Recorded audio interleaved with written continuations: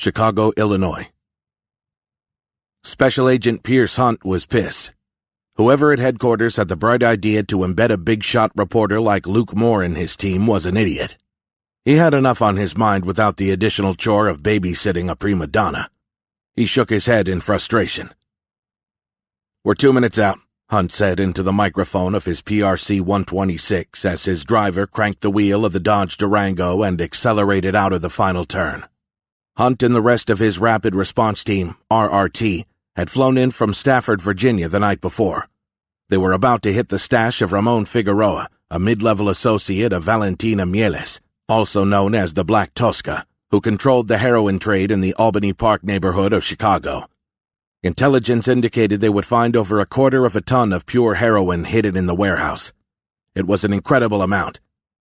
In the last few years, the Black Tosca's cartel had gone from being a low-quality heroin producer to becoming the dominant Mexican drug cartel by refining opium paste into high-grade heroin that sold for much less than it used to. The other cartels quickly embraced the method, and in no time, unwitting people addicted to painkillers were switching to heroin because the prices were now lower than prescription pills. Chicago, one of the United States' largest interior cargo ports and the world's third-largest handler of shipping containers, had become a huge drug distribution center. With over 1 billion square feet of warehouse property, it offered the traffickers plenty of space to hide their products. "Are you nervous, Agent Hunt?" Moore asked. Hunt ignored him. The man was a real pain in the ass. "Agent Hunt, I asked if you were—" "Stop talking now or I'll tape your mouth shut," Hunt warned him. When the reporter didn't reply, he continued, "You stay in the truck. You don't move until I tell you to. Understood?" A quick look over his shoulder told Hunt the reporter wasn't used to being talked to like that. Still, the man nodded, which was the smart thing to do when flanked by 2 massive DEA special agents dressed in combat gear. There were 3 other agents in the Dodge Durango, and another 30 in 7 similar vehicles. Hunt knew them well and trusted them to do their jobs and to watch each other's backs. 6 snipers were already in position and had been trained on the target for the last 3 hours. Hunt checked on them one last time. "Sierra 1 from Alpha 1? "Go ahead for Sierra 1. "Sitrep, over. "Sight is green. Traffic is light. No movement in and out of the building. The 2 panel vans are still parked in the open drive-in doors. Sierra 2 is ready to cut the power on your order. 10-4, Sierra 1. The protocol for operations such as this required linking with city officials in order to turn off the power grid in the area. There were approvals to receive, board meetings to attend, but Hunt didn't trust anyone outside his team and his chain of command to keep their mouths shut, so he hadn't mentioned anything about cutting power in the operational plan he had submitted to the brass. They do it manually. He was more than happy to get a reprimand if straying from the plan kept his men safe. Built in the mid-50s, the warehouse was located on Lawrence Avenue and was made of reinforced concrete. It had 2 drive-in doors with 18-foot clearances, a total square footage of just under 25,000, 2 floors, and 2 6,000-pound capacity elevators. Hunt and his team had studied the blueprints and practiced their assault on a replica at their headquarters in Virginia. The warehouse's office occupied less than 5% of the total square footage, so they were confident that the 2 floors would be large open spaces and not a cluster of small individual storage rooms. That didn't mean it would be left undefended, hence the high number of RRT operators taking part in the raid. 1/4 ton of heroin, 226 kilograms, represented a significant amount of money. The wholesale price of a single kilogram was $60,000. Cutting the heroin with vitamin B and other substances provided enough powder to fill 25,000 single-dose envelopes that would be sold at $5 to street-level dealers, who in turn would sell them for between $10 and $15 to their customers. The DEA had done the math. Each kilo brought in a $70,000 profit to the mill operator. That's over $15 million in heroin. Hunt wasn't naive. To him and his men, $15 million was a fortune. But to the drug traffickers, it was nothing, and it tortured Hunt not being able to hurt the damn cartels. He had seen firsthand the devastation and misery hard drugs left in their wake when his younger brother Jake had overdosed on the stuff 15 years ago. Hunt might not be able to harm the cartels, but if his actions saved even just one life and spared a family the grief associated with the loss of one of their own, it was all worth it. Sierra 1 from Alpha 1, Hunt said as the driver turned onto Lawrence Avenue. Go for Sierra 1. We're 1 minute out. Copy that, Alpha 1. You're 1 minute out. Standing by to cut power. With the exception of the 2 drive-in bays, a standard-size windowless door was the only entrance. Hunt had no doubt the traffickers had reinforced the strike plate and the door frame with a high-end deadbolt, so he had come prepared. A ram wouldn't do here, nor would a thermal option. He didn't want his 2 breachers to spend too much time exposed. Hunt was a fan of explosive breaching, and that was the method they'd be using today. One team would go through the door while his team would enter through one of the bays. With the power out, the simultaneous breaches would allow his team to deliver overwhelming force before any of the defenders could understand they'd been hit. That was the plan, anyway. But how often did anything go according to plan? Chapter 2. Chicago, Illinois. Luke Moore of HJTV Chicago News wasn't at his first rodeo. He disliked the DEA agents, and he knew they despised him back. They were a bunch of bullies with guns, just like the local PD. Dangerous bullies with guns. And Luke would make sure they didn't break the law. If the big guy in the passenger seat thought Luke would stay inside the vehicle, he didn't know Luke's reputation very well. They might have guns, but Luke had his camera. He had started tweeting about the raid the moment they left the regional DEA office.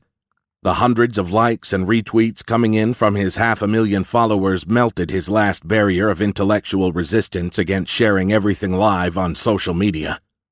Once at the warehouse and outside the SUV, he'd be in the perfect position to capture anything these bullies did. His bosses might slap him on the wrist, since sharing live content of this operation was strictly forbidden. But he would be quickly forgiven if the ratings were there. And Luke knew they would be. They always were when he was bashing the police in the pursuit of justice. Ramon Figueroa was eating a bag of barbecue potato chips when his phone rang.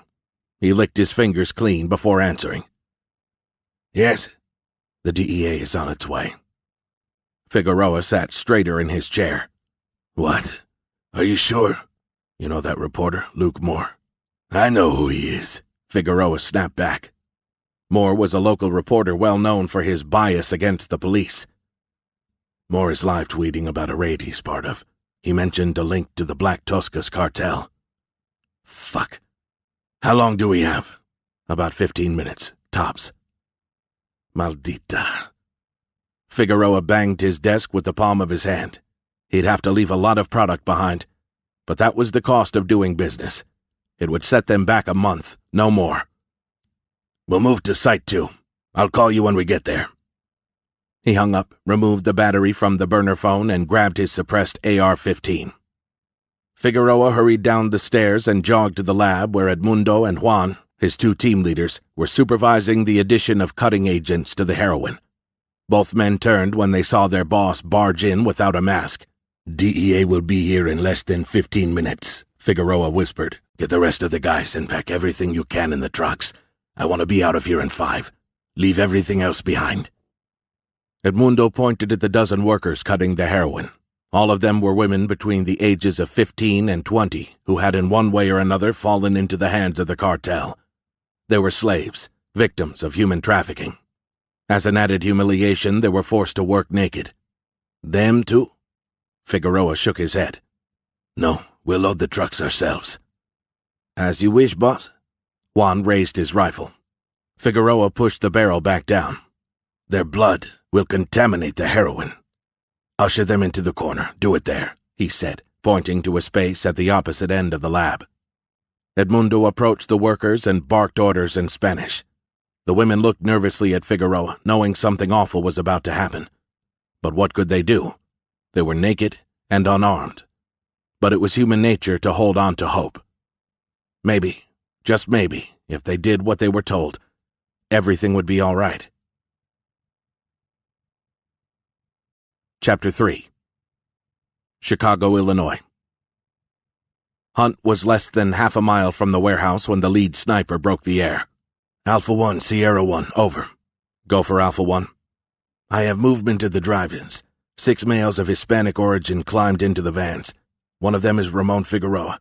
Some of the men are armed with what seem to be AR-15s. Hunt's hopes of a victimless raid evaporated quickly.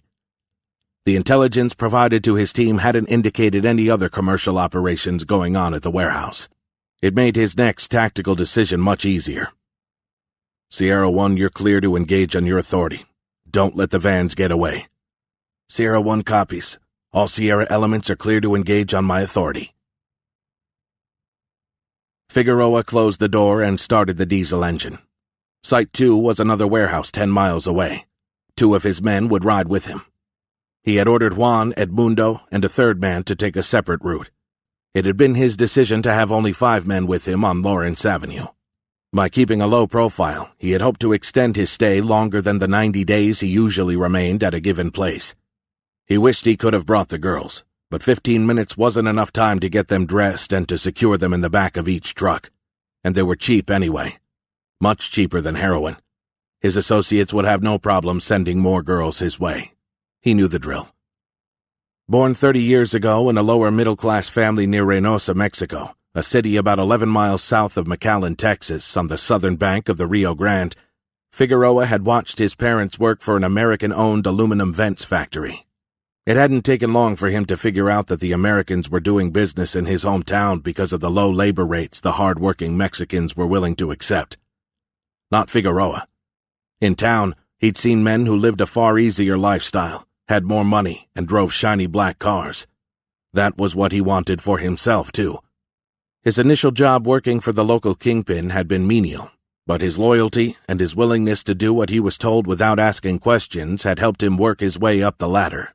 Within 2 years, he'd been tasked with accompanying shipments of young girls to the United States.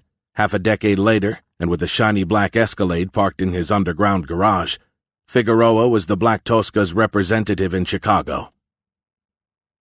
In his side mirror, Figueroa saw Trevor exit the warehouse with Fernando. Trevor was the youngest in his crew, but he had already proven himself as a merciless street enforcer. He was passionate about his job, but maybe a little too ambitious for Figueroa's taste. He'd have to keep a close eye on him. Trust only went so far. Fernando, though, was a different animal.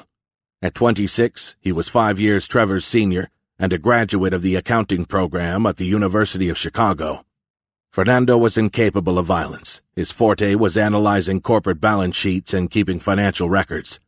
"We're good to go, boss," Trevor said as he slammed the sliding door behind him. Figueroa gently pressed the gas pedal, and the van moved forward. He cranked the steering wheel hard to the left to leave some space for the other van parked next to him. He felt the van shudder lightly, as if he had driven over a glass bottle. A millisecond later, bullets punched through the hood of the van. Figueroa jammed his foot down on the gas pedal, and the tires spun before catching traction. The van leaped forward and onto the street outside the warehouse. He had to call Site 2 to warn them and ask for backup. As he pulled his phone from his pocket, the van swerved into the opposite lane. An oncoming car blared its horn. Figueroa jerked the wheel to the right to avoid a head-on collision, and his phone fell in between the seats. He searched for it with his right hand. The tips of his fingers touched it, but that only pushed the phone farther down and out of reach. "Call Site 2 now," he shouted. Before Trevor or Fernando could do so, the van jolted right. Figueroa attempted to recover, but the engine didn't respond. The steering wheel was heavy and sluggish, and the van came to a stop in the middle of the road, its left front and rear tires shot out. "Out!" Figueroa grabbed his AR-15 and jumped out of the van. Trevor did the same, but Fernando remained in his seat, too terrified to move. "There!" Figueroa pointed toward 3 SUVs approaching at high speed. Their emergency lights confirmed they were law enforcement. Figueroa and Trevor opened fire on the lead SUV. Hunt watched his snipers engage with the targets. This was a busier neighborhood than he would have liked. In an effort to avoid collateral damage and unintended civilian casualties, Hunt had wanted to box in the panel vans at the warehouse, but they'd been seconds too late. 200 yards away, 2 men exited the immobilized van and raised their rifles. "Gun, gun, gun!" Hunt warned, bringing his MP5 to bear. Hunt fired through the Durango's windshield as bullets ripped apart its side mirror. Puffs of dirt and asphalt erupted to the left of his targets. He adjusted his aim, but lost it before he could fire again when the driver braked hard. Hunt was out of the Durango before it had fully stopped. "Alpha 1 from Sierra 1. You have 2 tangos behind the van. I have no shots," said the sniper leader. "Copy. 2 targets behind the panel van." The rush of adrenaline enhanced all Hunt's senses. He was exactly where he was supposed to be, and it felt good. In his peripheral vision, he spotted his men taking their positions next to him. To his immediate left was Scott Miller, the youngest guy on the team and a man Hunt had taken under his wing. Miller's abilities and leadership skills left no doubt in Hunt's mind that Miller would one day lead his own team. They were still 50 yards away from the van when he saw a head pop out from behind the rear bumper. Hunt aligned his sights and was about to squeeze the trigger when the head exploded. "Good shot, Scott." Figueroa watched in horror as Trevor collapsed next to him. The back of his head was covered in blood. Loud cracks told him the other van had come under fire too, probably from snipers perched at key locations around the warehouse. The fact that he was still alive meant the snipers had no clear shot or were too busy dealing with the rest of his crew. "Fernando, get your ass out of the van!" Figueroa screamed. "Puta." Figueroa had no illusions. He wasn't going to kill them all by himself. His options were limited to surrendering to the DEA and being killed in prison for his cowardice, or making a stand and trying to take as many with him as he could in death. Figueroa considered his options and quickly came up with a plan. The interior of the van would offer both concealment and a wide field of fire. With Fernando's help, he would make the DEA pay dearly for interfering with the Black Tosca's business. As Fernando slowly made his way out of the van, Figueroa grabbed him by the collar and pulled him close. "Here's what I want you to do." "Stay vigilant," Hunt said to his team. "There are at least 2 more tangos associated with this van." "Alpha 1, Sierra 1. Go. 3 tangos down on the other side of the warehouse." "Copy." The wailing of police sirens from throughout the city filled the crisp morning air. Within minutes, the local cops would be everywhere, adding to the confusion. Hunt saw an unarmed man slowly come out from behind the panel van. He didn't recognize him. "Hands in the air!" Hunt yelled. "Step away from the van!" Hunt's eyes scanned the man for weapons. The man was shaking, and there was a wet patch on his pants between his legs. "Keep your hands up and turn around slowly." The sound of a semi-automatic weapon startled Hunt. Rounds came from nowhere, and he dropped to the ground as one whizzed next to his head. Miller wasn't as fast, though, and was hit twice. Hunt heard him grunt as he fell to his knees, but before Hunt could render him assistance, the man who had come out from behind the van reached behind his back. Hunt shot him with a double tap to the chest. The man collapsed on the spot, but the bullets didn't stop. It took Hunt another half-second to understand that someone was firing at them from inside the van. Hunt opened up with 3-round bursts. His team followed his lead and did the same. "Cease fire! Cease fire!" he ordered almost immediately. He stood up. "On me!" They had peppered the van with so many bullets that Hunt doubted whoever had fired at them was still a threat. 2 agents covered him on his left while Hunt approached the van. He opened the sliding door. Ramon Figueroa lay there, his body riddled with bullets. An AR-15 remained firmly in his grasp. Hunt cleared the weapon while the rest of his team secured the perimeter and tended to the suspect Hunt had shot in the chest. "Pierce, over here!" one of his men called. Hunt turned his head and saw that the suspect he'd shot had been holding a pistol. Hunt exhaled loudly. He had made the right call. But his relief was short-lived. As Hunt completed his visual inspection of the scene, he saw that Miller remained immobile in the middle of the road. Hunt ran to him. "Officer down! Officer down!" Hunt said over the radio as he knelt next to his fallen comrade. "Fuck!" Miller's eyes were still open. A small puddle of blood had formed under him. At least one armor-piercing round had gone through his vest and another through his throat. Hunt removed his gloves and felt for a pulse, already knowing he'd find none. Chapter 4. Chicago, Illinois. Moore couldn't believe his luck. He checked his live viewers. 10,000 and climbing. Amazing. The likes were coming in faster than ever before, and so were the comments. He had filmed everything, including when the lead special agent, what was his name again? Oh yeah, Hunt, had shot the man who had just surrendered. Moore's whole body was shaking, not from fear, but from excitement. He quietly climbed out of the Durango and continued to film. The scene was surreal. The panel van had so many bullet holes that it looked like an infantry platoon had used it for target practice. Part of him wished innocent people had been inside the van when the DEA agents fired at it. That would have been the biggest law enforcement blunder in the history of Chicago. Worth a Pulitzer, maybe. Moore aimed his phone at the lead agent, who was kneeling next to what appeared to be a dead DEA agent. Oh my God, I can't believe this. The viewers will go crazy. This will be international news within the hour. He jogged toward them. What's the name of the dead agent? He asked. Hunt turned his head and saw that damn reporter aiming his phone at his fallen comrade. Moore was grinning as if he had just won the lottery. The man is a plague, Hunt thought with revulsion. His pompous, entitled attitude exemplified everything that was wrong in today's society. At that moment in time, there was nothing Hunt wanted more than to punch the reporter in the face, to inflict physical pain on that poor excuse of a man as payback for his lack of respect. The desire to wipe the smirk off the reporter's face was almost overwhelming, but something deep inside Hunt held him back.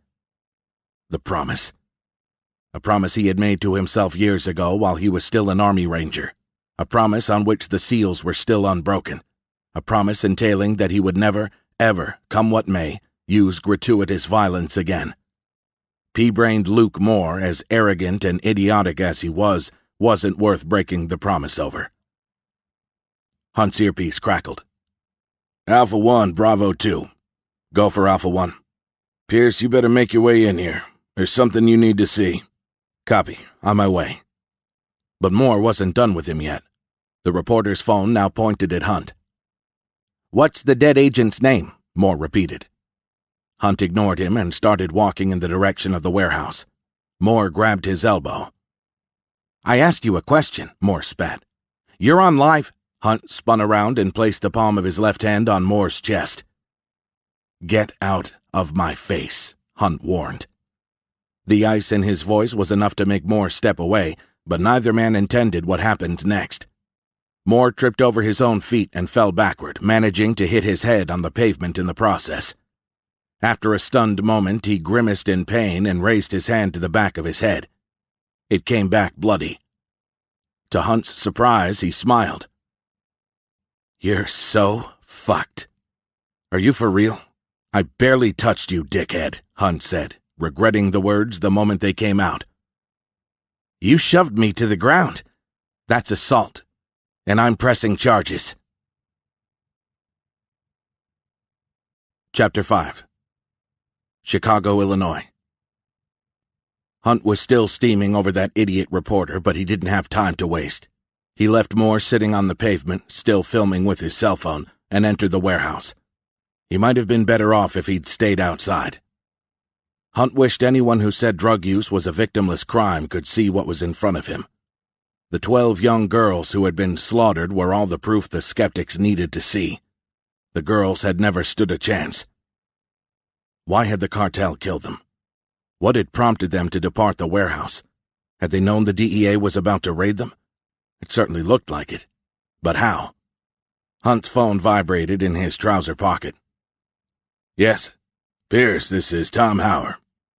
Hauer was the acting administrator of the DEA. He was a political appointee, but a good guy nonetheless.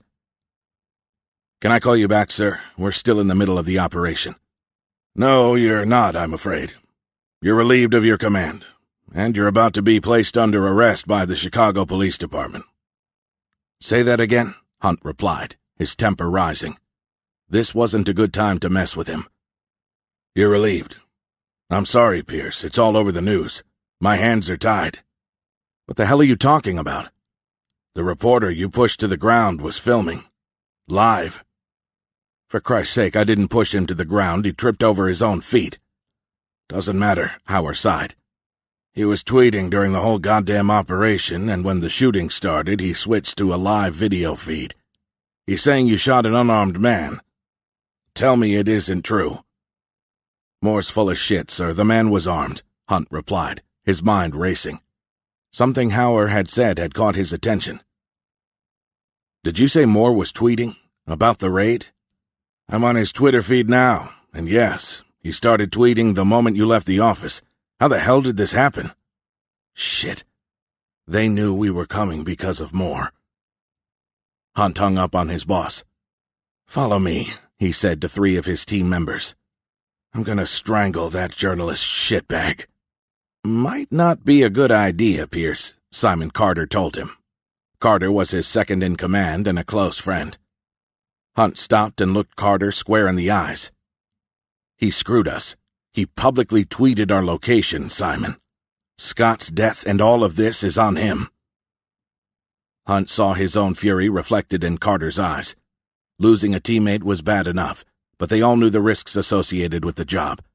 Being betrayed was a different story. Someone was about to pay dearly for his sins. The moment Hunt stepped out of the warehouse, he was intercepted by a Chicago police lieutenant flanked by 3 other officers. They had their hands on the butts of their pistols. Hunt was glad the guns were still holstered. "Special Agent Pierce, Hunt?" the lieutenant said. "Not now, Lieutenant," Hunt said. "There's something we need to do. Give me 5 minutes." For a moment, the officer looked confused. Then his eyes moved to the 3 DEA special agents in full combat gear standing behind the man he was supposed to take into custody. It didn't look as if they were going to allow their leader to be taken. At least not yet.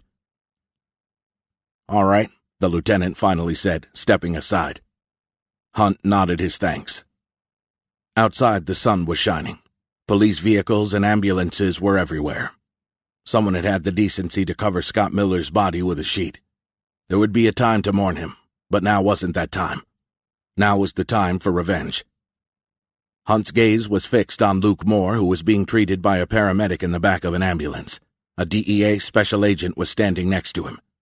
The paramedic saw Hunt and took 2 steps back. "Come with me," Hunt said, yanking Moore to his feet. "I'm not going anywhere with you," Moore said, and then started screaming. "Help me! This is police brutality!" Hunt effortlessly lifted the reporter and slung him over his left shoulder. "There's something I want to show you," Hunt said. "Your handiwork." Moore didn't care that people were staring at him. It actually fit perfectly with his plan. In his mind, there were witnesses he would call upon to testify how unfairly the police had treated him. He was already counting the millions he'd get from a civil lawsuit when his head bumped hard against a doorframe. Moore let out a whooshing sound and blinked back tears of pain. He twisted his head to the other side and saw a bunch of Chicago police officers chatting together. "Hey, you saw that?" Moore screamed at them. "This guy is out of control! Do something!" One of the officers pointed a finger toward him. "That's Luke Moore," he said.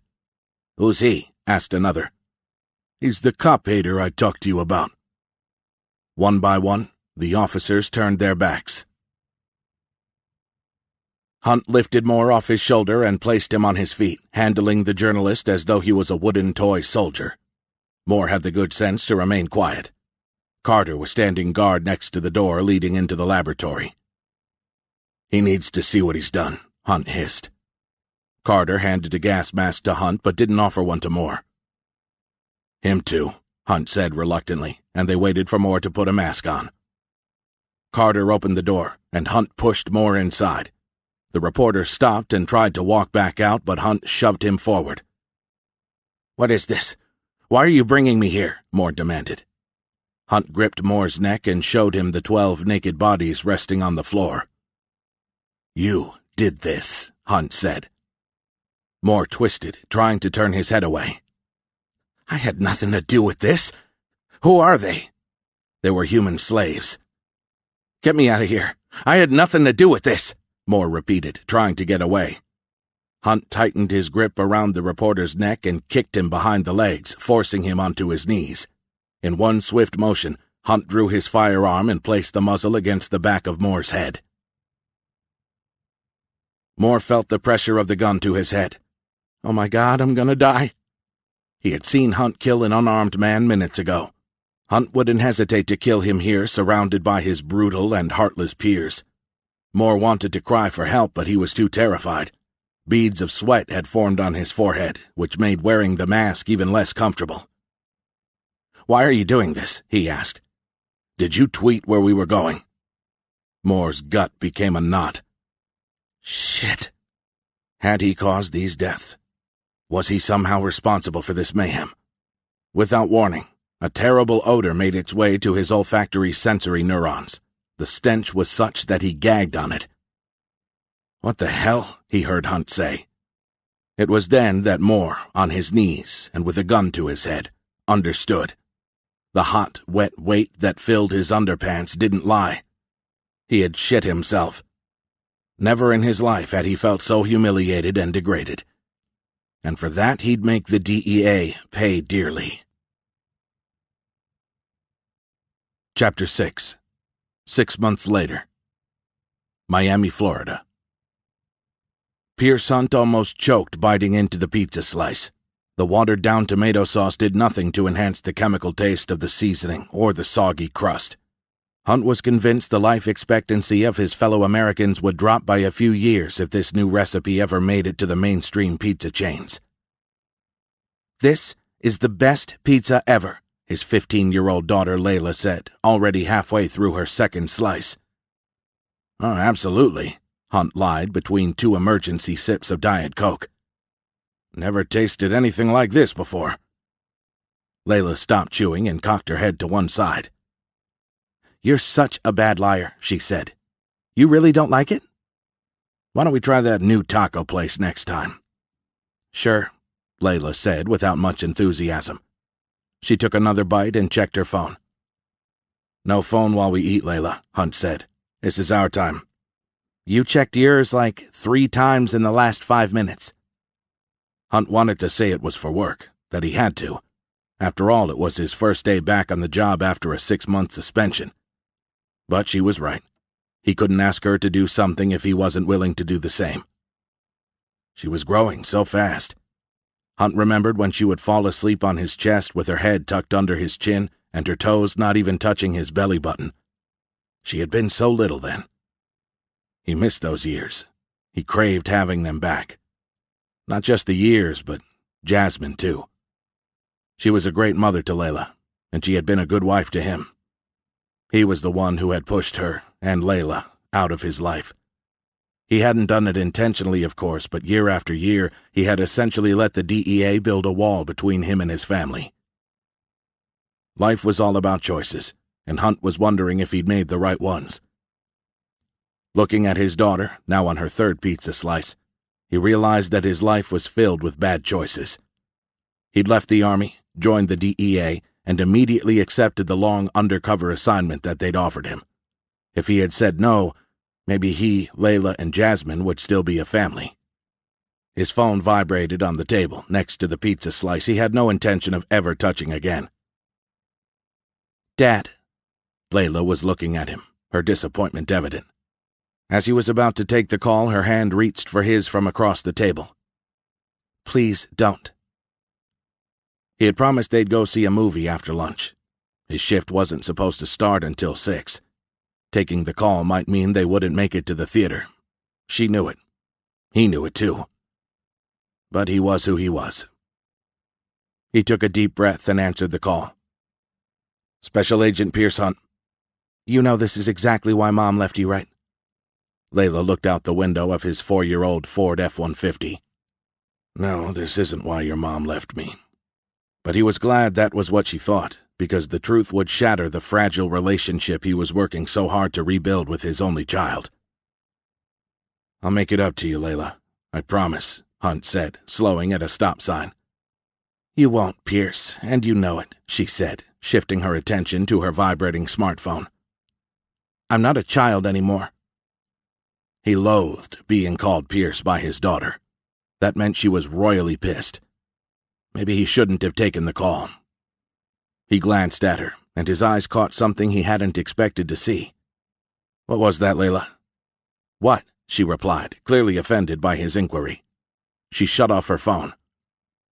"The picture of a half-naked man I just saw," he said, his temper rising. "Who the hell was that?" "It's nothing. It's just a picture," Layla replied. "It doesn't matter." "It matters to me," Hunt said, doing his best to remain calm. He had recently started reading books on how to deal with teenage daughters. The authors were unanimous about one thing. It didn't serve anyone's interest to be either judgmental or hostile. "You won't understand," Layla said, once again looking outside and away from him. "And Mom knows about it." "She knows about what?" Hunt squeezed the steering wheel so hard his knuckles became white. He hated being kept in the dark. He wished he could put the blame on his ex-wife, but he knew who the real culprit was. He had lost the privilege of knowing what was going on in his daughter's life long ago. "My boyfriend sent me a text. That's all. There's no need for you to fuss about it." Boyfriend. Hunt's mind had shut off right there. He hadn't understood any other word. His baby girl was way too young to have a boyfriend. And Jasmine knows about this? She didn't care to tell me our 15-year-old daughter has a boyfriend? A boyfriend who had just sent Layla a picture of himself half-naked? Hunt didn't care anymore what the book said. He was going to find out where this young man lived and tell him to stay far away from his daughter. Hunt was so lost in his own thoughts that he drove right through another stop sign and barely missed hitting an oncoming car. "Dad!" Layla yelled at the top of her lungs. Her scream brought him back to the here and now. Shit! The red and blue lights of a police car appeared in his rearview mirror. Hunt sighed, ashamed he had nearly gotten into an accident while driving with his daughter. He definitely wouldn't try to badge his way out of this one. He deserved to pay every dollar of the fine. "Sorry, Layla," he said. "I really am." "You scared the hell out of me." Hunt parallel parked and turned off the vehicle. He opened his window and removed the key from the ignition. Through his side mirror, he saw the Miami-Dade police officer climb out of his cruiser. Hunt placed his hands on the steering wheel, making sure they were in plain sight. The officer touched the tail light of Hunt's pickup truck with his thumb. This safety precaution had been practiced by police officers for decades as a way to leave behind evidence of the encounter. That was a good move that told Hunt the officer took his job seriously. No doubt the officer had also called in the Ford's license plate and the location of the traffic stop. "Good afternoon, sir," the officer said, his right hand on top of his firearm. "Do you know why I pulled you over?" His eyes scanned the rear seats before stopping on Hunt's daughter in the front passenger seat. "You're okay, young lady?" "Thanks for saving my life, officer," Layla said without missing a beat. "My father nearly killed both of us." The officer's eyes narrowed on Hunt. With the kind of statement Layla had just made, Hunt fully expected the officer to order him out of his vehicle. Just what I need on my first day out of suspension, Hunt thought. I might have to flash my badge after all. Before the officer could reply to Layla, Hunt took the initiative and told him, "My driver's license is in my right side suit jacket pocket, and the registration is in the glove box. I'm with the DEA." The officer's demeanor relaxed ever so slightly. Hunt handed over his driver's license and the registration before presenting his DEA credentials. The officer looked at the driver's license, his eyes widening, and then at Hunt. "You're Pierce Hunt? The Pierce Hunt?" "It depends what you mean by that." Hunt shifted uncomfortably in his seat. "You're the DEA agent who shoved that asshole reporter to the ground. He actually tripped over his own feet, but yeah, that's me," Hunt said, smiling nervously. He didn't want the conversation to go any further, not with Layla next to him. She had made it abundantly clear that his actions toward the reporter hadn't impressed her. "Shit. The guys back at the station won't believe it," the officer said, shaking his head. Hunt smiled politely. Moore's video of the raid on the Black Tosca's cartel warehouse, and particularly his confrontation with Hunt, had made headlines around the country and had amassed over 5 million views on YouTube. "Did you really put your gun against his head in the warehouse?" the officer asked, clearly excited. "Not my proudest moment," Hunt said. "Way I heard it, the guy caused the deaths of those women and one of your agents. He deserved it if you ask me. Still cost me 6 months' salary." And he got a $2.5 million confidential settlement from the DEA, Hunt thought, for tripping over his own damn feet. Anyway, it's a real honor to meet you. Sorry for what happened to your guy. Same here, officer, and thank you. Hunt shook the man's outstretched hand. Here you go, the officer said, handing the driver's license and registration back to Hunt. Stay safe. All right, I will, Hunt promised. Once they were on their way, Layla said, So these officers think you're cool because you killed 2 drug dealers and beat up a reporter on live video? She seemed disgusted. Listen, baby, he started, swearing to himself he wouldn't get upset. First of all, I didn't beat up anyone. Second, I don't know what they teach you at school, but you need to understand that I didn't have any choice. You always have a choice, Layla said, the emotion in her voice rising. You taught me that, remember? Here we go. She was using his words, taken out of context, against him. There was so much of her mother in her. Jasmine had never liked what he did for a living. She loved him, but he always felt she never knew for sure if he was the good guy or not. Sometimes he wasn't so sure either, especially after what he'd done in Gaza. Not this time, I'm afraid, he said, careful about his word choice.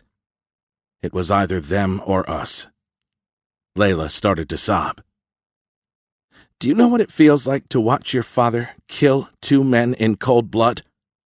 It wasn't in cold blood, he wanted to say, but he didn't. Instead, he said, No, I don't. Tell me. It's awful, Pierce, okay? It's... She looked for the right word. Tears rolled down her cheeks. Horrific? Sickening? Hunt did his very best to offer a sympathetic ear to his daughter's plea. I know, and I'm sorry. And I can't even talk about it to anyone but Mom because you're some kind of spy or whatever, she continued. I'm no spy. I'm a DEA agent, he tried to explain, knowing this wasn't what his daughter needed to hear. God, I wish I was better at this. I know it's unfair that you can't talk about it, but believe me, it's for your own security. Whatever. It broke his heart to see her cry. A father's job was to protect his daughter, and clearly he had failed. I have nightmares. Did Mom tell you? Did she tell you how I still wet my bed like a 2-year-old? Hunt stopped in a parking lot. He unbuckled his seatbelt and walked around the truck. He opened the passenger door and pulled his daughter close to him. Her defenses faded away. He wrapped his arms around her and she held him. He felt her warm tears on his neck. I'm sorry, Layla, he whispered. I'm truly sorry you had to see that. But I can't apologize for doing the right thing. People trust me to protect their lives, and I took an oath to do just that. It's my job. His daughter wiped her eyes with her sleeve. You know what my nightmares are about? Hunt shook his head, angry he couldn't do more for his daughter. That it's you instead of them. That it's you who dies, who gets shot and bleeds out alone in the street, she said, fighting through her emotions. Why couldn't you be a football player or something like that? Like Chris, he said, controlling his anger at the thought of Jasmine's new husband. Yeah, like Chris, Dad, she said, regaining control of herself. And you don't have to say his name like that, you know. Chris Moon was a Miami Dolphins player, their star quarterback to be exact. He and Hunt didn't get along too well. Moon was younger and taller, drove expensive cars, and had access to a 100-foot azimuth yacht. But those weren't the things that bothered Hunt. Or maybe they did just a tiny bit. What truly pissed him off was that Moon spent more time with Layla than he did. I don't like the guy, Layla. I can't lie. Well, Mom does. And he's cool with me. Okay. Okay, what? I'll smile next time I say his name, Hunt said. Layla looked doubtful. Look, Layla, he continued. I'm glad he takes care of you and your mom. I really am. But it's hard for me too, you know. His daughter squeezed his arm. I know. I wish I could stay with you this weekend and bring you camping or go to the shooting range. Like we used to do when I was a kid? You're still a kid, Hunt thought. Yes, like we used to. Layla shrugged. The last time I went camping, I came back with a bunch of mosquito bites, so no thanks. Maybe we could go to the range another time then. She screwed up her face and pulled away from him. Weren't you listening, Dad? Guns kill people. Don't you watch the news? I never want to touch one again. And I'm certainly not interested in going to some outdoor range filled with... With what? People like you. Her words slapped him in the face. Before he could recover, his daughter shrugged. Don't worry about this weekend. I have plans anyway. Hunt wanted to ask what kind of plans, but his words balled up in his throat. He tried to hug her again, but Layla was stiff and didn't hug him back. Instead, she patted him on the back. Don't worry, Dad. You and I will catch up another time. Chapter 7. DEA Miami Field Division, Weston, Florida. Hunt looked at the 130,000-square-foot building housing the Miami Field Division. The DEA had moved there in 2009 after being evicted from its Doral headquarters. Even though the DEA kept outposts in Miami and Fort Lauderdale, Weston was where decisions were made. The DEA had invested over $4 million to reconfigure the building, tucked between a small motel and a medical center, with security features, evidence vaults, interrogation rooms, and holding cells. Tom Hauer, the DEA acting administrator, had transferred Hunt back to Miami after the fiasco in Chicago. There was no way Hunt could have kept his position as a team leader with the RRT in Virginia. That was fine. He would miss kicking indoors, but he was confident he would see action in Miami. Plus, he had no choice. A 6-month suspension wasn't something his bank account had counted on. Fortunately for him, he had money tucked away.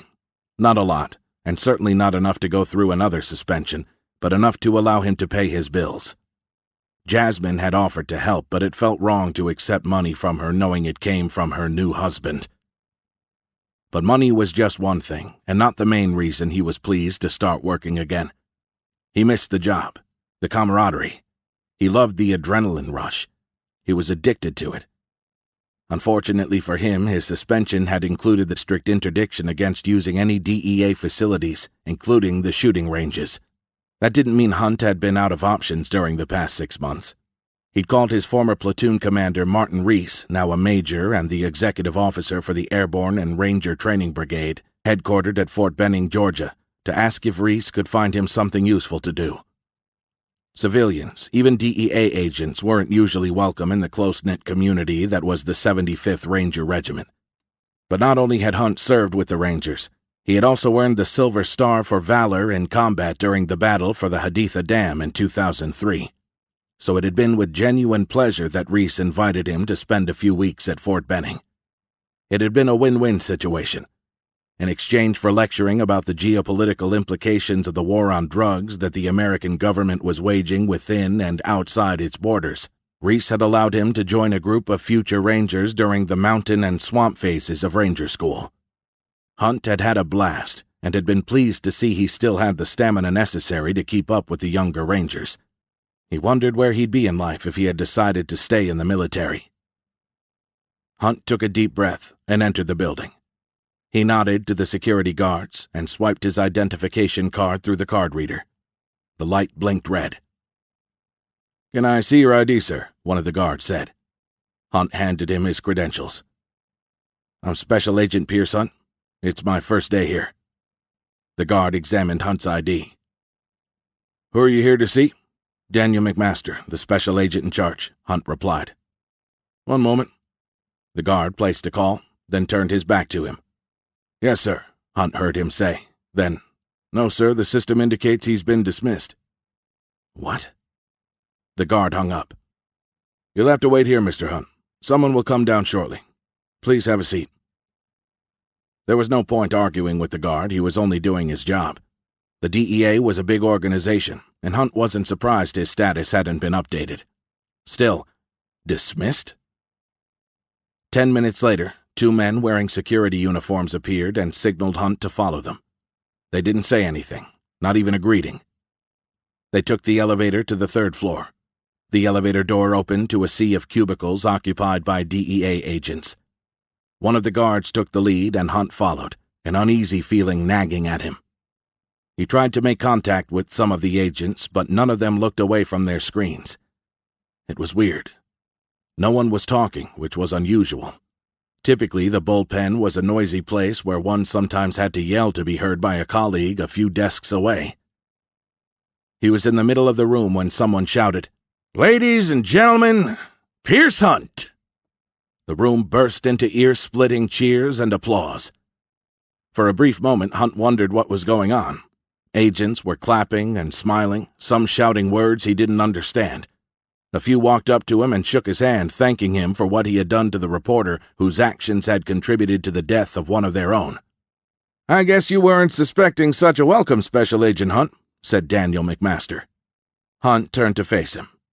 McMaster was tall, over 6 feet, maybe 6'2", with broad shoulders and dark brown hair starting to gray at the temples.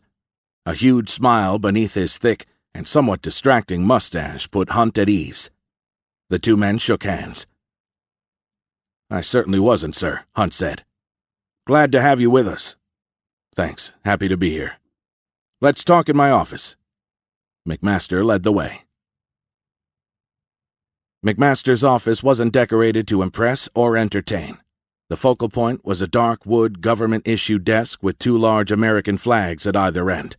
On the wall behind the desk was a massive DEA seal. A large glass wall separated his space from the bullpen, and Hunt imagined it gave the impression he had his finger on the pulse of his agents. "Please have a seat, Pierce," McMaster said. "Coffee?" "No, thanks." Hunt sat in one of the chairs facing McMaster's desk. He looked through the glass wall and saw that most of the agents had resumed their seats.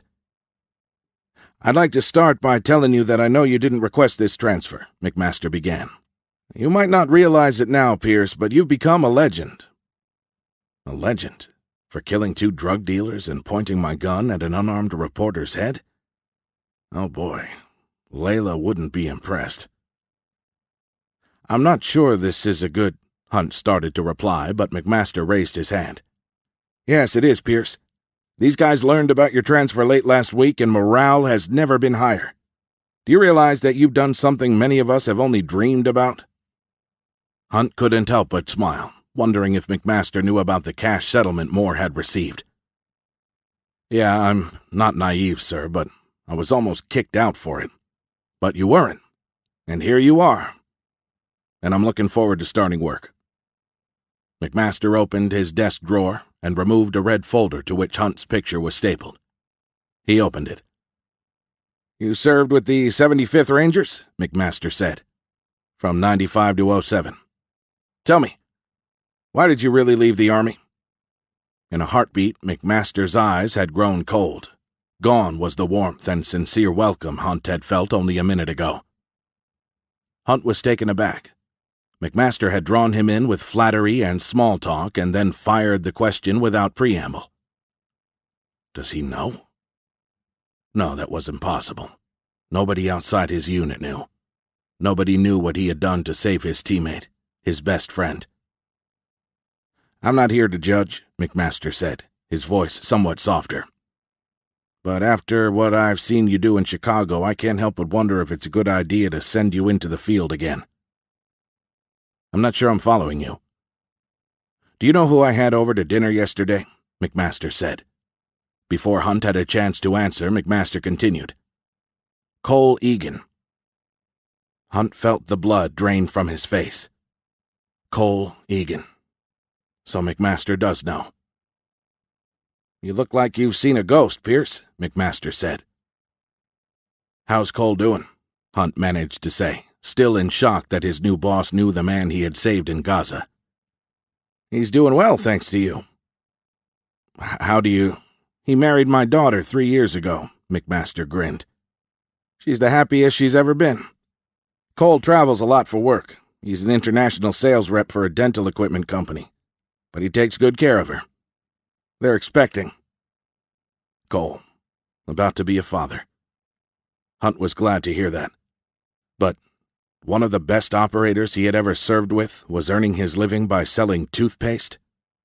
War changed people's ideas about life, and it was entirely possible that Cole had simply decided to walk away from it all and settle down with someone he loved. Cole had been through a lot, and he deserved to be happy. And what about Hunt? Did he deserve happiness?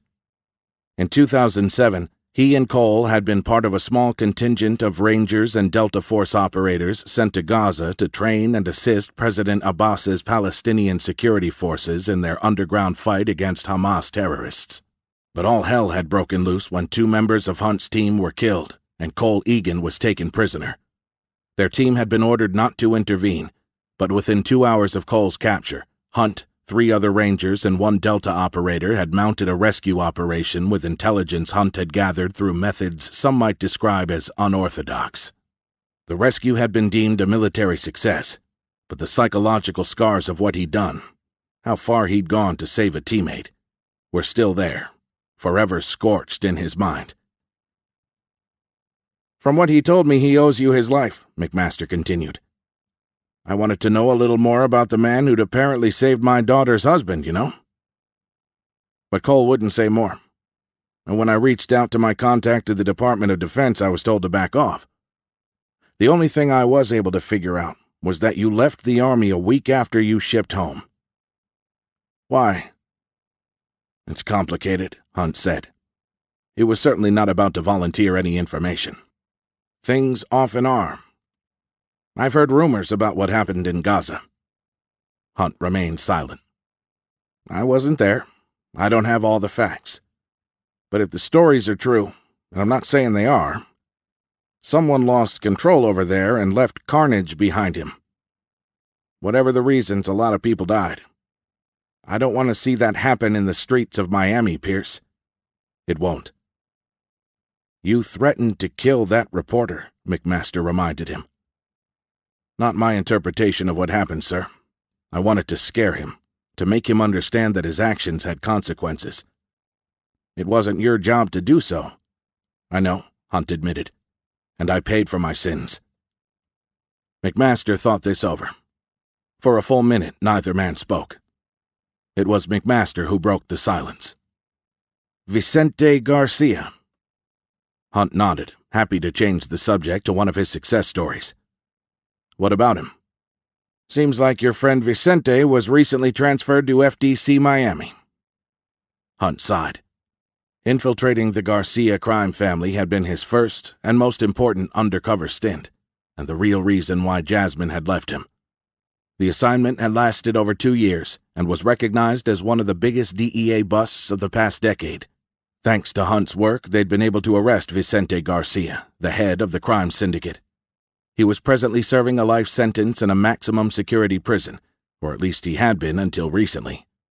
The Federal Detention Center in downtown Miami was home to approximately 1,500 male and female inmates, but it wasn't a maximum security prison. Hunt wondered whom Garcia had blackmailed to get transferred there. "That makes no sense whatsoever," Hunt said angrily. "Vicente's sphere of influence is right here in Miami. Why would anyone agree to transfer him?" "Because he agreed to tell us everything he knows about the Black Tosca," McMaster said with a smile. "And once we have her in custody, he'll testify against her." Hunt nearly fell off his chair. Valentina Mieles, a.k.a. the Black Tosca, was the most powerful woman in the drug world. She was originally from Colombia, but her influence reached way beyond Latin America. The Black Tosca was allegedly responsible for the kidnappings and murders of at least 30 Americans in the past year alone. Scott Miller's murderer, Ramon Figueroa, had been her man in Chicago. Having someone like Vicente Garcia testify against her was a big deal, but it also raised questions. "I wasn't expecting this," Hunt said, scratching his head.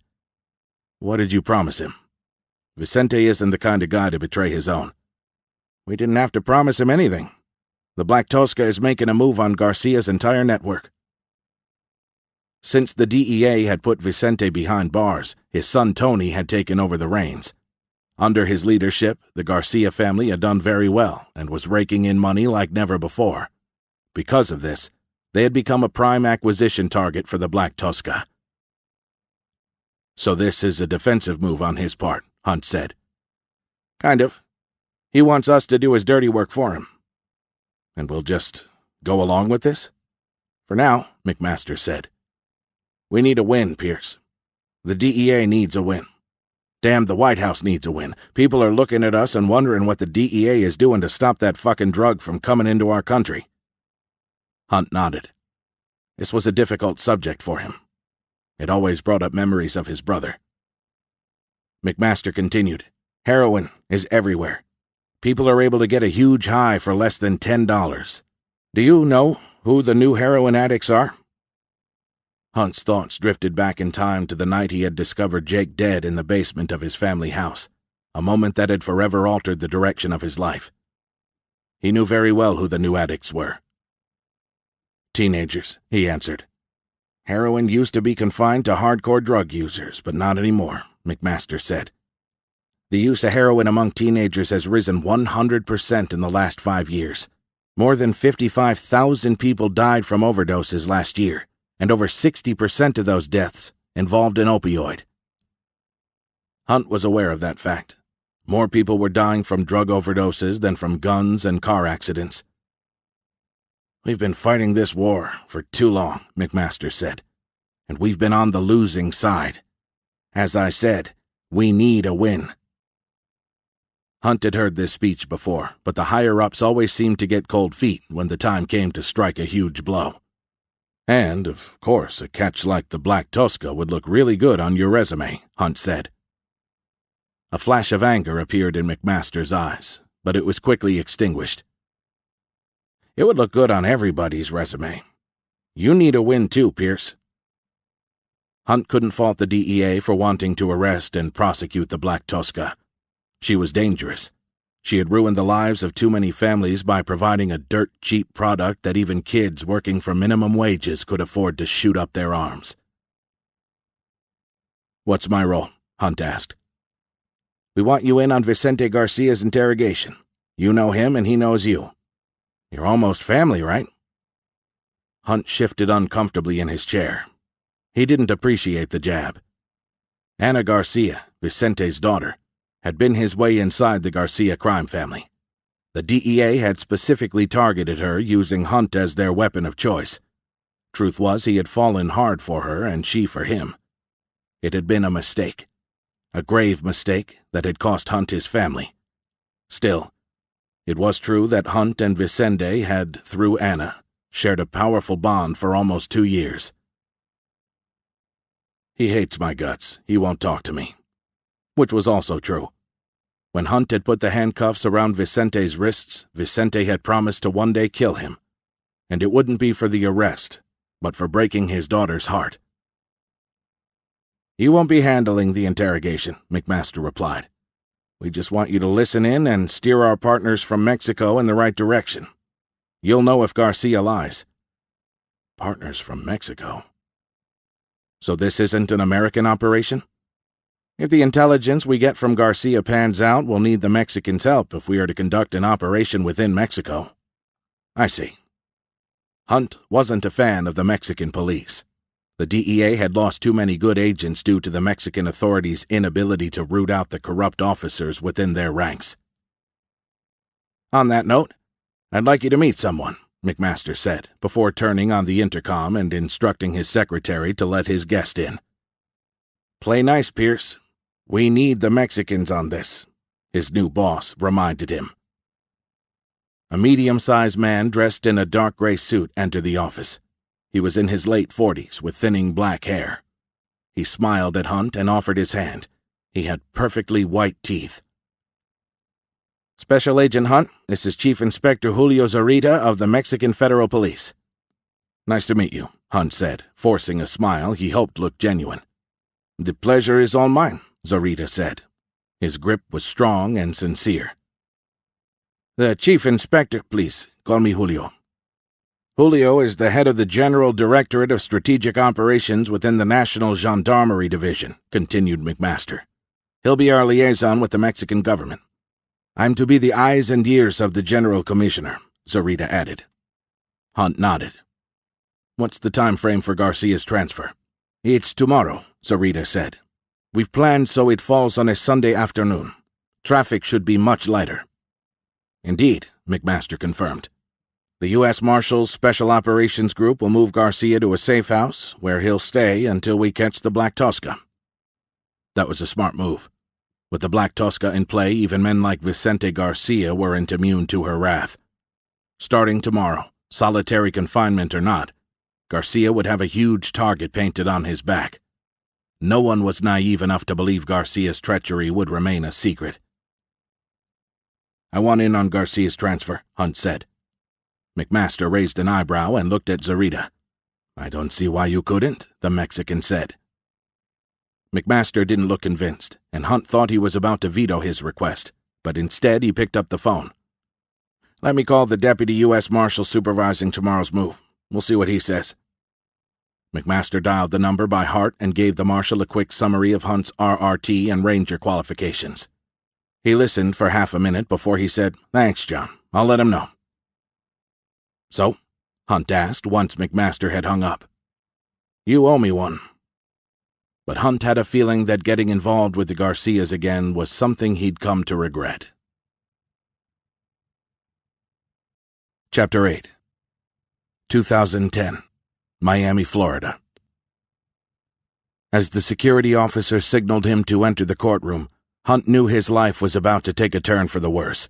He had dedicated the past 2 years to the biggest undercover DEA operation of the decade. The arrest of Vicente Garcia had generated a tremendous amount of good publicity for the agency and had, albeit briefly, disrupted the flow of opioids coming through South Florida. But at what cost? Hunt asked himself as he looked up at the ceiling of the Wilkie D. Ferguson Jr. Courthouse. What ended up being a victory for the DEA was nothing but a tremendous waste to Hunt. He was on the verge of losing everything. Hunt had no doubt he was about to get grilled on the stand. That was fine. Lawyers didn't scare him. He was, after all, the main witness against Vicente Garcia, so it was normal they'd go at him with everything they could find in an attempt to destroy his character. It wouldn't matter. The evidence against Garcia was solid. What terrified him, though, was that within the next few hours, his wife, whom he had seen only a handful of times during the past 2 years, would learn of his infidelity. That scared him to death. Ana Garcia, Vicente's daughter, had been Hunt's mark from the get-go. She'd been his way into the organization. The analysts had chosen her not only because she was smart, but also because she didn't seem to possess the criminal mind that was rampant within her family. And they'd been right. Her role within the Garcia crime family was trivial, and Hunt hadn't bothered digging too deep because the focus of the investigation had always been her father. At least that was how he justified his decision not to prod too aggressively.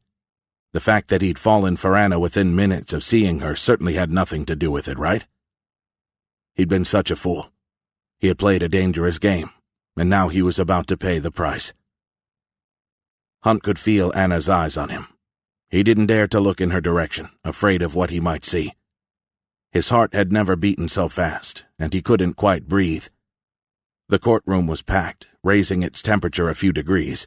Film crews were barred from the courtroom and had to make do with waiting in the hallway.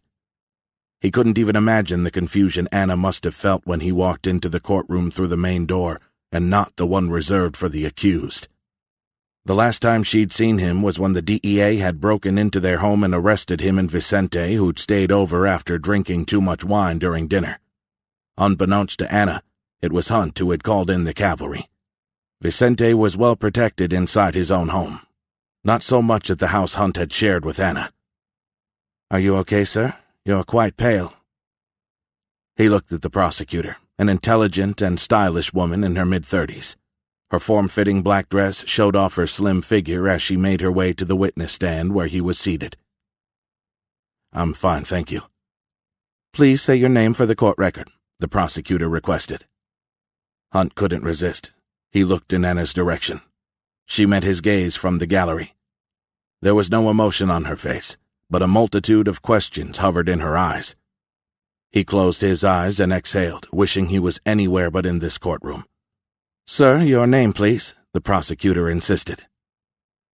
"My name is Pierce Hunt." "Thank you, Mr. Hunt." Mr. Hunt. There it was, his real name, out in the open.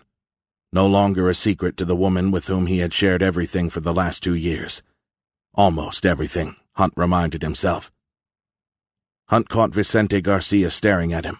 The man's scowl made his intent crystal clear. Murder. "And what is your profession, sir?" the prosecutor continued.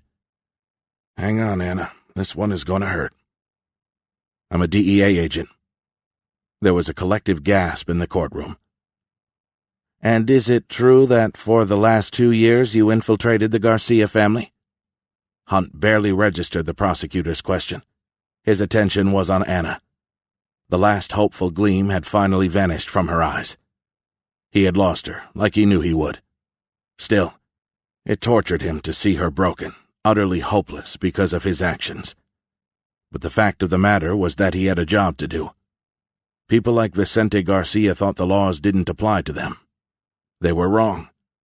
Drug dealers had taken Hunt's younger brother's life. The least he could do to avenge Jake's death was to send the Vicentes of this world behind bars. It was his sacred duty to do so. He owed it to Jake, and to the thousands of families who had lost a loved one due to illegal drugs. They were the true victims, not Ana Garcia. "Would you like me to repeat the question, Agent Hunt?" "Yes."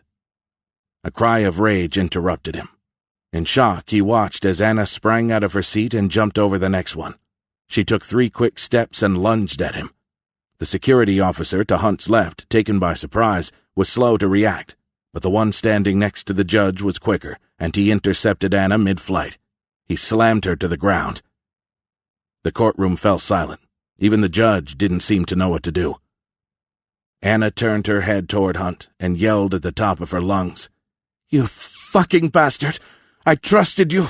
I trusted you!"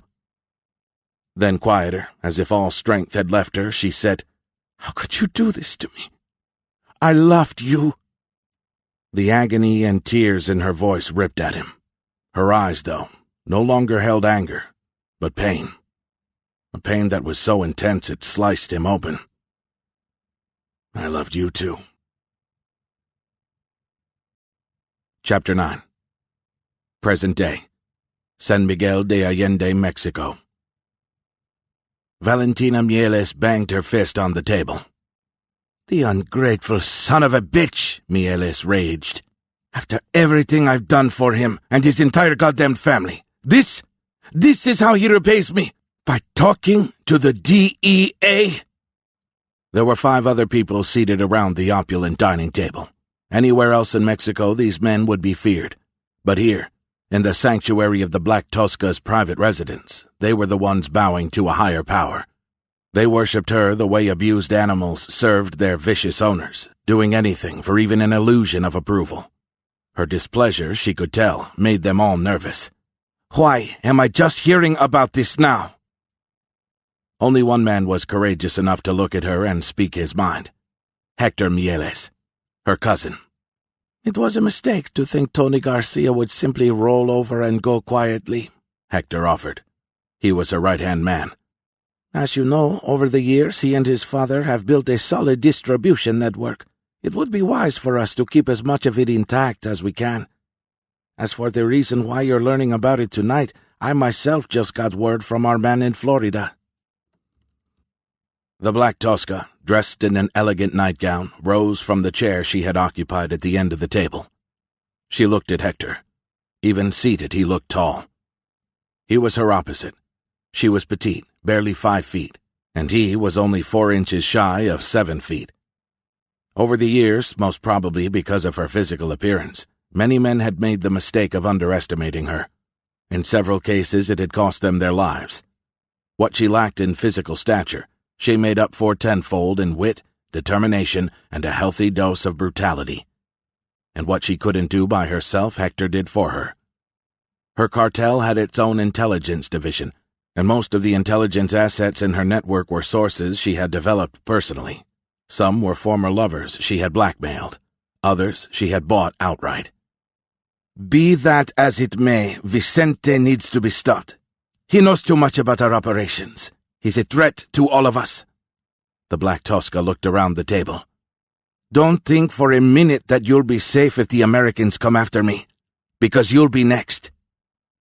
They were all aware of the far-reaching hands of the American Special Forces and the DEA. The new American president didn't care much about his relationship with Mexico. He didn't mind rattling the cage, which made him a very dangerous man. Do you hear what I'm saying, Hector? I've already seen to it. Don't worry, Valentina. I won't let him testify against you. Her cousin's voice was surprisingly shrill for such an imposing man. Right after we're done here, I'm flying to Miami to oversee the operation. There will be no mistakes. The Black Tosca nodded. When it came to human resources, Hector was her greatest asset. The rank and file respected him, and her enemies feared him. It was his ruthlessness and his efficiency at eliminating her enemies that had propelled him to her side, not their family bond. I want the whole Garcia family gone, and their operations shut down, at least until we've replaced them with people loyal to us. That might be difficult, Hector said. Tony Garcia is well protected. Maybe, but his daughter isn't. Do whatever it takes, Hector, I don't care. Just get the job done. Chapter 10. Pompano Beach, Florida. Cole Egan's lungs were burning as he sprinted the last quarter mile to his house. Egan embraced the pain. Thanks to ranger school and countless missions in shitholes all over the world, it was a feeling he recognized well. He was drenched in sweat by the time he reached the front door. In the kitchen, he grabbed a bottle of water from the pantry and an apple from the fridge. He started the coffee machine and made his way to the master bedroom. Catherine was still sound asleep. He was fascinated by the way the early morning sun shined off her white, soft-as-silk skin. He stood for several minutes watching her sleep before he silently walked to the ensuite to shave and shower. Catherine Egan knew her husband was staring at her. She couldn't even hear him breathe, but she felt his presence. It had always amazed her, and maybe scared her a bit too, how he could remain perfectly still for so long. A couple years ago, while catching a movie at the theater, she'd noticed that he hadn't moved once during the entire film. When she'd confronted him about it, he told her he had fallen asleep, which she'd known wasn't true. They had met 5 years ago in Mexico City during a dental expo. Bonding over too many drinks in the lobby bar of the hotel hosting the conference, they had quickly gone from business contacts to lovers. She didn't remember if it was the wine or his rugged good looks and amazing physique, but bringing a complete stranger to her hotel room had been the craziest thing she had ever done. On the second night, he had invited her to his lush bachelor pad in Mexico City. Sharing a bottle of Dom Perignon on the large balcony with the mind-blowing views had been so romantic that she still got goosebumps thinking about it. On that night, it hadn't even been the wine that had gotten to her. It had been his thick mop of golden hair and his eyes, so deep and blue, but also full of secrets. They had made love in his sumptuous bedroom, tenderly at first, and then with full abandon. Exhausted but utterly fulfilled, they had fallen asleep, tangled in each other's arms. Over the course of the conference, she'd learned that Cole had been in the Army and had served 3 tours in Afghanistan and Iraq. He was now a distributor of high-tech dental equipment and owned, in addition to his bachelor pad in Mexico City, a beautiful and very expensive house in Pompano Beach right on Lake Santa Barbara. She had moved in with him a week after the conference and never looked back, though a part of her wondered where the money to buy the house had come from. Dental reps earned a good living, but certainly not enough to afford a house like that. One night, lying in bed next to him, she questioned him about it. You never asked me to contribute even a penny to the mortgage, baby. Why's that? You're my wife. What's mine is yours. She had hoped he'd reveal a bit more, but he had remained silent. Cole didn't share much about his past, at least not voluntarily. She didn't mind. Everyone had secrets, right? And who knew? Maybe his parents had left him a bit of money before they passed. But even to her, it didn't ring true. An aura of mystery hovered over Cole, but one she actually found attractive. He was a kind man with a sharp edge. She had always been attracted to bad boys anyway.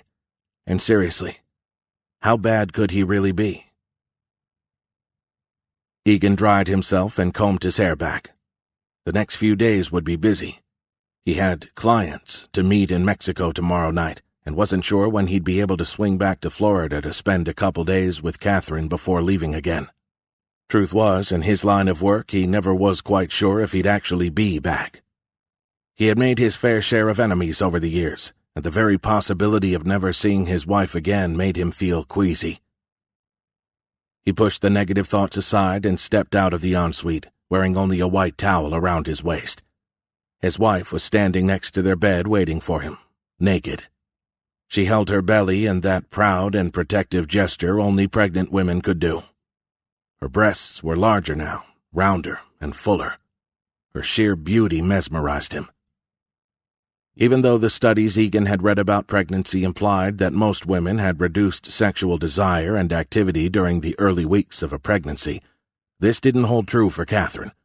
On the contrary, it was as if her pregnancy hormones had supercharged her libido. She took tentative steps towards him and placed her hands on his bare chest, her fingers running along the raised scar tissue crisscrossing his abdomen. His pulse spiked. "How long will you be gone?" He honestly didn't know. He never did. "A few days." "Can I come with you?" she asked with a raised eyebrow. "Not this time, baby, I'm sorry." He cupped her head in his hands. "Mexico City isn't the nicest place to travel to when you're pregnant, because of the pollution, you know. And aren't your days filled with patients who need their teeth removed?" She sighed, but tugged on his towel nonetheless. It fell to his feet. "I'm gonna miss this." Chapter 11. Federal Detention Center, Miami, Florida. While he waited for the U.S. Marshals to get Vicente Garcia, Hunt adjusted the waist straps of his soft body armor, remembering the morning before the start of Vicente Garcia's trial, when Layla had asked him how a soft piece of clothing could stop bullets. Hunt had found the question fascinating, and even though he was running late for court, he'd decided to answer her query, not knowing that the very next day, Jasmine, with his precious Layla in tow, would walk away from him after he told her what had happened in the courtroom. Kneeling next to Layla, he had taken her hand and placed it against the fabric of his body armor. "Think of it as a soccer net," he told her. "What happens to the net when you kick the ball into it?" "It moves." "You're correct, sweetie, it does. When the ball hits the net, it pushes back against the tethers at that specific point, dispersing the energy all around it, so no matter where the soccer ball hits the whole net absorbs the impact." His daughter thought about what he had said for a second, then said, "But bullets are much faster than a soccer ball, Dad." "That's very true. Bullets fly super fast, but you know what?" "What?" "My body armor is also much stronger than a soccer net." Hunt had guided his daughter's hand over his soft body armor and continued. "This material is 5 times stronger than a piece of metal." "No way," his daughter had cried out. "It's so soft." Hunt was brought back to reality by a crackling in his earpiece. "They're on their way. Be ready." Hunt drank half of the water in his water bottle. He wasn't exactly nervous, but it would have been a lie not to admit he was anxious about seeing Garcia again. Hunt was seated next to Chief Inspector Zarita in the 3rd row of the 2nd Suburban. 2 members of the U.S. Marshals Special Operations Group occupied the front passenger and driver's seats. John Robbins, the highest-ranking deputy U.S. Marshal in the motorcade, was in the 2nd row so he could be next to Garcia. Earlier that morning, Robbins had shown Hunt the route they'd take to the safe house. With traffic, he didn't expect the travel time to take more than an hour. Eager to draw as little attention to the motorcade as he could, Robbins had ordered the 3-vehicle convoy to park inside the underground garage of the Federal Detention Building. "Here they come," the driver said. Hunt couldn't take his eyes off Garcia as he approached the Suburban. Garcia was 6 feet tall, but had gained a few pounds since Hunt had last seen him. His hair was still black, but his stubble bore flecks of white. Even in handcuffs and sporting an orange jumpsuit, Vicente Garcia was a man to be reckoned with. His green eyes didn't miss much, and his natural charm easily masked the cruelty he was capable of inflicting on his adversaries. To his right, Hunt felt Zarita stiffen. 2 U.S. Marshals wearing green combat fatigues and armed with automatic weapons flanked Garcia. One of them opened the door and helped him climb aboard. Garcia spotted Hunt right away and smiled at him before taking his seat next to Robbins. "What a pleasant surprise, Terrence. Or do you go by Pierce now?" "Nice to see you too, Vicente." You know you broke my daughter's heart, don't you?" Hunt bit his lip. She really cared about you," Garcia said, while Robbins fastened his seatbelt. Garcia sounded sincere, but Hunt knew better than to fall for it. "You smell good, Vicente. Someone splashed cologne on your neck? Is it for me, or do you have a special someone in prison?" Garcia twisted in his seat but didn't reply directly. "And who are you again?" Garcia asked, looking straight at Zarita. "I've seen you before, yes?" "No, I'd remember if we met before." Garcia sat with his back straight, his eyes fixed on the front of the vehicle. "I wouldn't trust this one if I were you, Pierce." Garcia was a narcissist and a master at pitting people against each other. Nonetheless, Hunt glanced to Zarita, who simply shook his head and rolled his eyes, not even bothering to reply to Garcia. "Enough, Vicente," Robbins said, poking Garcia with his elbow. The motorcade started rolling, and Hunt had the uneasy feeling he had just boarded his own funeral hearse. Chapter 12. Miami, Florida. Hector Mieles' phone chirped in his pocket. He looked at the screen. His lookout in the vicinity of FDC Miami had just confirmed that the convoy was en route. He had also attached a picture of the 3-vehicle motorcade. Hector and 15 other members of the Black Toscas cartel had taken position on the 1st and 4th floors of 2 construction sites. As it was Sunday, the sites were vacant except for 4 security officers the builders had contracted to patrol the perimeter. All 4 of them were now in the bed of their pickup truck, their throats cut. Hector had one more phone call to make before he could focus exclusively on the upcoming ambush. Someone picked up on the first ring. "What's the girl's status?" Hector asked. "She's mobile with her regular driver and a new bodyguard." "Is she alone?" The man hesitated. "No, she isn't," he finally said. He sounded disappointed. "She's with another girl." Hector shook his head. That was unfortunate.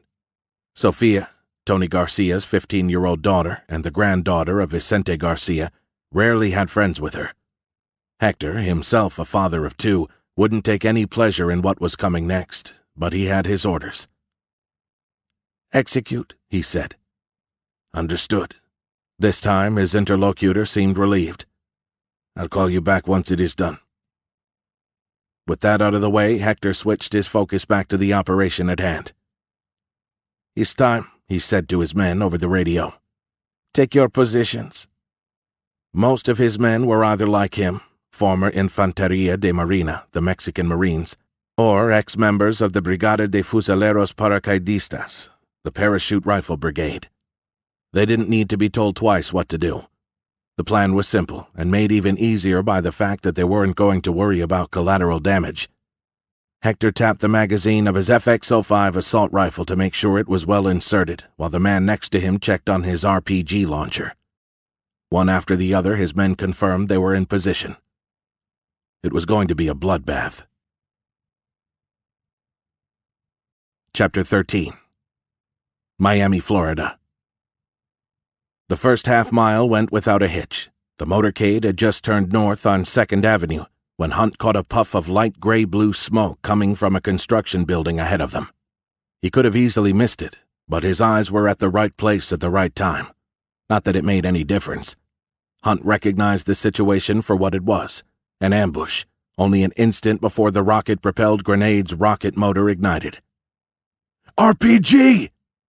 Traveling at close to 300 yards per second, it took the high explosive round less than a second to reach the lead Suburban. The warhead went through the windshield and exploded inside the SUV, killing all its occupants instantly. The explosion momentarily blinded Hunt, and a millisecond later, he felt the Suburban ram the rear of the lead SUV. Fortunately, the driver of the Suburban providing rear security was able to brake in time and was initiating an evasive maneuver. He didn't get far, as scared motorists on the road were leaving their cars and running in all directions. The U.S. Marshal in the passenger seat was already on the radio calling in the ambush and requesting immediate assistance. A second RPG hit a car to their left, flipping it to its side. The deflagration rocked the Suburban. "Everybody okay?" Robbins shouted. Hunt looked to his right at Zarita to check whether the Mexican chief inspector was all right. His head was slumped over his chest. "Zarita," Hunt said, unbuckling his seatbelt so he could reach the injured man. Zarita raised his head and slammed his left elbow into Hunt's face. Hunt was flung backward. Through his blurred vision, he saw Zarita pull out his pistol, aiming it at Garcia's head. Hunt shouted a warning and lunged at Zarita just as he pulled the trigger. Chapter 14. Hallandale Beach, Florida. Layla DeGray couldn't stop thinking about her father. She knew he wanted back in her life, but after what he'd done to her mother, how could she let him in? Still, it couldn't hurt to see him for a few hours every second Saturday, right? He wasn't a bad man per se, just different. He didn't live the same kind of life she did. His was filled with violence and pain. Hers with non-alcoholic piña coladas and days at the beach with her friends. And homework. Tons of homework. Maybe one day she'd open up to him, but for now she was happy she didn't share the same last name. She would have loved to have a father like Sophia's. He was the nicest guy ever. For her 15th birthday, Sophia's dad had bought her a monkey. How cool was that? A monkey. And he had drivers and bodyguards and really, really expensive cars. But Sophia didn't have a mother, which was sad. Sophia's mom had died in a freak skiing accident many years ago. Truth was, Layla couldn't complain too much. Since her mom had moved in with Chris 5 years ago, she was living the high life too. She attended the best private school money could buy. She vacationed in the most exotic spots on the planet. Her favorite was Tahiti. And Chris had even bought her a wave runner for Christmas. So, yeah, she had it good. Chris had dropped her at Sophia's for lunch. Since Monday was a day off from school, the plan was to pick her up again tomorrow right after breakfast. Layla loved sleepovers, especially at Sophia's colossal mansion. Plus, Tony, Sophia's dad, was a great cook, and he had promised the girls he'd bake them fresh blueberry muffins. But for now, it was movie time. "What are you thinking about?" Sophia asked her, bringing her back to reality. "Nothing," Layla replied. "I'm just looking forward to watching that movie." "Me too, and the popcorn. Don't forget the popcorn. With a ton of butter," Layla added. "You bet, girl." "Are you going to have popcorn too, Charlie?" Sophia asked her bodyguard, who was seated in the front passenger seat of the huge Mercedes SUV.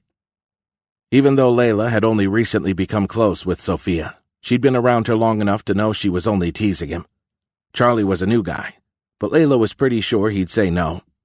Sophia's previous bodyguard had once explained his job was to protect her, and in order to do so to the best of his ability, he needed to have his hands free. Layla loved traveling with Sophia and her bodyguards.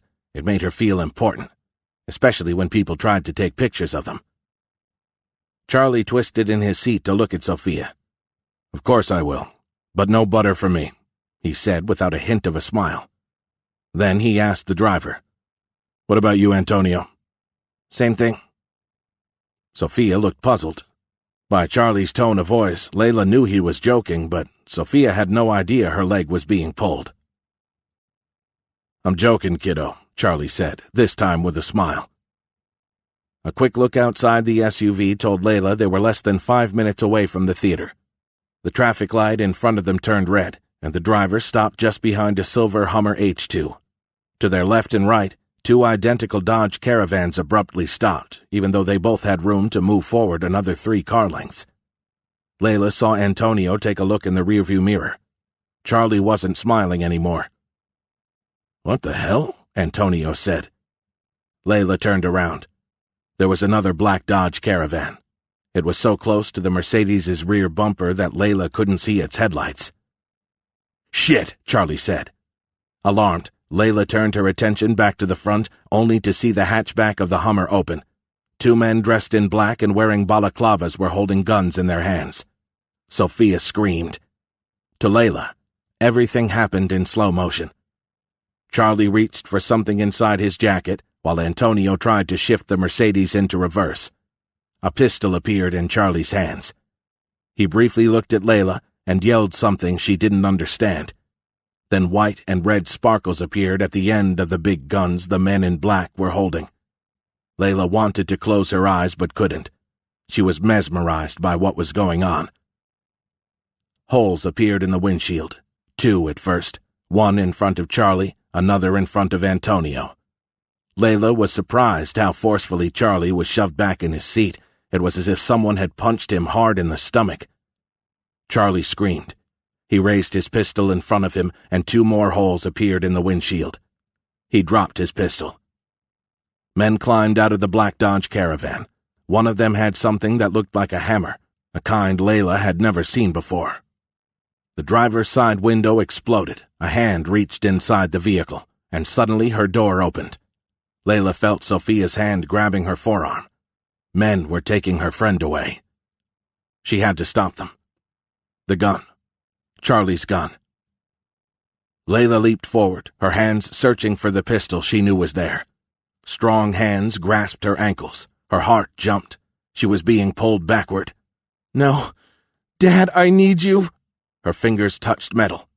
The gun. It was much heavier than she thought it would be. She tried to twist to face the man who was pulling her, but it was too late. They had already dragged her outside the Mercedes. Her arms were pinned to her side. Someone was holding her tight. She screamed and pulled the trigger, again and again. Chips of concrete cut through her pants, slicing her skin. Someone swore. Her arms were released. She pointed the gun toward one of her aggressors, but something hit her hard in the back of the head. Everything went black. Chapter 15.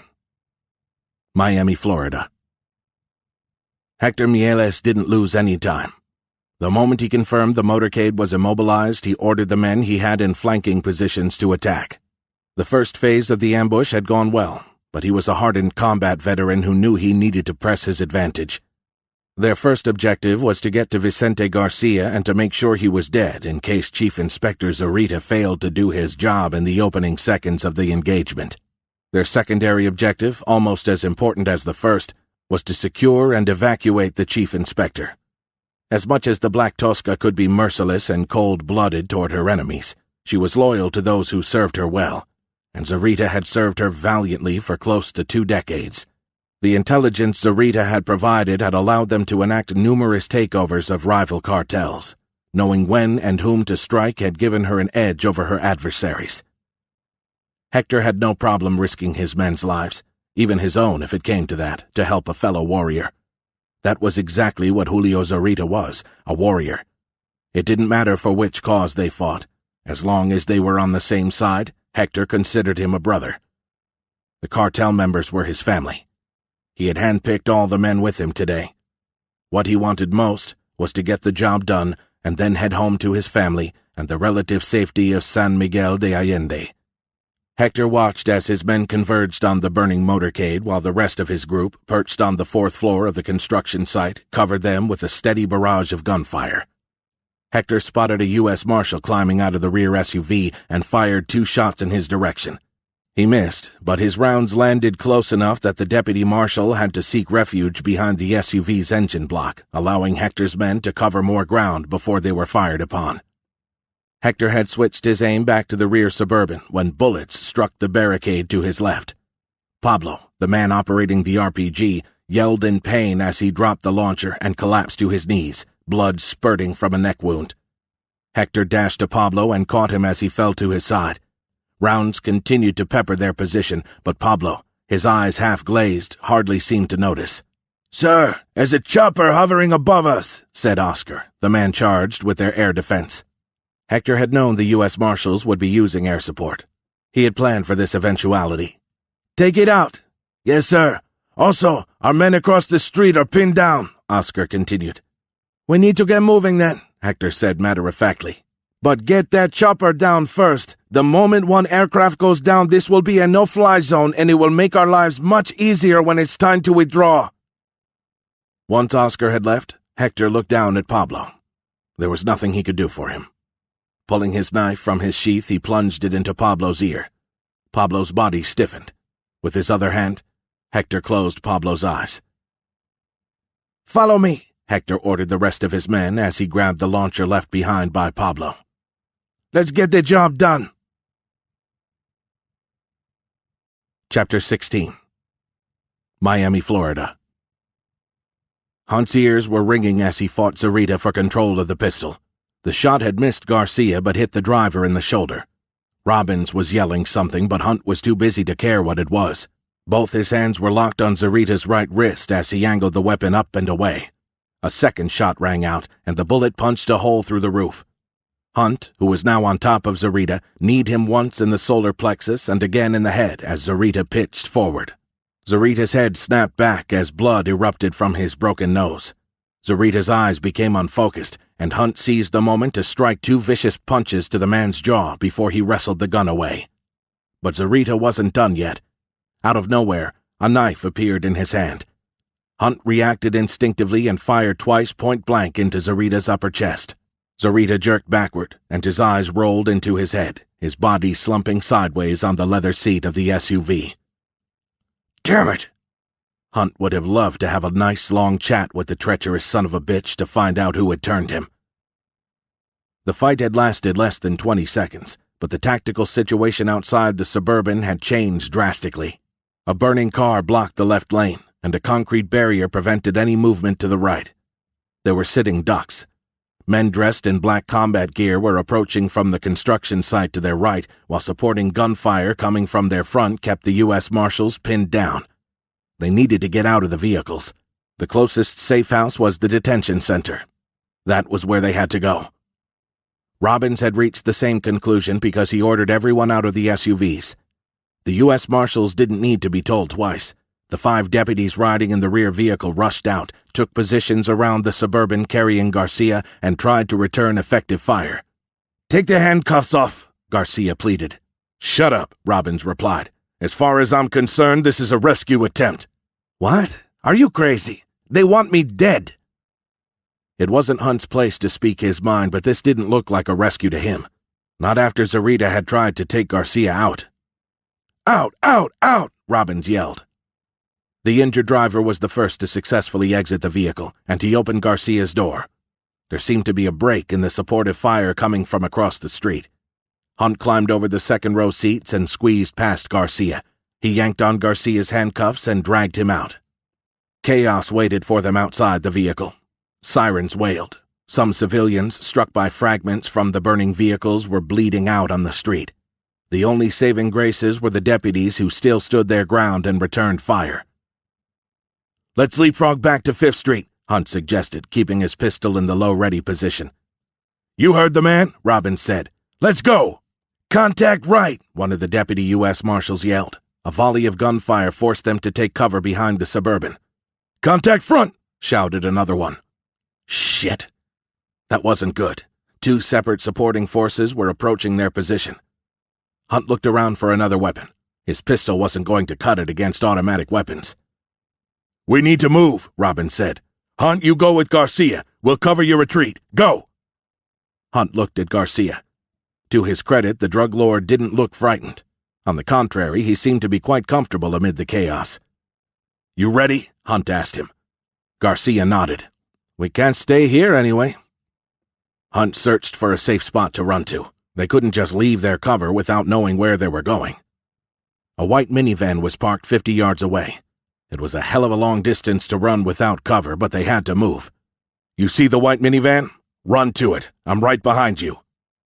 Without hesitation, and with a speed that surprised Hunt, Garcia got up and sprinted toward the minivan. Hunt was right on his heels. True to their word, the U.S. Marshals covered him with a sustained barrage of gunfire. To his left, Hunt saw a black figure raise his rifle toward Garcia. Hunt fired on the run, his bullets missing the mark but close enough to force the man to fire before he had taken careful aim. Hunt's sixth shot hit his rifle, and the man transitioned to his pistol. Hunt stopped, knelt down, and pulled the trigger 3 more times in quick succession. The man fell, fatally wounded. Hunt changed his magazine and scanned for more threats. He saw other assailants, but they were too far for him to engage with his Glock. He looked to his right to check on Garcia and found him lying on the ground 10 yards short of the white minivan. He was crawling toward the minivan, leaving a thick crimson line in his wake. "Damn it!" Hunt got back to his feet and ran toward him. He had to bring Garcia to safety. Without him, they had nothing on the Black Tosca. Garcia's testimony was key. Hunt hadn't covered even half the distance when a tremendous explosion from behind propelled him forward. Hector Mieles had had enough. He had seen 2 of his men cut down by the marshals. All the deputies had taken cover behind the remaining Suburban. Local police reinforcements were on their way. He needed to finish this quickly. If he could hit the SUV with an RPG, it would shift the momentum back to his camp.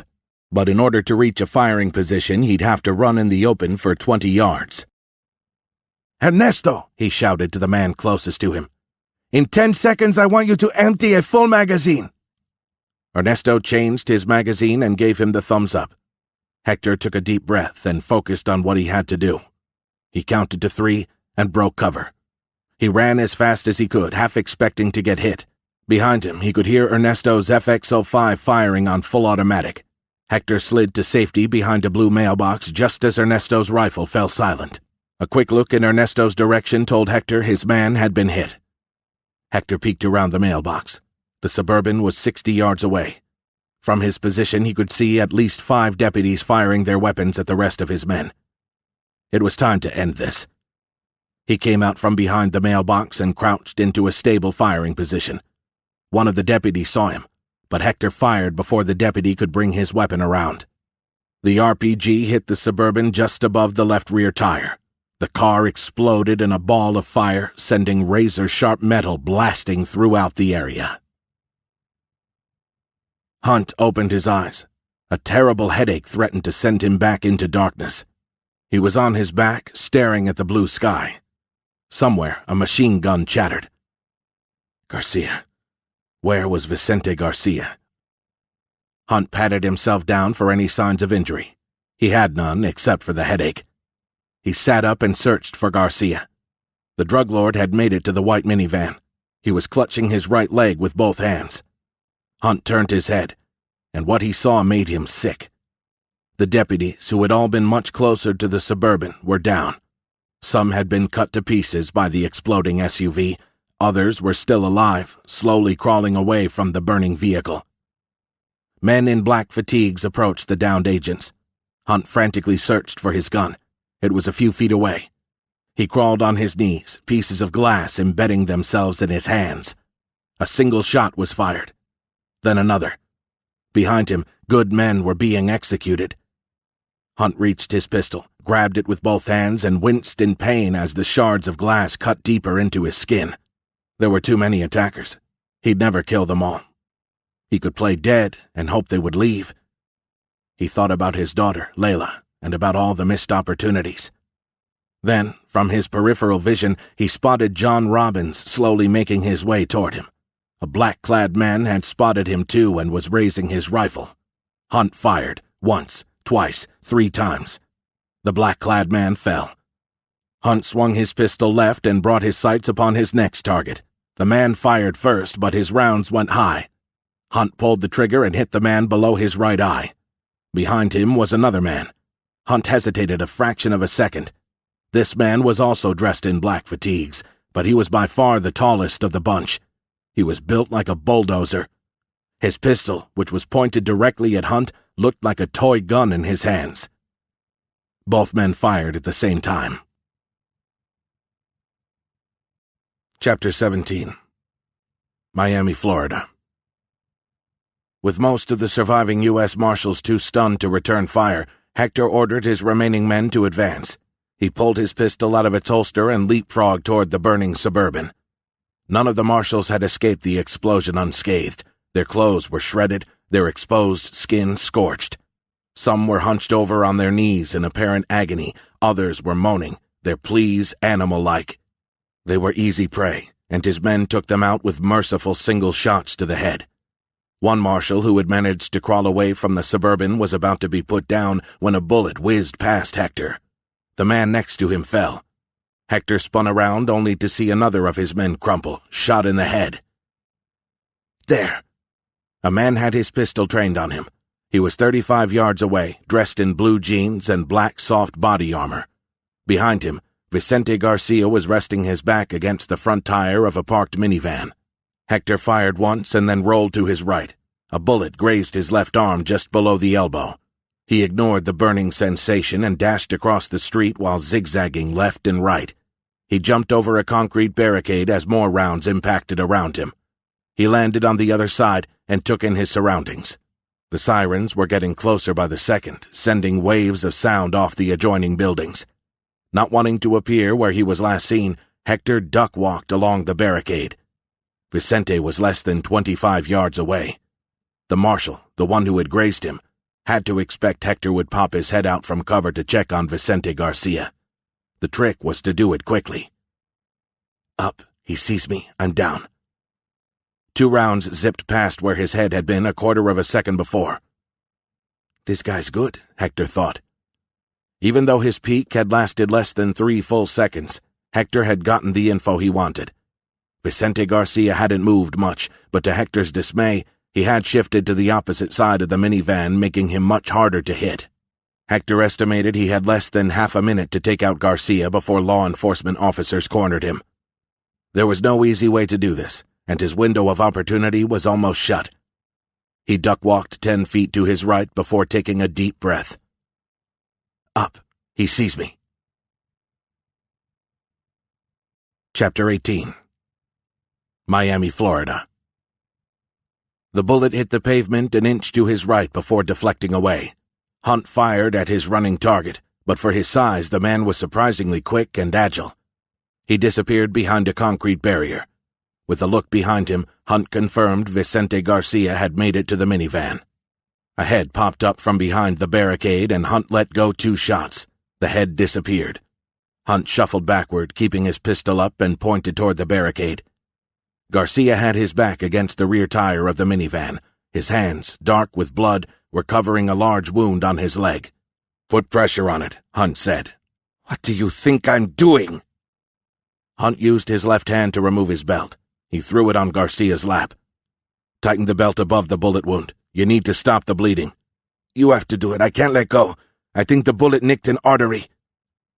For the first time, Hunt noticed a panicked look on Garcia's face. Blood squirted from beneath his hands. Hunt had seen enough wounds in Afghanistan to understand Garcia didn't stand a chance if he didn't stop the bleeding.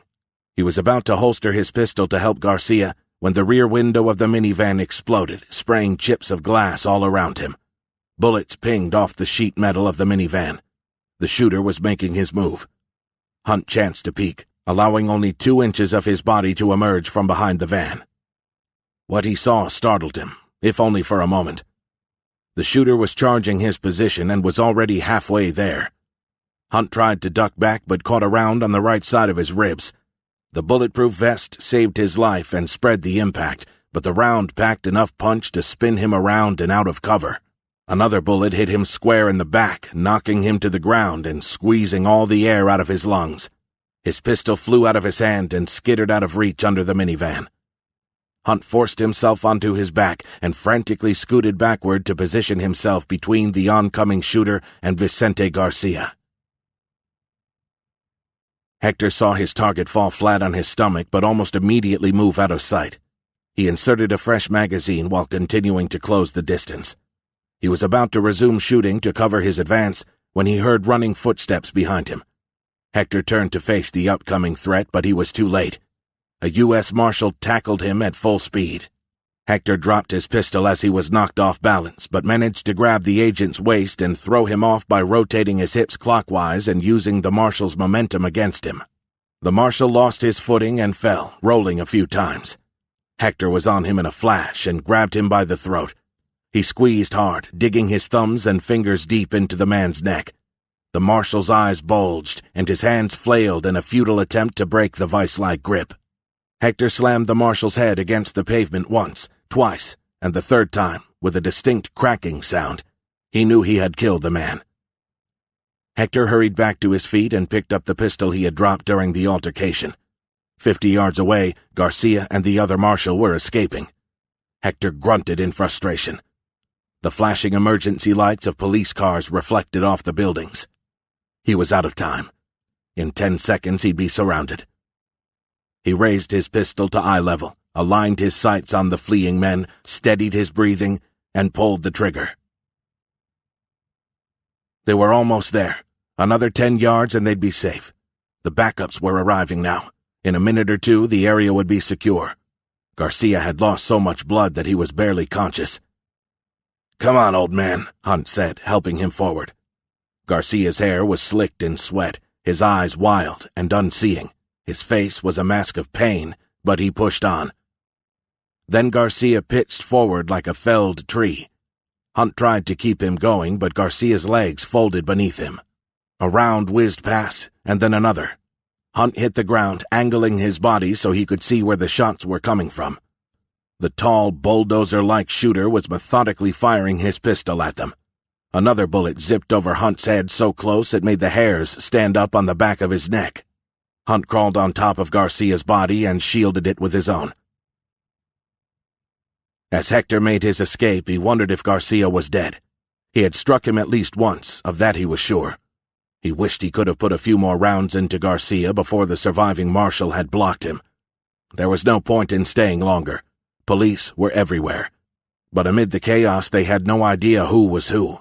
The trick was to slip through before they cordoned off the area. "All elements, this is Bravo 06, he said over their comm system. "Retreat back to Site 3. I say again, retreat back to Site 3. Follow your personal exit protocols." Only 6 men acknowledged. Not good. Maybe some had equipment malfunctions. That was wishful thinking. Nothing about this mission had gone according to plan. The opposing forces' response had been stronger and much more effective than he wanted it to be. The Black Tosca wouldn't mind the losses as long as the objective was achieved. But he did. If he managed to get out of this mess alive, he'd go back to his operational plan and review it entirely to look for things he could improve on. Maybe losses didn't bother his cousin, but they troubled him. Poor dead Pablo wouldn't let him sleep in peace for a while. Now wasn't the time to worry about tomorrow, though. He had to get his men out of the area. Thankfully, they had preemptively stashed cars all over the neighborhood. All were filled with clothes, cash, hotel keys, and new sets of identities. Hector's getaway car was a 5-year-old gray Honda Civic. The key was where it was supposed to be, in the exhaust pipe. He was about to unlock the door when he felt a presence behind him. He tried to see a reflection in the window, but the angle was all wrong. "Sir, please keep your hands where I can see them." Damn it, a cop. Hector had already disposed of his pistol and bulletproof vest, but since he was wearing a black t-shirt and a pair of black combat pants tucked in his boots, he couldn't blame the officer for being suspicious. He slowly turned toward the officer, making sure he kept his hands at his side. They were 2 streets away from where the ambush had taken place, and there were only a few pedestrians on the street. The moment he made eye contact with the officer, Hector knew how he was going to play it. "Please, don't shoot me, please, don't shoot me," he pleaded, getting on his knees and raising his hands above his head. "I have 5 children, please, don't kill me." He closed his eyes like someone expecting to get hit. "Sir, I won't shoot you," the officer replied, "but you need to tell me who you are and what you're doing here." "Are you a real cop, or are you one of them?" Hector asked. "What?" "I'm with the Miami-Dade Police Department, sir. You have nothing to be afraid of." "My name is Ramon Esposito, and I'm a security guard at the construction site," Hector explained, hoping it would justify how he was dressed. "I tried. I really did." "Did you see what happened?" The people who shot at the black SUVs, some of them were dressed like you," Hector said, pointing to the officer. "They were wearing the same uniforms." That got the officer's attention. "Are you sure?" "Yes, I'm sure, officer," Hector replied, looking shocked and a bit desperate. He pointed to where the marshal's bullet had grazed his arm. "They shot me." "Shit," the officer said out loud before turning to his radio. "This is Officer Mancusi. Please note shooters may be dressed in police uniforms." Mancusi looked at Hector. "Do you know where they went?" I'm not sure, I'm sorry," Hector replied, grabbing his injured arm. "Do you need medical assistance?" "Yes, I think so, but some people are in worse shape than me. I can drive myself to the hospital." "I appreciate this, sir," Mancusi said. "But before you go, I'll need to get your name and contact info. The detectives will want a statement from you." That was a problem. The new set of IDs was in the Honda's trunk, sealed in a plastic bag next to another plastic bag containing a spare pistol and extra ammunition. Yes, of course. I'll be happy to help," Hector replied, nodding. "Can I get up? My wallet is in my back pocket." Officer Mancusi's demeanor had changed from suspicious to somewhat friendly. Hector guessed he had a foot and 100 pounds on the officer. With the knife he had tucked against his belt, it would be an easy takedown. Hector almost felt sorry for the officer. He wouldn't go home tonight. Hunt strained his neck to catch sight of the shooter. Bolts of pain ripped through his entire back and side as he commanded his body to get up. Police officers had flocked to the area, yelling conflicting orders to the poor citizens unlucky enough to have remained close by. The shooter was gone, had completely vanished, leaving nothing but death and destruction in his wake. Hunt patted himself down but found no injuries. He did the same with Garcia, who hadn't moved an inch for the past minute. His hands quickly became drenched in blood. A gunshot wound in the upper right area of Garcia's back was bleeding profusely. There was no visible exit wound. Hunt gently turned Garcia on his back. Garcia's eyes stared back at him, lifeless. One more look around confirmed there was no other immediate threat. Hector didn't so much as blink before he attacked, catching Officer Mancusi by surprise. The strike was swift and deadly. He faked left, not that it was necessary, but struck from the right. He plunged his knife into Mancusi's exposed neck. The blade penetrated the skin, and Hector felt it stick into something. He twisted the handle and pushed harder. The blade responded and tore in farther.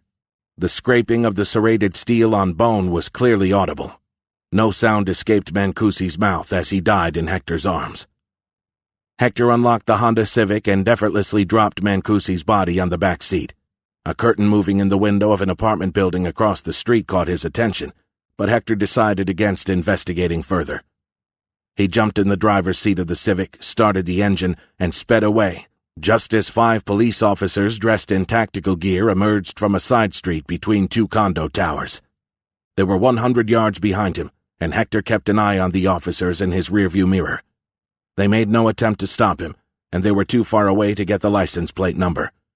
But even if they had, Hector wouldn't keep the car for long. Not with a dead police officer in his back seat. Chapter 19. Hallandale Beach, Florida. Layla woke with a splitting headache, but the memories of her kidnapping were vivid. Were the abductors watching her now? The thought of being watched sent a chill down her spine. She lay still, quietly listening for sounds that would betray someone else's presence. Nothing. Sophia. Oh my God, Sophia. Layla opened her eyes. She was in a dimly lit room, handcuffed to a bed. Her wrists hurt. The handcuffs were too tight and cutting into her skin. There was a sink and a toilet on the opposite side of the room. A video camera poked from a corner of the ceiling. The faint odor of coffee and cigarettes reached her. So she wasn't alone. Panic clawed at her. Were they going to rape her? Her lungs tightened, making it difficult to breathe. The door next to her bed burst open, startling her. A very tall and very big man entered the room. She had never seen him before. She didn't know why, but even though he was good-looking, the man scared her to death. He sat down at the end of the bed. She recoiled at the thought of him touching her, but the handcuffs prohibited her from going very far. She was helpless. Tears rushed to her eyes. "I'm no danger to you, child," the man said. His English was impeccable, but he had a pronounced Spanish accent. Layla was too terrified to reply and didn't dare look at him, afraid of what she might read in his eyes. She heard him sigh. "What's your name?" he asked. Her heart pounded in her chest, almost suffocating her with anxiety. "My name is Hector," the man offered. "I have 2 daughters. One of them is 15 years old. That's about your age, right?" Layla nodded. "That's what I thought. You're friends with Sophia, yes?" She nodded again. "You're hungry?" She was. Her stomach growled, but the handcuffs squeezing her wrists pained her more than her hunger.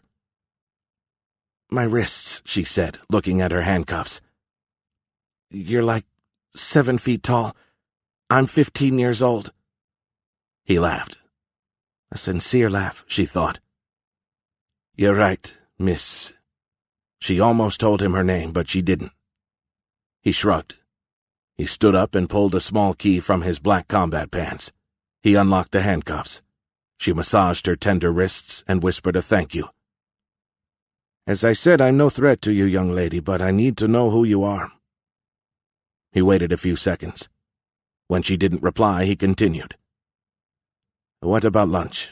You like egg sandwiches? And potato chips?" "You'll feed me if I give you my name, is that it?" He laughed again. "Is that an offer? If so, I accept." Now that she had seen him laugh twice in the past minute, she was a little bit less scared of him. Maybe this was just a big mistake, and once Hector learned who she was, he would let her go. She was being optimistic, she knew that. But she preferred that to the alternative. Hector left the room and closed the door behind him. It locked itself automatically. "She's hungry," Hector said to the Sicario standing guard outside the room. "Go make her a sandwich and bring some potato chips and a soda, will you?" "Yes, sir, right away." The Sicario, a man named Emilio, scurried away. Like the men Hector had led during the ambush, Emilio was former military. He had been a military prison guard, so it was fitting that he was now running the Black Tosca safe house in Hallandale Beach. Hector took the stairs to the ground floor and walked to the covered porch facing the ocean. The view was spectacular, with the sun hung high in the pale blue sky and the water echoing its azure color. Back home in San Miguel de Allende, it was all about the majestic mountains and the lush green rolling hills. But here in Florida, it was the ocean that took the prize. The ocean had always fascinated him. Sailing was in his blood, and he hoped that one day, God willing, he could retire on a nice yacht and cruise the Mediterranean with his family. Hector closed his eyes for a moment to let the liquid sunshine meet his face. But it was the sweet ocean breeze that came sweeping in, blowing cool air through his hair. Today hadn't been an easy one, but it had been successful. In 5 minutes he was due to call the Black Tosca and report on the day's operations. He hoped she'd be indulgent. He was unsure, though, about the young girl, Sophia's friend. Abducting her hadn't been part of the plan. What would the Black Tosca want to do with her? Hector suspected she wouldn't be spared, but who knew? It all depended on who she was. And it was his job to find out. Chapter 20. Miami, Florida. Hunt tried to remove his bulletproof vest, but the muscles in his back screamed for him to stop. The round that had hit him in the back was embedded in the vest, and he could feel the dimple where it had struck. A paramedic, a young woman with dark brown hair, saw him struggle and offered her assistance. Hunt raised his hand and let the paramedic help him slip out of the vest. The paramedic lifted his t-shirt and examined him. Her hands were soft and warm and probed gently over his muscular side and back. "You'll have a severe bruise or two, but you'll be okay," she said. "The vest saved your life." She walked away before Hunt could thank her. She had a lot to do. The area around him looked like a war zone. Now that the shooting was over and the scene was secured by law enforcement officers, paramedics and firefighters were flooding the street. Their professionalism was apparent. They surveyed the scene and moved around to assess who could be helped and who couldn't. Most couldn't. Hunt walked the street and examined the shells of the still-burning Suburbans. Dead bodies were scattered around, a mix of civilians, U.S. Marshals, and black-clad assaulters. After a while, Hunt came to the conclusion that he was the only man to survive the ambush, and that he owed his life to John Robbins, who had sacrificed himself to allow Hunt and Garcia the opportunity to escape. "Special Agent Hunt?" Hunt turned around. A uniformed police officer was doing his best to catch up to him. He had a cell phone in his hand. "Are you Special Agent Pierce Hunt?" the officer asked. "Yes. It's for you, sir." The officer handed him the cell phone. Who would want to reach him via another man's phone? Hunt thanked the officer and said, "This is Pierce Hunt." "Pierce, for God's sake, where are you? I tried to reach you on your cell." Hunt recognized the voice instantly. McMaster. Still at the site of the ambush, he told his boss. "Are you okay? I heard it's a real clusterfuck." Hunt pinched his nose. He couldn't argue with that. Then he thought about Zarita, the Mexican federal agent. The traitorous son of a bitch. "Julio Zarita, you know, your Mexican pal?" Hunt asked, his temper rising as his eyes settled on Robbins, whose body was being lifted into the back of an ambulance. "Pierce, he betrayed us. I'm not sure what the total body count will be, but these deaths, they're on him. Every single one of them." I didn't know. Shit. I'm the only one left, Daniel." McMaster remained silent for the better part of a minute. When he spoke again, his voice was thick with emotion, which surprised Hunt. "Listen, Pierce, I don't know how to say this. A sick feeling settled in the bottom of Hunt's stomach. What now? Just say it. "Your daughter was kidnapped less than an hour ago." Hunt was sure he hadn't heard McMaster correctly. Layla was with his ex-wife. Jasmine would have called him if anything had happened to her. Unless Jasmine had been taken too. Didn't McMaster tell him he had tried to reach him on his cell? Hunt frantically searched his pockets for his phone. Where is it? A cold fear crept over him. Where is my damn phone? Pierce? Pierce, you there? Hunt wasn't listening. Where was his phone? My tactical vest. He had left it on the sidewalk where the paramedic had helped him. Was it still there? Still clutching the other officer's phone against his ear, Hunt jogged down the street. He found his bulletproof vest exactly where he had left it. His phone was in one of the front pockets. He had 11 missed calls. He sagged on the sidewalk as if someone had cut him off at the knees. 11 missed calls. 2 were from the DEA office. All the others came from Jasmine's cell. It took Hunt a while to find his voice, but when he did, it was low and hoarse. What about Jasmine? She's shaken, but she wasn't with Layla when it happened. That was the first good news of the day. He had to speak with her. He'd call her as soon as he was done with McMaster. Tell me what you know. Not much for now, I'm afraid, McMaster started. It happened in Hallandale Beach, and it was a professional hit. A professional hit? That didn't make one bit of sense. Very few people knew he had a daughter. He kept his work life separate from his personal one. His daughter didn't even carry his name. Could it be Garcia exacting some sort of revenge? Hunt doubted it. No one in Garcia's organization knew about Layla, or about Jasmine for that matter. Could they have found out? How do you know it was done by professionals? He asked. A motorist caught the whole thing on his dash cam. We'll have the footage within the hour. Who is she with?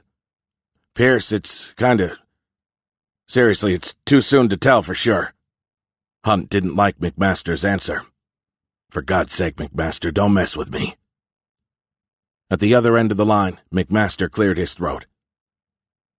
We ran the plate of the vehicle that was carrying Layla, and we think she was with Sofia Garcia. Sofia Garcia. The sound of Tony Garcia's 15-year-old daughter's name was like a punch to the stomach, a clean blow that took Hunt's breath away. What the hell was Layla doing with Sofia Garcia? Were they friends? That sounded improbable. Even if Vicente had somehow found out about Layla, he would have never ordered a hit on her. And with his own granddaughter in the vehicle? Impossible. Could Layla have been in the wrong place at the wrong time? If that was the case, who in hell would dare order a hit against Tony Garcia's daughter? Then something clicked in Hunt's brain, and all at once he knew. Whoever had ambushed the motorcade had also ordered the hit on Sofia Garcia. I'll call you back, he said to McMaster. Hunt made his way back to the ambush site, hoping at least one of the assaulters was still alive. Chapter 21. Miami, Florida. To say Jasmine DeGray was worried would be an understatement. She was terrified, and rightfully so if she believed the detective seated on the other side of the large contemporary coffee table. She had stopped crying, but her swollen eyes couldn't seem to focus. She couldn't stop her imagination from running wild, envisioning all the horrific things the kidnappers could do to her beautiful Layla. A pang of guilt rushed through her. Why had she said yes? If she had said no to the sleepover, Layla would still be here, not God knows where. Oh my God, what have I done? Chris's big arms around her shoulders did nothing to appease the monsters running loose in her head. She started sobbing again and buried her face in her husband's shirt. "Can't you see she's had enough? Can't you come back later, Detective?" she heard him say. "I wish I could, Mr. Moon, believe me, I know how hard this is. But the first 48 hours are the most crucial. This is when the trail is freshest." Moon started, but Jasmine squeezed his leg and sat straighter.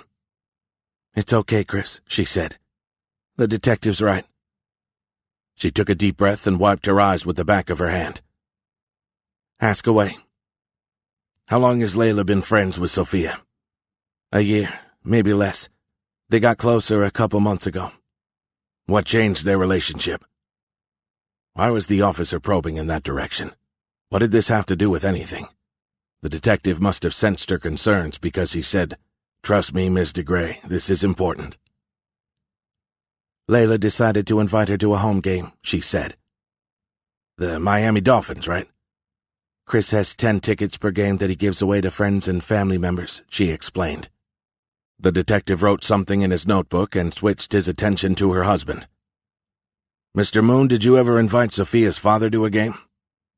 "I did once. Why?" "Do you know who he is?" "We aren't friends per se, but he seems like a nice guy. He always takes great care of Layla when she's there, you know." "Of course. Have you ever been to his residence?" "Once or twice to pick up Layla," Moon replied. "Mr. Moon, I have to ask, do you know who Tony Garcia is? I mean, do you know what he does for a living?" Moon shook his head. "I never asked, but he's definitely wealthy." "You never thought about Googling the guy before sending your daughter for a sleepover?" Jasmine understood this wasn't a question, and she didn't appreciate the detective's tone. Her husband clearly didn't either because he bolted off the sofa and was almost on top of the detective when Jasmine yelled at him to stop. "Chris!" Her husband stopped, but he pointed a finger toward the detective. "Say what you have to say and be done with it," he growled. The detective had retreated deeper into the sofa. He raised his hands in surrender. "I'm sorry," he said. "I didn't mean to be rude to you or your wife.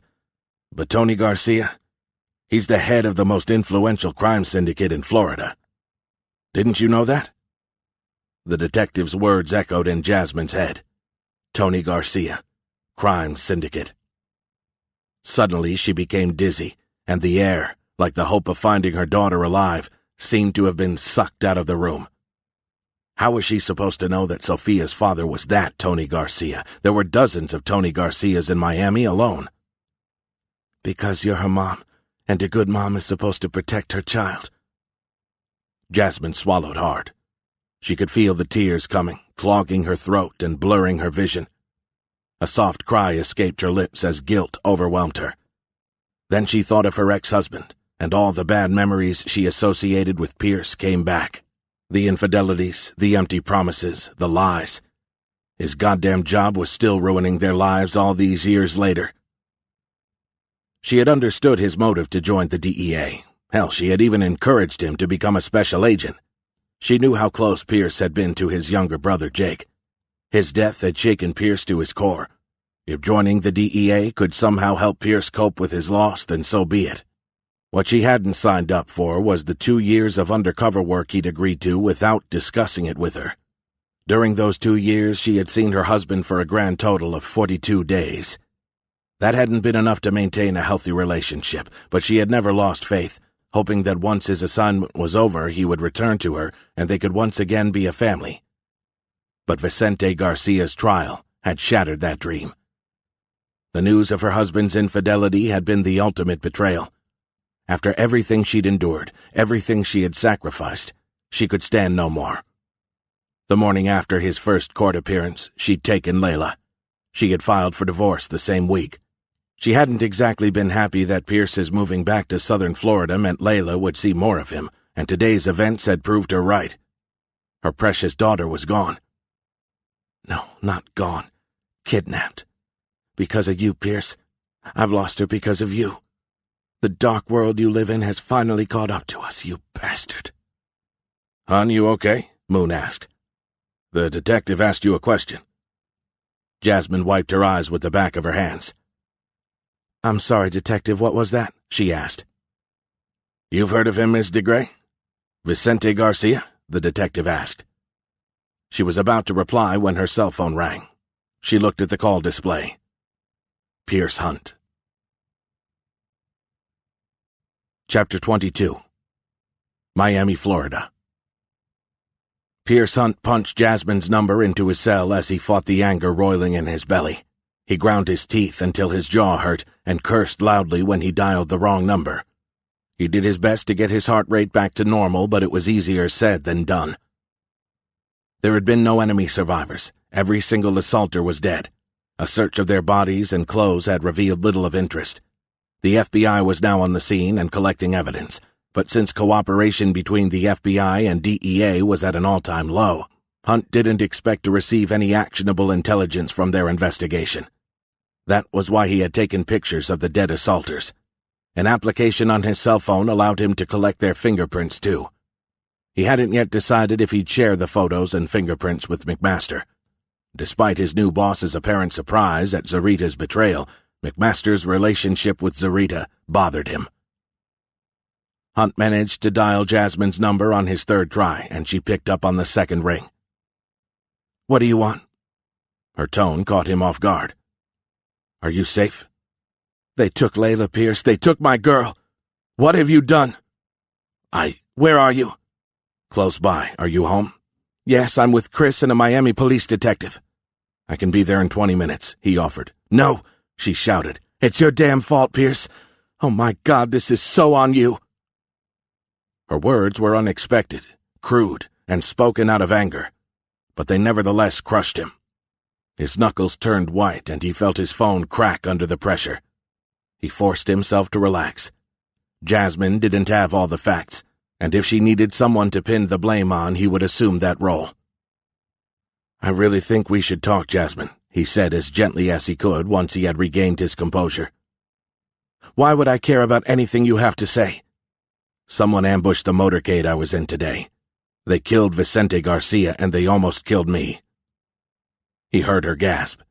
His words had cut through the haze of her rage. When? How? Oh my God, Pierce, what the fuck's going on? Wait for me. I'll be there in 20. Chapter 23. San Miguel de Allende. Valentina Mieles tossed her flip phone to Nicolas, her main bodyguard and part-time lover. He caught it with his right hand and immediately started to dismantle it. It didn't matter that they'd had sex twice in the past hour. Her eyes remained glued to Nicolas. He was standing naked at the foot of her bed, his muscles glistening from his recent efforts. With his soft brown eyes and his high cheekbones, he seemed approachable, a kind man.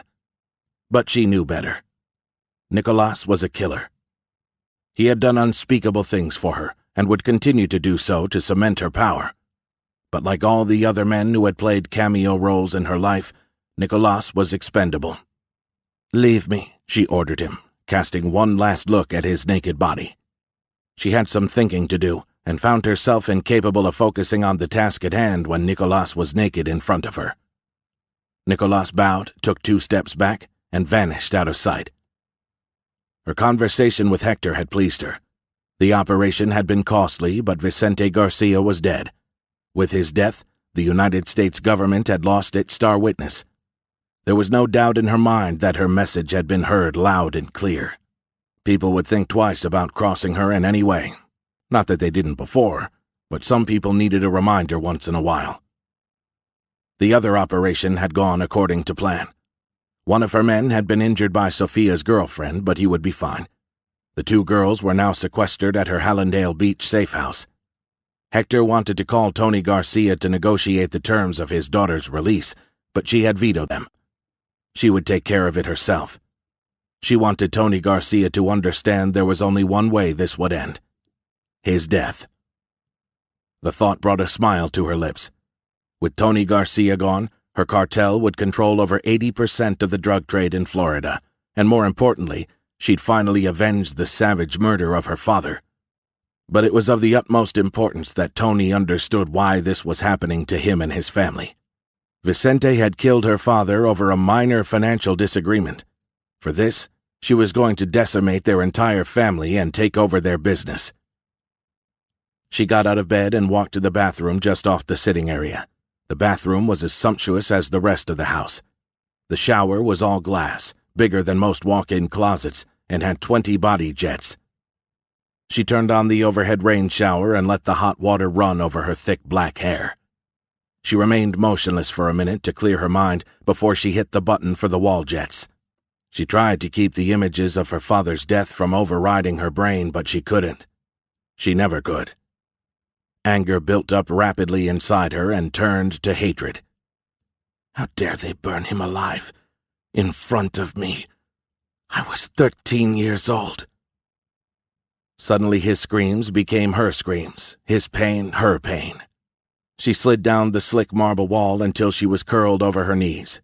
She covered her ears with her hands and squeezed her eyes shut, hoping to drive out the sickening visions. It didn't work, and the memories were driving her crazy. How long she stayed there crying, she had no idea, but by the time she got out of the shower, her fingers and toes were pruned. Never before had the images appeared so real. She had lost control over her emotions, and that couldn't stand. She vowed to never let it happen again, and she knew exactly what she needed to do to accomplish that. She toweled herself dry, wrapped another towel around her wet hair, and walked back into her bedroom. She grabbed a new burner phone from her nightstand and called Hector. He answered on the first ring. She spent the next 2 minutes explaining what she expected of him. She could tell he wasn't pleased, but in the end he would do as she said. She was the Black Tosca, after all, and she had just ordered another death. Chapter 24. Miami, Florida. Hunt called McMaster to give him a situation report as he drove toward Jasmine and Chris Moon's opulent residence in La Gorce, an idyllic island located north of Indian Creek and along the shores of Biscayne Bay. McMaster understood Hunt's need to go see his ex-wife, but insisted he stop by the office for a debriefing afterward. The investigation into this afternoon's events, the media had already dubbed it the Garcia fiasco, would be long and drawn out. The FBI would want to speak with Hunt sooner rather than later. Truth be told, he was surprised McMaster had given him permission to go to his ex-wife's first. McMaster must have called in a few favors, Hunt thought. Though Hunt had been to the house many times before, he still couldn't believe some people had so much money, or were actually willing to part with so much cash to buy a property. The fact that Jasmine had been the listing agent when Chris bought it might have played a role. Hunt knew that was how they'd met. A lucky break for her, Hunt thought. He gave his name to the security guard manning the main entrance of the gated community. The security guard studied his driver's license and took down his plate number before letting him through. Hunt hated to admit it, but La Gorce was pretty nice. It was a short 20-minute drive from the Miami International Airport, very practical if you had a private jet, and offered international-grade tennis and cricket courts to his residents. Chris Moon's mansion sat facing southwest on an acre of land jutting into the Biscayne Bay. The gates were open, and Hunt drove his Ford into the circular driveway. Jasmine was outside waiting for him. Her shoulders slumped. He could see she had been crying, something she almost never did. He wished there was something he could say to make her feel better, but he promised himself he wouldn't lie to her. There was nothing to gain by sugarcoating the situation. "Hey," he said, climbing out of his truck. She surprised him by running straight into his arms. She hugged him tight, and he wrapped his arms around her. She sobbed into his neck, and he let her release her pain in silence. Stay strong. Keep it together, he willed himself. Not an easy thing to do when the mother of your child, and a woman you had once loved more than anything else in the world, wept in your arms because your daughter, the child you conceived together out of love, had been kidnapped. We should go in, she suggested after a moment. Chris and the detective are in the backyard. Hunt looked at his ex-wife, and even though her salty tears had washed away her usual blush, she still looked beautiful. Okay, he said, wiping her tears away with his thumbs. And Pierce, I'm sorry about what I said. Don't worry about it, Jasmine, but thank you. She led him into the house. There were lots of windows, lots of light coming in. Expensive paintings hung on the walls. Hunt didn't know much about art, but he felt that some of the pieces would be right at home in a museum or art gallery. They stopped by the kitchen, which was large, bright, and modern, and she asked him if he wanted a drink. I need one, she added. Sure, okay. With shaking hands, she pulled 2 crystal tumblers from a cabinet and poured a generous amount of whiskey into them. She threw her whiskey back in 2 gulps, and he did the same. The alcohol burned as it slid down his throat. He'd always enjoyed a good whiskey and the burn that came from it. But not today. Jasmine left her empty glass on the quartz countertop and headed outside to the patio without another word. The moment he stepped foot outside, the scent of salt air teased his nose. The whole backyard, with its manicured grass, looked like a tropical oasis. It featured a massive in-ground pool with its own waterfall, perfectly hedged bushes, and a collection of flower beds filled with exotic flowers. Chris Moon and a man whom Hunt presumed to be the detective Jasmine had talked about were standing next to the pool. Moon saw him first and nodded. He looked miserable. As much as Hunt resented him, Hunt knew he adored Layla, and for that he was grateful. They shook hands, and Moon introduced him to Detective Milburn. Their eyes met, and Hunt thought he saw a brief smile of recognition on the detective's face. Nice to make your acquaintance, Special Agent Hunt. I'm sorry we meet under such unfortunate circumstances. What can you tell me, Detective Milburn? The detective cleared his throat. We know that Tony Garcia's daughter was taken too. They were headed to a movie theater. How do you know this? Hunt asked. My partner spoke with Mr. Garcia. She relayed what she learned to me. May I continue? Of course. Their SUV was attacked, ambushed really, by 4 vehicles.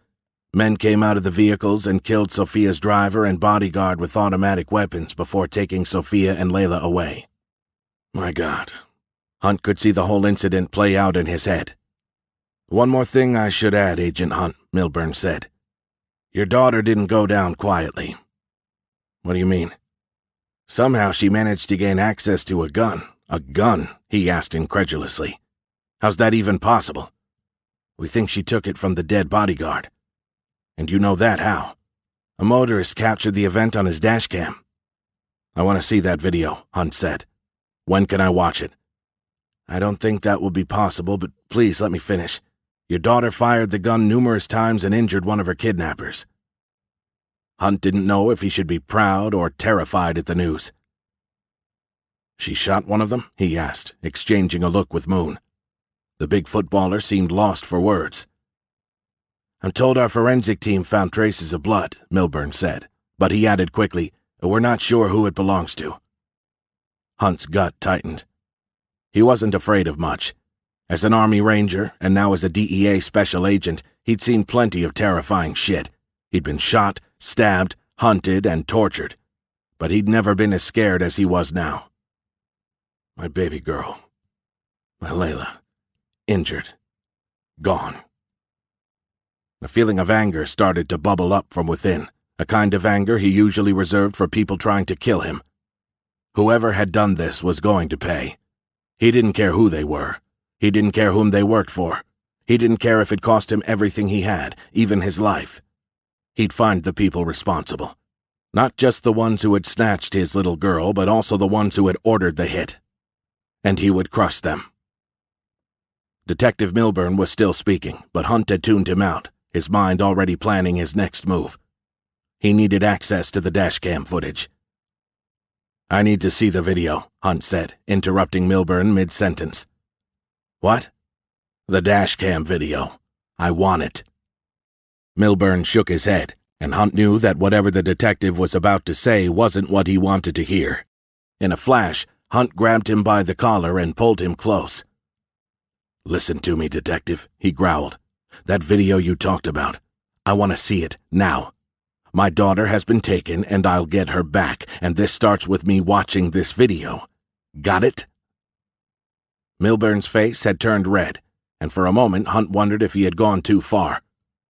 He released his grip and pushed off the detective.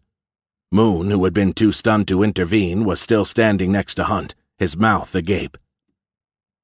I'd feel the same way if I were in your shoes, Milburn said a moment later, massaging his throat. The video is evidence, Agent Hunt, you know that. Hunt had to give the detective credit for keeping his cool. Still, Hunt's gaze narrowed on the detective, willing him to agree to show him the video. But since your colleague and my boss is a fan of yours, I'll make a couple of phone calls and see what I can do about that footage.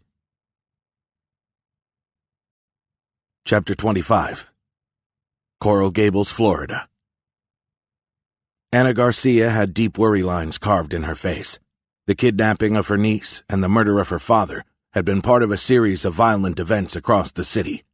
Her brother Tony and his men were shaking down their contacts, hoping to find clues as to who was responsible.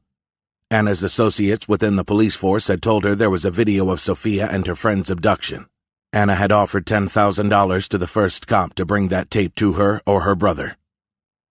The living room of Tony's 8,000-square-foot classic Spanish two-story home had been transformed into an operations center.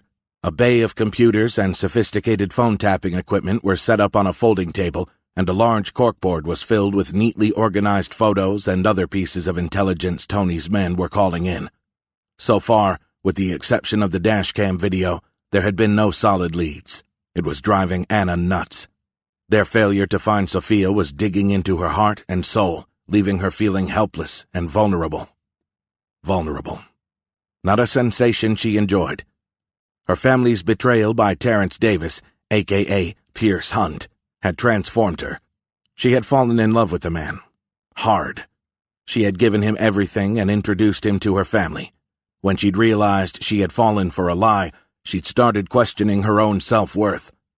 Hunt's treachery had stolen her pride and her heart, had put her father in jail, and had now gotten him killed. There was no man on earth she hated more than Pierce Hunt. But that's not true anymore, is it? Whoever had kidnapped Sophia and Layla had taken the prize. It wasn't a stretch to link the attack on her father's motorcade to the girl's kidnapping, all of it a ripple effect from Hunt's betrayal. After her father's arrest, she had tried to track Hunt down, but like a ghost he had disappeared, helped by the all-powerful DEA. She had never seen or heard from him again. Until Chicago. At first, she hadn't been able to believe it. Was it really him? Then the media had reported his name, Pierce Hunt. Dios mío. Hunt had almost killed a reporter, they'd said, pointed a gun right at his head. That had surprised her. Hunt was an impulsive man, yes, but very protective of the ones he loved. He could be a meticulous son of a bitch, too. How else could he have played her for 2 years? The man was like a chameleon, and for him to lose his control, the reporter must have done something stupid. Hunt used to be protective of her once, which was why his treason wounded her so much.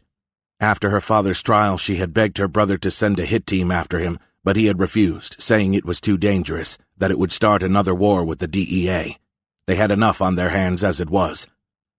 She understood why her brother had been reluctant, but that didn't mean she wouldn't pursue him on her own, like a ferocious tigress.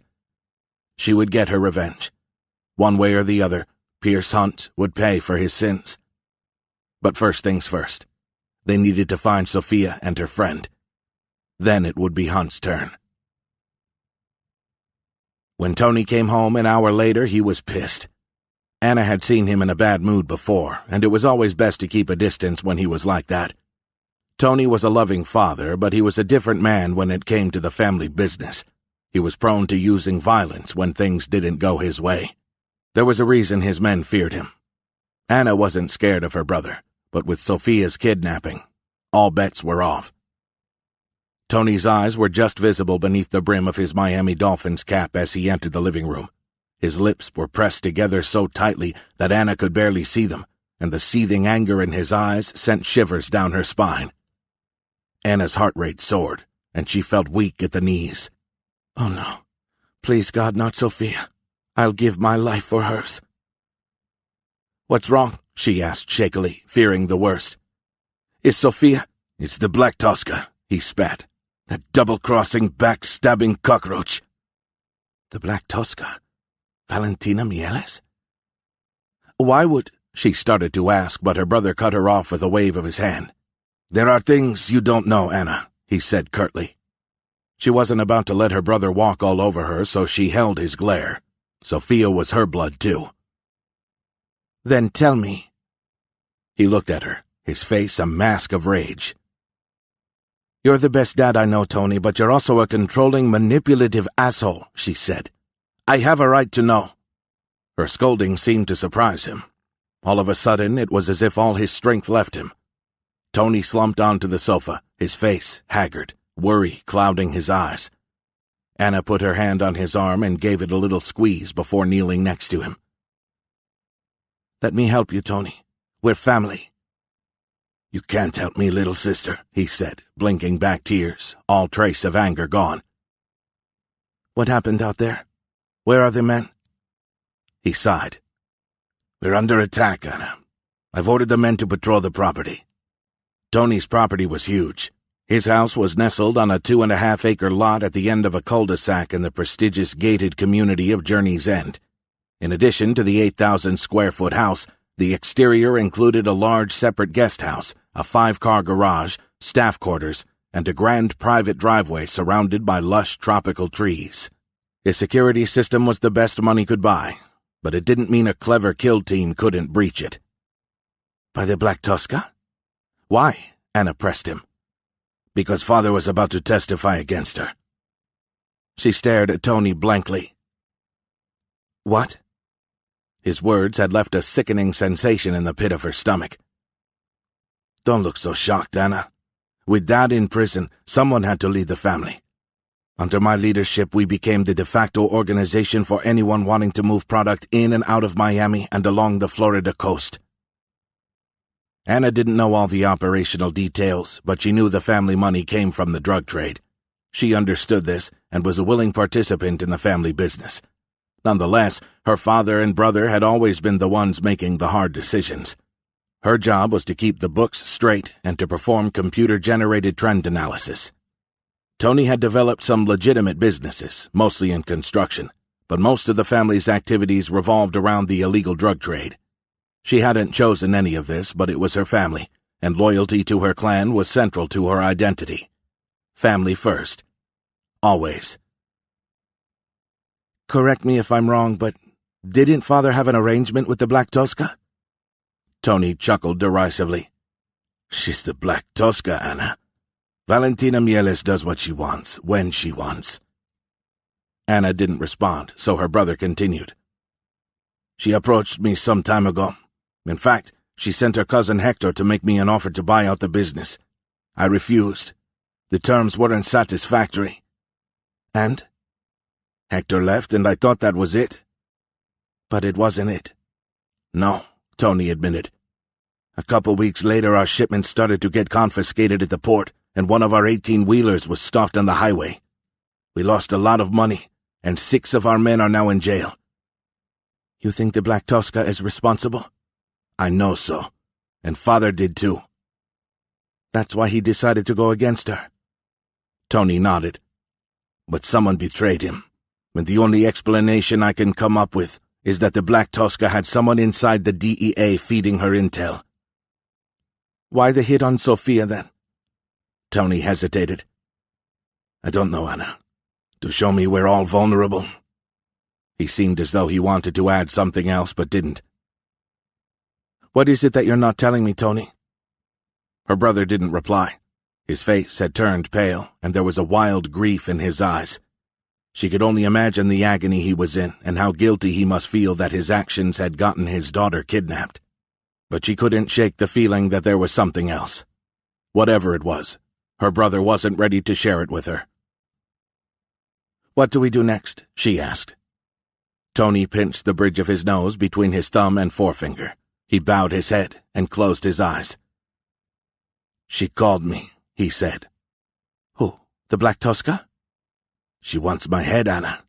She literally wants my head," he said, his voice cracking.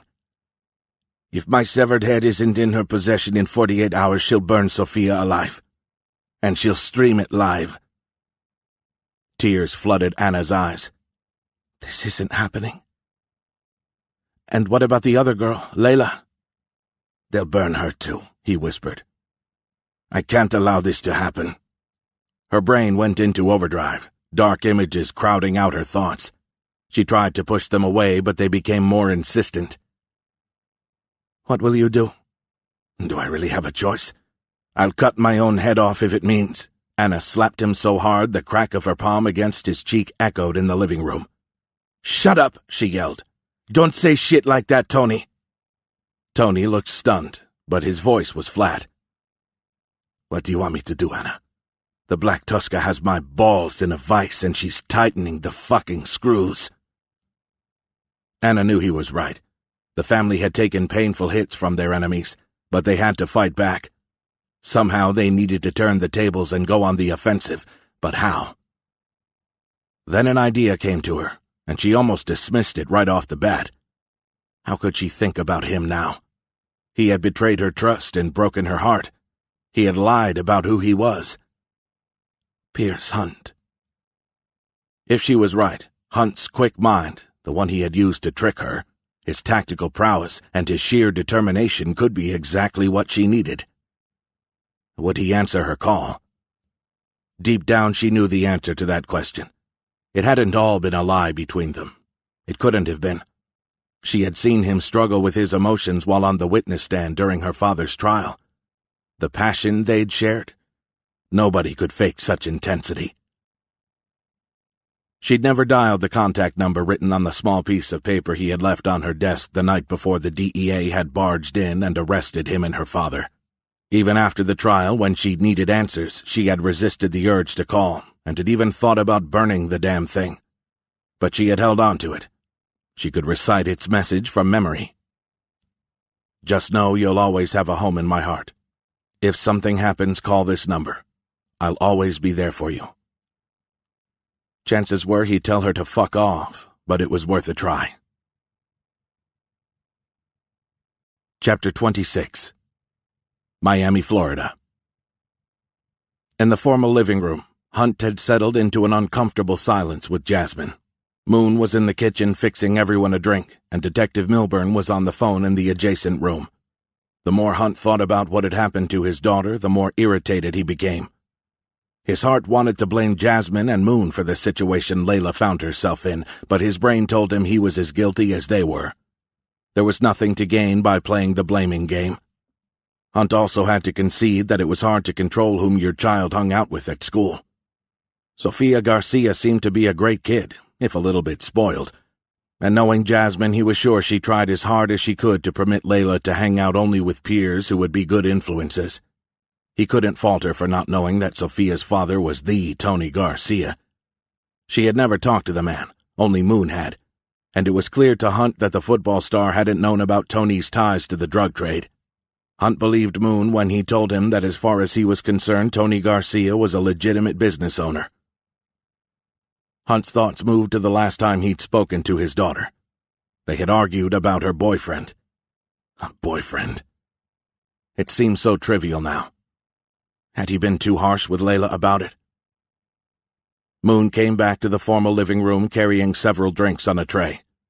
Hunt's cell phone rang before he could take his Diet Coke, and he excused himself and stepped into the hallway to answer. McMaster said, "Heads up, Pierce. The FBI just issued a warrant for your arrest." The words were so unexpected that Hunt froze. A warrant? What in hell for? He didn't have time to deal with this bullshit. "On what charge?" "I'm not exactly sure, to be honest. I got a tip from one of my contacts at the MDPD. He said it's about today's ambush." None of this was making any sense. He had done nothing wrong. McMaster continued. The moment I'm officially notified about the warrant, I'll have to disclose your location to the investigators. If I were you, I'd ditch that phone of yours. Clearly, his boss was trying to help him. Getting a new phone was easy, but what was he supposed to do with the fingerprints he'd taken from the assaulters? He didn't have the freedom to wait any longer to decide whether he could trust McMaster. He had to. Can you do me a favor? Hunt asked. I just did, McMaster replied before hanging up. Damn. Could he really blame McMaster? He barely knew the guy, and McMaster had put his neck out for him by telling him about the warrant. But that didn't explain why a warrant had been issued in the first place. It's about the ambush, McMaster had said.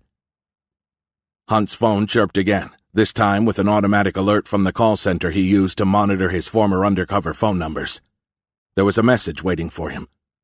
He entered his 9-digit personal identification number and listened.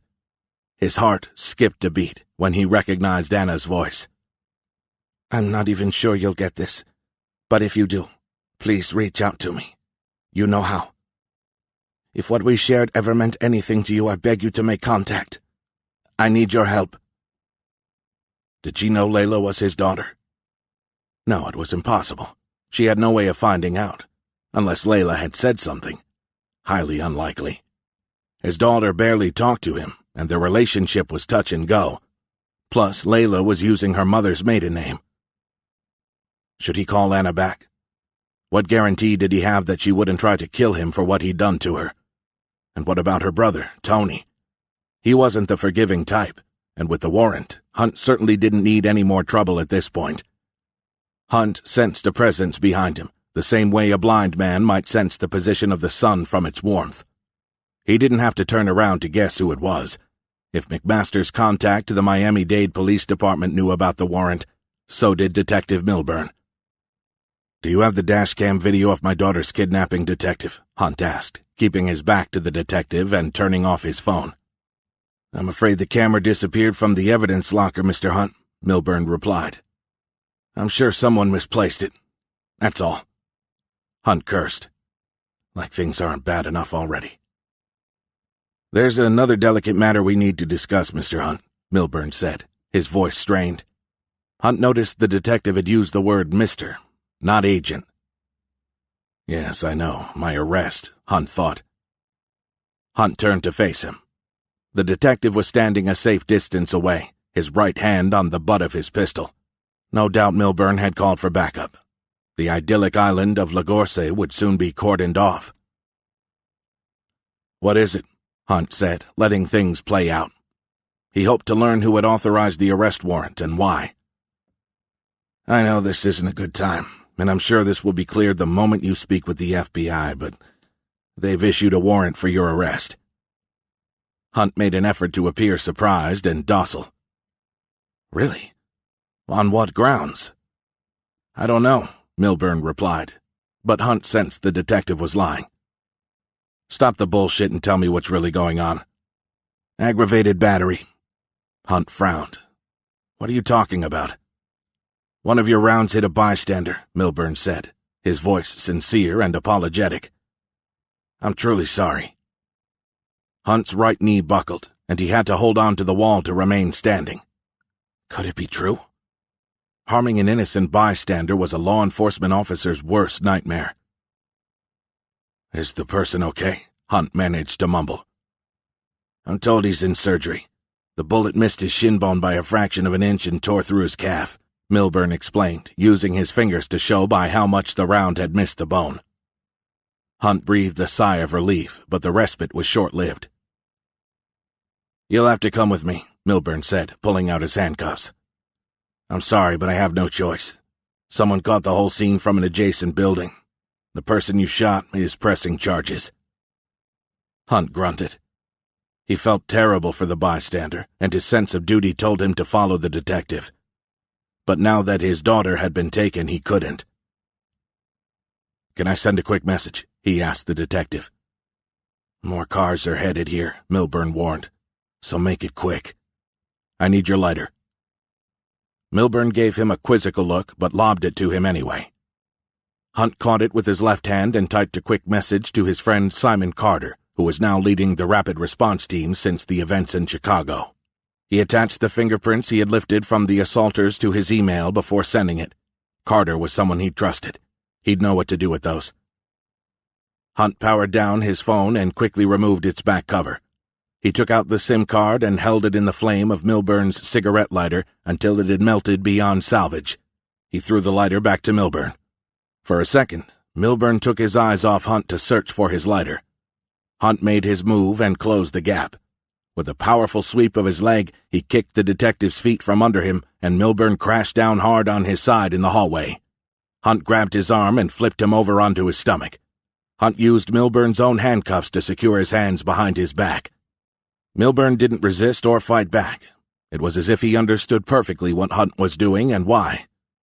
Was that why he had told him more cars were on the way? Jasmine and Moon suddenly appeared around the corner from the living room, and if they were surprised or shocked by what they saw, they didn't show it. Jasmine asked, "What will you do?" "I'm going to get our daughter back." She nodded to Chris in an I-told-you-so manner. "If you need money, anything, please let me know," Moon offered. Hunt straightened. "As a matter of fact, can I borrow your new Blackwater?" Chapter 27. Miami, Florida. The quad Mercury Verado 350 engines roared to life, filling the air with a loud throbbing that pulsated through the entire boat. To Hunt, who had always dreamed of owning such a beast, the sound was intoxicating. He removed the lines holding the Blackwater to the dock before taking his position at the helm. He put the engines in gear and motored slowly out of the dredged channel leading to Biscayne Bay. He didn't know where he was going, just that he needed to get out of Dodge before MDPD officers, presumably much less cooperative than Detective Milburn, stormed Moon's residence to arrest him. Hunt had to due south toward Government Cut Inlet, a man-made shipping channel between Miami Beach and Fisher Island used by pleasure and commercial craft alike. The moment he exited the channel, he pushed the throttle forward, and the engines gurgled louder. The bow rose slightly before settling back down once the Blackwater 43 was out of the hole. A stiff breeze was picking up from the west, but the boat's 20,000-pound hull carved through the waves with ease. Once he was a mile offshore, he put the gear in neutral and reached for his bag. He pulled out one of the 2 prepaid phones he carried and dialed a number he had never expected to call again. Ana Garcia picked up on the 3rd ring. "Is it you?" "Yes," he replied. "We need to talk. Where are you?" Right to the point. No small talk. Her voice, usually so smooth and gentle, sounded choked with emotion. Or was it despair? Hunt could only imagine how difficult it must be for her to talk with him. He had betrayed her in the worst way a man could betray a woman, through her heart. And he had used her to bring down her father. "It's a bit complicated," he said. "Tell me where you want to meet." "I know about the arrest warrant," she said. "Why am I not surprised?" The Garcia crime family was well connected and had a lot of sources in law enforcement. Still, he wouldn't be shocked if his face made the evening news today. The media across the country hated him for what he had done to Luke Moore. It didn't mean anything to them that the guy was an asshole and had been responsible for the death of a DEA special agent. Moore was one of them, and they'd do everything in their power to bury Hunt. "Meet me at my brother's house," Anna said. "The boat dock is still there, I presume?" "The dock? Yes, why?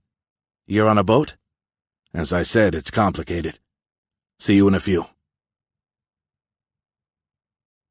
Chapter 28. Hallandale Beach, Florida.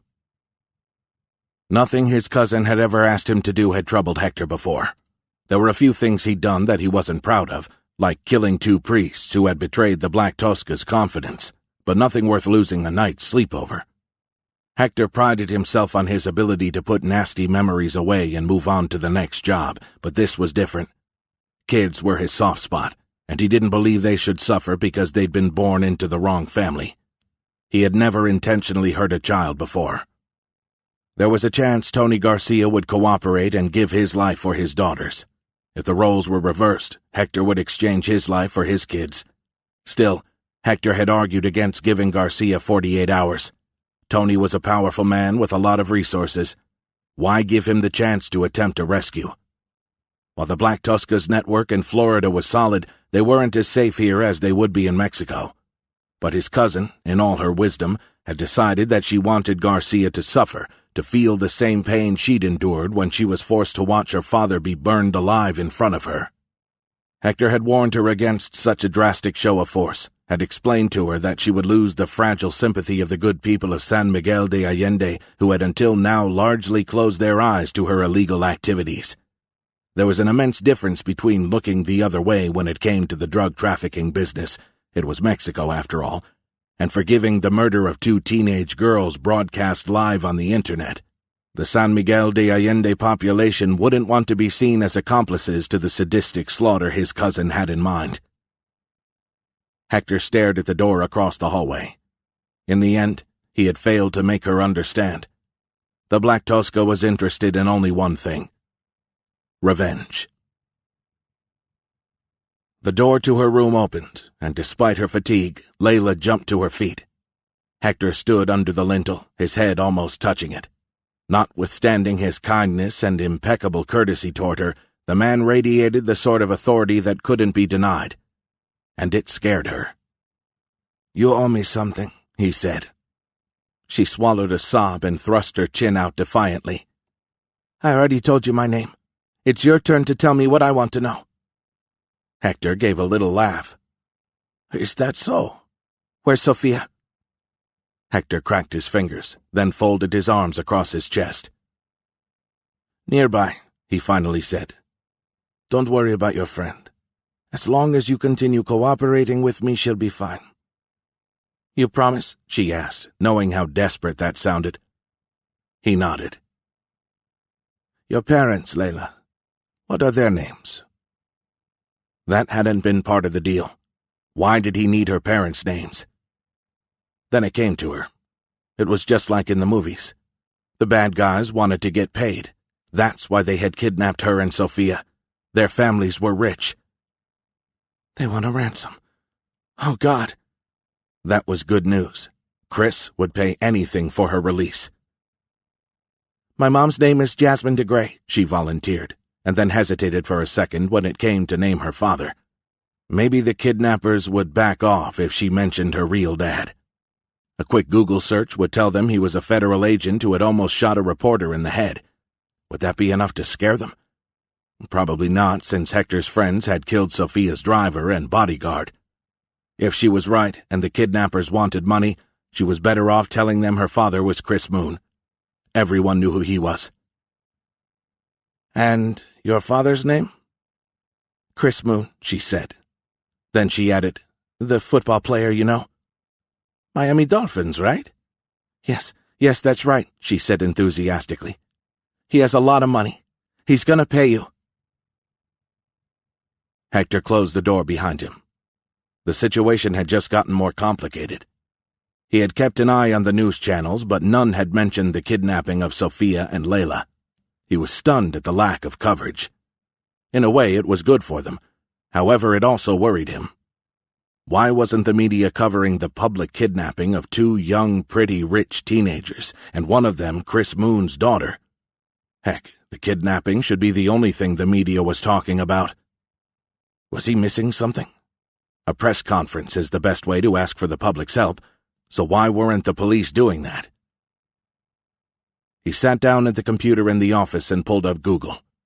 In 2009, the Miami Dolphins had drafted Chris Moon in the first round. Since then, they had won the Super Bowl, and Moon had become a record-setting quarterback. The man could perform miracles, if Hector was to believe the local papers. Last season, Moon had thrown a staggering 54 touchdown passes. Hector couldn't care less about Moon's exploits on the field. What he was interested in was his personal life. Unfortunately, Chris Moon zealously guarded his personal life. Hector ran a search for Jasmine Moon, but didn't have much success. A few pictures here and there, but that was it. He was about to close the browser when one of the photos grabbed his attention. The picture had been taken a year ago at the film festival in Cannes. In the photo, Moon had one arm around Jasmine, who was in turn affectionately holding Layla in front of her. The trio was smiling, white teeth all around. The following line accompanied the picture.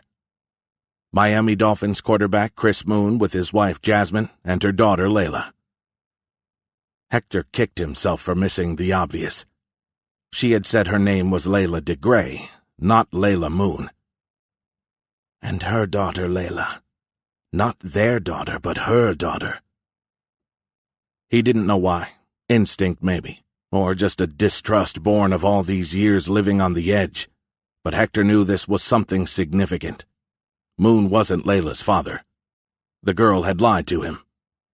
It was possible she didn't know who her biological father was, but he quickly dismissed the idea. She had hesitated before giving him the name. Why?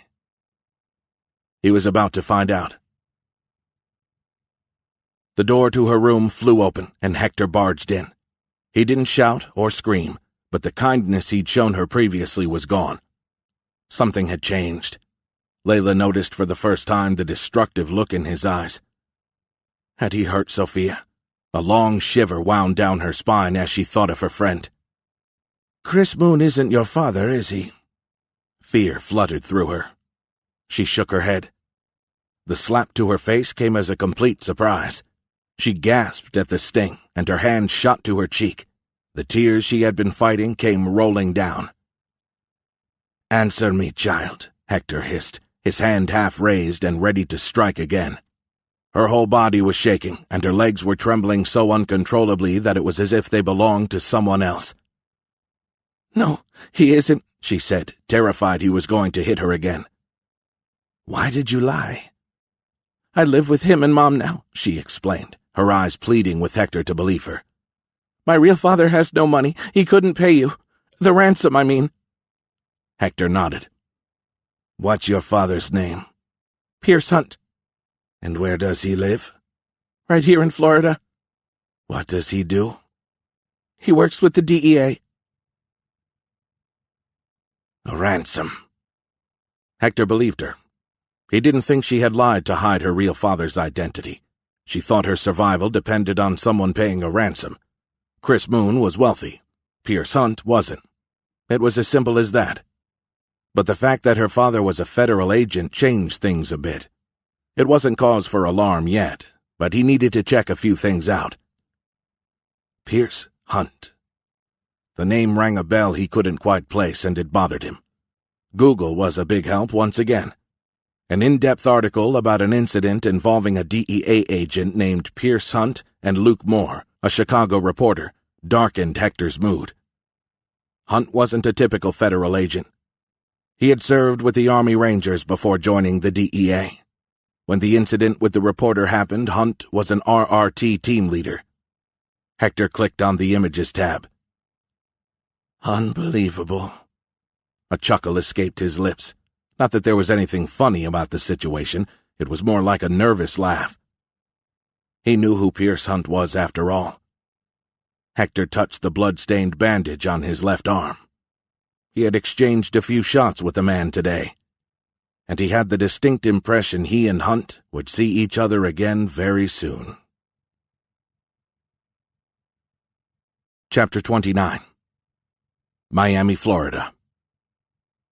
Hunt eased off the throttle and turned on the boat's remote-controlled spotlight. A powerful beam immediately reflected off the water. Hunt used a joystick mounted on the dash to direct the beam. He quickly found the two long poles indicating the entrance to the narrow channel leading to Tony Garcia's house and steered the boat in that direction. The house was hard to miss. Not only was it huge, at least by Hunt's standards, but spotlights were also aimed at the surrounding grounds. Hunt knew the residence was protected by an elaborate security system. As he got closer, he noted the armed man waiting for him on the dock. Hunt used the joystick to back the boat into one of the slips. Hunt killed the engines, and one of the men threw a couple of lines to secure the boat. "Leave your weapons in the boat, Mr. Hunt," he said. Hunt didn't need to look up to recognize whom the voice belonged to. Mauricio Tassis, Tony Garcia's most brutal and loyal enforcer. Out of necessity, to strengthen his cover, Hunt had once forged a friendship with Tassis. His method of intelligence gathering was crude but highly effective. He wasn't afraid of breaking a bone or two if needed. "I'm not armed," Hunt lied. If Tassis thought Hunt was going to face Tony and Ana Garcia weaponless, he was badly mistaken. His pistol would remain in the boat's cabin, but his ceramic knife, which he could draw at a moment's notice, was secured to the underside of his left forearm. It wasn't much against the submachine guns Garcia's men were carrying, but it beat the hell out of having to count on one's fists to kill a man. Tassis gestured for him to join him on the dock. Hunt obeyed and stepped out of the boat. One man pressed a gun into his back and used it to push him toward the edge of the dock. They were going to search him. Hunt had expected this and didn't complain. The handheld metal detector they used let out a low humming noise, but didn't beep when it went over the ceramic knife. Still not satisfied, even though the wand hadn't beeped, one man started to pat him down. That, though, Hunt wouldn't allow. He pivoted 180 degrees and grabbed the man's left wrist, then twisted it to lock the elbow. The man's eyes opened wide in pain and shock. Hunt drove his left hand into the locked elbow, dislocating the man's arm. He then slammed his right elbow into the man's face, breaking his nose, before pushing him off the dock and into the water. The man's partner was quick to react and lashed out at Hunt with a knife, while Tassis yelled at his man to stand down. Hunt stepped clear as the tip of the knife swung wildly past his chest. Before the man could try again, Hunt buried his knee deep into his abdomen, doubling him over and dropping him to his knees before easily wrenching the knife out of his hand. Hunt threw the knife into the ocean and then kneed the man again, this time under the chin, knocking him out. Hunt looked at Tassis. He hadn't moved an inch. He was still standing 20 feet away, a smile on his lips with his MP5 hanging from a sling on his neck. "You haven't changed at all," Tassis said. "We're still friends?" The smile vanished, replaced by a sidelong look of disgust. "You betrayed everyone I care for, Mr. Hunt, and not stopping you is my biggest failure. They kept you around nonetheless, because I promised I'd kill you one day."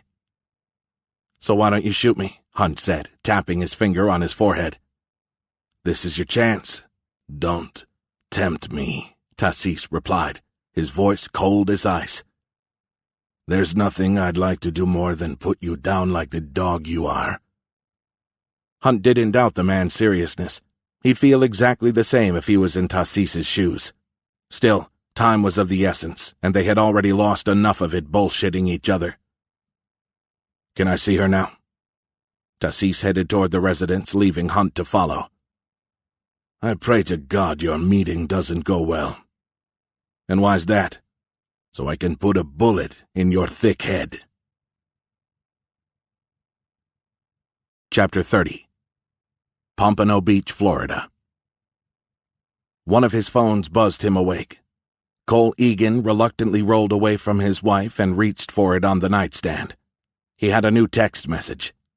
9738-1845-37120. Damn it. There was no way he was going back to sleep now. To anyone reading it, Catherine in particular, these numbers would look random, but Egan knew better. If he subtracted one from each number, he'd get a Chinese cell phone number. Protocols negotiated a little less than a decade ago stipulated he have 15 minutes to call back.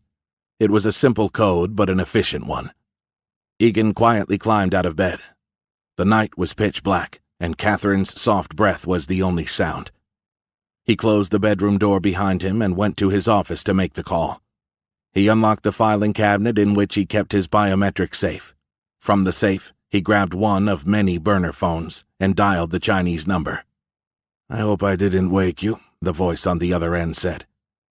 "We both know you couldn't care less." "Very true. It makes me wonder why I tried to make small talk with you." "I was wondering the same thing," Egan said. "What can I do for you?" "Hector will call you within the next 5 minutes at this number. He'll tell you what he needs to be done." That was unusual. Hector Mieles was a capable man and an exceptional leader. But Egan didn't work for him. He worked for only one person. That, too, had been negotiated. Since Egan hadn't replied, the person at the other end decided to add an explanation. "This is a one-time deal, and I'll double your fee." This was getting interesting. His normal fee was $200,000. The bonus would go a long way toward paying for his future kid's education. If his boss was ready to pony up such a large amount of money for a single target, there was a catch. So he asked what the catch was. He's a federal agent. That wasn't a big deal. He had killed more than his share of DEA and ATF agents. Why the higher fee then? As if his interlocutor had read his thoughts, the next statement offered somewhat of an explanation. In case you wonder why I'm offering a premium, the target is a highly trained DEA agent. He's also a veteran, just like you, Mr. Granger. Mr. Granger had been his code name for the past 10 years. In some circles, the name was both feared and respected. It was said Mr. Granger had never failed to kill his target, and that his smile was the last thing you'd ever see. 500,000. He heard his employer take a deep breath. I'm told you're expecting a child, the voice said. Congratulations to you and Catherine. A boy or a girl? Even though the words were spoken quietly, Egan took them as the threat they were meant to be. It was also a clear message. Don't push it, or I'll squish you. What are the rules of engagement? Get it done, but don't get caught. You're precious to me. Am I clear? Yes. Even Mr. Granger couldn't say no to the Black Tosca. Not if he wanted his family to keep breathing. After relaying the caller's phone number to Hector, Valentina tossed the mobile phone into the roaring fireplace. If her cousin was the general of her army, Cole Egan, a.k.a. Mr. Granger, was her scalpel on American soil. He was meticulous and precise and had never failed to accomplish the missions she'd given him. And he was great in bed, too. It had been a while since she had shared something intimate with him. But Egan wasn't the type of lover a woman forgot easily. She felt a tad jealous toward Catherine. Then she laughed at her own silliness. Maybe Egan could fake playing family for a while, but in the end, he was just like her. A sociopath. Egan let his mind wander while he waited for Hector's call. A decade ago, he had come back from Gaza shattered in mind and body. He spent 10 months in a military hospital recovering from his wounds and undergoing numerous operations. His body healed, but his mind remained plagued by what the terrorists had done to him. After countless sessions with numerous army shrinks, they threw in the towel and discharged him. Thank you for your service, here's the door, good luck with the rest of your life. He had given them everything, in exchange for what? Recurring nightmares and a derisory medical pension? At first it looked that way, but that was short-sighted. In fact, the army had given him much more than that. It had given him the ability to dehumanize his enemies, and to kill them. And he was pretty damn good at it. A French private military company, impressed with his resume, had hired him and sent him to Venezuela to train future members of the Venezuelan president's protective detail. Not only did he love the job, but they'd paid him exponentially more than the United States military had. His new position gave him access to powerful men within the Venezuelan government. These powerful men, Egan quickly learned, were more than happy to part with large sums of money in exchange for the assassination of the anti-government movement leaders who threatened to topple the president.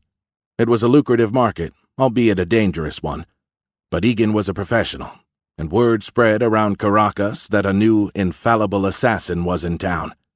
Soon after, he quit the PMC and started working solo, locally at first, and then all over South America.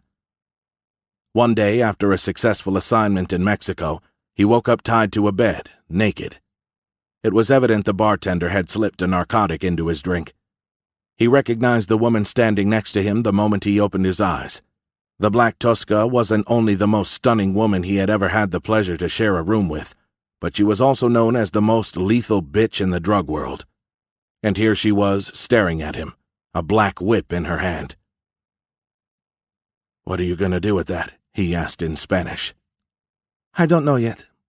It depends," she replied in Spanish-inflected English he found irresistible. "On what?" "Do you know who I am?" "Miss Universe?" The whip came down hard on his right nipple. It hurt. "Kind of." "Do you know who I am?" she repeated. "The Black Tosca." She nodded and removed her pants.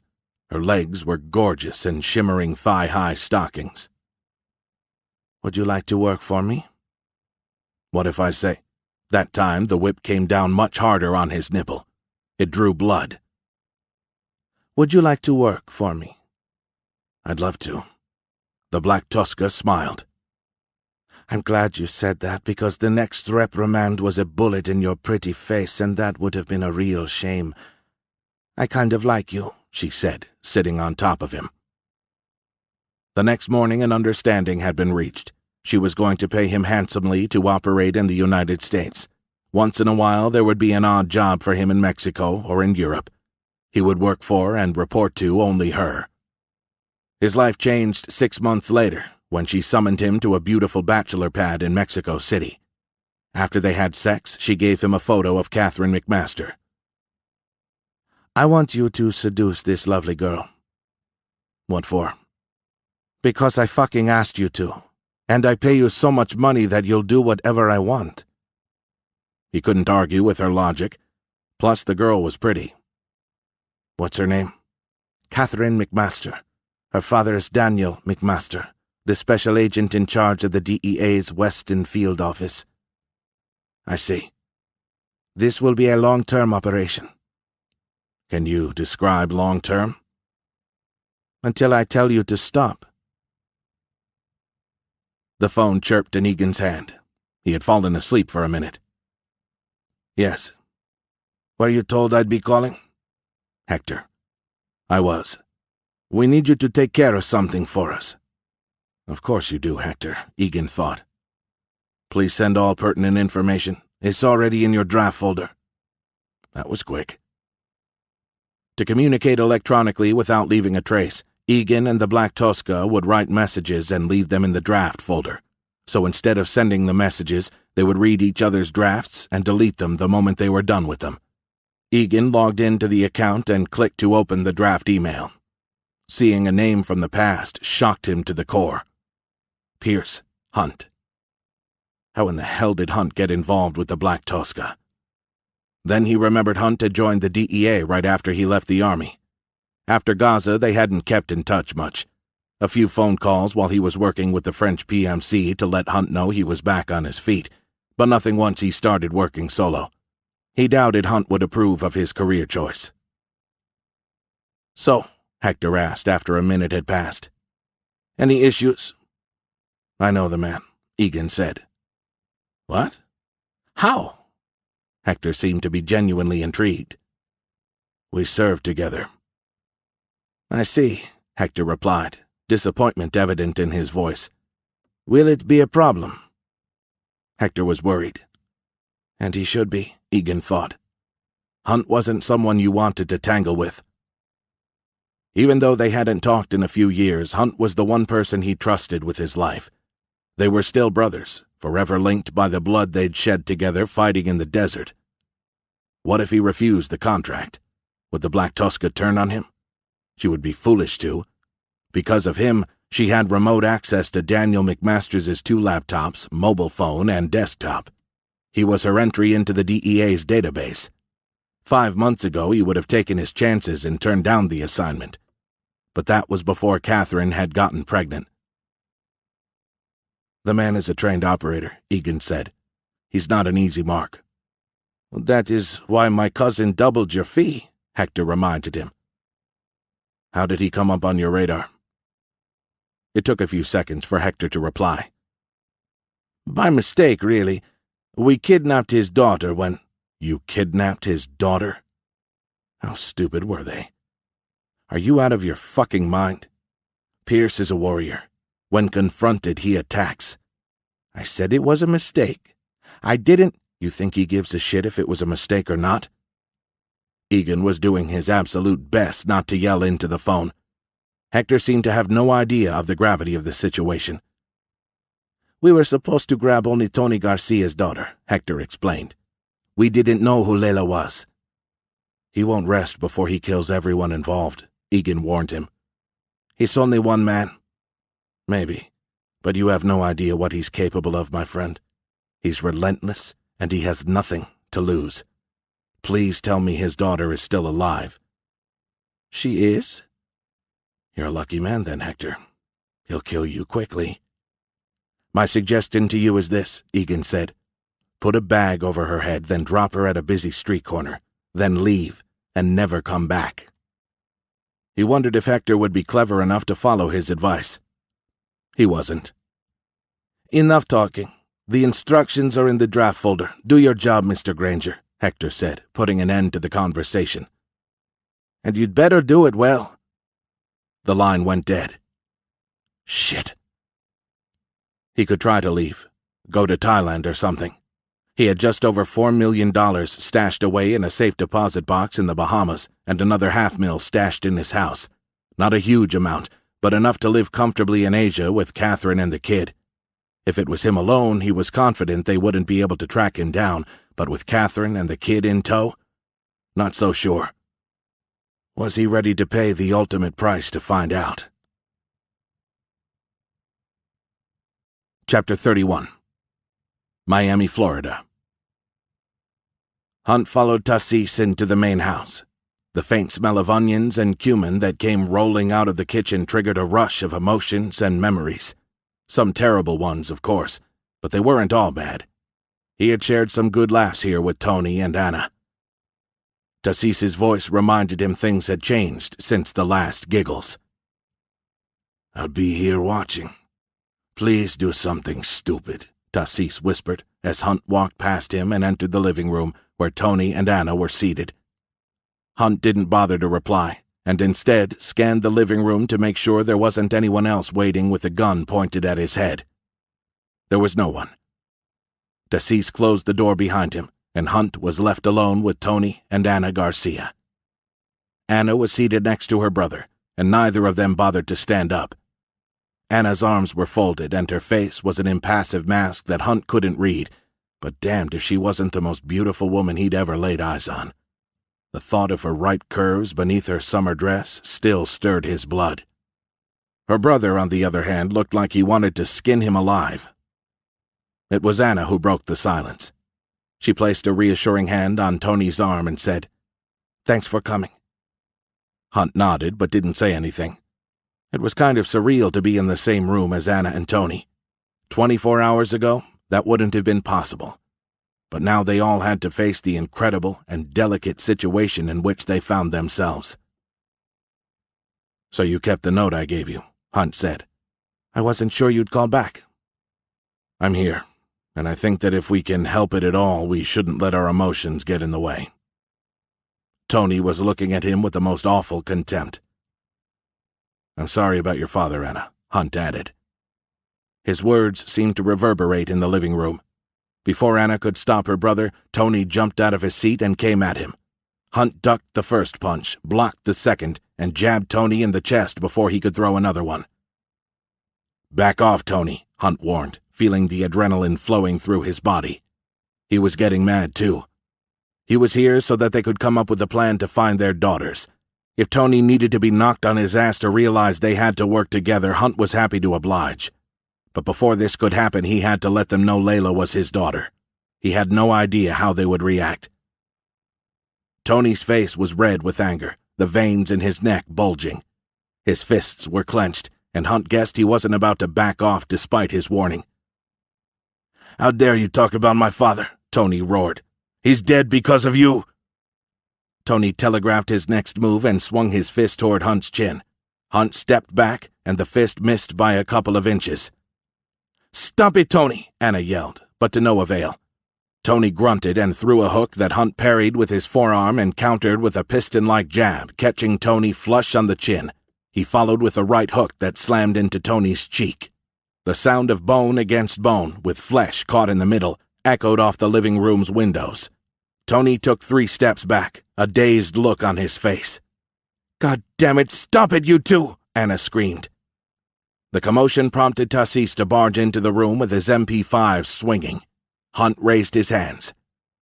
"We're fine, Mauricio," Anna said. Tassis looked at Tony. For a moment, Hunt wondered if Tony was about to ask Tassis to execute him, but a subtle nod from Tony sent his enforcer back into the corridor with a loud sigh. It was obvious to Hunt that this wasn't the outcome Tassis had hoped for. Have a seat, Tony, please, Hunt pleaded. Can we focus on the reason why I'm here? This thing between us, Tony replied as he sat, his eyes glinting with a fury Hunt had rarely seen. It isn't over. Anna questioned whether she'd done the right thing contacting Pierce. Clearly, her brother wasn't ready to see him. She wasn't sure she was ready either. What she truly wanted to do was hide in a corner. The humiliation she had suffered at the hands of this man, especially at the trial, continued to weigh heavily on her shoulders. Terrence Davis, the man she had fallen in love with, was ruthless but tender and compassionate at the same time. Pierce Hunt, on the other hand, was a mystery to her. She didn't know him at all, and certainly anything resembling trust between them had gone out the window when he betrayed her. For months after his treachery, she had been a total emotional wreck. Her appetite gone, she had lost 10 pounds within a few short weeks. She thought all this was behind her, but seeing him again here in her brother's house brought back painful memories. A ton of questions popped into her head. Was any of the intimacy they had once shared genuine? Did he really love her? If so, how could he have been so cruel? For her, it would have been impossible to fake the craving she had felt for him. Good God, I was such a fool. She wished, in a quieter, more secret part of her mind, that he had truly loved her. That would mean that he would have at least suffered a little when everything fell apart. Not that any of that mattered. Anna took a deep breath and pushed aside her needs and uncertainties. Can we talk? She asked. I'd like to say something, Hunt said, but you'll have to keep your cool, especially you, Tony. Tony opened his mouth, but Anna beat him to it. We're listening. I was with your father when he died. How? Tony barked, but stopped when Hunt raised his hand. Let me finish, then I'll answer your questions. That shut Tony up, but Anna knew there was a fight raging inside him. Your father was being transferred to a safe house when his motorcade got ambushed this morning. I was part of his protective detail. The newspaper said you were suspended after what happened in Chicago, Anna said. She didn't know what to think anymore. Today was my first official day back on duty. You DEA scum, Tony hissed. Why were you part of his protection detail? Vicente agreed to testify against Valentina Mieles, also known as the— We know who she is, Tony cut in. She's the bitch who kidnapped my daughter. And mine, Hunt said softly. What are you talking about? Anna asked, confused. Layla's my daughter. Anna felt a massive jolt of electricity shoot through her body. For a moment she forgot how to inhale. Hunt's words were so shocking that they froze her frame but thawed her heart. Could it be true? She studied his face for any sign of deceit, but didn't find any. His jaw was set, but his eyes revealed his vulnerability. I'll be damned. He's telling the truth. Hunt watched the color drain from Anna's cheeks. Unfucking believable, Tony said from the sofa, even though his tone betrayed the fact that he did believe it. So as unreal as it sounds, Layla is Sophia's best friend, Anna said. Everybody fell silent as they realized how awkward this was. I was supposed to bake them blueberry muffins, for God's sake, Tony said, his voice choked with tears as he raked his fingers through his black hair. Hunt could see Anna had 1,000 questions for him, so he said, Layla's mother, Jasmine, is my ex-wife. She left me after I testified at your father's trial. She's married to Chris Moon now. Anna nodded, but didn't say anything for a long minute. You had a family while we were together. It wasn't a question, more like a statement of fact. Still, Hunt replied, I did. And for what it's worth, I don't want to know, and frankly, I don't care, Anna said, even though they both knew it wasn't true. Can we focus on getting our girls back? Sensing they had reached some kind of uneasy truce, Hunt sat down in an armchair facing Tony. If the Black Tuska kidnapped our daughters, it makes sense she's the one who ordered the hit on the motorcade, too. Tony rubbed his face and said, She called me half an hour ago. Why didn't you lead with that instead of picking a fight? Hunt wanted to physically shake some sense into Tony, but he willed himself not to give in to his frustration.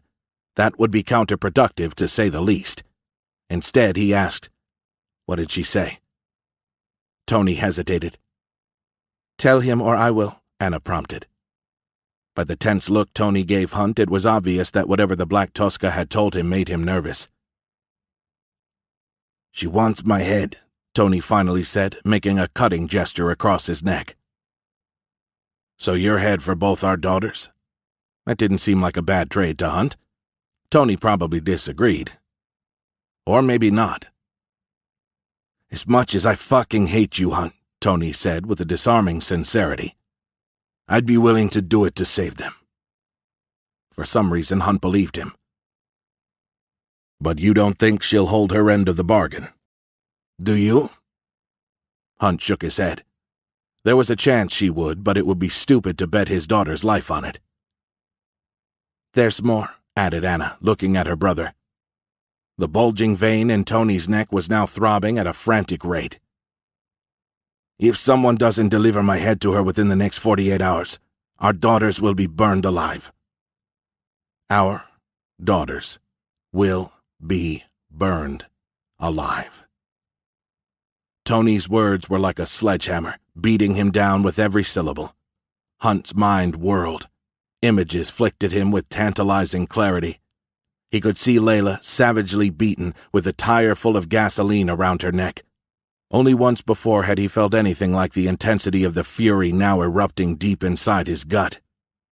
Gaza, 2007. The kidnapping of Cole Egan. Hunt remembered vividly the events that followed his friend's abduction. McMaster had been right. To find his friend, he had left carnage in his wake. In fact, he had committed some truly atrocious acts in order to reach Cole before the Hamas terrorists could kill him. In order to make peace with his past, with the things he had done, he'd sworn to himself he would never kill or torture another person in cold blood again. The promise. This was why he had left the military and joined a federal law enforcement agency. With the DEA, the rules of engagement were better defined. It was also his hope that conducting anti-drug operations in the United States would be less chaotic than hunting down terrorists overseas. On the contrary, the moral and ethical dilemmas he faced almost every day as a DEA special agent were often tougher than the challenges he had faced fighting terrorists abroad. The delicate touch of Anna's hand on his knee brought him back to the present. "We need your help, Pierce, and I think you need ours." He slowly lifted his head to look at her. She must have seen something in his expression because her eyes widened, and she froze. A frown appeared, drawing her eyebrows together. She removed her hand from his knee and sat straighter. "What?" he asked her. He saw her shiver. "There's darkness in you that scares me." Hunt felt it too, and he embraced it. Whatever the cost, he would find Layla and Sophia. "Sometimes you need darkness to see the light," he said, knowing the next 48 hours would be pitch black. Chapter 32. Stafford, Virginia. Pierce Hunt. Text message. Simon Carter recognized the ringtone. He would have ignored it otherwise. He opened his eyes and blinked at the naked woman sleeping beside him. With the exception of the few smile lines around her eyes, his wife hadn't changed at all since he had first fallen in love with her 15 years ago. A glimmer of moonlight streamed in through a couple of broken blinds, highlighting the side of her face and the top of her shoulder. He kissed her lightly on her forehead and got out of bed without disturbing her. He picked up his phone from the charging station and went down to the kitchen. He foraged through the fridge and found a pot of leftover chicken a la king. He prepared himself a plate and put it in the microwave. While it heated, he poured a tall glass of ice water and gulped half of it down. The last time Hunt had contacted him was to let him know he had been transferred to the Miami Field Division in Weston. Carter was happy for him. Hunt was a good man, well respected by his peers.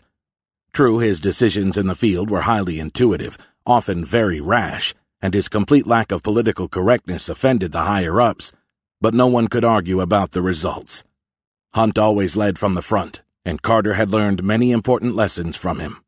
If Carter had become a good team leader, it was mainly due to Hunt's mentoring.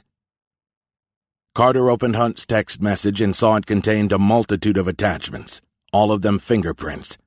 Hunt's message was short, direct, and to the point. Carter read the text message twice. The ambush in Miami had made national news. The U.S. Marshals had lost good men in the attack, but there had been no mention of Hunt's involvement. His friend was in deep shit and needed his help. Hunt had left instructions on how to contact him. The microwave beeped, but Carter ignored it. He wasn't hungry anymore. "It's getting close to midnight, baby," his wife said from behind him. "Are you coming up?" She was 3/4 of the way down the stairs. There was nothing he wanted more than to cuddle up with her under a pile of blankets, but Hunt's message meant he needed to head back to the office. "I'm sorry, Emma. I need to go," he said, brandishing his phone. Her worry was apparent. "Be careful, okay?" She had been a close friend of Scott Miller's wife, and Scott's death during the Chicago drug raid had shaken her, made her aware of just how dangerous Carter's job was. "Always," he said, scooping her up in his arms. Emma wrapped her arms around his neck and let him cradle her against his chest. His lips trailed across her hair and down to her neck. "I love you," he whispered in her ear. "I'll be back in no time." Though Carter drove with his habitual care, his mind was preoccupied. Rumors that Tom Hauer, the current acting administrator of the DEA, wanted to shut down the RRT program and replace it with Regional Special Response Teams, SRTs, bothered him. If that were to happen, each major domestic office would be required to maintain its own operational SRT, and chances were he'd be asked to relocate. He and Emma were happy in Stafford. She had found a job at one of the local schools, and they were less than an hour's drive from her parents. Carter loved his in-laws, both former CIA case officers, and he knew how much his wife cherished her time with them. If his team were disbanded, where would the DEA send him? Since he was the main breadwinner, he and his family wouldn't have any choice but to go where the DEA wanted him to go. The other thing that troubled him was Hunt's email. A quick check into the DEA's network had indicated there was now an arrest warrant for Hunt. Apparently one of his rounds had hit a bystander during the ambush on Vicente Garcia's motorcade. If this was true, why the hell did Hunt refuse to turn himself in? Why had he run? Something was amiss. Running went against everything Hunt stood for. He needed to speak to Hunt, and soon. But for now, he'd give his friend the benefit of the doubt and check those fingerprints. Chapter 33. Miami, Florida. Physically speaking, Anna knew everything about the man sitting next to her. The man she'd known as Terrence Davis wasn't classically pretty, but he was ruggedly sexy. His hard-to-look-away-from piercing blue eyes were warm and understanding, but they could also become as hard as diamonds in the span of a second. He had dark brown hair that he liked to keep short. But what she remembered the most, and missed even more, were the tight bands of well-defined muscles layered across his flat stomach. Hunt had the body of an Olympic swimmer. She used to know what Terrence Davis liked in bed, what worried him, and what made him happy. She knew what made him tick and what made him laugh. But what about Pierce Hunt? What did he like? What made him sad? Pierce Hunt's eyes were different too. In his eyes burned an intensity she had never seen before. These were the eyes of an apex predator ready to do anything to get what he wanted. And since they all wanted the same thing, Hunt was exactly the type of man they needed to save the girls. 3 knocks on the door steered her attention away from her ex-lover. This time Tassis was kind enough to announce his presence by knocking on the door before he entered. His MP5 was slung to his side and not pointed at Hunt's head, which in Hunt's opinion was a nice improvement. He was also carrying a sealed white envelope that he gave to Tony. "From our friend at the MDPD," Tassis said before moving out of the room. Tony glanced down at the envelope and took a deep breath. "The video of our daughter's kidnapping," Tony explained. The man was clearly shaken. His hands were unsteady as he tried to rip open the seal with his thumb. His fingers fumbled and he dropped the envelope on the hardwood floor. "Fuck!" Before either Tony or Anna had time to pick up the envelope from the floor, Hunt had his ceramic knife in his hand. He flipped the blade so that the handle was presented first. "Take this," he offered. Tony's face hardened, his eyes traveling from the knife to Hunt's eyes. His lips parted, and it looked as if he wanted to say something. But after a long moment he accepted the knife and used it to slice open the envelope. Tony pulled out a piece of paper and a thumb drive. He read the letter quickly and handed it to Anna, who read it, then gave it to Hunt. Hunt glanced down at the note. "I'm very sorry, Mr. Garcia. Please know the whole department is actively searching for Sophia and her friend. Here's the video we talked about." It didn't come as a surprise that Tony had men inside the department. What alarmed Hunt was the fact that he had access to someone high enough in the hierarchy to release a video that Detective Milburn had said was missing. But that was an issue he'd deal with later, if at all. For now, it served his purpose as much as Tony's. In an unexpected gesture, Tony handed him back his knife and said, "I'll have to speak to Mauricio about this." Hunt sheathed his knife and asked, "You gonna play the video?" "I'll get my laptop," he said, leaving Hunt alone with Anna. Hunt didn't mind the silence, but Anna was fidgeting in her chair. She looked at him, and he couldn't help but wonder if her thoughts mirrored his. He confirmed they did when she finally asked, "What chance do you think we have of finding them?"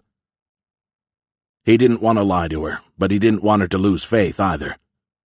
"The next 40 hours or so are crucial. The police are doing everything." She cut him off sharply. "I couldn't care less about what the police are doing. What are you gonna do about it?" He replied with total honesty. "I'll find the bastards who did this. I'll hunt them down. Then I'll give them one chance to tell me where the girls are before I start manipulating their bodies in ways they weren't meant to be manipulated." His answer seemed to satisfy her because she gave him a slow nod, and the worry in her face lessened slightly. Tony returned with his laptop. He set it up on the coffee table and angled it so that Anna and Hunt could see the screen. He pulled the thumb drive from his pocket and nervously twirled it before inserting it. Hunt's body tensed in anticipation. It wasn't every day that you watched your daughter being kidnapped. When the video started, his heart was trip-hammering, and a nervous sweat pricked his forehead. At some point during the video, he heard Anna yelp with fright, and her hand gripped his arm. Hunt did his best to keep his cool and not let his temper get the best of him. It was as much for his own sake as Anna's. When the video ended, Anna looked as if she wanted to bolt out of the room. Tony simply sank deeper into the sofa and placed his head into his cupped hands. Hunt was the first to compose himself. "I'll need to look at the video again." When Tony didn't immediately react, Hunt clapped his hands to get his attention. "Wake up, Tony. Sophia needs you. Play the damn video again." That did the trick. Tony came out of his trance and punched a key to restart the video. "Now," Hunt said to Anna and Tony, "I know watching it over and over again is going to be difficult, but we need to pay attention and dissect the details in case they give us clues as to where they took our girls." "This was done by professionals," Tony said. Hunt concurred. He was glad Tony had regained his self-control. "Let's watch it a couple of times, and then we'll compare notes, all right?" Hunt suggested. And that's exactly what they did for the next 15 minutes. Once Hunt was convinced he had learned everything there was to learn from the video, he looked at the 2 pages of notes he'd written. "So," Anna asked him, her voice still a bit shaky, "anything you'd like to share?" Before he could answer, his burner phone rang. It was Simon Carter. Chapter 34. Hallandale Beach, Florida. Hector Mieles wasn't one to slack off when it came to operational security.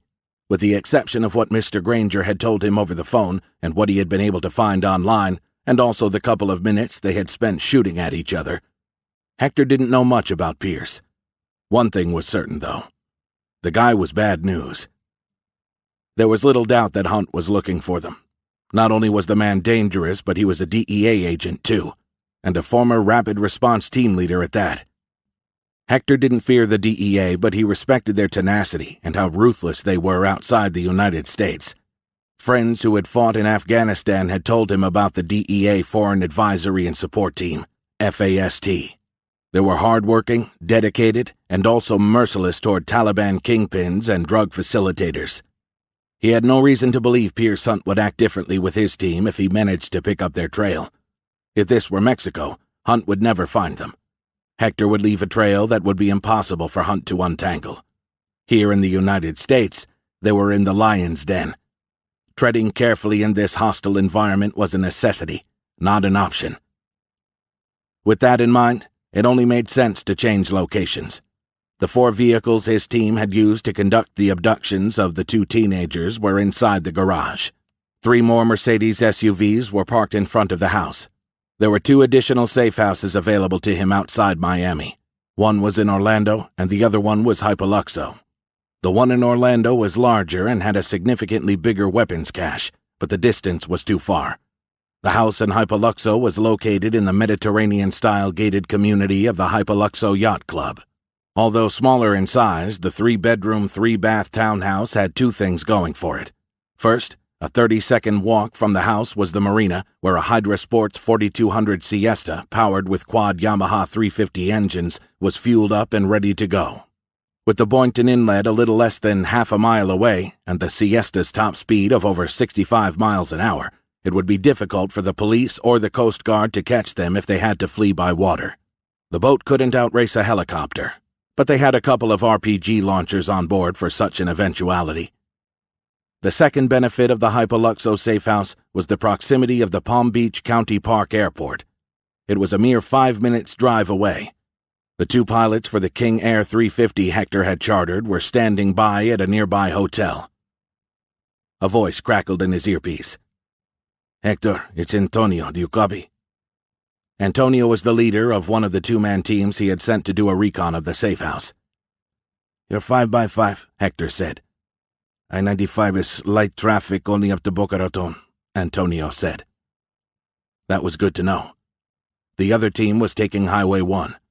Both teams were to report to him every 10 minutes with traffic updates, or sooner if they noticed anything unusual, like a police speed trap. Hector wanted to be gone within the hour. The only thing he had left to decide was how to proceed with the girls.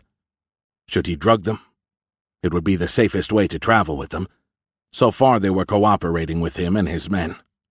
Hector guessed they were too terrified to do otherwise. They were so young. In Hector's mind, they were lucky he was the one in charge. He knew men, none of them on his team, who would have raped the girls by now just to show them who was in charge.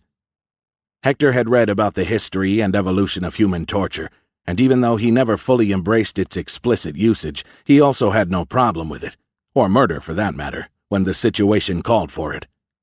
But rape was another matter. It was wrong.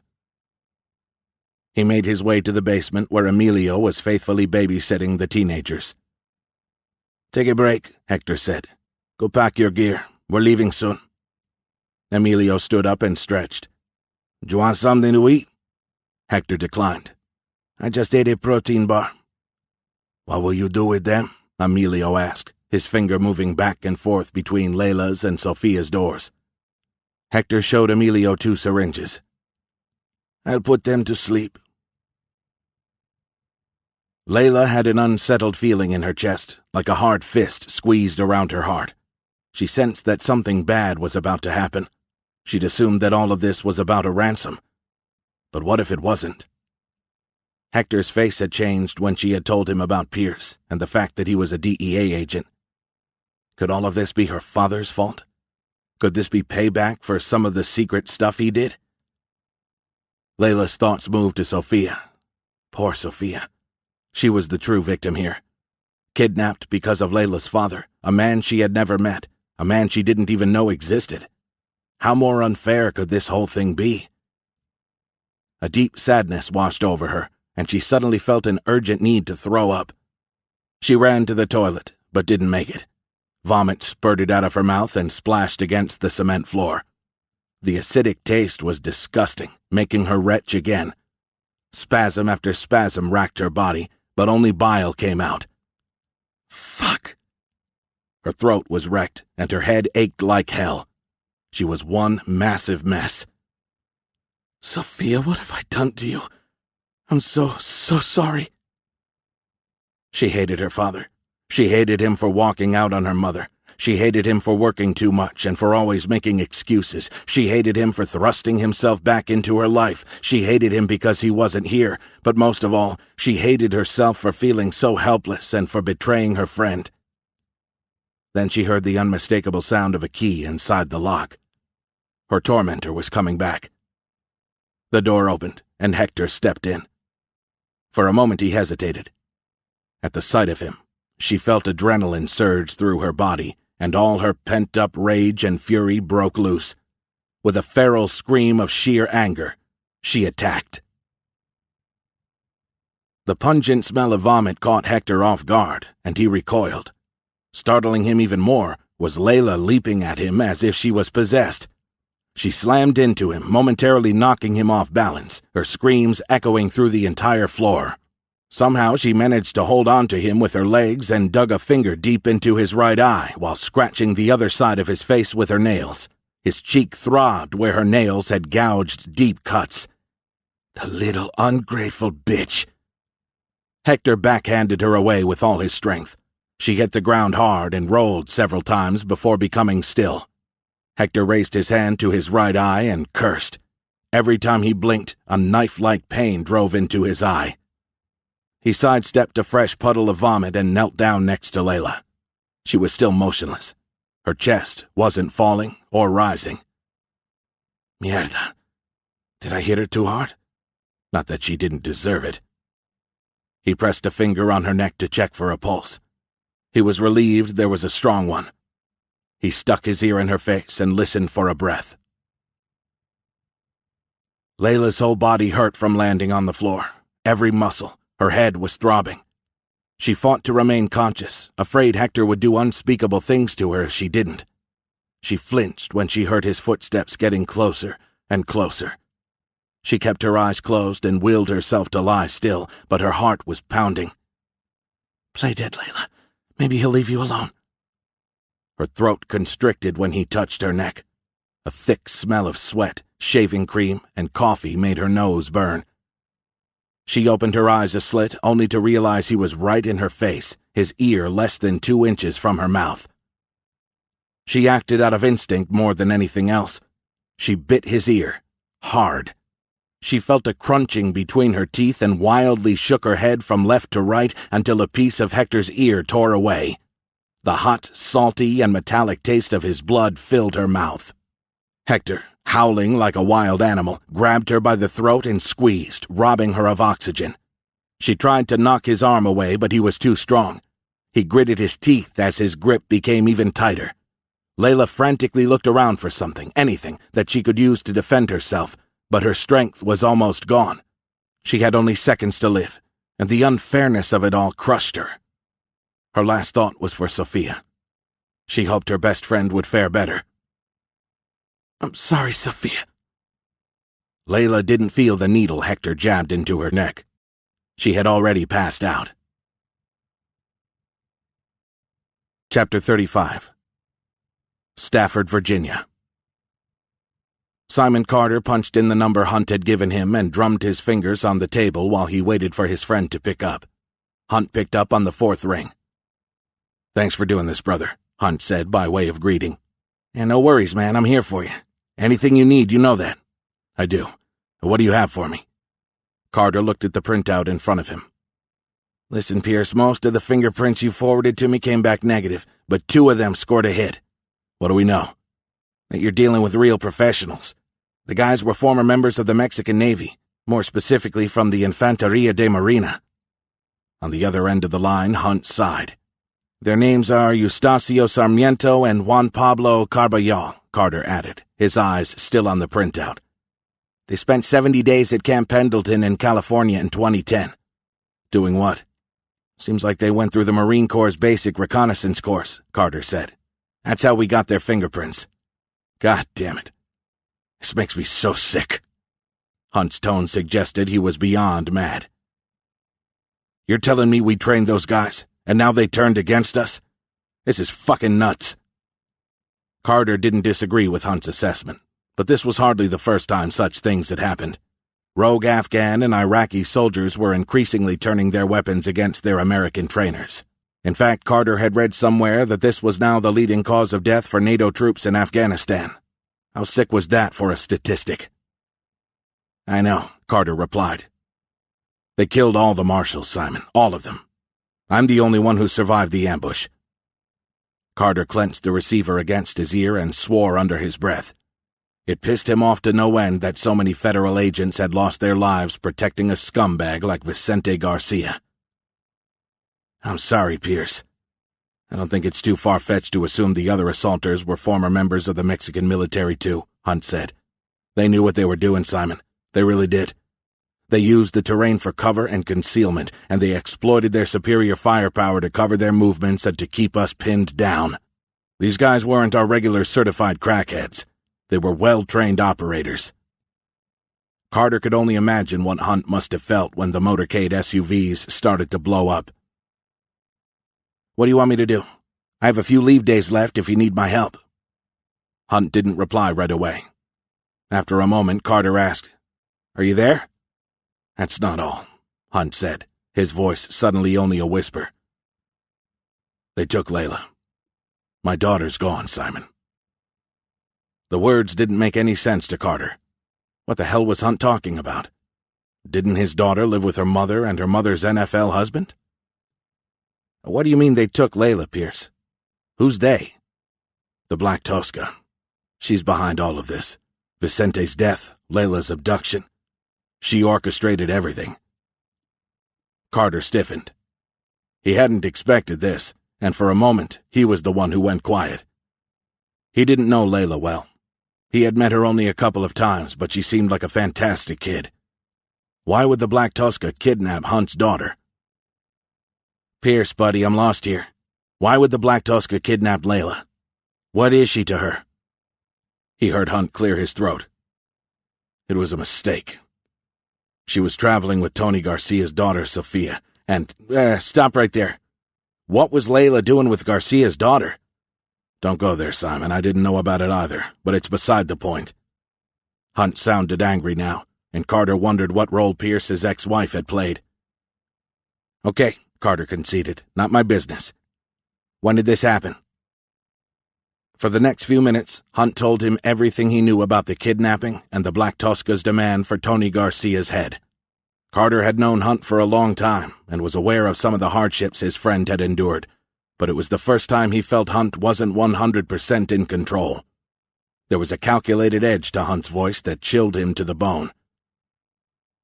"I need you to keep feeding me all the intelligence we have on the Black Tosca and her organization," Hunt said.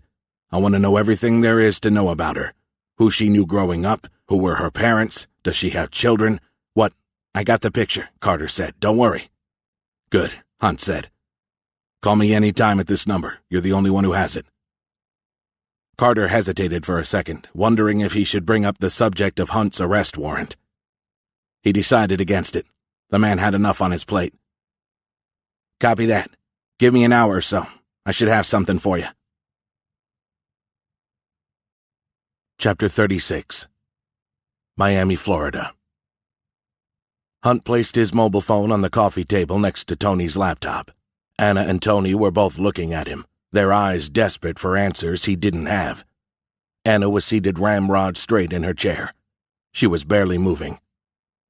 "Simon is a good man," Hunt told them. "He'll call back soon enough with additional info." "So we're supposed to sit on our collective asses until Simon calls back? That's your plan, Superman?" Tony stood up, looking like he wanted to fight again. Hunt hoped it wouldn't get to that, because the next time Garcia decided to spar, Hunt would put him down for the count.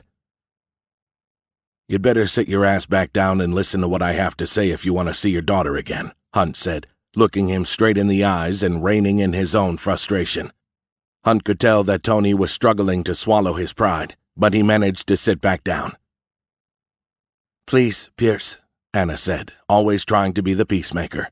"Tell us what you have in mind." Hunt leaned toward Tony and said, "Are you ready to make a deal?" Tony blinked, and a furrow appeared between his dark brows. He cocked his head and asked, "What kind of deal are we talking about?" I'll get Sophia and Layla back, Hunt said. And once I do, I want you to start converting your illegal business interests into legitimate ones. Tony's head snapped toward Anna. A look of complete surprise crossed his face. Anna let go a small, abrupt laugh, but didn't respond otherwise. Even Tony seemed at a loss for words. We got a deal? Hunt said. Tony's face contorted in anger. You're crazier than I thought, he said. I was under the impression you'd do anything for Sophia. I guess I was wrong. How dare you demand such things? Why does it even matter to you? Hunt's expression hardened. Because your business is the reason our daughters were taken, he roared. Or are you too fucking blind to see that? A man like Tony didn't get to where he was by being stupid. He might have inherited the organization from his father when Vicente went to prison, but he was the one who had bullishly expanded it into many different and lucrative niches. Tony had invested heavily in real estate using money laundered through his numerous legitimate contracting corporations. He now owned several high-value lots and apartment buildings all around the east coast of Florida. In the process, Tony had made new enemies, but also achieved a degree of diversification that provided the kind of synergy rarely seen in the drug trafficking industry. A fifth of the family business income now came from genuine businesses. An organization like his would be a prime acquisition target for a powerful Mexican cartel like the one the Black Tuska controlled. Do you really think you can do better than the police can do? Anna asked. Hunt turned in his seat to face her. Listen, Anna, the police are pretty good at what they do. And to be honest, very few things grip an officer with more urgency than a missing child. There's something about this type of call that drives the officers to respond with everything they've got. But they excel at finding missing or runaway children, Hunt explained. But Sophia and Layla, they were abducted by one of the most ferocious and powerful drug cartels in the world. The police are ill-equipped to deal with that, and with the red tape associated with the criminal investigation. And you had known about these things, right, Terrence? Tony asked, not hiding his sarcasm. Hunt didn't take the bait. Instead, he looked at Anna for support. He didn't get any. It had been an exhausting day for everyone, and tensions ran high. He glared at Tony. Yes, I know how to run a criminal investigation and how hard it is to successfully prosecute someone like you. I tried and I failed, remember? We both know you were as guilty as your father, but here you are, reigning over his organization. What's your point, Pierce? Anna demanded. Hunt had long ago made up his mind about what he was willing to do to get Layla back, so when he replied to Anna, his voice was chillingly even. I have no intention of following the rules. There's nothing I won't do, nothing I won't say, to get the girls back. I'll hurt as many people as I need to. Flashbacks from his actions in Gaza flooded his thoughts. They came as short but violent bursts that shocked his brain with images so vivid that it was hard to dissociate them from reality. A man is tied to a chair. Hamas terrorist scum. He's pleading for his life. A dark, reeking stain has already spread across his dirty combat trousers. His right kneecap has been shattered, and a finger is missing from his left hand. Hunt pressed his hand against his forehead in an attempt to dislodge the brutal images. Pierce, are you okay? Slowly, he managed to claw out of the images in his head. Once they were gone, he focused on Anna and said, I've been through a situation like this before. Let's just say that in the Rangers I acquired a particular set of skills. This skill set could come in quite handy in the next day or so. Where will you start? Anna asked. And what about the warrant against you? He looked at her, then at Tony. Just give me everything you have on the Black Tuska's operations in Florida, and I truly mean everything. Together with whatever Carter sends me. I'll figure out something. Chapter 37. South Beach, Florida. Hunt glanced at Anna from time to time as he weaved through the South Beach traffic. She was looking straight in front of her, her head resting against the plush leather padding of the headrest. She wore a 1,000-yard stare, the same one he had seen on the faces of soldiers right after they had lost a friend in combat. She hadn't exchanged one word with him since they had left Tony's compound, and Hunt was sure this was because he had told her and Tony in no uncertain terms that he didn't want Anna to accompany him. Tony had then volunteered, but Hunt had flat out refused. Anna he could control. Maybe. But Tony. He was Sophia's father. There was no way he would keep his cool if they came close to finding the girls. The odds of Tony killing someone before Hunt could extract every bit of intel out of him were too great. Besides, the Black Tosca might well have Tony under surveillance. Mercifully, the intelligence Simon Carter had sent his way was of great assistance in helping Hunt find a place to start in locating the girls. Cross-referencing it with the intelligence the Garcia family had gathered on the Black Tosca since her rise to power had been easier than he had originally assumed. The late Vicente had identified the Black Tosca as a potential threat early on and had kept close tabs on her, which surprised Hunt. When he asked Anna how Vicente had recognized the menace Valentina Mieles could become years before she would appear on the DEA's radar, Anna had no idea why this would be so.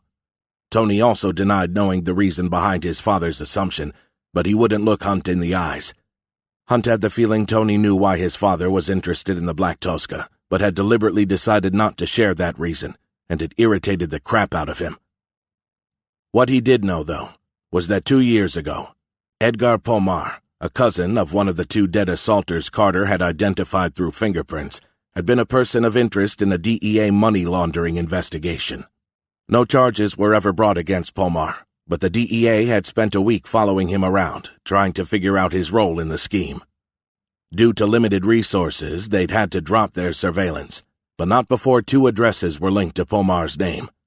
One was a 2-bedroom condo in South Beach. The other was a luxurious oceanfront home in Hallandale Beach.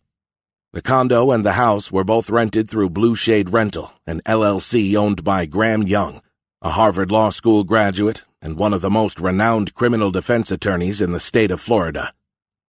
Hunt wondered if Young was the real reason why the DEA had backed off of the investigation at that point. Young was well known for successfully defending controversial clients in court. His success rate was extraordinary. Though it was said he didn't have any political ambitions, something Hunt doubted very much since most high-profile scumbags seemed to have some. Young's regular and generous contributions to the 2 main political parties made him almost untouchable. This was all fine with Hunt, but if Young had anything to do with Layla's kidnapping, there would be no hand-wringing, no second-guessing about what Hunt would do to him. Untouchable or not, Hunt would break the man. Since the condo was located on Ocean Drive, a major thoroughfare in Miami Beach consisting of 10 city blocks of neon-infested Art Deco overindulgence, Hunt decided to start with that property. Because Young's other property was tucked in a wealthy enclave of Hallandale Beach, he would have to be more cautious about his approach. Here on Ocean Drive, there was no such issue. It was almost midnight, and the streets were still filled with tourists and locals alike. Every hotel and restaurant was brightly lit, and the bars were packed so tightly that people were lining up on the sidewalks for the privilege of buying overpriced cocktails.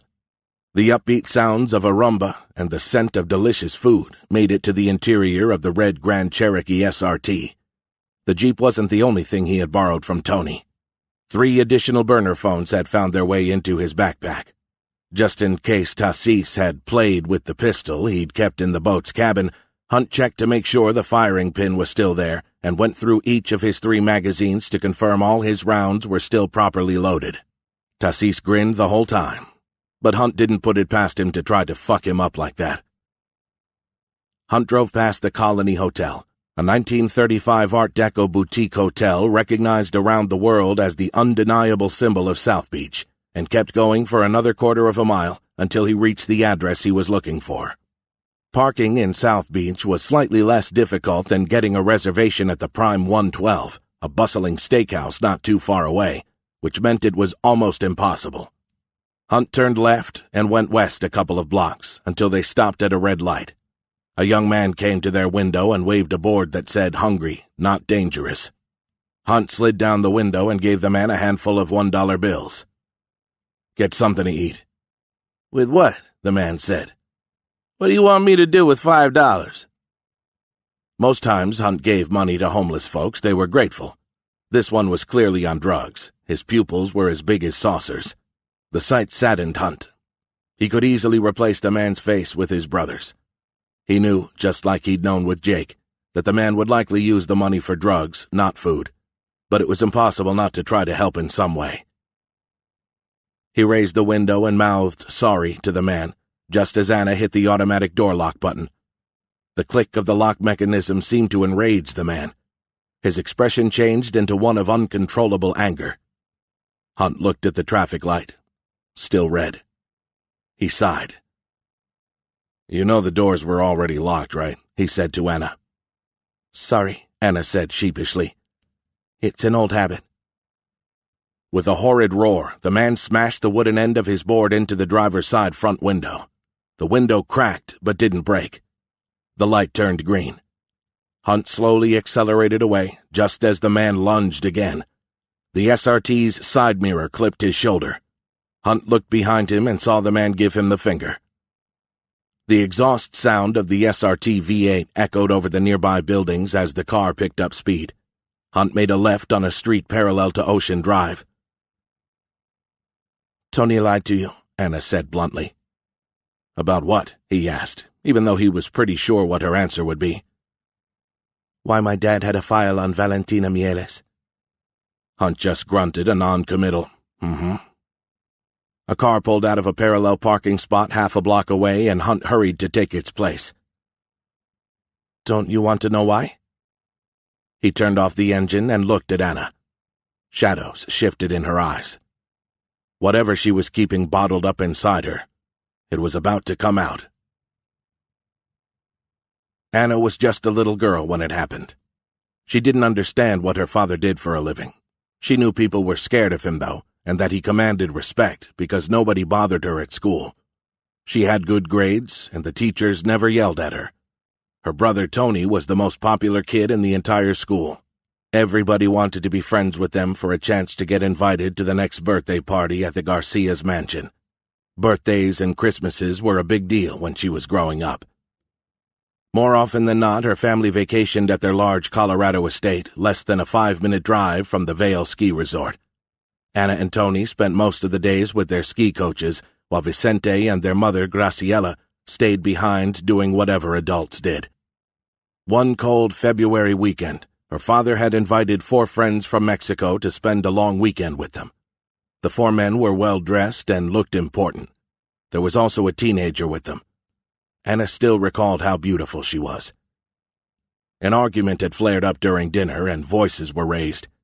At some point, her father had sent her and Tony to their rooms with one of the bodyguards. Even from their rooms they could hear the yelling from the grand dining room. She remembered Tony holding her in his arms and how afraid she was. Then she heard the first shot. 3 more followed in quick succession. She was screaming by then, terrified.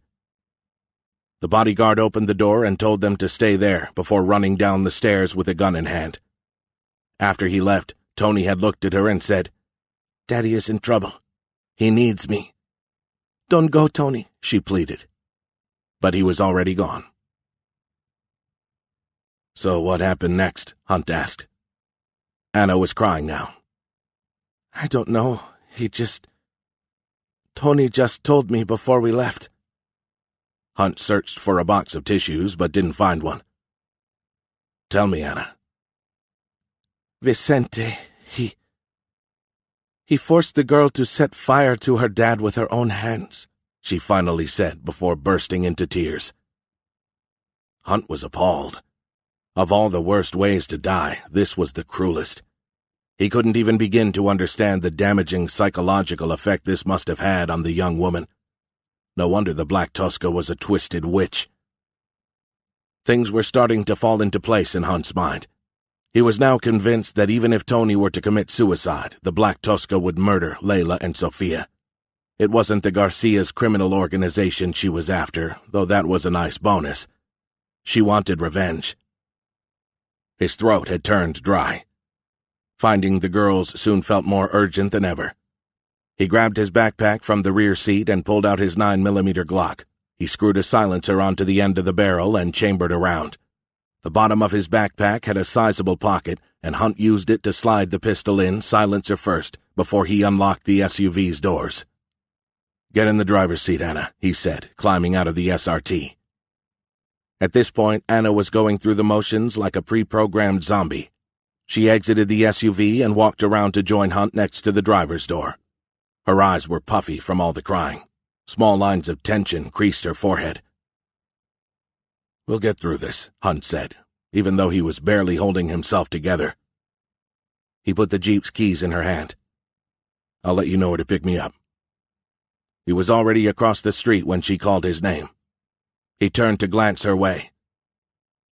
"I'm glad you couldn't save my father," she said. "I'm happy the son of a bitch is dead." Chapter 38. South Beach, Florida. Hunt approached the condominium building. It was 4 stories high, and the developer's website indicated there were only 4 condos, all of them sprawling across 2 floors. The building had a minimalist look that Hunt didn't like. He noted 2 security cameras aimed to cover the area around the front door.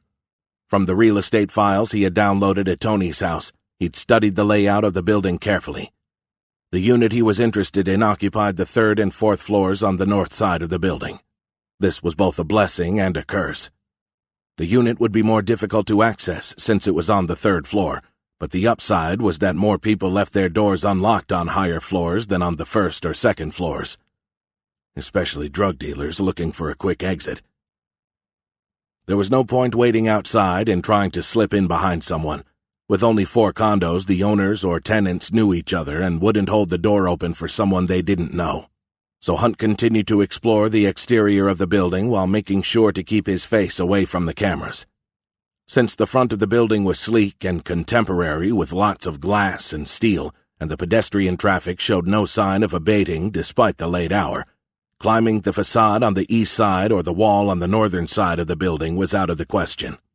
The back of the building was a different matter. It was accessible through a small path between the building and the restaurant next door. The path led back toward an alleyway with no sidewalk. It was darker in the alley than on Ocean Drive, and the smell was different too, thanks to the open lids of the 2 dumpsters. Hunt didn't care about the reek coming out of the dumpsters.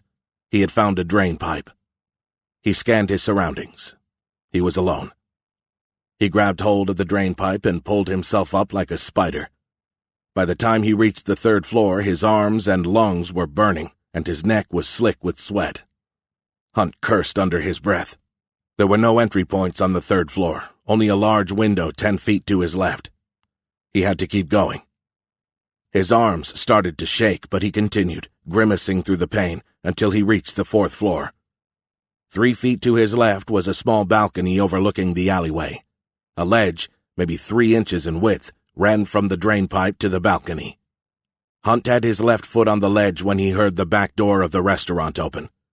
He looked down and to his right and saw that a cook had lit up a cigarette. That couldn't have happened at a worse time. Any sudden movement he made could attract the cook's attention and prompt him to call the cops. Who wouldn't?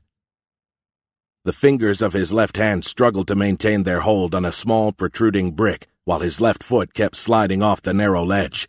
His right wrist and shoulders were cramping, his back was tensing up, and his shoulder blades were getting tighter by the second. The cook only had to look up to see Hunt hanging between the balcony and the drain pipe. Hunt was stuck. He couldn't move left and he couldn't move right, and he couldn't hold on much longer. Edgar Pomar couldn't sleep. There was too much on his mind. Nothing that couldn't be handled, but he was a perfectionist. You had to be when you worked for the Black Tosca. The slightest slip could cost you your life and those of your loved ones. It made him anxious and in need of a cigarette. He thought about lighting up in bed, but his bitchy wife could come back at any time, and there was no chance of a late-night blowjob if she caught him smoking inside. He opened his nightstand drawer and pushed aside the Sig Sauer to grab the pack of Marlboros and the lighter underneath. He stopped in the bathroom to relieve himself, thought about washing his hands but decided against it, and made his way to the 2nd floor. Thank God for that small balcony. His wife hated it. It fucking smells like shit in the alley, she kept complaining. But he didn't mind. It allowed him to smoke without having to go all the way down to the sidewalk. He slid the glass door open and stepped outside. Damn, the missus was right. It did smell like shit. Maybe he didn't need that cigarette after all. He was about to shut the door when he saw movement to his left. His heart leaped in his throat, and he involuntarily took a step back before he dashed back inside to get his cig. Someone yelled from within the restaurant. The cook cursed out loud and replied with something Hunt couldn't make out. The cook tossed his cigarette in the alleyway and ground it under his heel before heading back inside the kitchen. The sound of the balcony door sliding open next to Hunt momentarily caused his heart to pound even more violently than it already was. He'd be exposed to anyone stepping onto the balcony, and in this position he was defenseless. He couldn't remember the last time he had been so vulnerable. He had less than a second to take action, and only one move he could make. Boosted by a surge of adrenaline and sheer will, Hunt ignored the pain coming from his legs and shoulders and leaped toward the balcony. The tips of his fingers grasped the railing, and he hurled himself up and over just in time to see a man run back inside the condominium. Hunt ran after him while alarm bells blared in his head. His entry should have been covert. How the hell had he ended up running after someone through an apartment he hadn't cleared? How many bad guys were inside? Were there even any bad guys inside? The man he was chasing had all the rights in the world to run away from him. Scratch that. The man he was chasing had all the rights in the world to fucking shoot him. What if he was simply trying to protect his family? Damn it. Under any other circumstances, Hunt would have retreated. But to find Layla, Hunt was ready to break all rules of morality. Ahead of Hunt, the man started going down the stairs 3 at a time to reach the floor below, but he lost his footing and almost tumbled down the last 5 steps.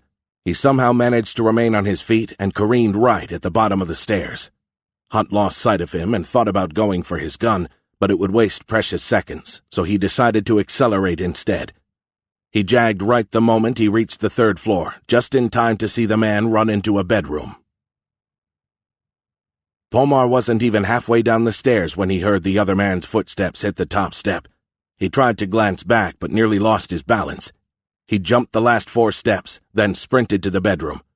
He reached his nightstand, opened the drawer, and grabbed his pistol. He didn't even have time to take it out of the drawer before the man jumped over the bed and tackled him at full speed. Both men crashed against the nightstand, with Pomar's hand still inside. Its drawer closed, snapping Pomar's wrist. Pomar tried to yell, but his attacker threw him on the floor hard enough to knock the air out of his lungs. Before Pomar could recuperate, the man had a knee on his back and one of his hands cupped around his mouth. The tip of a knife was pressed to the back of his neck. "Where are the girls?" the man barked at him. With the man's hand solidly clasped against his mouth, Pomar could only make a few sounds. The man eased his hold to let him speak. Mistake. The moment he did, Pomar sank his teeth into the man's hand. But before he could rip a finger off, something hit him hard on the head. His forehead pitched forward and bounced twice against the hardwood floor, just like a basketball. The man's teeth had barely touched his skin when Hunt elbowed the back of his head, knocking him out. Hunt went back to the nightstand and took the Sig Sauer from the drawer. Hunt withdrew his own pistol from his backpack and proceeded to clear the condo. Better late than never, he thought. If there had been more than one bad guy, Hunt bet the man he had put to sleep would have called for help. The fact that he didn't indicated he was probably alone. Hunt nevertheless stayed vigilant and moved from room to room with speed, sweeping his gun left to right and back again. The condo was surprisingly clean and orderly. In less than 2 minutes, Hunt was confident they were the only 2 living things in the condo. He went back to the bedroom. The man was still on the floor, but he had regained consciousness. He was on his back, moaning in pain. Hunt grabbed him by the hair and dragged him outside the bedroom to a modern-looking dining chair. He lifted the man into the chair. From his backpack, Hunt pulled out a roll of duct tape. He secured the man's hands behind his back and his ankles to the legs of the chair. He then tore off 2 more pieces and pressed the first one against the man's left eyebrow. He used the last piece to tape the man's mouth shut. Hunt slapped him to help him come around. The man looked at him and blinked his eyes as he tried to figure out how he had ended up tied to a chair. His forehead was swollen and his eyes were unfocused. Hunt slapped him again, and it seemed to do the trick.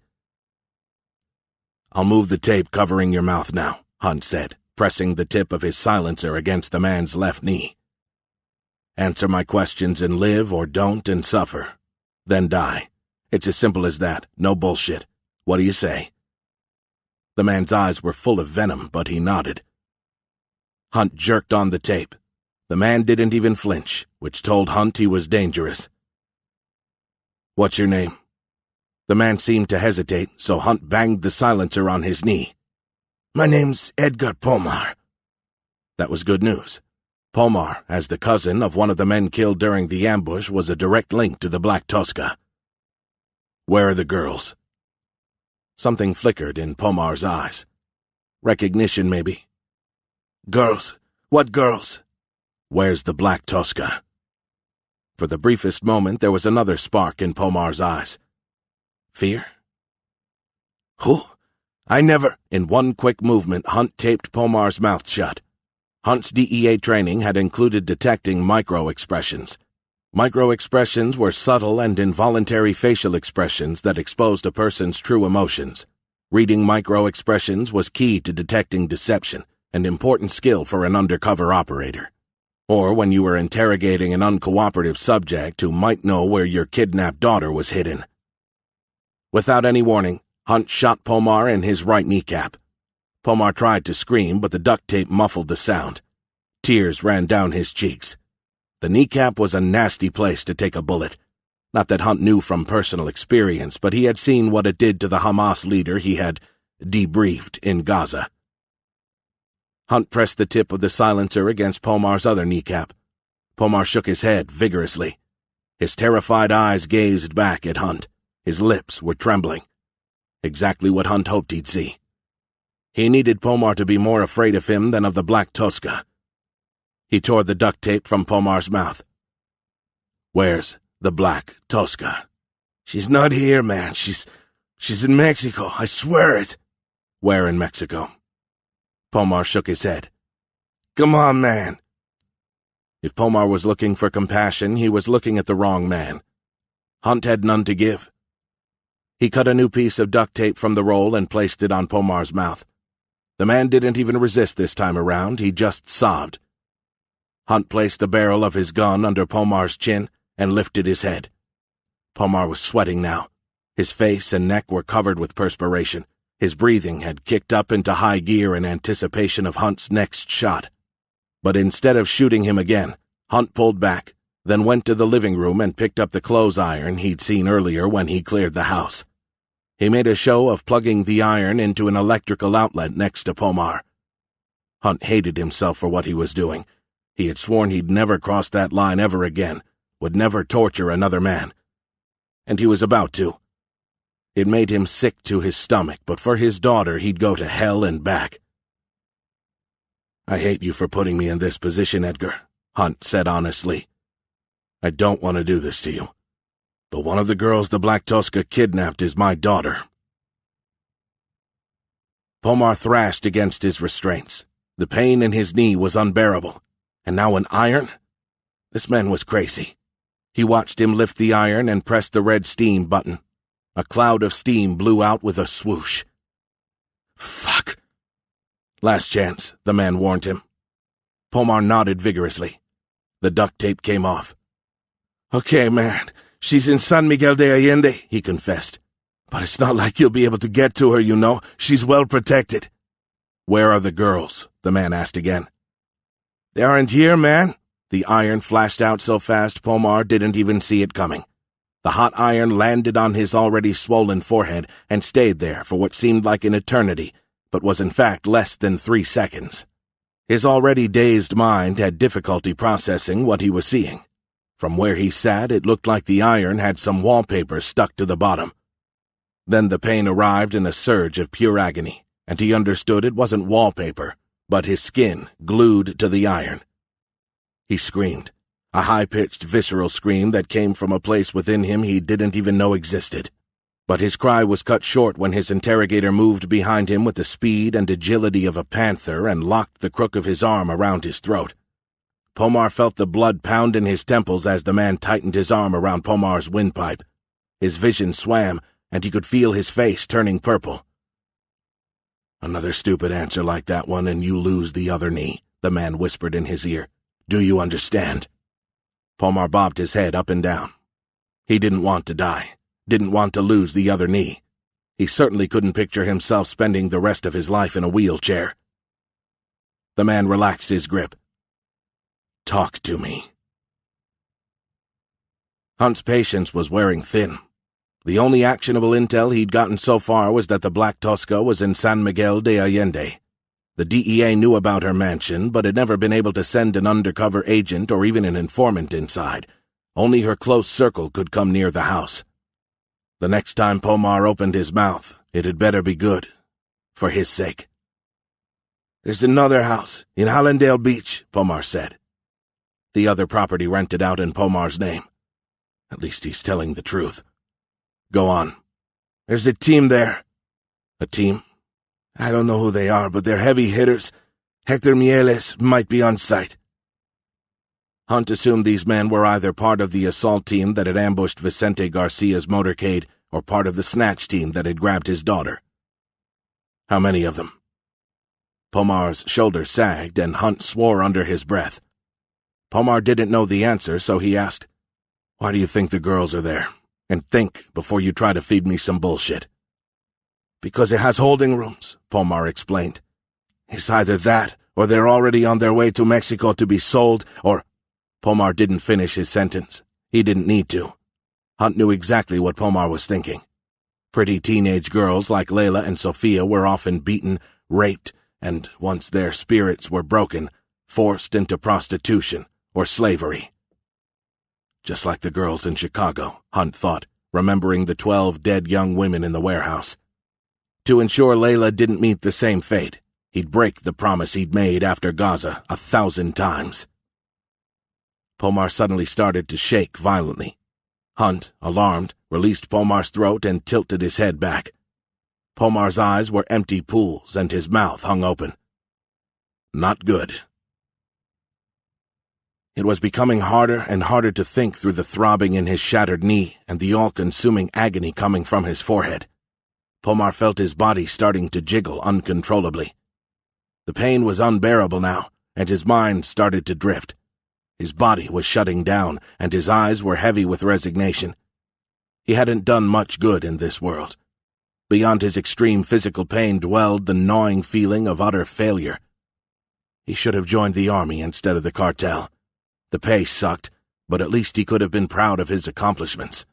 He had so many regrets, but at least he had told the man everything he knew, which he had to admit wasn't much. For reasons he didn't understand, since it defied any kind of logic, he didn't hate the man for what he had done to him. As Pomar slipped into unconsciousness, the last thing he saw was the man's face, and the glint of a knife. There was nothing to gain from staying in the condominium any longer. Pomar hadn't been part of the team that kidnapped Layla, that much was clear, but it didn't mean he didn't deserve what Hunt had done to him. Hunt cut the duct tape around Pomar's wrists with his knife. Since Pomar was a cartel member, Hunt wasn't worried about him calling the police.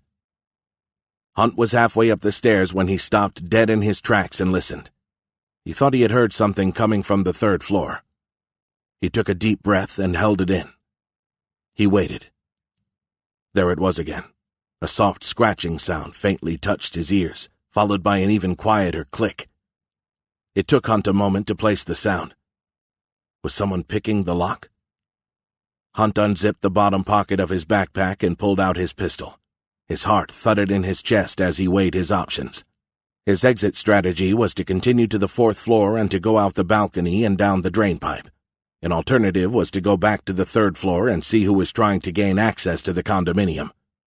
Hunt brought his gun up and, praying for no squeaky steps, went down the stairs. He took position behind a door frame so he could cover the front door. The door cracked open. The hall light cast half a human shadow through the opening. Someone was waiting just outside the condo, listening. A moment later, the muzzle of a pistol appeared, and then a figure slipped inside the condo. The figure silently closed the door. There was just enough light for Hunt to recognize the intruder. Anna Garcia. Anna, it's Pierce, Hunt said from behind the door frame. What are you... Damn it, Pierce. You've been gone for more than 15 minutes. What do you want me to do? For how long did you expect me to wait in the car? I came here to help you. He switched the light on. Anna held a hand up to her face to shield her eyes from the sudden glare. Hunt was both pissed and impressed at the same time. The fact that Anna had the guts to gain access to the building, pick the lock, and come in with her gun drawn showed him she wanted to find the girls as much as he did. There were 2 cameras covering the front entrance of the building, Hunt said. No worries, I took care of them. You took care of them? How? He asked, making his way to Pomar's bedroom. Through their Wi-Fi network, Anna explained, holstering her pistol. Hunt squinted at her. You know how to hack? Don't look so surprised. You don't have to be trained in information technology to know how to break into a simple system. Hunt shook his head. Given how much of himself he'd concealed from her, he supposed it was only fair that she had some secrets too. Anyhow, this Pomar guy didn't know much. He said that Hector Mieles might be in Miami, more specifically in Hallandale Beach. At the other Black Tosca safe house? Yes. Hector is a cold-blooded killer. That wasn't something Hunt needed to hear. He's a tall son of a bitch, too. Rumors have him at 7 feet tall. And big. He's former Mexican military, she added. 7 feet tall. Hunt wondered if Hector wasn't the guy with whom he had exchanged gunshots the day before. A man with the lethal focus he'd witnessed wouldn't hesitate to kill 2 teenagers. I'm going to Hallandale Beach, Hunt said. I'm going with you. Hunt elected not to argue. What are you going to do with him? She asked, pointing to Pomar, who had just started moving again. Nothing. You should kill him. Hunt shook his head. Not necessary. I don't expect we'll see him again. If he's smart, he'll disappear. I admire your moral code, she said sarcastically. He raised an eyebrow. First, hacking, now bloodlust. What else was he going to discover about her? You're very much your father's daughter, aren't you? A flash of anger appeared on Anna's face, and then it was gone. As you wish, she said. But don't say I didn't warn you. Chapter 39. South Beach, Florida. Egan was on his way to Tony Garcia's house when Hector called.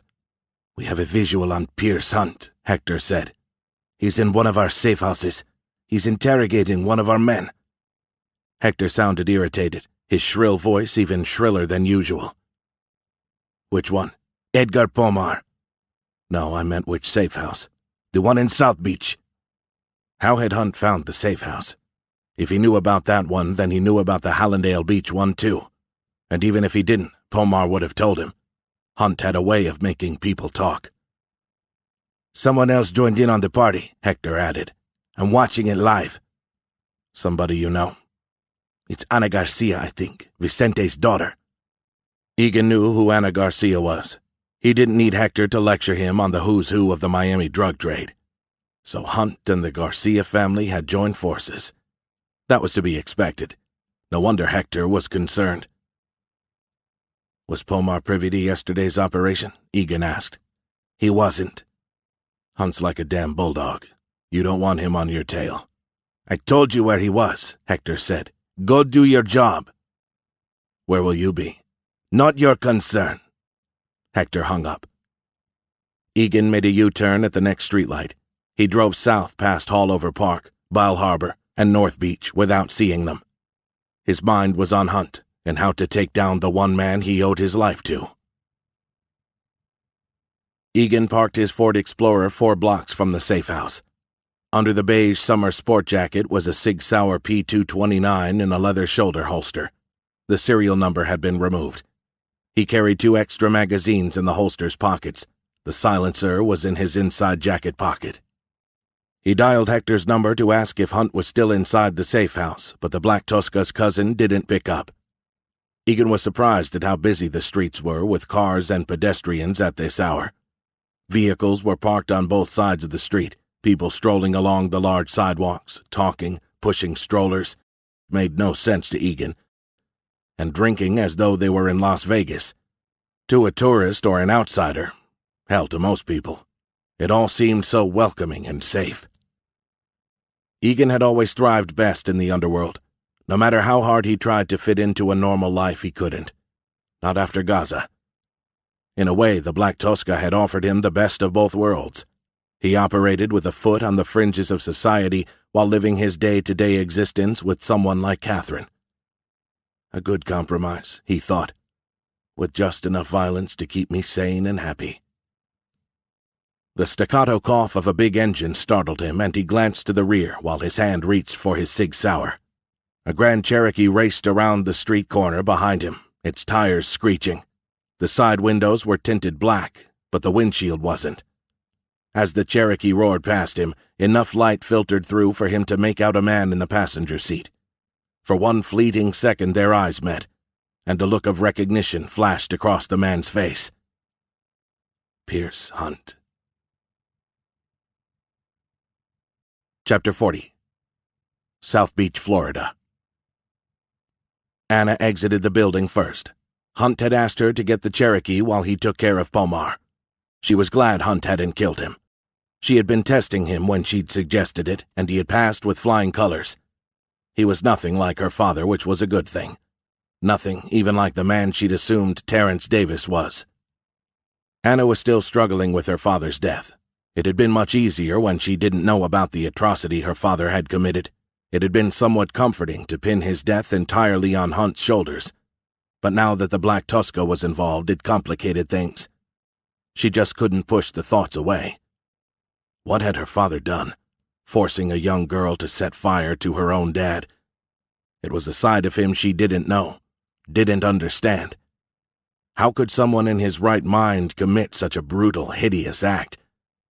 In a strange way, she understood why the Black Tosca wanted revenge. How could she not? But live streaming the murder of Sophia? That sickened her. She could comprehend the need to murder Vicente. The prick deserved it. But setting fire to 2 teenage girls? Anna wept at the thought of what could happen to Sophia and her friend. She wept at the unfairness of it all. Then she became furious, enraged at the raw truth of her father's past actions. He too was responsible for Sophia's disappearance. The bastard. She must have taken a wrong turn because she found herself on a very dark, badly paved street she didn't recognize at all. Where was the Jeep again? She walked on, increasing her pace. She sensed movement behind her. Before she could react or scream, an arm wrapped around her neck and a hand covered her mouth. Anna tried to kick at her assailant's shins, but she was being dragged backward too fast. She tried to bite the hand, but couldn't even open her mouth. Suddenly she felt herself flying through the air. She slammed into a brick wall and fell on the ground. "What are you doing here, pretty lady?" Anna lifted her head. A tall and beefy 20-something kid with a boyish grin, wild eyes, and long, stringy hair that needed a good shampooing was looking down at her. He swept his hair back and said, licking his lips, "What am I gonna do with you?" She reached for her gun, but he raced forward and tried to kick her in the face. She blocked the blow with her forearm, but the pain radiated through her shoulders. She managed to get up, but his fist smashed into the side of her head.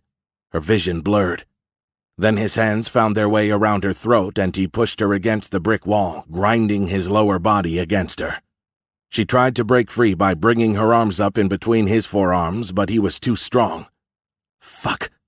She only needed to create enough distance between her back and the brick wall to get to her gun. His fingers were digging into her neck, cutting off her oxygen. She kicked at his knees, but there wasn't much strength in it. She clawed at his hands, but it only made him angry. He was saying something to her, but his words barely registered. She brought up her right knee as hard as she could. It landed directly between his legs. For a moment the man stopped moving, and she took the opportunity to knee him again. This time she did it hard enough to rattle his yellow teeth. He involuntarily bent forward, and she seized his head by his long hair and pushed it down to meet her other knee coming up. His head snapped back with a crunch. A broken nose, a vertebra, she didn't care. The man fell. She stumbled backward a step, panting. Oxygen was finally returning to her brain.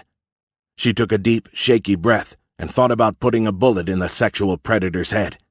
Instead, she kicked his head as if she were punting a football. The man rolled sideways, moaning. He coughed, and blood erupted from his mouth and nose. He rose to his knees. 2 muffled shots startled her. The man's body twitched as the bullets exploded in his back. Anna's arm was raised. Her hand was holding her silenced pistol. She didn't remember grabbing the gun. She felt a stab of horror at what she'd done, but it lasted only a moment. What if the pretty lady he'd accosted had been a young woman like Sophia, unable to defend herself? She couldn't feel sorry that that young woman would now be safe because he was dead. But what was she going to do with the body? Tony. Her brother would know what to do. She called his number. Where am I? She looked around. The alleyway was quiet. All the windows facing it were closed and no one seemed to be looking out. Good thing her pistol was suppressed.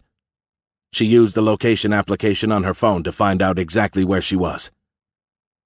Are you all right? Tony asked as soon as he picked up. I'm fine, she replied. I really am, she told herself. Where are you? I'll send you a screenshot of my location, Tony. Can you send guys over? Something happened. You found Sophia? No, Tony, she said. No, I didn't find Sophia. It's just that someone's dead and I need... Don't say anything else, Tony cut in. Not a word. You're injured? I'm fine. Hunt? He's fine too. I'll have men over very soon. Stay put. I can't. Pierce needs me. It took her brother a few seconds to reply. I'll take care of everything. Just be careful, okay? Hunt was getting nervous. What the hell was Anna doing? The SRT wasn't parked that far away from the condominium building. She'd been gone for over 15 minutes. Something was wrong. Shit. He was actually dialing her number on his burner phone when it started vibrating. Hunt tensed as he answered. Yes. I'm 2 minutes out, Anna said, and then hung up. Hunt exited Pomar's unit and used the stairs instead of the elevator to reach the ground floor. He had only 1 foot out the door when he came face to face with the homeless man who had tried to bust the window of the SRT. Murphy's Law. Whatever can go wrong will. Fucking always. This time, though, the man wasn't alone. 2 uniformed police officers were behind him. It's him! He's the guy who ran me over, the man said, pointing a finger at Hunt. Hunt pretended he hadn't heard him and kept walking. Hey, you fuck! The man yelled at him, frustrated. Continuing to ignore him now would raise suspicion. Hunt glanced his way and said, Excuse me? Do we know each other? You ran me over with your Cherokee. I saw you. You were driving it. One of the officers gently pushed the man away and stood in front of Hunt. The cop almost looked like he was sorry to disturb him. I'm sorry, sir, the cop said, rolling his eyes. But this man claims someone ran him over with a Jeep Cherokee. Do you own a Jeep Cherokee? Under any other circumstances, Hunt would have described the encounter that happened, trusting that the evidence, the man's lack of injuries, traffic light cams, would show he hadn't run the man over. But there was no time to get embroiled in an investigation. Layla needed him. I do not, Hunt said. Fucking liar, the man yelled. The taller of the 2 officers warned him to shut up. The other cop asked Hunt if he lived in the area. I'm visiting a friend, Hunt said. I live north of here. Just so we can show our Sarge we made an effort, could I see a piece of identification? Hunt sighed. What was he supposed to do? If they ran his name through the system, they'd see the warrant for his arrest, and even if they didn't run it, they might recognize his name. He was in a jam. To make matters worse, he heard the now familiar deep roar of the SRT, and he wasn't the only one to recognize the sound. The homeless man did too. The man's eyes flamed with triumph. Here, that's the Cherokee I talked about, see? See? I wasn't fucking lying! Intrigued, the officers turned to watch the SRT race toward their location. Alarmed, one of them whipped back toward Hunt, but he was too late. Hunt was already moving. Anna looked in her rearview mirror, anxious that someone had called the police and that she was about to be pulled over and put in handcuffs.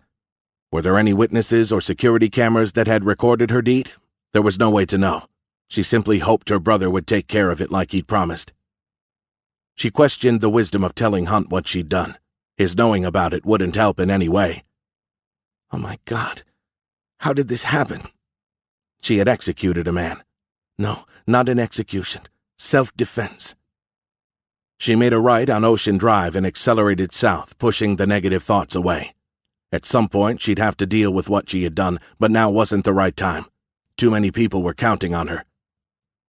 She was less than 300 feet from the condominium building when she noticed a commotion in front of it. She sucked in a breath. What now? In a flash, Hunt took in the tactical situation. 2 police officers, 1 civilian, and less than 5 seconds to neutralize them. Hunt delivered a well-placed right hook to the shorter officer's chin. It was all very unfair. The officer was caught by surprise, and even though his neck was as thick as one of his legs and his jaw could have been built from granite, his knees buckled under him. Hunt took a sidestep toward the second officer, who to his credit had managed to pull his service pistol out of its holster. But Hunt was just too fast. His speed, his precision, all of it drilled into him through years of training, came naturally. The officer had no chance. Hunt slapped both hands over his weapon, effectively trapping the officer's hand against the frame of his pistol. He rotated the gun away from him and then directed it upward while twisting it against the rotation of the officer's wrist. The officer screamed in frustration and horror as Hunt disarmed him in less than half a second. Hunt delivered a powerful open palm strike to the officer's chest, forcing him to take a few steps back. The officer was in a bad spot, and he knew it. Hunt released the magazine and let it fall on the sidewalk. He stripped the slide and barrel from the gun and tossed it back to the officer. All the while, the homeless man just stood there, eyes wide and mouth agape. "Sorry about your partner, brother," Hunt said to the officer as Anna came to a stop next to the curb. "I didn't hit him too hard," Hunt said, climbing into the SRT. Anna accelerated away. "What took you so long?" Hunt asked Anna. In the side mirror, Hunt saw the officer he had knocked out get to his knees. "Just be happy I didn't leave your ass on the street." He looked at her. "Thanks," he said. "And I mean it." She nodded but remained silent. There was a deep purple mark on her right cheek. "What the hell happened to you?" Hunt asked. Anna sniffed and looked away. There were red finger marks on her neck, as if someone had grabbed her and tried to strangle her. "No, seriously, Anna, what happened? Were you mugged?" "Later, okay? Let's get out of here." Hunt didn't push it. He was about to tell her they needed a new vehicle when someone walking on the sidewalk caught his eyes. Hunt did a double take. For a split second their eyes met, and there was a jolt of recognition. Cole Egan? Could it really be him? What was he doing here? A coincidence? "What is it?" Anna asked. "I'm not sure," he said, his mind racing. "I'm not sure." Chapter 41. South Beach, Florida. Egan kept walking. He didn't turn to watch where the Jeep was going. He had memorized the license plate and could get all the information he needed from it. With lights flashing and sirens blaring, 2 police cars sped past him and stopped in front of the condominium building. Car doors flung open, and the officers jumped out. It was futile to get any closer to the safe house. It was compromised. Had Hunt left Pomar alive? If he had to bet on it, he'd say Pomar was dead. But with Hunt, you never knew. He was a man capable of great sympathy, but also of extreme violence. If Pomar was alive, he wouldn't talk to the police. He might have spilled his guts to Hunt, but the police would have to follow the rules. Egan retraced his steps back to his car and thought about his next move. Hunt was probably on his way to the second safe house.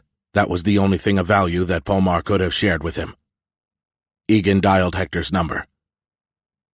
"Hunt and Anna Garcia are on their way to you," Egan said. "What happened on your end?" "Let's just say that the South Beach safe house is no longer safe." "I'll send a crew to torch it." "I wouldn't do that if I were you," Egan cautioned. "There are at least half a dozen police officers on the scene." "I see. What about our man?" "I don't know."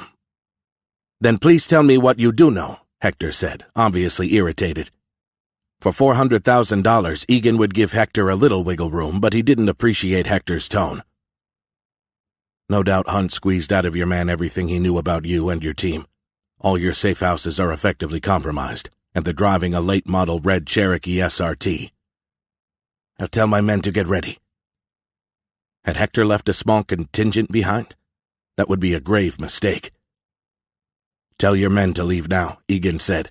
I just told you Hunt's on his way. They'll handle him, Hector said. Hadn't he made it crystal clear that Hunt was dangerous? Hunt single-handedly slaughtered half a dozen men to find me, Egan thought. He won't hesitate to kill twice that number to find his daughter. For Christ's sake, Hector, pull them out. Egan didn't really care what happened to the Black Tosca's men, but he didn't want to be the only one left standing at the end. The crazy bitch would blame him. I see no reason to. Pomar was alone. They aren't. They'll take him down. I'll tell you this one more time, Hector, Egan said. Hunt is the last man you want to cross. He'll fucking kill anyone who is even remotely connected to the kidnapping of his daughter. Get out while you can. You understand, Hector? Hello? Hector. Hector had hung up on him. Fuck.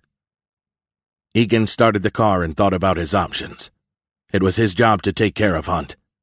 He was under no illusions about what would happen to him and his family if he failed. Chapter 42. Hallandale Beach, Florida. Hunt would give a year's salary to have Simon Carter and the rest of his former RRT teammates with him right now. He needed guys he could count on to have his back. Arrest warrant or not, his men, his friends, would drop everything to come to his assistance. He'd do the same for them. But with the exception of Simon Carter, he hadn't called upon them. Not yet, anyway. There was no time. Every minute away from Layla was a minute she was spending with Hector Mieles and the rest of the Black Tosca's crew. And they were animals. Over 60,000 people had been killed since 2006 in relation to drug trafficking organizations. Not all of them could be attributed to the Black Tosca's network, but she was a big part of the problem. The Justice Department had estimated that the sale of heroin, marijuana, and cocaine added over $3 billion annually into the Black Tosca's coffers. Illegal drugs, though, were only one of the products her cartel offered. Her revenue streams had become increasingly diversified over the past couple years, and now included human trafficking and the shipment of illegal immigrants and sex workers. She had ordered the construction of an extensive network of skillfully constructed tunnels under the United States-Mexico border. Some experts Hunt knew thought she was getting ready to sell her services to terrorists. They would pay her dearly for the right to use her network to transport weapons and sleeper cells into the United States, and that scared the shit out of Hunt. There wasn't much traffic this time of night, and Hunt could see the headlights of oncoming cars from afar. That went for anyone trying to follow them, too. Cole Egan's face resurfaced in his mind. Was it purely a coincidence that Egan was a couple blocks away from Pomar's condominium? He hadn't seen the man for years, and now, on this night, here he was. Hunt's gut told him that Egan's sudden appearance wasn't a fluke. It was more than that. It meant trouble. The only link connecting Egan to this whole mess was McMaster. Was his new boss dirty? The thought had crossed his mind earlier, but he took advantage of the quiet drive to give it more consideration. McMaster was the one who had introduced him to Chief Inspector Zarita, the man who had tried to kill Vicente Garcia. Good Christ. Why hadn't he seen this before? McMaster was on the Black Tosca's payroll, and he had hired Egan to do his dirty work. With Cole Egan in the picture, the operation had just gotten a whole lot more dangerous. Had McMaster issued the warrant, too? Had he lied to Hunt that the FBI was behind it? Warning Hunt about the warrant might have been a ruse to lure him in, or to guarantee his trust. Did this mean that the only people he could trust were Anna and Tony Garcia, the very same people he had once betrayed? How screwed up was that? But that wasn't entirely true, was it? He wasn't alone. He could trust Simon Carter and the rest of his former teammates. Of that he was sure. We're 1 mile out, he said, looking at Anna. At her request, he had moved into the driver's seat the moment they were out of Miami. Anna hadn't been the same since they had left Pomar's condominium. He could tell something bothered her, but she had yet to share it with him. What was he going to do with her? She had spent the past 5 minutes typing furiously on her laptop. A video started playing. "What are you watching?" "Did you know the house we're about to hit was for sale 3 years ago?" "Why would I know that?" "They were asking $11 million for it." "Not the type of listing I usually look at. A bit outside of my budget." "The real estate broker who listed the house uploaded a superb video." That sparked Hunt's interest. "It's still up?" "It is. We're a quarter mile away. It will be on your right." Hunt let up on the gas pedal a couple 100 feet away from the house and let the Jeep coast by. The Black Tosca's Hallandale Beach safe house was a huge estate. It wasn't part of a gated community, and it didn't need to be. It was located directly on the AIA next to similar estates. High brick walls surrounded it on 3 sides. The only access from the road was through a 15-foot iron fence secured by an electronic latch. A tank could bust through it, but not a Grand Cherokee. "Looks like a fortress," Anna said. "Yeah." "How are we going to go in?" "The beach is an option," Hunt replied. "But they'll be expecting that, won't they?" "Not only that, but they probably have motion detectors all around the back of the house, and every door and window will be wired." "So?" "I'll be fine," Hunt said, making a right at the next intersection. "I'll park the SUV and watch the video you found. That should give me a better idea about what to expect inside the house. Don't worry, I'll find a way. Trust me." "I don't think you meant that." "What?" "Trusting you." "I simply meant I know what I'm doing, Anna, nothing else." "I'll ask Tony to send some men out to help. And just so you know, I'm not staying in the car." Hunt thought better than to pick another fight with her. 2 miles past the safe house, he made a right turn into an almost empty parking lot. He took a space between 2 vehicles next to a Taco Bell. "We need new transportation. There aren't many SRTs on the streets, and the police probably have a bolo out on it." "A bolo is—" "I know what it means," Anna snapped back. "Be on the lookout." "Okay, I'm sorry. Relax a bit, will ya? We're on the same team." He regretted his choice of words the moment they came out of his mouth. "Are we? Because last time you said that you fucked us all." She had a point. There wasn't much else he could say to soothe her, so he remained silent. "I sent Tony an email," she told him after a moment. "He'll be here shortly with another SUV." "He knows where we are?" "He's been tracking us the whole time." "How?" "Through me, of course."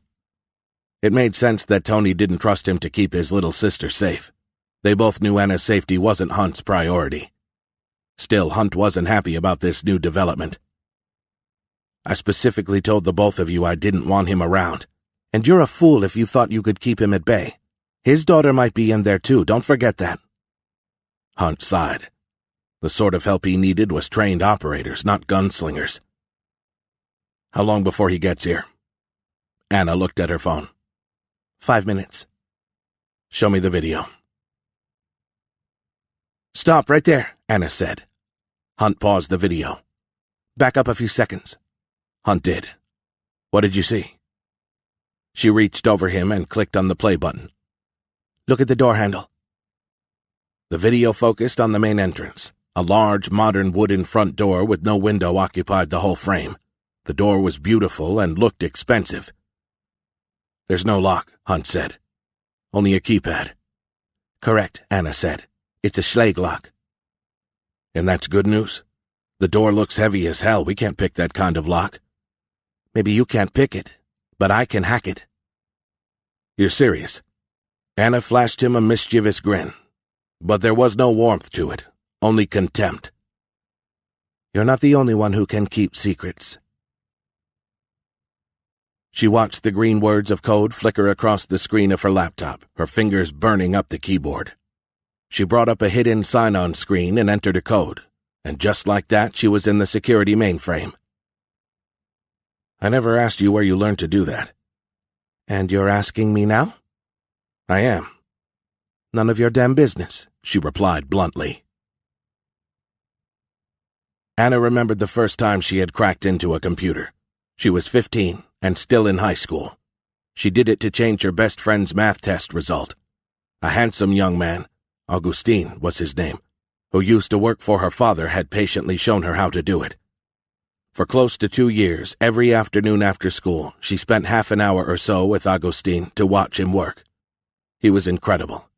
Within minutes, Augustine was able to hack into someone's bank account and transfer money out of it. After moving the money around the world, it ended up in one of Vicente Garcia's Bahamian bank accounts. For his services, Augustine, at least this is what he had told her, was getting 20% of whatever he sent to her father. Then one day she came back from school, and Augustine wasn't at his desk. He wasn't there the next day either. When she inquired about his whereabouts, her father told her Augustine was not working for him anymore. "Why?" she asked him. "He stole from me." Her father's reply, the way he said it, had chilled her to the bone. But she'd summoned the courage to say, "I thought you liked him. Didn't he make you lots of money?" Vicente banged his fist on his desk, making Anna jump. "I said he stole from me," Vicente roared. "If someone steals from me, there are consequences." Anna, too terrified to ask what the consequences were, had run back to her room. For a while she didn't dare touch another computer. But when the time came to go to college, she couldn't help herself. She hacked into the mainframes of most of the colleges she applied to just to see how she ranked among her peers. There was no need to change the rankings. She was high enough to pick where she wanted to go. She ended up graduating with a master's degree in computer science from the Florida Institute of Technology and working for her father doing pretty much the same thing Augustine had done, but better. She beefed up her father's network security while keeping an eye on their competitors' vulnerabilities and exploiting them whenever she could. After a few years, though, she needed a new challenge and had gone to work for a couple of startup companies. That was what she'd been doing when she met Terrence Davis. To be completely honest, she was as angry with herself for being so naive as she was at Hunt for his treachery. But that was a topic for later. Now wasn't the time to let her personal feelings or animosity toward Hunt encroach on what they needed to do now. For now, Hunt was her best shot at getting Sophia back. Anna simply couldn't imagine a world without her. She had loved Sophia from the very moment she was born. She had loved her niece every single hour of every day as she watched her grow into a beautiful young woman, and as much as she distrusted Hunt, she knew he felt the same toward Layla. They had no choice but to work together. Breaking through a Wi-Fi network, however strong the password, was child's play for someone like her. She easily wiped clean all the previous passwords and reset them to the factory setting before replacing them with her own. The Schlage lock was linked to a network that gave her access to all the systems linked to that network. In this case, it meant that from the relative safety of the Jeep, she could control all the interior and exterior lights, the blinds, the house's 3 air conditioning units, the security cameras, and the alarm system.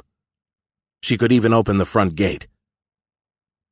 "I got us our way in," she said. Chapter 43. Hallandale Beach, Florida. Emilio looked at his watch. Hector had left for the Hypoluxo safe house 10 minutes ago. He had taken with him the rest of his team and the 2 girls, leaving Emilio and 2 other local shooters behind. The inside of the house was in total blackness. He had ordered all the interior lights to be turned off. The outside lights were turned off too, so they'd be able to pinpoint exactly where the intruders came from. If anyone's really coming, thought Emilio.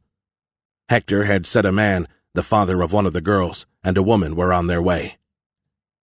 "It's dangerous, Emilio, so be ready," Hector had said. Emilio was used to dealing with dangerous men. This one wouldn't be any different. His orders were clear: kill the man and the woman, bring their bodies inside, and torch the house. Easy enough. Emilio had positioned the 2 shooters on the ground floor, both covering the rear of the house since it led directly to the beach, the most probable approach. High brick walls topped with glittering shards of broken glass protected the 3 other sides of the house. 6 inches above the broken glass, strands of razor wire ran the length of each wall. It was a nasty but effective way to deter petty thieves, or a DEA agent. Even if the man successfully scaled one of the 3 walls, there was a multitude of motion detector lights positioned outside the house. Getting close to the house undetected would be impossible. Then the doorbell rang. What the fuck? Chapter 44. Hallandale Beach, Florida. Hunt spotted a dark late-model Range Rover turning into the parking lot. "Is that him?" he asked. "Yes." A moment later, Tony and Tassis climbed out of the car.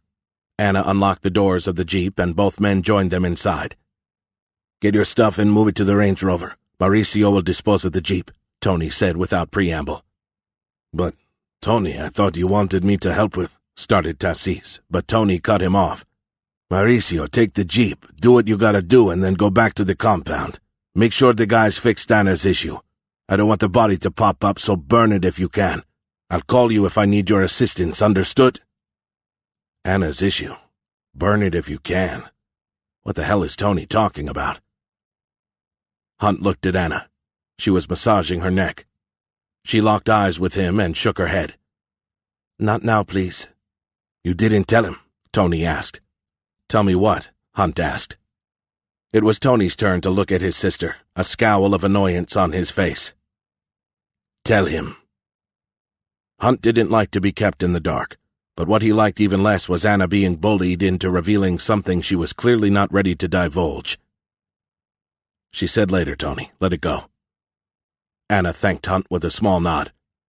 Tony's body tensed, but he let it go. "Whatever," he said, and then turned toward Tassis. "You can go, Mauricio." Hunt could see Tassis wasn't thrilled about leaving his boss with Hunt. "Give me the damn keys, Hunt," Tassis said. Hunt grabbed his backpack and the rest of his gear and handed the Jeep's keys to Tassis.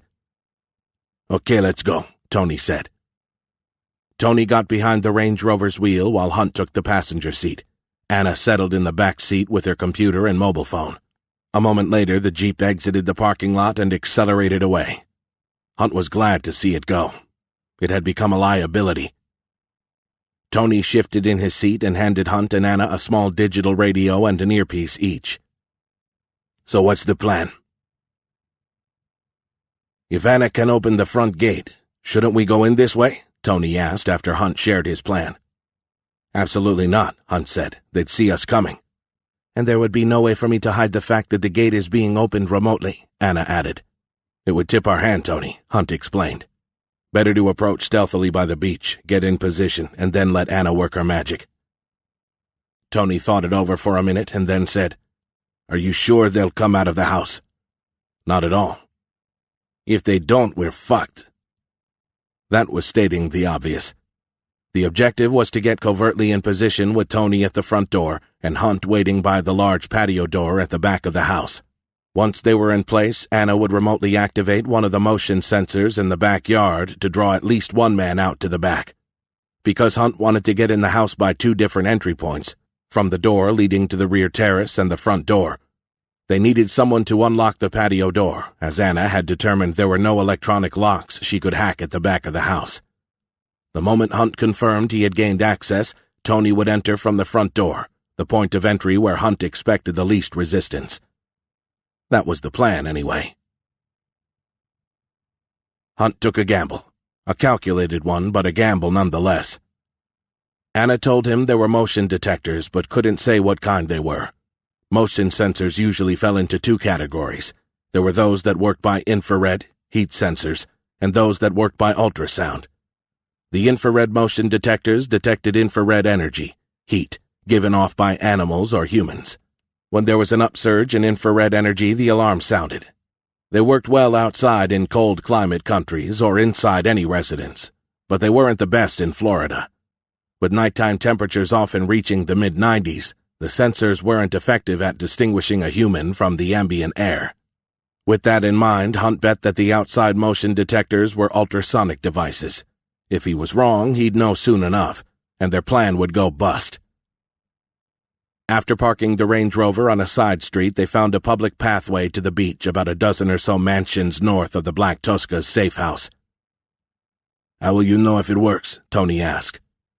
"If no light comes on, it means it's working," Hunt said. A bead of sweat rolled down his back. It was a warm and muggy night. There was no breeze, which was unusual. Crouched on the beach with his back toward the ocean, Hunt scrutinized the house with his ATN night vision monocular. Was Layla there only 200 feet away?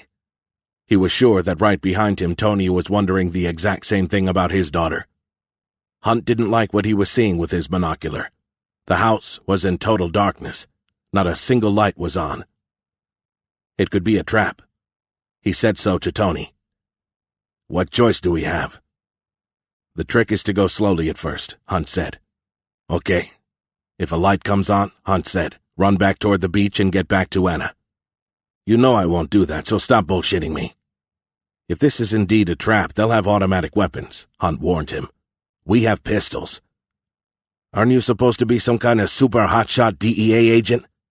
"A bullet in the head is a bullet in the head. It doesn't discriminate. It doesn't matter how well trained you are. If they have superior firepower and we're outnumbered, our only chance is our stealth and the violence of our action when the shooting starts. Let's try to keep the element of surprise for as long as we can." Without another word, he crawled toward the house. He held his pistol in his right hand, while the left held a small radio scanner. 50 feet and 5 minutes later, he stopped his painstakingly slow crawl and turned on the device. They had reached the edge of the property. Hunt doubted they were close enough for the scanner to detect the motion sensors, which were generally reliable to about 30 feet. But there was no room for error, so Hunt checked anyway. Nothing. He continued forward, stopping every 5 feet to check the detector, half expecting the motion sensor-activated floodlights to beam on them. On the 4th stop, they were now well inside the property line. The scanner vibrated twice, announcing that it had found the wavelength of the sound waves the motion sensors were using.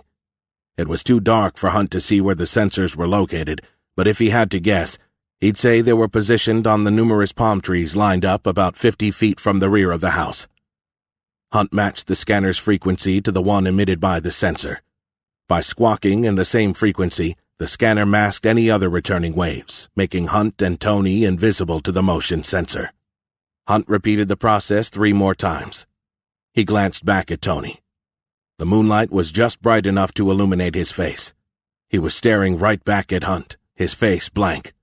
No trace of a smile, but no anger or animosity either. "Let's do this," he mouthed. Hunt wiped his forehead with his arm. He never minded the heat, but tonight the humidity was killing him. His shirt was stuck to his back, and sweat trickled into his eyes. He looked ahead. Another 50 feet, and they would reach the terrace. They wouldn't be able to keep going in a straight line, though. There was a massive pool in their path, so they hooked to the right. As much as Hunt forced himself to focus, he couldn't help thinking about Layla. The closer they got to the house, the more he felt she wasn't there. The house was too dark, too quiet. He couldn't let his pessimism get the best of him. "One step at a time, Pierce," Hunt told himself. "Take it one step at a time. It's the only way to move forward. She's counting on you." "Stop!" Hunt turned his head to his left. Tony had caught up to him. "What is it?" "There's a pathway to our right. Looks like it tracks this side of the house." Hunt had missed it. "That's what happens when you aren't attentive to your surroundings. You're lucky someone wasn't waiting for you with a rifle. You'd be dead." They were so close to the house that Hunt was confident there were no more motion detectors between him and where he wanted to go. He gave the detector to Tony and whispered, "Take this, and slowly make your way to the front door." "I'll let you know when I'm there," Tony told him. Tony had already moved toward the path when Hunt reached out and grabbed his ankle. Tony glanced back. "Make sure you know who you're shooting at before pulling the trigger." "Let me worry about this," Tony whispered back, kicking Hunt's hand away with his opposite foot. Once Tony was out of sight, Hunt continued inching his way toward the house while making sure to stay out of direct view from the patio door.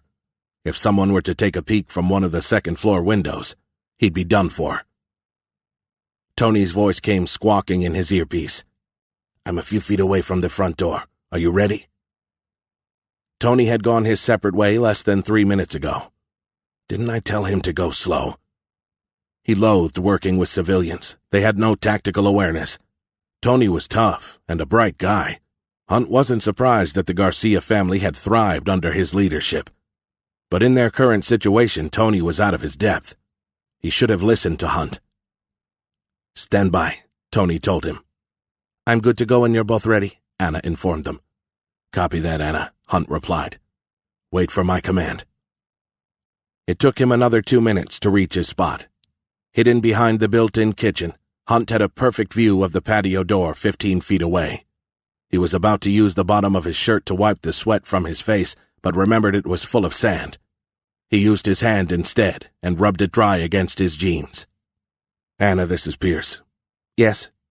"On my command, open the front gate, then wait 20 seconds and ring the doorbell." "What about the floodlight?" "I'll let you know when to turn it on." "Okay."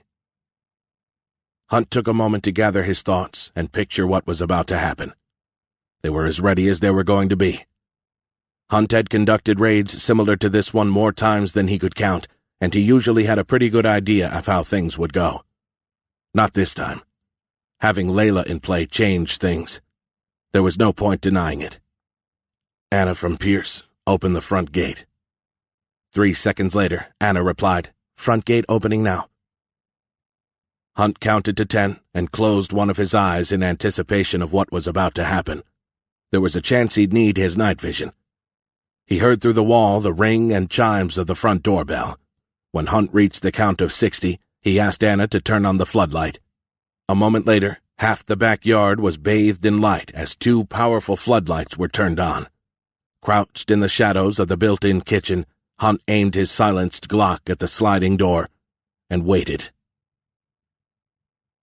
"Stand by," Emilio said, loud enough so the 2 shooters positioned at the back of the house heard him. "I'll check who's there." Emilio pulled out his phone and tapped on the application that allowed him to see who was at the door. It didn't work. Strange, but not unusual. The timing, though, couldn't be worse.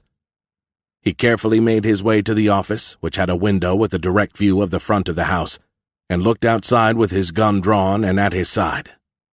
The front gate was open. Emilio relaxed. Hector had probably forgotten something and sent one of his men to retrieve it. That meant it was Hector's man waiting for Emilio to open the door for him. He holstered his pistol and headed to the foyer. He was 10 feet away from the door when one of his men shouted a warning. "2 floodlights just switched on, north side of the lot." "Go check it out," Emilio ordered. "It's probably one of Hector's men, so hold your fire." Probably one of Hector's men. That wasn't good enough. "Hey," Emilio said to the other shooter. "Cover him, just in case." The humming sound of the keyless door lock mechanism behind him grabbed his attention. Who had activated it? Only he and Hector had the 8-digit code to the keyless lock. If Hector was at the front door, he wouldn't have bothered ringing the doorbell. He would have simply called in advance to warn them of his arrival and come in. "Oh, there." Emilio's hand had just reached his holster when the front door burst open. Hunt heard at least 2 different people yelling inside the house. If whoever was in charge was going to fall for it, they'd do it now. His pulse quickened. "Come on, assholes. Come outside." Hunt welcomed the sound of the sliding door latch as if it were the Messiah's second coming. Someone had unlocked it. A moment later, the door slid open. "Anna from Pierce," he said into the mic. "Hit the inside lights." Hunt held his breath and readjusted his pistol grip as a rifle barrel appeared in the gap between the door frame and the sliding door. A tall man stepped out, and the ashen glow of the moonlight allowed Hunt to take a good look at him. He had wide shoulders and a big, beefy neck with arms to match. His hair was cropped short, and the man wore a 2-day-old beard. The man squinted, trying to adjust his eyes and waiting for his night vision to return. Then the interior lights came on. Hunt had a clear shot, but decided to wait an extra second to see if another man stepped out. "I'm going in through the front door," Hunt heard Tony say over the radio. Before Hunt could reply, a shot rang out. Then another. "Tony." The gunman spun around, bringing his weapon up. Hunt broke cover and stood upright from behind the built-in kitchen with his pistol grasped in both hands and its muzzle pointed at the gunman's head 20 feet away. The black suppressor of Hunt's pistol coughed twice. The first round hit the man in the jaw, destroying the lower half of his face. The second round entered his neck below his right ear. By the time the gunman's body collapsed on the terrace, Hunt was already halfway to the sliding door. He had no intention of spending any more time in the open than absolutely necessary. Being in the open had always given Hunt a sense of vulnerability. He squeezed into the opening and charged into the house, checking his right and then sweeping to his left. He saw another gunman running toward the front of the house. He had an MP5 in a sling around his neck and a pistol in his hand. Hunt shot him in the back. The gunman, carried by his forward momentum, crashed headfirst into a wall. Hunt scanned for more threats.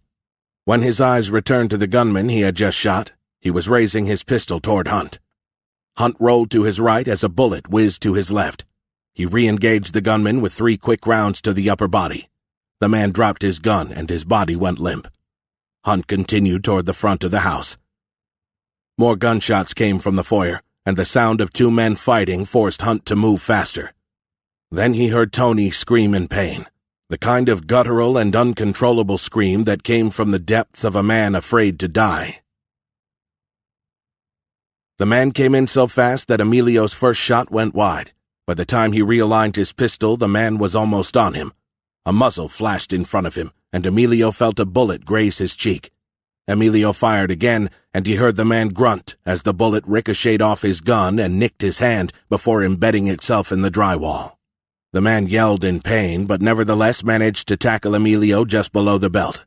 Emilio's pistol flew out of his hand, and both men crashed to the floor, locked in a deadly embrace.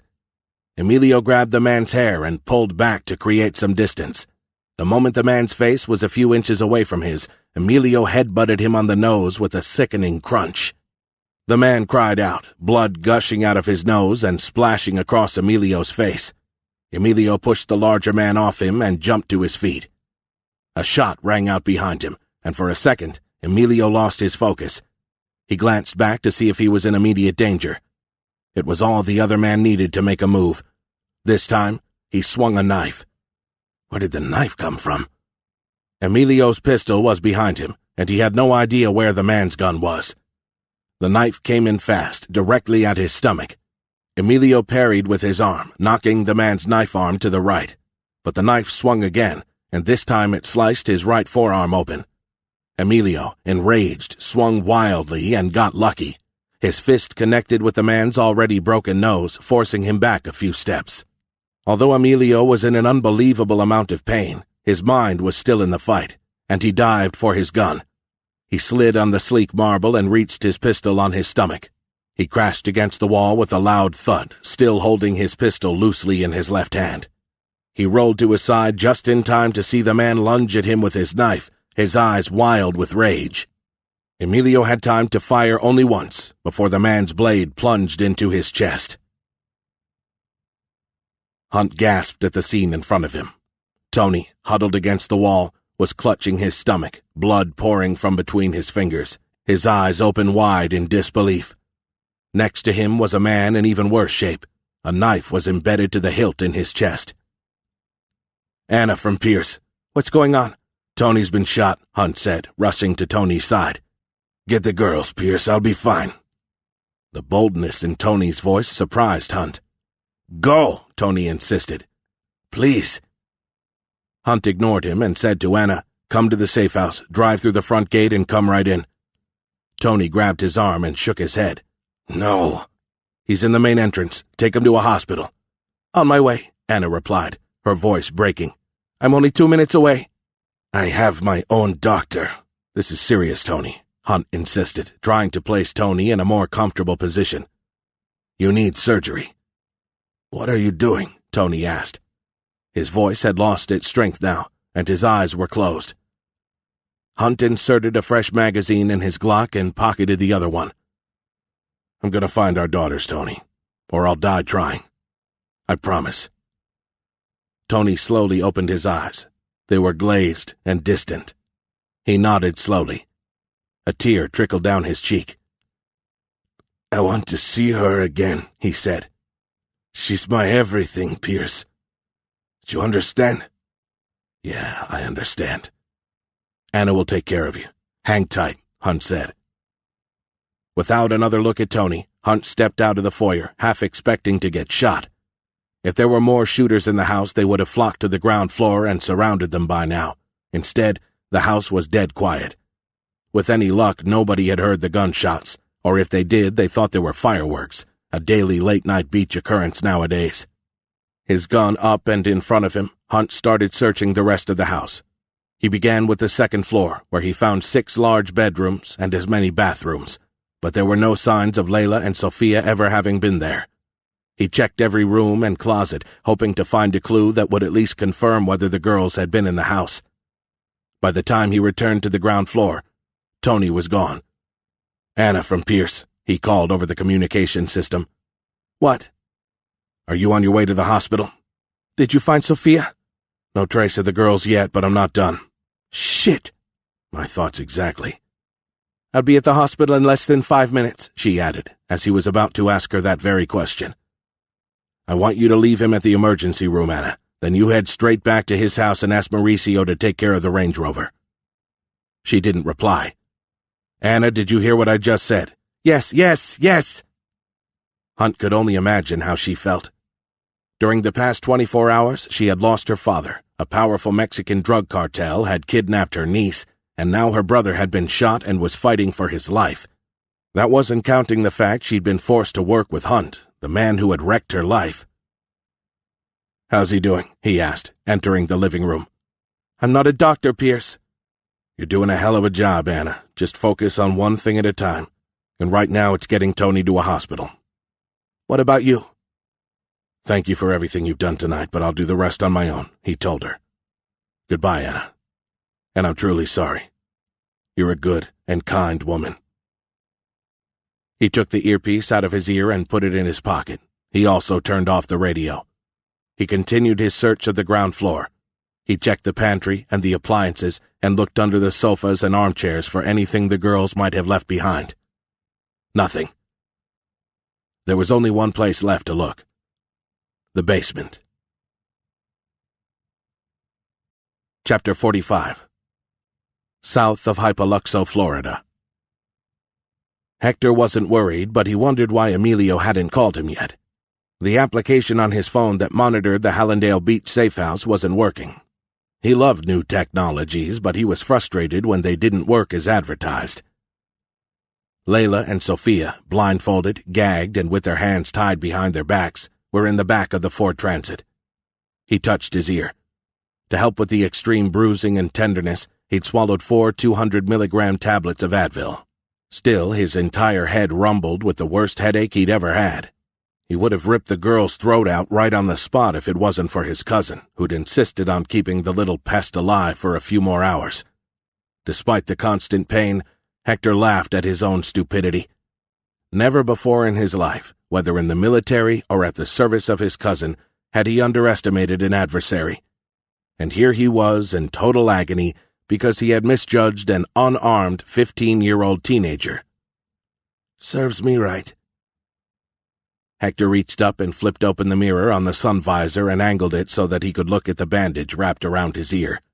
Blood had already begun to darken the white bandage. A little blood loss wouldn't kill him, but damned if it didn't hurt like hell. He checked his watch and decided to call Emilio for a situation report. Why isn't he answering his phone? Emilio always picked up, usually on the first ring. Hector checked that he dialed the right number. He had. He punched the number a second time. Nothing. He tried the mobile application again, but he was still unable to connect with the safe house's Wi-Fi. Hector murmured a curse and dialed another number. This time his call was picked up right away. Chapter 46. Hallandale Beach, Florida. The nondescript gray van was parked on a quiet side street with a direct view of the front gate of the Black Tosca's Hallandale Beach safe house. Inside the van, Egan pressed his sniper rifle to his shoulder. He peered through the scope, his finger on the frame, not yet caressing the trigger. He'd stolen the van from a 24-hour grocery store in Aventura. He'd then stopped at a Walgreens in Fort Lauderdale and pinched a license plate from an identical van. His phone, placed on the van's floor next to his 6-hour P-229, chirped twice. "Where are you?" Hector growled. "Across the street from your Hallandale Beach safe house." When Hector replied, his voice was clear and calm, but there was an added urgency to it. "Emilio isn't picking up. Have you been inside the house?" Egan centered his scope's crosshairs on a large window on the second floor of the house. "No, I haven't." "I'm getting tired of having to squeeze every simple answer out of you, Mr. Granger. Fucking exhausted, in fact." "Are you done with your tantrum?" Egan asked, keeping his voice even. "Here you are," Egan thought, adjusting his aim. The lights were on, but most of the curtains and drapes were closed. Egan switched to infrared, and through a heavy curtain he saw someone, but only for a fraction of a second. "You asked me if I've been inside the house. I said no. What else do you want to know?" "You're a fucking pain in the ass," Hector said, the heat of his anger sizzling through every word. "Do you see anything unusual? Did anyone else enter the house?" "I told you to pull your guys out, didn't I?" Egan replied matter-of-factly. "I warned you, Hector, but you hung up on me instead." If there was one thing he knew and respected about Hector, it was his commitment to his men. If Hector was as good of a leader as Egan believed him to be, he was sure Hector was feeling pretty miserable right now. Egan's objective wasn't to torture Hector about the probable death of the team he had left behind to ambush Hunt. His goal was to make him realize that when it came to Pierce Hunt, he'd better listen to what Egan had to say. Egan heard Hector take deep breaths, hold them for a second or two, and then let them out slowly, just as though he was laboring to control something gargantuan. His anger. "You were right," Hector finally admitted. "I made an error." "Don't feel too bad about yourself, Hector," Egan said. "You know what they say, right?" "What are you talking about?" "A mistake admitted is a mistake half forgiven." "Are you done?" Whoever was moving from room to room on the second floor of the safe house knew not to hang around a window for too long. "There's movement inside the house." "Hunt?" "Most likely. Anna Garcia picked up her brother a couple minutes ago. Poor Tony looked like he was in bad shape." "You saw them, and you didn't engage?" Hector sounded annoyed again. "They aren't under contract, Hector." Hector cursed in Spanish, and Egan could almost imagine the big man shaking his head. "Anything else?" Egan asked. "Call me when it's done." Hector hung up. He was furious. What a fucking twat! But he knew his anger was directed mostly at himself. Mr. Granger had been right. Hunt was indeed a dangerous man. Too bad he hadn't been able to put him down at the ambush site. If Hunt had killed Emilio and the two other shooters, he couldn't ignore the possibility that the Hypoluxo safe house was compromised too. The Black Tosca had always allowed him maximum flexibility regarding how he accomplished his missions over the years. What he had in mind this time around, though, would require her approval. The only question was if he should call her now or once he had set the wheels in motion. "Sir," his driver said, pointing outside. Hector looked up from his phone and spotted a number of police cars parked on the highway's shoulder about a quarter-mile ahead of them. A knot formed in his stomach. Could the police be looking for them? Doubtful. Still, Hector had a hard time believing how fast this mission was turning into a clusterfuck. He didn't need any more problems. He had enough shit to deal with. "Make sure you aren't speeding," Hector said to his driver. "And relax." The driver nodded, but his fingers tightened on the wheel. The presence of the police cruisers clearly bothered him. His two men in the back shifted in their seats. A quick look confirmed they were getting ready to face the new threat if it materialized. A moment later, they drove past 3 marked Florida Highway Patrol cruisers. 6 officers, coffee cups in hand, were standing in front of their vehicles laughing. "Keep laughing and having fun, guys, and you'll go home at the end of your shift," Hector thought. But he knew that wasn't to be when 1 minute later, and only 5 minutes away from Palm Beach County Park Airport, he saw a riot of flashing red emergency lights in his mirror. Chapter 47. South of Hypoluxo, Florida. Corporal Ryan Steck from the Florida Highway Patrol was looking forward to the end of his shift. His wife Mary had given birth to their fourth child 48 hours ago. In 2 days he'd be on paternity leave for a full month. Mary was a fantastic mother, but he knew she was looking forward to getting some help. She kept an immaculate house and was also a great cook, but with a newborn and 3 children all under the age of 5, it was about to get very, very busy. It was 3 in the morning. His shift would be over in 4 hours. It had been a slow night. A few routine traffic stops, a drunk driver, but nothing too serious. For Corporal Steck, staying awake at this hour was the hardest part of the shift. He had stopped at the Dunkin' Donuts to pick up 6 large coffees and 6 donuts, 3 vanilla frosted and 3 coconuts, for his crew. He hoped the coffee and sugar would keep them alert until the end of their shift. He asked his crew to meet him on the highway at a specific mileage sign a few miles south of Hypoluxo. By the time the rest of his team arrived at the meeting point, his partner, Trooper Erica Iderson, had gulped half her coffee and eaten all of her donut. "I don't understand, Erica. I really don't." "What?" she asked, licking her fingers. "Your fitness level is light years ahead of mine. How many donuts do you eat a day again?" "I don't count," she replied, drinking the last of her coffee. 3 or 4, maybe. It really depends on who's buying." Erica was a tall, hardy woman with a handsome but serious face. She wasn't talkative by nature, but Steck liked her very much. They'd been partners for 3 years, and she was the godmother of his 3rd child.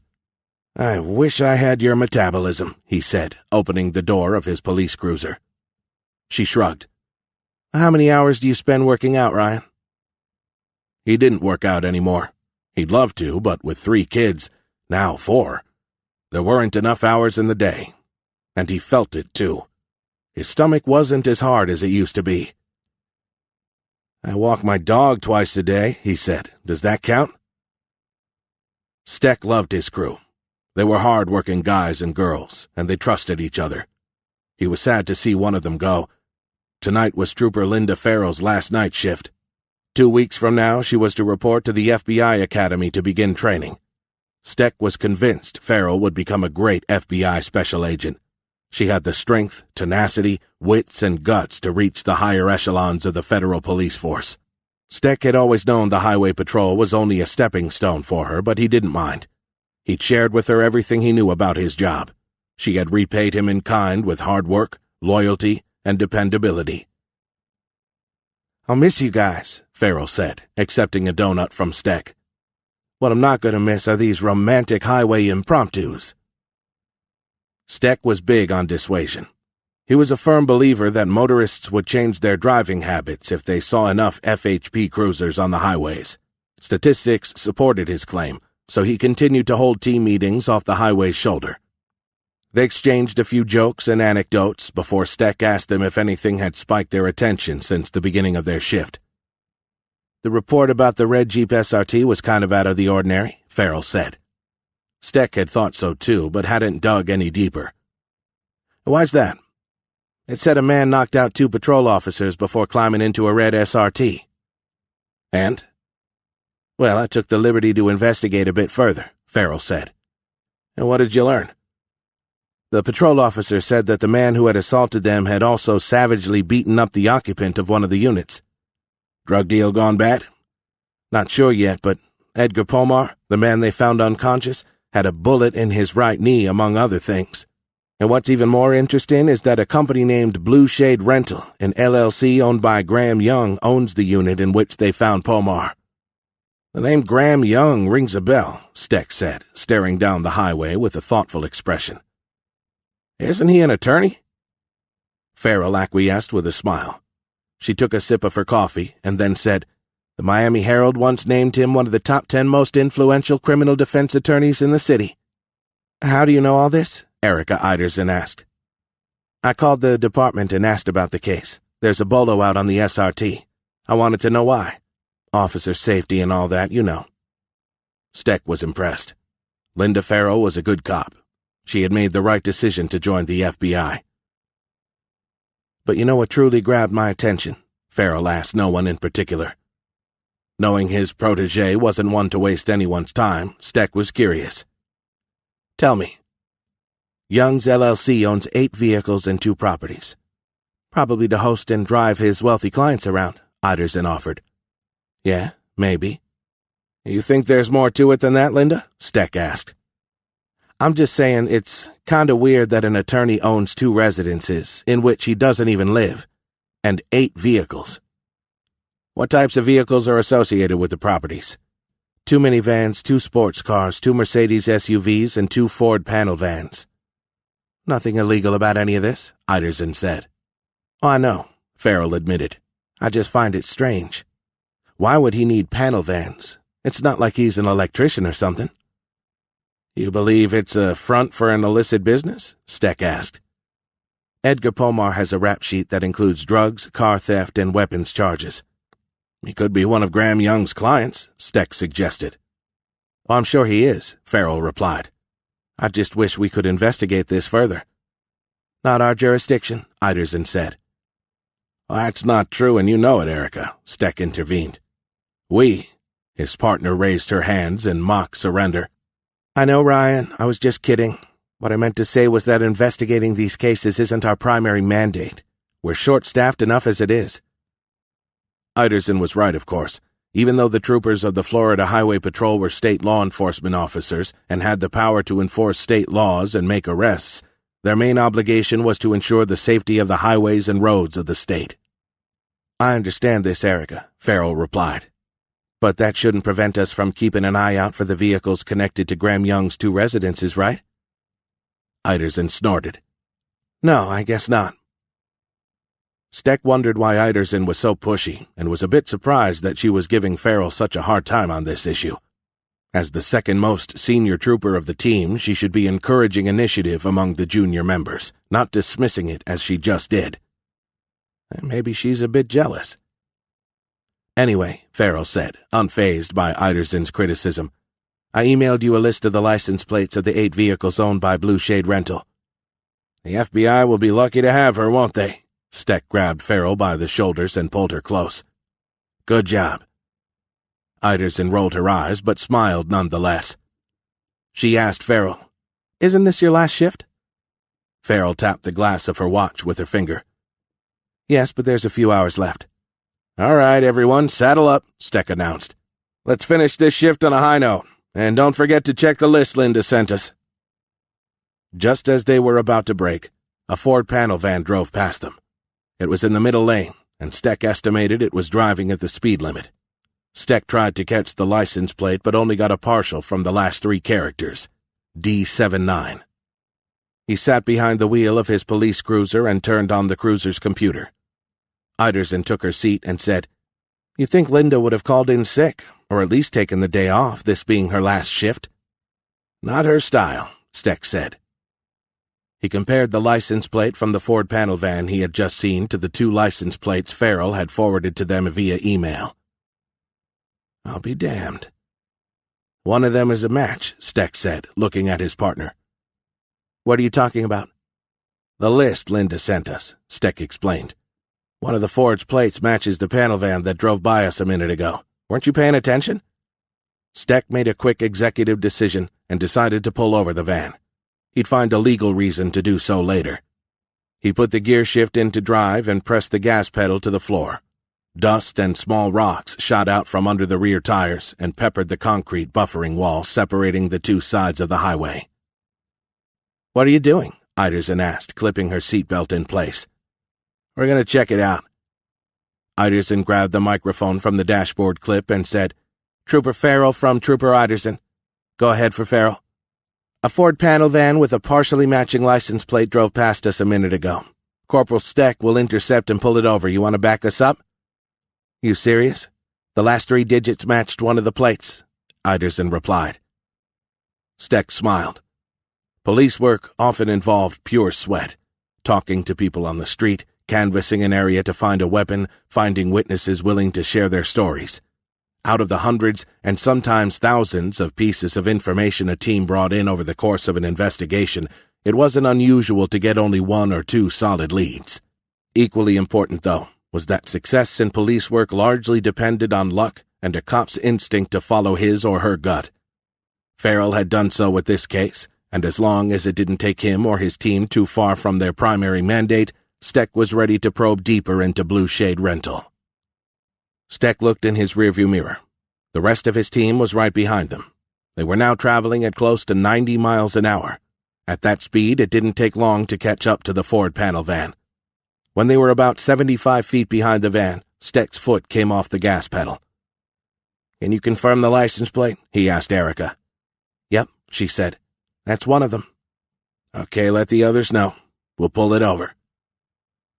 It didn't matter how many years of service he had behind him. Every time Steck initiated a traffic stop, a rush of adrenaline surged through him. All traffic stops are potentially dangerous. Every year, officers of the Florida Highway Patrol were injured or killed during what Steck was sure the injured or dead officers thought was a routine traffic stop. There was nothing routine with traffic stops, ever. About 1 out of 10 physical attacks against police officers occurred while engaged in a traffic stop. As he activated the emergency equipment of his police cruiser, Corporal Ryan Steck turned over in his mind everything he could think of that could go wrong. Never could he have foreseen what was waiting for him and his team. Chapter 48. Hallandale Beach, Florida. Hunt began his controlled descent down the stairs leading to the basement. He kept his back pressed against the wall and his gun in front of him, but close to his body. When he reached the final step, a chill coursed through him. Layla. She was here. I can feel it. He listened closely for any sound. Once he was satisfied that the only noise was his own breathing, Hunt moved rapidly room by room, searching for any signs of his daughter. The first room consisted of a double bed which had been slept in, a dresser with a large mirror, and a night table with a lamp. A sink and a toilet were tucked next to each other in one corner. A video camera hung from the ceiling in a back corner. A lump formed in his throat. Was it here that they kept her? He tossed the mattress aside and opened all the drawers, but didn't find anything connecting the room to his daughter. The next room was a perfect replica of the previous one, with one major difference. The blood. Something terrible had happened in this room. To Layla. He blinked a few times and shook the dark thoughts away. If whatever had happened here had taken place more than an hour or two ago, the blood would be dry and brown. Instead, it was dark red and fresh. And frightening. Hunt let loose a slew of curse words. He was too late. They'd whisked Layla and Sophia away. Were they already in Mexico? Pomar had told him that was a possibility. There was one more room to check.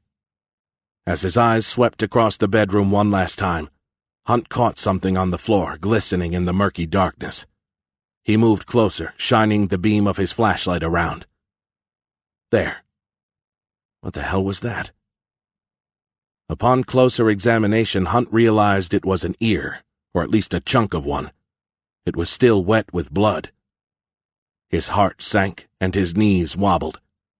In his mind's eye, he saw Layla's life from when she was a baby to a young woman.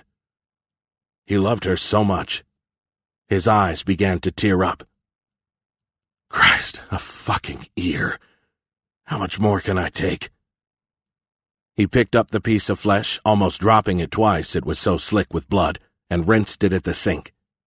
As the blood washed down the drain, swirling in the white porcelain sink, a tremendous sense of relief surged through him.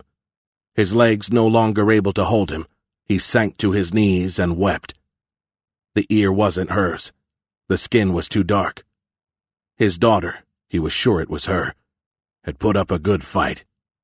She hadn't surrendered to her captors. He was proud of her. A smile creased his eyes and replaced the tears. She hadn't given up on him. Hang on, Layla. I'll find you. A soft creaking behind him made Hunt lunge to his right. He rolled once and came up on his knees, his pistol pointed at the door. Too late. A shadow on his left turned on a flashlight, temporarily blinding Hunt with its powerful beam. Hunt reacted immediately. Instead of staying put, dropping his gun, and hoping not to get shot, Hunt ducked below the beam of light and rolled forward before lunging low and hard at the shadow. With immense force, Hunt's right shoulder rammed into the shadow's midsection. Hunt dropped his gun in the process, but the shadow, Hunt could now see it was a man, was taken completely by surprise and expelled air in a loud groan. But the fight wasn't over. The man wrapped his right arm around Hunt's neck and began to squeeze with an almost superhuman strength. Hunt tried to pull down on the man's arm with both his hands, but the man was just too strong. His arms didn't budge an inch. Both Hunt's carotids were being constricted. Someone yelled. Hunt didn't know if it came from him or the man he was fighting with. What he knew for sure, though, was that he was about to pass out. He was quickly running out of options and oxygen. He wanted to open his mouth and swallow great gulps of air, but it was physically impossible to do so. The man was just too strong. His head felt as if it was being squashed and was about to implode. The man was tightening his vice-like grip, trying to choke the life out of Hunt. Hunt brought up his clenched right fist between the man's legs with all the force he could muster. The man's knees buckled, but he somehow managed to hold on to his choke. But Hunt had destabilized him and bought himself a precious second. Hunt pushed against the man's thigh and turned his head to the side. He encircled the man's right knee with his arms, and using the last of his strength, he lifted the man in the air and threw him to the ground. Hunt went with him. They hit the ground hard with Hunt on top. With a whiplash effect, the man's head slammed on the floor with a resounding thud. The flashlight rolled out of his hand, its beam revealing Hunt's pistol. Before his opponent could gather his wits, Hunt jumped to his feet but struggled to keep himself upright. He staggered backward a few steps before recovering his pistol. The flashlight, which had finally come to a stop, illuminated the man's face. Hunt gasped, and his eyes shot wide open. Cole Egan. Cole Egan's ears were ringing. When his head had hit the floor, there had been a series of blinding flashing lights and a loud thud, unlike anything he had heard before. The back of his head, slick with blood, was throbbing. When he opened his eyes, Pierce Hunt was standing in front of him, a gun pointed at his chest. "Hey, Pierce," Egan said, massaging his temples in tiny circles with his fingertips. He tried to sit up, but Hunt planted his foot on his chest. With anyone else but Hunt, he'd try something to get out of this annoying situation. With Hunt, though, he'd end up with a double tap in the chest. Plus, he wasn't here to kill his former colleague and friend. He was here to warn him and offer his help. "What the fuck are you doing here, Cole?" Hunt said, his voice wavering. "Don't tell me you're involved with this shit. I'll drill one in your forehead." Egan could see Hunt was struggling to understand what had just happened. Egan knew he was just one piece of a large puzzle. With luck, Hunt would give him a minute or two to explain before shooting him in the head. "Look around you, Pierce. Do you see a weapon? I came in with a flashlight, for God's sake." "Keep talking." "Your daughter was here," Egan said. "Can I get up?" Instead of removing his foot, Hunt dug it even deeper into Egan's chest. Egan winced in pain. "Come on, Pierce. If I wanted you dead, I would have brought more than a goddamn flashlight." "Layla was here?" "And so was Garcia's daughter." "Whose side are you on, Cole?" "Do you really have to ask? Answer the fucking question," Hunt growled. "You're not the same man I once saved." There was no denying it. He wasn't sure how much, if anything, Hunt knew about Mr. Granger, but Gaza had changed him. For the last decade, Egan's loyalty had been to whomever paid him the most, and the Black Tosca had been quite generous. But how could he live with himself if he turned against the man who had sacrificed so much of his soul to save him? Gaza had tainted Egan. Hunt, on the contrary, seemed to be the exact same. "True," Egan admitted, looking Hunt straight in the eyes. "But I'm on your side." Hunt seemed to hesitate, and Egan feared he was about to punch out and meet his creator. "The Black Tosca hired me to kill you. By reneging on that contract, you piece of shit," Hunt said, shaking his head in disbelief. "Weren't you listening? I'm not following it through. Believe it or not, you'd better hope I'm a believer, Cole. If not—" Hunt didn't finish his thought. He didn't need to. "My daughter's been taken, and I'm in no mood to play games, even with you." "My wife's pregnant, Pierce," Egan said defensively. "I had to at least pretend to take the contract. That's the only thing I'm guilty of."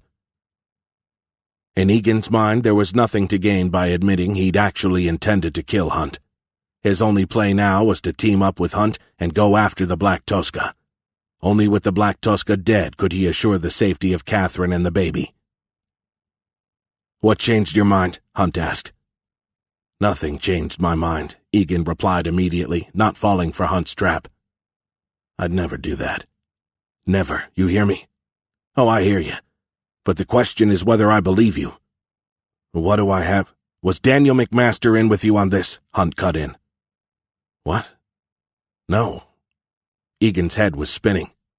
What did McMaster have to do with any of this? Hunt wasn't making sense.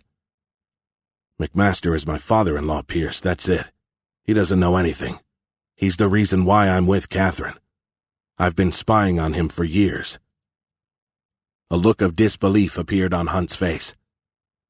Egan took a couple of deep breaths, which wasn't easy, as Hunt had all his weight on his chest, and said, "If you think I'm against you, or lying to you, pull the damn trigger and be done with it. But if you believe me, help me up, and let's get your daughter back." Hunt's stare didn't vacillate. Egan's words hadn't gotten through his friend's defenses. In fact, Egan saw Hunt's fingers slowly getting tighter around the trigger. "I want to be a father, Pierce," Egan pleaded. Hunt relaxed his finger. He believed Egan. It all made sense now. McMaster had unwittingly found himself trapped in the Black Tosca's web. He was a victim too. "Can you really help me?" Hunt asked Egan, lowering his weapon. "Yes, but I need to call McMaster first. I need him to relocate Catherine. If the Black Tosca learns I've double-crossed her, she'll kill Catherine." "McMaster won't be happy, but he'll do it," Hunt said. "Once he learns who I really am, he'll ask Catherine never to see me again." "What have you got yourself into?" Egan averted his eyes. Hunt could tell the question made Egan uncomfortable. Whatever shit Egan had gotten himself into, he was in neck-deep. Too deep, maybe. Am I being played? Egan had told the truth about not being armed. He was a skilled operator, one of the best Hunt had worked with, and Hunt had only heard him at the last moment. If Egan had come in with a weapon in hand, there was a good chance Hunt would have a hole or two in him. "I fucked up, Pierce. I really did," Egan said with a sigh. "The only thing that counts now is protecting Catherine. The only way to do that is to take down the Black Tosca. I'm tired of being her puppet. So please, let me help you. Maybe it will be my redemption. Sort of, anyway." Hunt holstered his gun and extended his hand. Egan, still on the ground, took it. "Really?" Egan asked. "Yeah, really." Chapter 49. South of Hypaluxo, Florida. Hector hung up. He had just spoken to the chief pilot. His instructions had been short and to the point. The plane needed to be ready to depart in 20 minutes with a flight plan to Nassau, Bahamas. "What should I do?" his driver asked. The 3 police cruisers were right on the van's tail, their emergency lights blitzing in a synchronized pattern of red and blue. Hector had no choice but to order his driver to stop. Now wasn't the time to be angry or to start questioning how they had ended up being pulled over. Now was the time to react and to adapt to their current situation. "Change of plans, gentlemen," Hector said, loud enough for all his men to hear. "Once we're done here, we'll head directly to the airport. We'll figure out what to do once we're in the air, understood?" His men nodded. They were ready for action. They were outnumbered 6-4, but there was no way the police officers were prepared for the tremendous amount of firepower his men were about to lay down upon them. And even if the officers were prepared, his men were much better trained than the highway cops. "Pull the van over at the next off-ramp," Hector said to the driver. "Let's go to work." The Ford panel van's driver tapped the brakes numerous times to indicate he was about to pull over. At least that was Steck's interpretation. The driver then activated his right turn signal. Steck followed the van as it pulled onto the shoulder of the off-ramp. The panel van stopped 400 feet later at the end of the ramp. Steck stopped his cruiser about 3 or 4 car lengths behind it. Trooper Iderson turned on the cruiser's powerful spotlight and shined it on the van. "You see anything?" Steck asked. The panel van's windows were heavily tinted, and there were no windows in the back. It was hard to tell how many occupants were inside the vehicle, save for the driver and at least one passenger. The driver's door opened, and a man climbed out. He wore a pair of black jeans and a dark-colored T-shirt, and appeared to be holding a cigarette in his right hand. The man waved at the police car before shielding his eyes. With the beam of the spotlight shining in his eyes, there was no way he could see Steck or the rest of his team. A small burning circle of tobacco glowed orange as the driver drew on his cigarette. Steck looked away from the driver, his eyes searching for anything suspicious. The shocks on the van were somewhat compressed, but that didn't mean anything. Maybe they were carrying a heavy load. But Steck had to put everything in perspective. There were almost no vehicles on the road. It was late at night, or very early in the morning. The panel van was owned by a holding company belonging to a notorious attorney. One of the properties within the same holding company had been the scene of a crime that same night. These were all things that Steck kept in mind as he disembarked from his vehicle. "Call it in," he instructed Iderson, placing his hand over his holster. "And please, Erica, keep the spotlight's beam on the van." Iderson nodded. Steck keyed his radio and said to his team, "Linda, get behind me. Jack and Ricardo, take the passenger side and watch out for oncoming traffic." He got a series of acknowledgments. He then added, "Erica will operate the spotlight and Carrie will stay in reserve and keep an eye on the back of the panel van." Steck started his approach. His gut told him he was missing something. The panel van's driver turned his head toward the van and said something. Steck didn't hear what it was, and it made him nervous. He had an unsettled feeling in his chest. Steck's right hand casually released the strap on his holster. Hector thought his driver was playing his role perfectly. It was even money the cops would ask him to get back in the van, but they ended up allowing him to stay outside. "They're all here," his man told him hastily. "Two approaching on my side, two more on your side, one manning the spotlight, and the last officer is staying back. Light body armor and pistols only." Hector nodded his thanks and said to his team, "Wait till they get to the back of the van, then be precise, fast, and deadly. I want us on our way in 30 seconds. 5 seconds later, Hector gave the order to execute. Even with the mighty beam of the spotlight, Steck had difficulty seeing inside the van. And he didn't like it. The back of his neck tingled. He knew the feeling well. He'd had it many times since joining the Florida Highway Patrol, and he had learned to listen to his sixth sense. Steck was still 2 steps away from the vehicle when he stopped. Farrell, who'd been following a little too closely, bumped into him. For a fraction of a second, the angle was just right, and Steck saw there were at least 2 more occupants in the panel van. And they were on the move. "What's going on?" Farrell asked, immediately alert. Before Steck could reply, the side doors opened. Steck instinctively pulled out his firearm and ducked. The driver reached for something behind his back.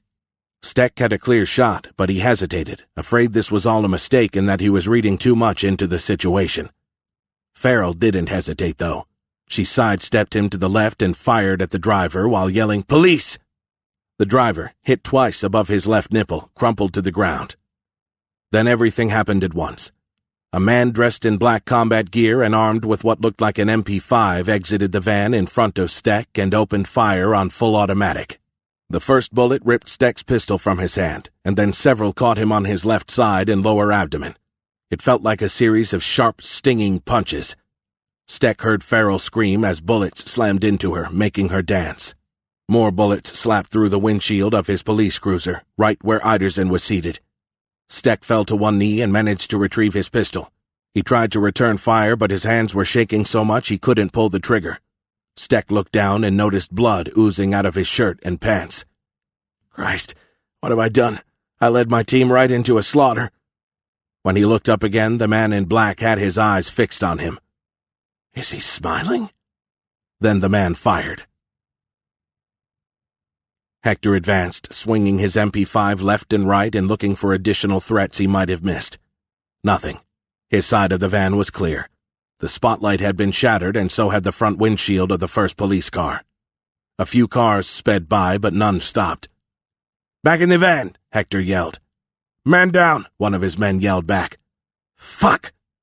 He hurried to the other side of the van where his driver lay on his back next to the front left tire.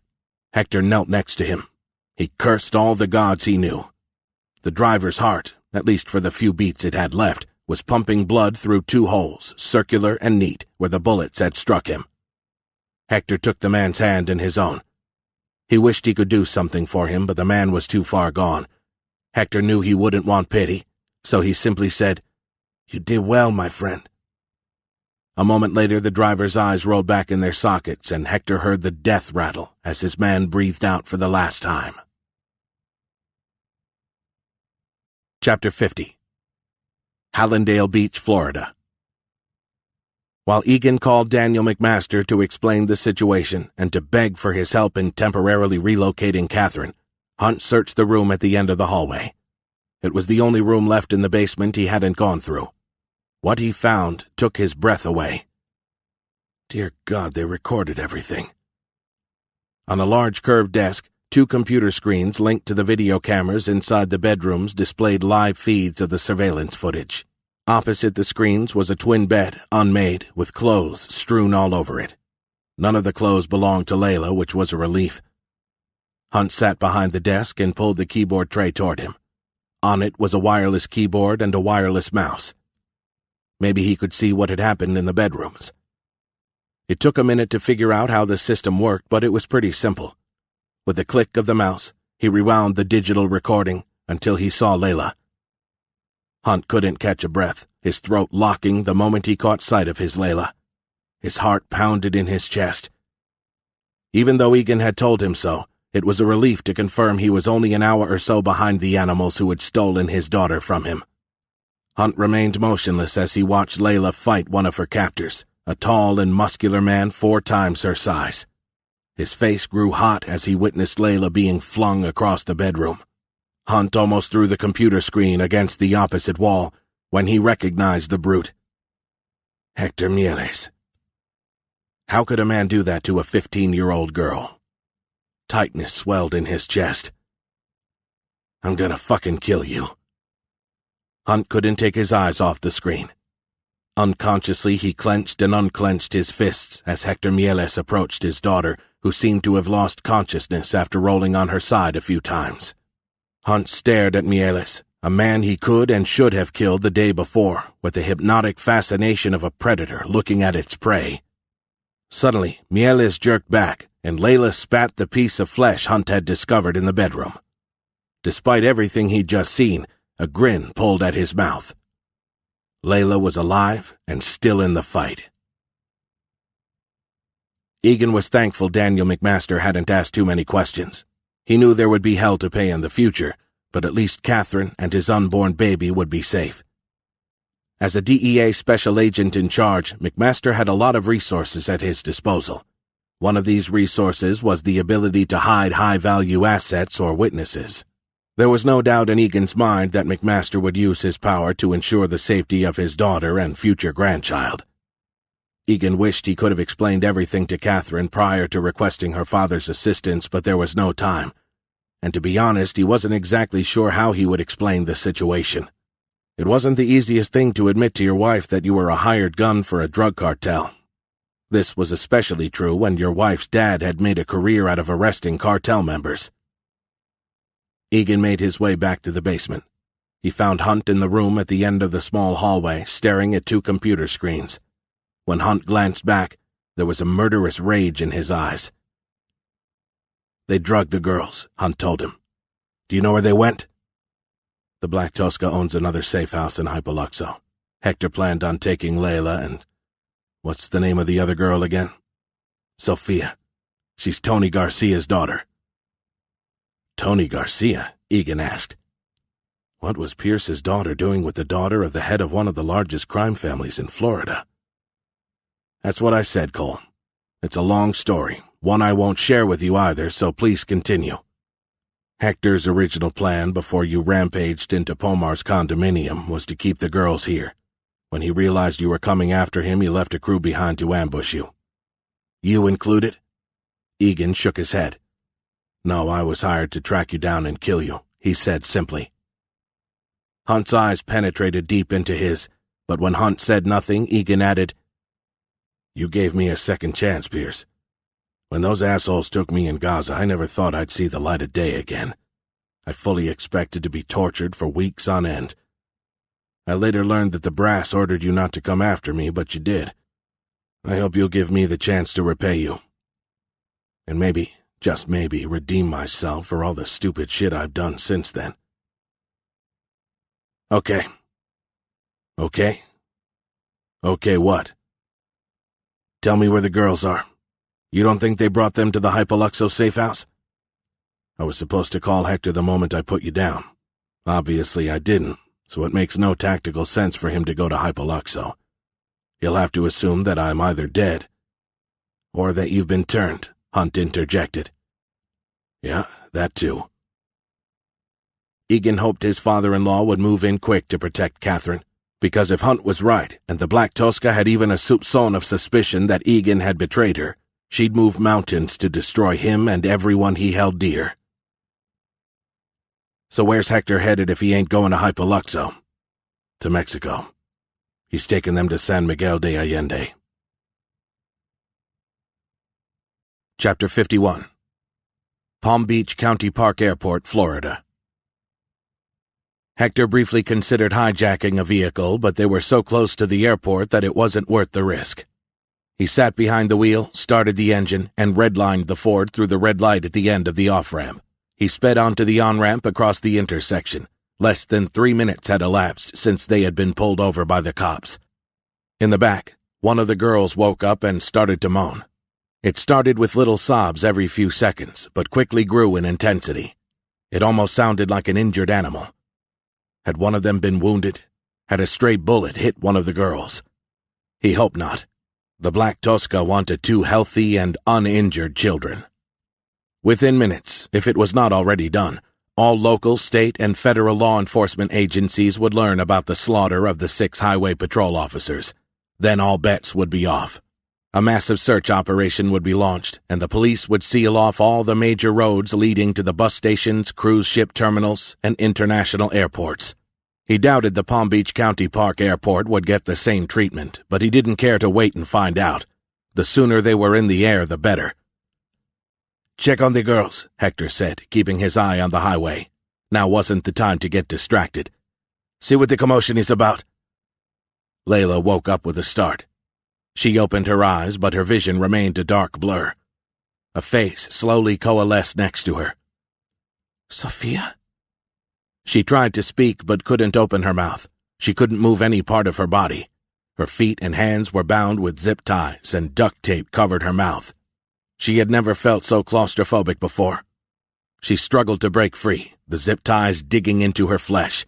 She moaned in pain. Layla's heart battered her ribcage. At least there was no black bag over her head to keep her from seeing where she was. "A van?" Sophia was next to her. She could see her friend's face clearly now. She was gagged and tied the same way Layla was. The fact that they were alive meant that their captor had something in mind for her and Sophia. That in itself wasn't good news. Was it in retribution for what she had done to his ear? Maybe. But she couldn't let fear cause her to lose her capacity to think clearly. As long as they were alive, there was hope of a rescue. Her gaze settled on Sophia as she wished her friend would open her eyes, but she didn't. Layla listened carefully. She heard men talking in Spanish. Weird, she hadn't noticed them before. But she didn't hear any breathing coming from her friend. Sophia's chest wasn't moving either. Fear clouded Layla's eyes. "Oh my God, she's not breathing. Sophia's not breathing." Layla tried to yell, but the duct tape on her mouth muffled her voice. She kept trying, but it did no good. She was powerless and angry. She lifted her bound feet and kicked at the side wall of the van. She only managed one soft thump before a man grabbed her elbow from behind. He yanked it back so hard he almost dislocated her shoulder. Then he grabbed her with both hands and pulled her up to a seated position. With one hand, the man reached for one of the edges of the duct tape over her mouth.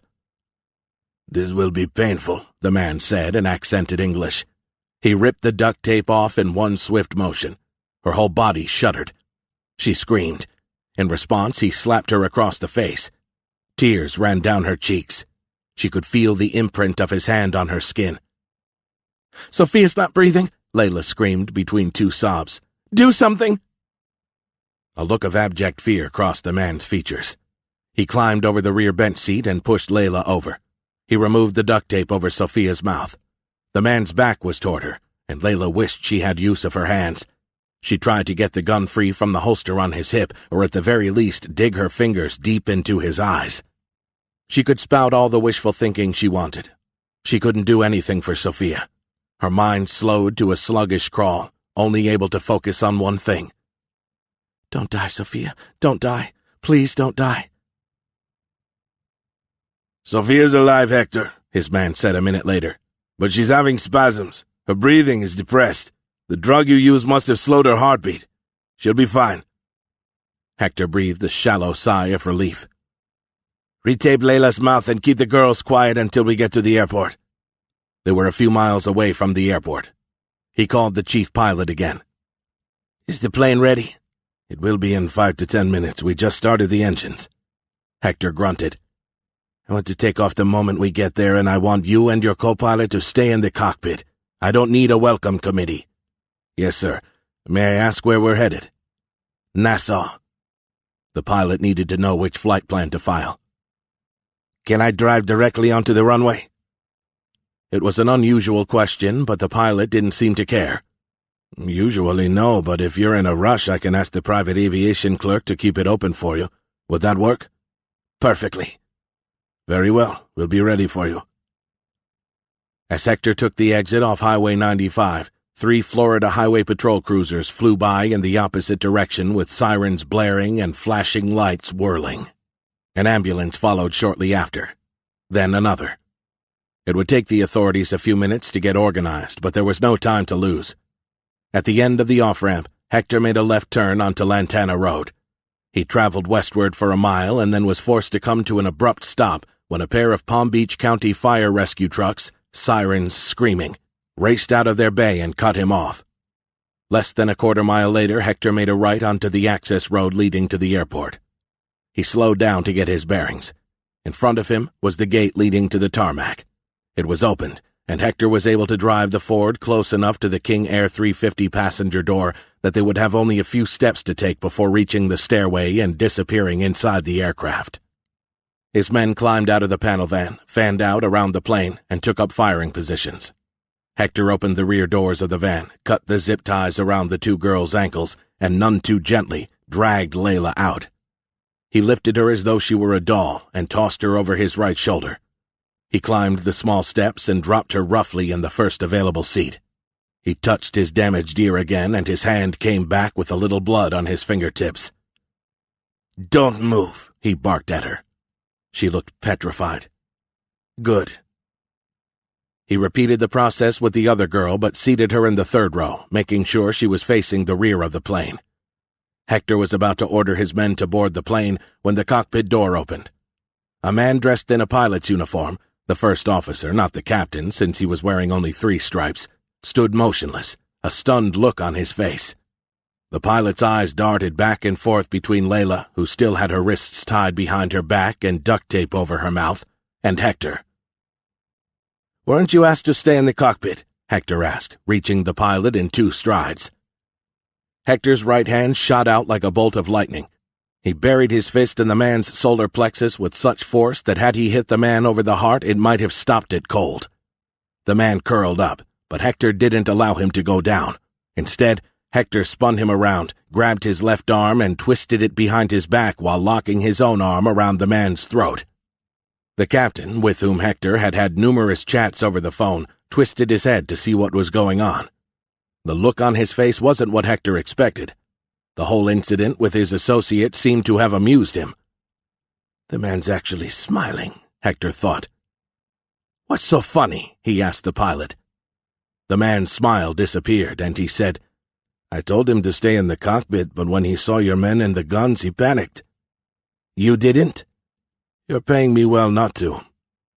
"Can you fly this plane by yourself?" There wasn't even a hint of hesitation.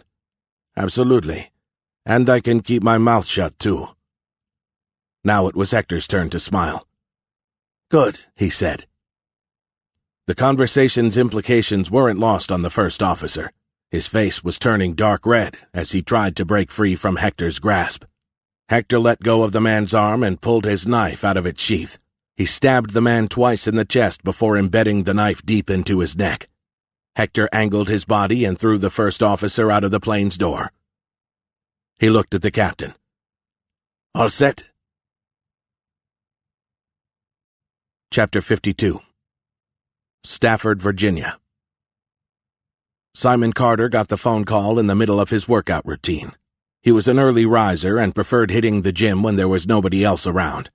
His call display told him it was an unknown number. He picked it up anyway. He knew it was Pierce Hunt. "Any news?" he asked his friend. "Kind of. I have a favor to ask." "You got it, Pierce." "You don't even know what I'm about to ask you. It could be dangerous." Carter chuckled. "I'm sure it is. That's why you're calling me, right?" "And illegal, too," Hunt added. Hunt was toying with him, so he said, "But is it honorable, and will it serve justice? I need your help getting my daughter back." "I already knew that." "I'm in. But this time it isn't only to check stuff in the DEA database, Simon. I need a shooter." If Pierce Hunt needed a shooter, that meant he had a target. "How many of us do you need? You know the guys will do anything for you, right?" "I do, and I appreciate that. But this operation will be black. No footprint whatsoever." "So only you and me?" Carter asked. "And an old friend of mine from the 75th. "You trust him, Pierce?" "Not as much as I trust you, brother. That's why I need you. Tell me what you need and consider it done." Chapter 53. Coral Gables, Florida. "Will Tony be okay?" Hunt asked Anna. "Don't know," she replied, her eyes moist with tears. "He's still in surgery." Hunt watched her take a long sip of vodka straight from the bottle. It had been 6 hours since Tony Garcia had been shot. The police were asking a lot of questions, and Hunt wouldn't be surprised if, supposing Tony pulled through, they brought him in for questioning. Since the news that 6 Florida Highway Patrol officers had been butchered on an off-ramp of Highway 95 had hit the major outlets, every law enforcement officer in the region was looking for the perpetrators. Everybody was on edge. The slain officers were fathers, mothers, sisters, and brothers. They were pillars of their communities who had paid the ultimate price. Their brother cops wouldn't hesitate to break a few bones to get to those who had killed so many of their own. They didn't know the culprits were long gone, out of their reach. But not from my reach, Hunt thought. "I'm gonna mess that fucking bitch up," he added, thinking about the Black Tosca. With only 12 hours left to the Black Tosca's original deadline for Tony to deliver his own severed head, Hunt was anxious to hear back from Simon Carter. He checked his watch for the 5th time in 10 minutes. Since Carter's connecting flight from Houston to Querétaro, Mexico was on time, Hunt had checked via the United Airlines application. He would land in about 2 hours. Upon landing, he would be met by DEA special agents, men who didn't mind risking their careers to help Hunt. They wouldn't participate in the actual takedown, but they would take care of all the logistics. They would provide Hunt and his team the necessary weapons and transportation options. They all knew Hunt could never repay them. What they also knew, though, was that if the roles were reversed, Hunt would be there for them. Simon Carter was Hunt's reconnaissance element. There was no point in Hunt and Egan traveling all the way to Mexico only to find out that Layla and Sophia weren't there. Carter's mission was twofold. First, he was to confirm Layla and Sophia's position, or at the very least verify that Hector was there. Second, he needed to scout a location from where they could establish their base of operations. In the meantime, Hunt wanted updates from Daniel McMaster regarding the bystander he had accidentally shot during yesterday's ambush, the cause of the warrant for his arrest. "You have a phone I can use?" he asked Anna. She got up from the sofa and disappeared from the living room. Tassis, though, was still there, standing in a corner, and looking pissed off as usual. Egan leaned toward Hunt. "Thanks for keeping my involvement with you-know-who between us," he said, his voice low. The truce Hunt had forged with the Garcia crime family was fragile. If Tassis, Anna, or any members of their family learned that Egan was a contractor for the Black Tosca, he'd never live to see another day. Thoughts of the Black Tuska reminded Hunt that if he couldn't find his daughter within the next, he checked his watch again. 11 hours and 32 minutes. Layla would be burned alive, her execution live-streamed. "This is your fault, Vicente Garcia, you piece of shit. What were you thinking, burning a man in front of his young daughter? Now it's your own granddaughter and my Layla who'll pay the price for your stupidity." "Hey, Pierce, you okay?" Hunt looked up. Anna was inserting a SIM card into a prepaid cell phone. She handed him the phone. He mumbled his thanks and walked out to the terrace to place his call. McMaster didn't pick up, so Hunt left a quick voicemail letting him know he'd call again in exactly 5 minutes. When he turned around, Tassis was there, his jaw locked so tight that Hunt could see a muscle twitching. "What do you want?" Hunt asked him. "What can I do to help?" Hunt cocked his head. "This is unexpected. I thought you wanted to kill me." "A part of me still does. Your betrayal is my failure, I told you." "But?" "Anna said you tried to save Tony's life, so I'll ask again. Can I help?" There was no way Hunt would let Tassis travel with him and Egan to Mexico to meet with Carter. As loyal and ruthless as Tassis was, he wasn't a trained operator. He had no idea how to work within a team or employ the unconventional tactics used during a hostage rescue operation. Still, he could be useful here in Florida. But first, Hunt had a question for him. "What was Tony talking about earlier?" "Anna's issue." "What is it?" Tassis looked at the floor. "It's not my place. Don't fuck with me, Mauricio." Tassis crossed his arms with a heavy sigh. "She killed a man," he said, then quickly added, "but it was legitimate self-defense." Hunt ought to have been surprised, but he wasn't. He couldn't say why, but deep down he had known, or at least suspected. Something in her demeanor, maybe. "In Miami," Hunt said, remembering how shaken she'd been when she had picked him up in the Cherokee. "That's right. A man attacked her. She killed him."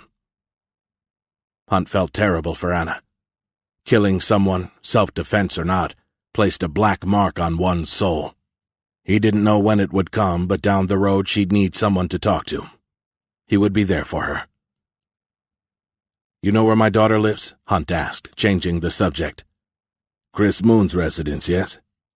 If our op in Mexico fails, they'll come for my ex-wife. She's Moon's wife now, but she's Layla's mother, and I still care for her." "I don't think you'll fail, Mr. Hunt, but if you do, I'll make sure she's safe." Hunt kept his mouth shut but offered a slight nod. Tassis turned around and headed back inside the house.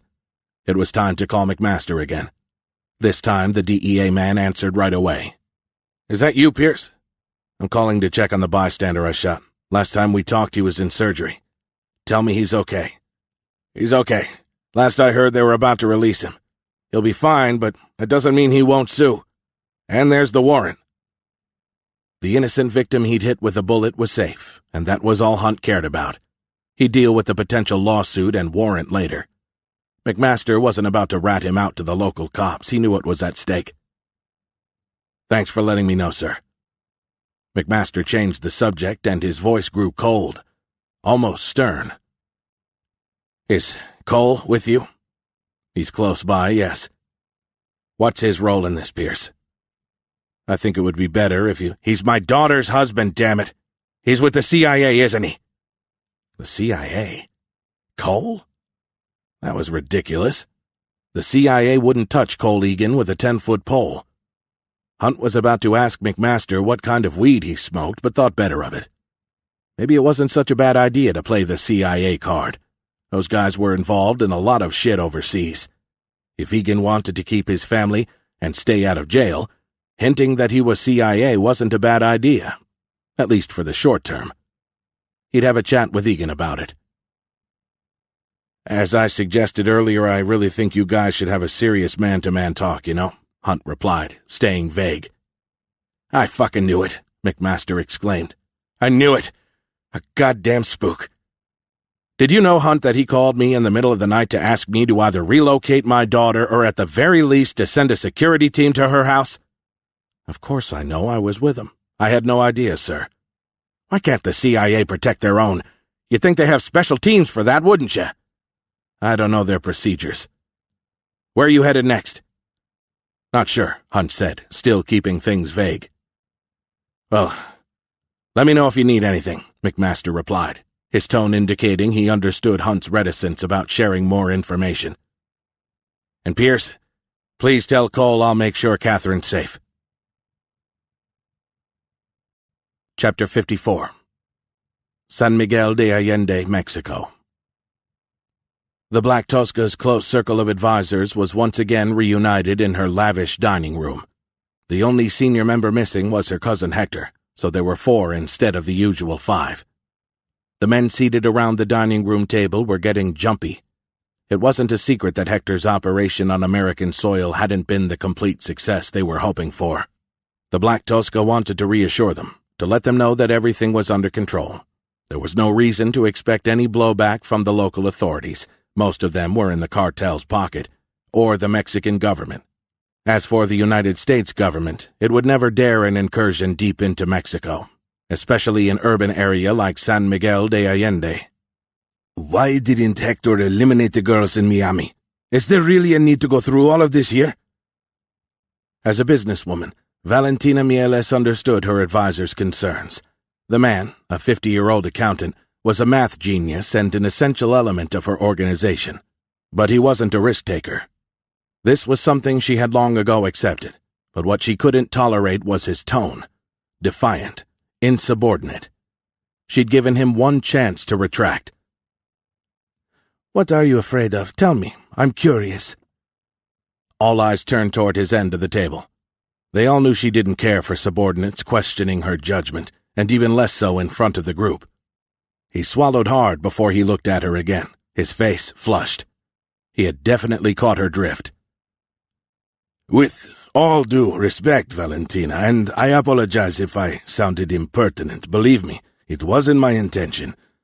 What I wanted to say was that this end of the operation won't generate any revenue for you, and that, perhaps, this could have been dealt with differently. He was right, of course. It would have indeed been preferable if the whole operation could have been carried out in the United States, but a series of unfortunate events had forced Hector's hand. She'd never heard of Pierce Hunt before, and to be honest, she was surprised that one man could have caused Hector to change his plans. Even Mr. Granger had failed to check in with a progress report, something that had never happened before. Mr. Granger was a valuable asset. His access to Daniel McMaster was priceless. This access would become extremely helpful to her organization once Tony Garcia and his top lieutenants had been taken care of. Mr. Granger better be alive, she thought. Nicolas was good, but he wasn't Cole Egan. Nevertheless, she wanted to see this through. For once, she wasn't propelled by greed, but by vengeance. Her taste for revenge wouldn't be satiated until she heard the screams of agony from Tony Garcia's daughter. Only then would her mind allow her to think of something else. She let the silence stretch out a few more seconds, taking pleasure in seeing her accountant sweat bullets. She considered different possibilities and options. That was why she was so good, and the one standing at the head of the table. Her ability to seize an opportunity in a chaotic situation and to adapt quicker than anyone else to a changing environment was her key to remaining in power. She narrowed her eyes on the accountant, but she spoke to everyone. I understand your concerns, gentlemen. But you know as well as I do that to succeed in our business, we need to constantly revise our business plan. Taking over the Garcia family's distribution network will allow us to move a lot more product, and the cost associated with its distribution will drop significantly. I've been communicating very closely with our major trading partners, and I've assured them that we'll be operational within the next 30 days. What if Tony Garcia doesn't surrender? One of her deputies asked. His men are very loyal to him. I'm well aware of their loyalty to him, she hissed, but she continued more calmly. Tony Garcia's world is crumbling around him. Within the last 36 hours we killed his father and kidnapped his daughter. He also managed to get shot by one of our men on the ground. The Black Tusker gazed at the 4 stunned, silent faces around the table. They were all looking at her wide-eyed, waiting for her to continue. "He's straddling the threshold between life and death, I'm told." A few smiles appeared on the men's faces. One of them said, "So even if he doesn't chop his head off, we'll get him in prison." The Black Tusker nodded. "Inside the system, he won't have the kind of protection he's accustomed to on the outside. He'll be an easy mark." "So why's Hector bringing the girls here? I was under the impression that the kidnapping was to bring Tony Garcia to his knees."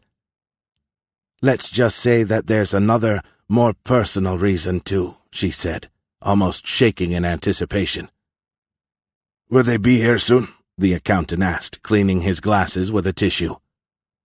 "Oh, they're already here." Chapter 55. San Miguel de Allende, Mexico. The last leg of his flight had been uneventful, just like the first one. Upon landing, he cleared Mexican customs under the fictitious name of Terry Lewis, an alias the DEA had prepared for him in case he ever needed to be deployed to Mexico quickly. He exited the terminal and looked for someone holding a sign with his fake name on it. 24 taxi drivers were standing around with names on signs. He spotted a tall, dark man with a mustache and slender build holding a sign with the right name on it. The man fit the description Hunt had given him. Carter hoisted his only bag more securely on his shoulder and walked toward the man. They made eye contact, and Carter followed the man at a distance. The man walked silently but briskly through the terminal to the arrivals curb. He hopped into the passenger seat of a waiting late-model Toyota Land Cruiser. Carter climbed into the back seat, and the SUV rolled forward. The driver was an attractive Latina woman with long, dark hair that fell to her shoulders.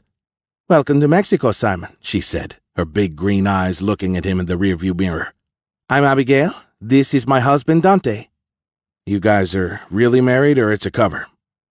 Never before had he met a pair of DEA special agents who were married and posted together outside the United States. "Let's just say that we work and sleep together." Carter chuckled. "Got it. There's a cooler behind your seat with a couple of sandwiches and a bottle of water," Dante told him. "Thank you," Carter said, opening the cooler. "I appreciate you picking me up." "My pleasure. Hunt told us what this is about. We'll do our best to help." "How do you know Pierce?" Carter asked, grabbing a sandwich and the water bottle. "I flew helicopters in Iraq," Dante said. "We crossed paths a few times." "If he's asking you to risk your career for him, I'm sure it was more than a few times." "No, not really. But I guess it's what he did on one of those times that matters, isn't it?" "Pierce saved Dante's life," Abigail said. "That's why we're both willing to risk anything for him." Carter didn't want to push for more information since it wasn't his business, but Dante was quite forthcoming. "My Black Hawk was shot down over Latvia," Dante explained. "It's a small town south of Baghdad. It's dominated by native Sunni Arabs and was one of the hottest spots for our troops between 2003 and 2007. The Iraqi army couldn't get a grip on the insurgents, so Hunt and a bunch of Rangers was sent in to help them. I was bringing in fresh troops to the zone when my chopper was hit broadside. I did a controlled crash landing." "I didn't know such a thing existed," Carter said, biting into the ham and Swiss sandwich. "What? A controlled crash landing?" "You want to know the story or not?" Dante asked, but he was smiling. "I'm sorry. Please continue," Carter said, twisting the cap off his water bottle. "Hunt saw the chopper go down and with 6 other Rangers left his cover position and charged 500 feet across open ground to provide suppressive fire." It sounds like Pierce, Carter thought. Crazy motherfucker. "I'm glad you made it," Carter said. "Pierce is a good man. The best. I mean he's dead. And this little op of ours, it won't even cover the interest." "I hear you," Carter replied. "It sucks what happened to his daughter. That's not right, man. Would they really set his daughter on fire? On live video? Not if I can help it." They drove the next 15 minutes in silence, staring out their respective windows and considering what could happen to Layla if they failed. "So what's the plan?" "Since this morning, Abigail and I are officially on leave.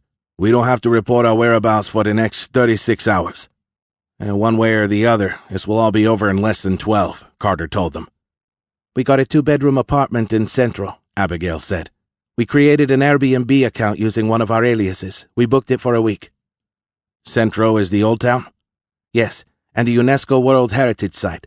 Narrow streets lined with homes in different shades of yellow, red, orange, and brown terracotta. All very pretty.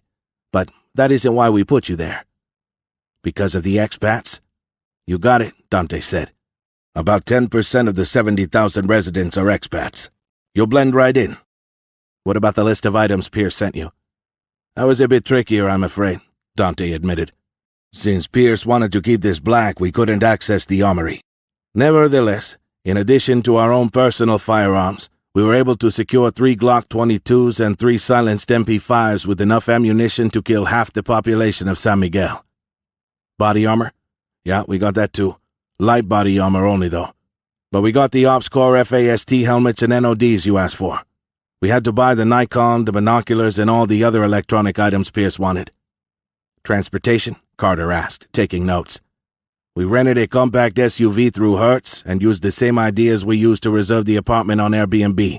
The Land Cruiser is ours to use too. You have any info regarding the Black Tosca's mansion? Abigail shook her head but kept her mouth shut. Dante ran his fingers through his hair. What is it? We don't know much, Dante confessed. A couple of agents tried to fly a drone over the mansion a few months ago, but he got shut down. How the hell do you shut down a small drone? Carter asked. There are devices that detect drones using radio frequency methodology. It's effective up to about 2,500 feet, and it's quite difficult to circumvent. The most expensive systems, which I'm sure the Black Tosca has, automatically detect and disable incoming drones. So where does that leave us? Carter asked. We have a few shots that were taken by a satellite a few years back, but they won't be of much value. Having said that, the Mexico City office arrested a mid-level member of the Black Tosca's cartel 3 weeks ago. I doubt he said anything of importance. These guys prefer to do time rather than talk to us. You never worked in Mexico, did you? Abigail asked. Carter narrowed his eyes, wondering what she meant. Dante jumped in and said, We do things differently here, Simon. Our methods are, let's say, a little more invasive than they'd be back in the States. Do you know what I mean? Carter knew what invasive meant. Whatever intelligence the DEA got from the cartel member, they wouldn't be able to use it in a court of law. Okay, so he talked to you. Anything I should know? Dante handed Carter a file containing the satellite pictures and drawings of the perimeter surrounding the residence. He said that the grounds of the residence were patrolled 24 hours a day by half a dozen heavily armed guards, and I wasn't counting the 2 at the guardhouse outside the main gate. 6 guards. That wasn't a good start. That was a lot of enemy personnel. Dante continued. He also said that security cameras were set up strategically around the property with infrared motion detectors. Shit. What did you expect, Simon? You knew Valentina Mieles would be a hard target to get to. That didn't change the fact that it would be almost impossible to breach the perimeter during broad daylight. Tell him about Nicolas, Abigail said. Who's Nicolas? Nicolas is her lead bodyguard. That was good to know. What's his background? Since we don't have a last name for him, we're not sure. But you did find something. It's only a guess. Come on, Dante, it's more than a guess. He fits the physical description that was given to us. Anyway, Dante continued, ignoring his wife, I wouldn't put too much thought into this if I were you, but there's a Nicolas Gomez born in 1981 who was dishonorably discharged from the Fuerzas Especiales for leaking intelligence to a known drug cartel associate. The Mexican Navy Special Forces? Yes. Supposedly they're a Tier 1 unit, but I doubt they really are. Still, he's someone we'll need to be careful about. Carter ran his hands over his face. His 3-day beard was beginning to itch. How many road access points are there? That's the good news, Abigail said, stopping the Land Cruiser to let an old woman cross the street with her dog. There's only one. Carter was still studying the satellite pictures when they reached the Airbnb rental 20 minutes later. The rental was a small but charming 3-story house. We'll drop you off here, Abigail said. You'll find everything you need on the kitchen table. It's apartment number 1, and the code to unlock the door is 49234. You're not coming in? We have our own place, Dante said, tossing a mobile phone to Carter. So if one of us gets caught, the whole thing won't collapse. Check your gear, take what you need, and we'll link up in 30 minutes, Abigail said, unlocking the doors. Dante's number is the first contact, I'm the second, and the Guadalajara DEA office is the third one. Carter climbed out of the Land Cruiser and watched the SUV as it smoothly accelerated away before coming to a stop at an intersection packed with shoppers, commuters, and tourists. Carter stretched and arched his back a few times to loosen up before he made his way to the rental unit. He punched in the 5-digit code Abigail had given him, and the door unlocked. He opened it and slid inside. The place wasn't big, but it was clean. Carter used the toilet, washed his hands in the sink, and brushed his teeth before he headed to the tiny dining room where he found a set of car keys and a handwritten note telling him where the vehicle was. He carried the keys with him to the bedroom. On the bed were 3 medium-sized Pelican cases and 2 duffel bags. Carter spent the next 20 minutes checking the equipment, loading the weapons, and making sure the NODs had new batteries. Exactly 30 minutes after he was dropped off, Carter called Dante. Everything was to your satisfaction? Dante asked. Carter, a perfectionist, and exceptionally so when it came to marksmanship, wished he could have test-fired the Glocks and the MP5s, but he had no choice in the matter. Everything's fine. How do you want to play it? Our only objective is to confirm that Layla and Sofia are here. What about Hector Mieles? I think it's fair to assume that if Hector's here, the girls are here too, agreed? Makes sense. So I'll head in the direction of the Black Tosca's residence and drive around once. I'll call you back once I'm done, and depending on my findings, I'll let you know what we'll do. Carter brought the powerful binoculars to his eyes and focused on the Black Tosca's residence half a mile away. The house, one of the biggest Carter had ever seen, was a custom-built fortress. It had the style of a Spanish colonial home and was perched high on a hilltop with spectacular views of the Sierra Madre Mountains and the rolling countryside. Carter wondered if the citizens of San Miguel de Allende knew or cared about the high number of criminal organizations whose bosses had elected to reside in the city Condé Nast Traveler magazine had named the best in the world. Carter had to admit that the small city exuded so much charm, history, and beauty that even though he was tracking the man who'd kidnapped Hunt's daughter, he couldn't help feeling he had been transported to another dimension. Towering churches, sunset-colored houses, and charming cobblestone streets added an indescribable something Carter would be hard-pressed to explain to the guys back in Stafford. But he wasn't here to relax, explore, or see the sights. His initial reconnaissance showed him a couple of good spots from where he had good views of the front gate and the east side of the 3rd floor of the house. The tall walls surrounding the property and its sheer elevation from the street hindered Carter's ability to see anything below the 3rd floor. He had been in his position for a little more than 2 hours when a pair of white Range Rovers came out the front gate at the end of the long asphalt driveway leading up to the Black Tosca's residence. The side windows of both Range Rovers were heavily tinted, and the sunlight glinted off the windshield, but Carter, his eyes glued to his binoculars, was able to confirm that there were at least 2 occupants per vehicle. He quickly exchanged the binoculars for his Nikon P900 camera. Both Range Rovers made a right turn and accelerated toward his location. Carter brought the camera to his eye and snapped 8 pictures.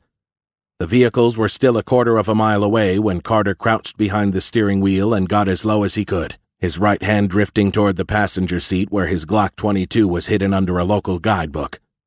Not that the Glock would make much difference in a shootout with Hector's men. In about 15 seconds, he'd know if he'd been seen. He started to count in his head. At the count of 17, the Range Rovers drove slowly past his position. If they were going to hit him, it was going to happen right about now. Carter's grip tensed around the Glock. He held his breath and strained his ears for a full minute and listened for signs of trouble. Nothing.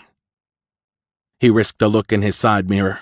The Range Rovers were stopped at a red light 500 or 600 feet behind his SUV. That was close, Carter thought. He chuckled to himself, mostly from relief. Carter looked at the Nikon's display to analyze the pictures. The first 5 showed the first Range Rover and its occupants, 2 Latino males whose faces Carter didn't recognize. The last 3, though, made his heart jolt. With a lump in his throat, Carter dialed the number Hunt had given him. "It's me," Carter said once he had his friend on the line. "What did you learn?" "Hector Mieles is in San Miguel, Pierce.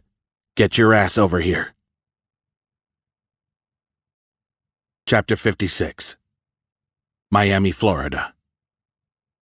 It took Hunt less than 15 minutes to get to Jasmine's house from Tony Garcia's house. He rang the doorbell twice. Jasmine opened the door wearing only a light blue terry cloth robe with a matching towel on her head. She looked tired, worn out. The lines on her face were too pronounced for someone her age. Her eyes, which had been so vibrant in the past, were now dull. He wondered if his eyes looked the same way. Clearly Layla's kidnapping had hit his ex-wife very hard. Jasmine probably thought he was bearing bad news because her legs buckled, and before Hunt could catch her, she collapsed to her knees. Hunt knelt next to her. "I think Layla's still alive," he said into her ear. "But I need Chris's help."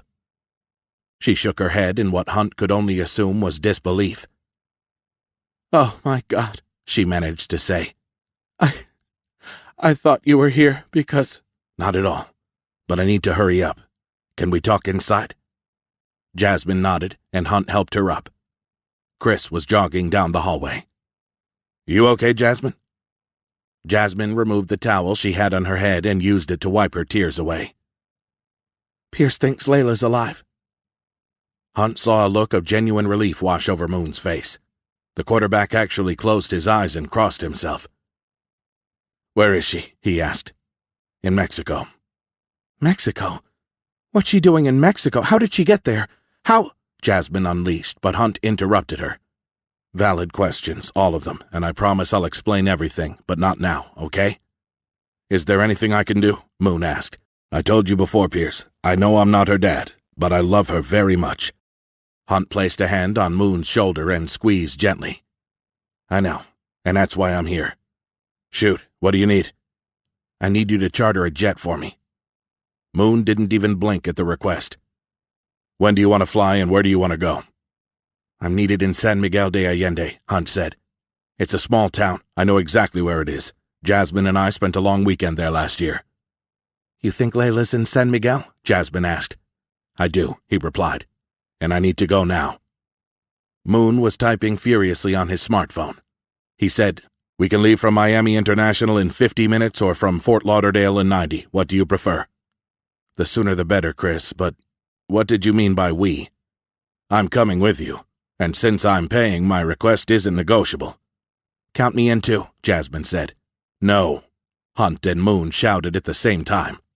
"Listen, Jasmine," Hunt said, taking one of her hands in both of his. "If anything happens to me downrange, I want our daughter to have a mother. I know it sounds cliched, but it's too dangerous. Trust me on this." Jasmine sighed, but nodded reluctantly. "Be careful. Both of you." Chapter 57. Del Bajío Airport, Guanajuato, Mexico. Hunt caught up on his sleep while Egan and Moon talked football.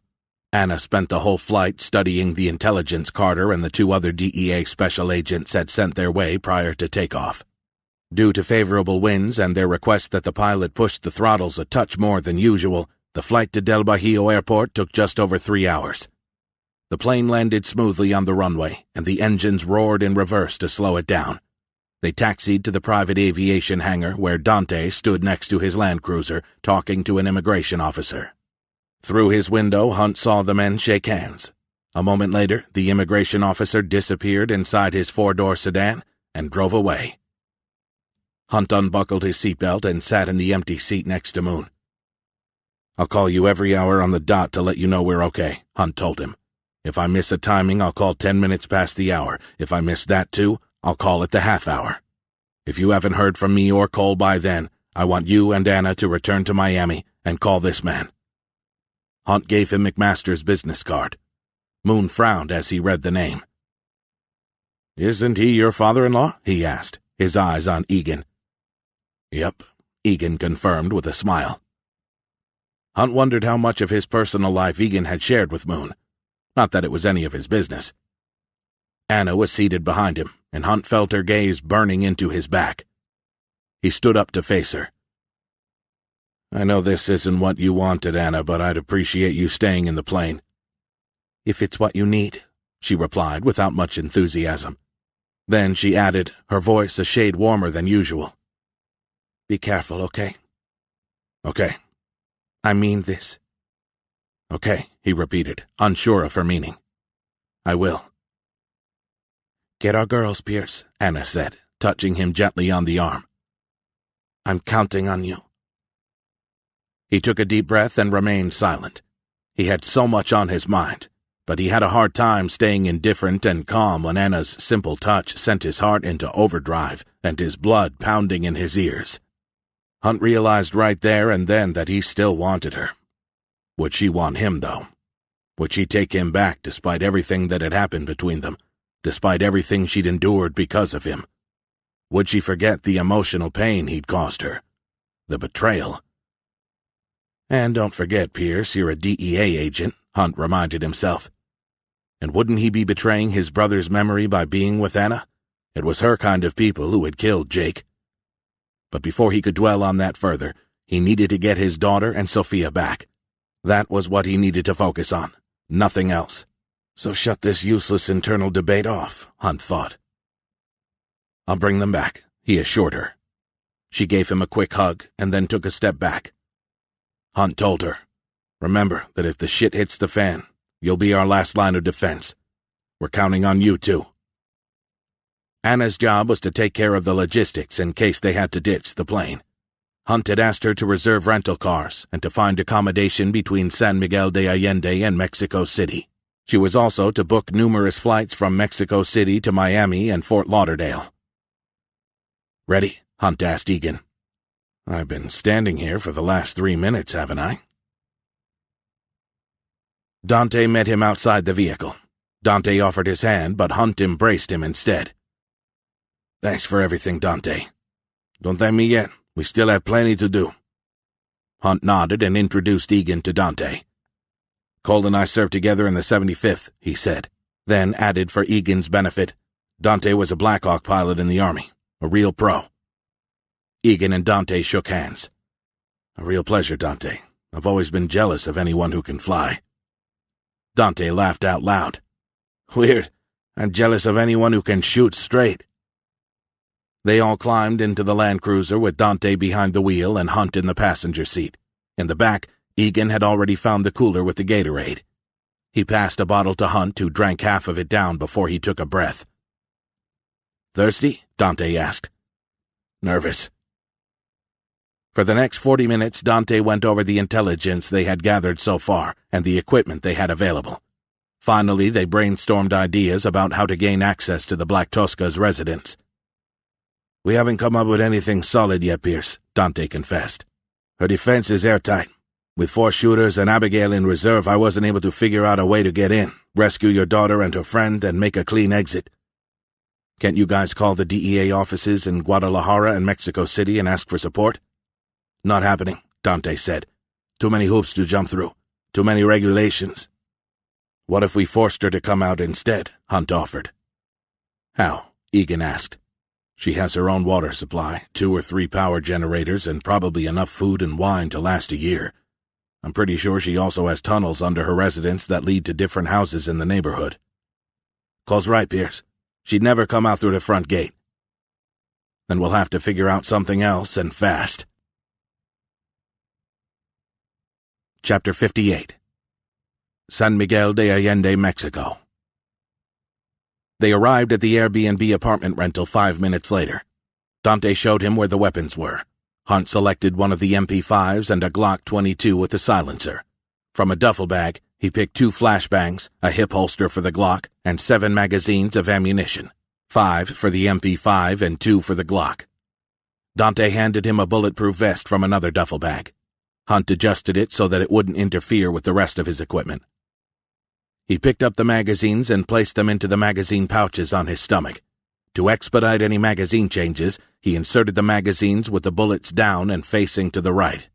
He checked the MP5 to make sure the weapon was clear and did the same with the Glock. Hunt inserted a magazine into the pistol and pulled the slide back, allowing the first bullet to feed into the chamber. He then released the magazine, holstered his pistol, and inserted another round into the magazine to top it off. He pulled the Glock out from its holster once again and reinserted the full magazine before holstering the pistol. He followed pretty much the same routine with the MP5, his hands working fast and expertly. To clear his head, Hunt took a deep breath, and then slowly exhaled. He repeated the process 3 times. Hunt was in his element. He was ready. Then Carter called. Layla was on the move. The time to move cautiously had passed. They needed to speed things up. Hunt's conversation with Carter had been short but to the point. Abigail, who had taken Carter's position close to the front gate, had spotted the same 2 white Range Rovers that Carter had seen earlier in the day. Using her own Nikon, she was able to get 2 good shots of the inside of the first SUV. She had sent the pictures to Carter, who had immediately confirmed that the girl seated in the second row of the SUV was Layla. No word on Sophia, though, so that complicated things. Hunt had hoped that the 2 girls would still be together. That would have allowed them to maximize their efficiency by not having to split up. Hunt had just placed his hourly call to Moon when Carter phoned him. "Where are you?" Carter asked. "We're leaving Centro now, what's up?" "Abigail and I followed the 2 Range Rovers to a neighborhood called Candelaria. You need me to spell it?" "Negative, Simon, I know where it is," jumped in Dante, making a U-turn. "We're less than 10 minutes away." Carter gave them the address. "Hurry up. I have a feeling we might have a play here." Carter and Abigail had no choice but to give the Range Rovers considerable leeway in order not to be spotted. The fact that Abigail and Carter each had their own vehicle was great, but they really needed 6 cars to pull off this kind of surveillance operation. That wasn't going to happen, so they had to tread carefully. The neighborhood of Candelaria consisted of very large and very private estates. There wasn't a lot of traffic, so Carter had to play it safe. The last thing he wanted was to spook Hector. Carter had allowed 4 cars to pull in front of him as a buffer between his vehicle and the last Range Rover. Abigail hung back 2 cars behind. Up ahead, the Range Rovers made a right turn into private property. Carter called Abigail to let her know. "I'm not turning into the driveway," Carter told her. "I'll try to get an address and see what we can find out."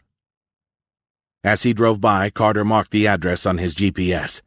The house was a big bungalow, at least 8,000 or 9,000 square feet by Carter's estimate, and the owner had set it back far enough from the road to not be disturbed by passing cars, but close enough to flaunt his wealth. Keeping one hand on the steering wheel, Carter texted the address to Hunt. His phone vibrated in his hand. It was Abigail. "I'll pull over at the next intersection and run the address against our database," she said. "I'll let you know what I learn, if anything. I'll find a spot from where I can keep my eyes on target." He made a left at the next intersection and twisted in his seat to see if he still had a visual on the house. He didn't. If he couldn't see the house, they couldn't see him either. He stopped on the narrow gravel shoulder and turned off the engine. He climbed out of his compact SUV and opened the trunk, from which he removed a DJI Matrice 100 quadcopter drone. Since the drone was made of waterproof aluminum and plastic, its weight, without the camera, was only slightly over 6 pounds, which made it incredibly light and easy to carry around. But what really sold this unit to Carter was that it could be controlled from a distance of 1.5 miles without a problem. It was the same model he had used on many occasions with the RRT. Within 30 seconds, the drone was in the air. Carter reacquainted himself with the controls by circling the drone a couple of times overhead. 2 minutes later, the drone was hovering a quarter mile away from the Range Rovers at an altitude of 100 feet. Carter zoomed in on the house, just in time to see Layla being carried inside by Hector Mieles. Chapter 59. San Miguel de Allende, Mexico. Hector popped a couple of Dexedrine capsules in his mouth and washed them down with 4 huge gulps of water. As his adrenaline rush from all the events of the past 36 hours finally crashed, Hector realized he was seriously tired. He was running on empty.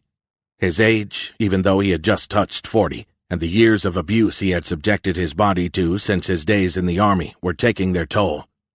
He still had a few good years in front of him, but at some point he would have to stop. But to do what? He had always been a soldier. He would die a soldier. He had known that all his adult life. At first he thought it would be for his country, but when Valentina had called for him, he hadn't had the heart to turn her down. Not after what had happened to her father. Sometimes he wondered if she'd be the Black Tosca if it weren't for his help. Not that he was jealous or wanted to take her place. On the contrary, he had absolutely no desire to become the face of the cartel. "We're almost there, Hector," his driver told him. "I know. It's not my first time here," Hector snapped back. Oliver Saez, the man they were about to meet, was one of the richest men in San Miguel de Allende. Through grit and shrewdness, the real estate agent turned real estate developer had become a man of wealth and influence. He was also an importer and sometimes provider of everything that was forbidden by Mexican law.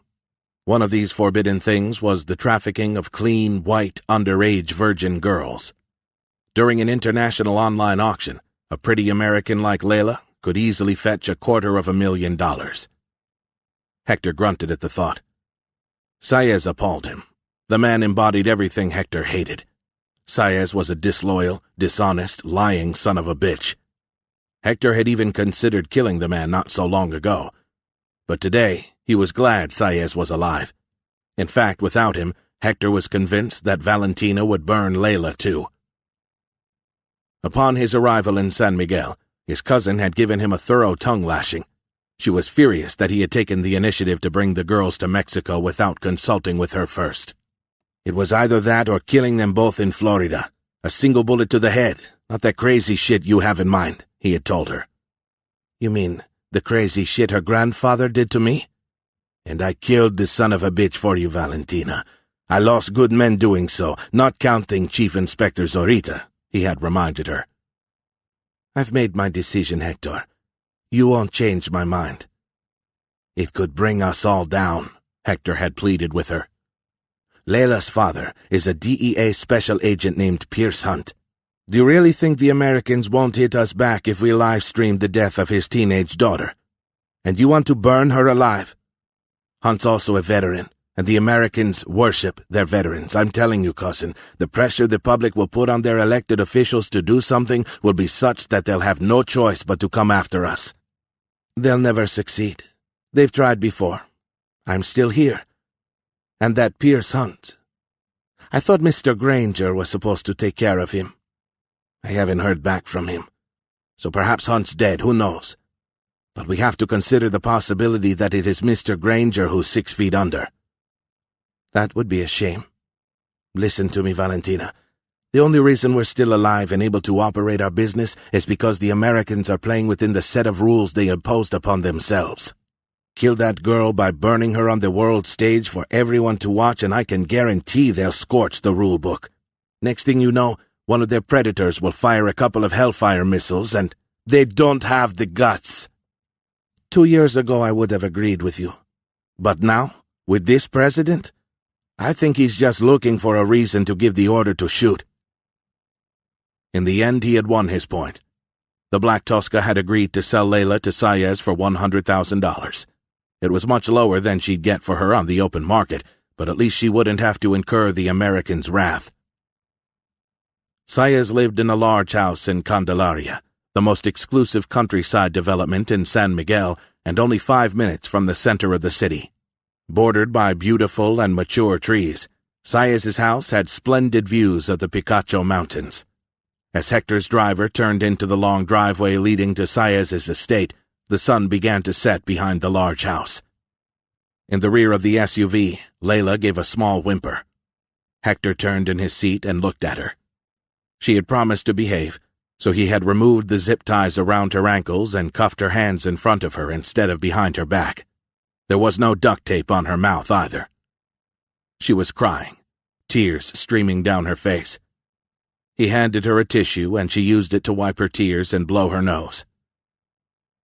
I saved your life, Hector thought. Now I'm wondering if I shouldn't just put a bullet in your head to save you from the misery that's about to come. Where are you taking me? Layla asked, hating the way her voice betrayed her fear. Hector didn't respond. Usually arrogant and self-assured, he now looked confused, and she didn't know why. It made her anxious. As much as she abhorred him, something about Hector made her feel safe. How twisted was that? He's the one who kidnapped me and almost knocked me out, but with him I feel safe? Through the front windshield of the Range Rover, she saw that the driveway split into a circular loop outside the steps of the large wooden front door. A panoply of luxury cars was parked around the loop. "Where are we?" she asked Hector, but he once again failed to reply. Instead, he hopped out of the SUV and climbed the 6 steps leading to the front door. He rang the front bell, and a moment later a man greeted him. He offered his hand to Hector, but Hector slapped it away. The man seemed offended, and he looked long and hard at Hector, who stood his ground. The whole situation was driving her crazy. She couldn't shake the tingling feeling that something very wrong was about to happen to her. Her body began to shiver, out of fear, surely. Just a few short days ago she had been safe and happy and eating pizza with her dad. Now here she was, trembling like a leaf, hungry, and scared out of her wits. Hector walked back to the Range Rover and opened the door for her. "Follow me," he said, his face completely devoid of any expression. Layla lifted her chin slightly and said, her voice quavering, "No, I'm not going anywhere." He seized her arm and started pulling her out of the Range Rover. She wrenched her arm out of his grasp and tried to grab onto the headrest in front of her to keep from being dragged out of the SUV, but Hector was too strong. Her hands slipped on the smooth leather, and he roughly tugged her out of the vehicle. The moment her feet hit the ground, she screamed and kicked out at him before she lunged, her tied hands in front of her, aiming for his already injured ear. He easily sidestepped to his right, and she landed face first on the asphalt. He picked her up effortlessly, and without another word tossed her over his shoulder. It was pointless to resist, so she didn't. He set her onto her feet once inside the house. The man who'd wanted to shake Hector's hand was standing next to her, a big, ugly smile on his face. "I'll take her from here, if you don't mind," the man said. Hector took one long last look at her, and for a fleeting moment she thought he was about to take her back to the SUV, but he turned away. Tears welled up in her eyes again, and she wiped them angrily with her forearm. "Welcome, Layla, welcome," the man said. "I'm Oliver Saez, and you're mine." Chapter 60. San Miguel de Allende, Mexico. Hunt had kept the line open with Carter so they could communicate in real time. "Hector's coming out of the house, Pierce. Layla isn't with him. She's still in the house." "Forget this is Layla. This is just another rescue mission. What would you do if it were someone else's daughter?" Hunt made a snap decision. "We're going in." "What about the Range Rovers?" Egan asked. "Do we let Hector go?" "Do you think they're armored?" Hunt asked Carter. "No doubt about it." Hunt cursed. They weren't equipped to deal with armored SUVs. "We're letting them go," he said. "Copy that," Carter replied. Hunt continued with a bunch of instructions. "The moment they're off site, we're moving in. Cole and Carter, you're on me. We'll move together." "Copy," said Carter. "I got it," Egan said. "Dante will stay in or around the Land Cruiser. You'll have our 6. Understood? And let Abigail know I want her to keep an eye on the end of the driveway. I want to know if someone's coming." "Will do," Dante said as he turned into the driveway. For a second, Hunt closed his eyes. He had worked with Egan in the past, and with Carter more recently. They were both extremely capable operators, but the three of them weren't a team. They would have to be careful. Rushing around like a bunch of chickens with their heads cut off was a sure way to end up the same way. It would be his job to take the lead, and to make sure they stayed focused on the objective. Get Layla back. Chapter 61. San Miguel de Allende, Mexico. Hector couldn't wait to get out of there. Oliver Saez's house creeped him out, and he was furious at Valentina for ordering him to sell the teenager to this monster. Before the week was over, Layla would be abused, beaten, and most probably savagely raped. But she would live, he reminded himself. She would live. But what kind of life would it be? Fuck! He slammed his hand against the dashboard so hard that the glove compartment popped open. "Everything okay, boss?" his driver asked him. Hector flashed him a murderous look. The man's eyes returned to the road ahead, and he didn't speak another word. Hector glanced at his watch and shivered. Sophia's execution was in 2 hours. He was glad Valentina hadn't asked him to partake in that foolishness. Nicolas, her beau, had volunteered. Hector didn't like Nicolas. He never had. Nicolas was a heartless son of a bitch. You couldn't have a heart if you were willing to set a 15-year-old on fire. Nobody deserved to die that way. It hurt him to see how his beloved cousin had turned into someone willing to inflict such pain on a child. But these thoughts were dangerous. You're getting weak. Get a grip, or she'll crush you. But the facts didn't change. Valentina was slowly but surely turning into a real-life monster. It was true that as a child she had suffered a great deal, but in Hector's mind, that was no reason to start killing children. With a shock, Hector realized he had failed her. It was he who had promised to keep her safe, saving her sometimes from herself, and to keep her away from her self-destructive course. He would try to reason with her one more time. He couldn't let her kill Sophia, because if he did, he'd be just as guilty. And what about Layla? You're going to leave her with Saez? His gut told him to ask his driver to turn the Range Rover around and to get rid of Saez and the other pigs in his house. In the Black Tosca's book, though, that would be considered treason, even for Hector Mieles. Was he actually considering going rogue? Hector, a man who had never hesitated to make a decision in the heat of battle, couldn't think straight. His mind was being pulled in two diametrically opposite directions. He was confused. Hector looked outside the Range Rover window and saw a bunch of kids, some of them about the same age as Layla and Sophia, playing soccer on a makeshift field. He shook his head. Confused? Hector chewed on the word for a moment. He was a lot of things, but confused wasn't one of them. He knew what he had to do. He ordered his driver to turn around. Chapter 62. San Miguel de Allende, Mexico. Layla's heart sank as she nervously looked around her. The house was stunning, but its occupants weren't. Behind Saez stood 3 men in dark suits. They were looking her over as if she were a fresh piece of meat. They made her skin crawl. Saez said, "Don't be afraid of these fine gentlemen, my dear Layla. They represent foreign buyers who are looking for someone like you to add to their collection." Their collection? But let's not get ahead of ourselves, Saez continued. Let's get you ready for the auction, shall we? Saez clicked his fingers, and 2 men she hadn't realized were there grabbed her from behind. She kicked the man to her left on the shin with her heel, and he let out a low groan of pain. She screamed at the top of her lungs, a loud piercing sound that reverberated throughout the first floor of the house. The man to her right clamped his hand over her mouth. Mistake. He should have asked Hector what she did to people who pissed her off. She bit down hard. She sank her teeth into the fleshy part of his hand between the thumb and forefinger with the clear objective of biting right through it. But before she could draw blood, Saez punched her in the ribs, the blow sending her against the wall. Saez wrapped his hands around her throat, choking her until she gagged. He pressed his body against hers and began to grind his midsection against her back. She felt his arousal. She wanted to vomit, but there was too much pressure on her throat. No air was coming through. She tried to fight back with every ounce of energy she had left, but he had her completely. She was at his mercy. She couldn't breathe, couldn't scream, and couldn't escape. Her vision tunneled. Then the front door burst open. Chapter 63. San Miguel de Allende, Mexico. The Land Cruiser screeched to a halt.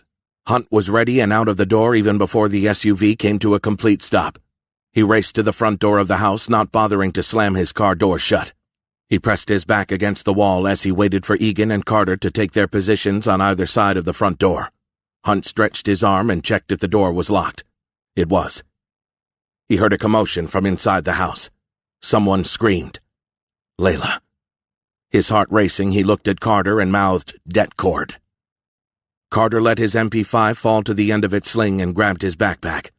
From it, he pulled a coil of detonation cord. Even though it looked as harmless as a dock line, The tiny and flexible plastic tube Carter held in his hands was filled with PETN, pentaerythritol tetranitrate, a substance capable of exploding at a rate of approximately 6,500 meters per second. Carter cut off a 10-inch piece. He used duct tape to attach it to the handle and deadbolt. He then connected the blasting cap, the fuse, and the handheld detonator.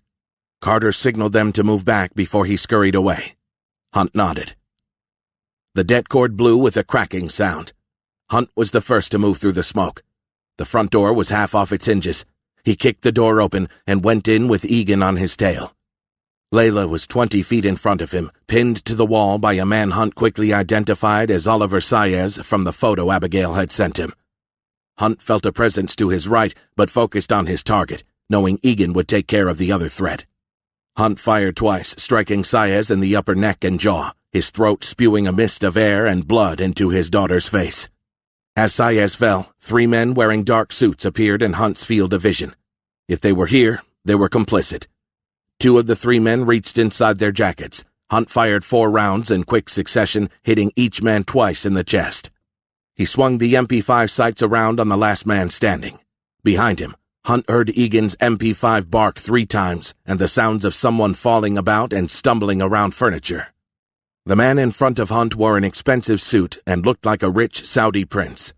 The man raised his hands in surrender. They hadn't been inside the house for more than 5 seconds. Then Layla screamed, "Shoot him! Shoot him!" and Hunt did.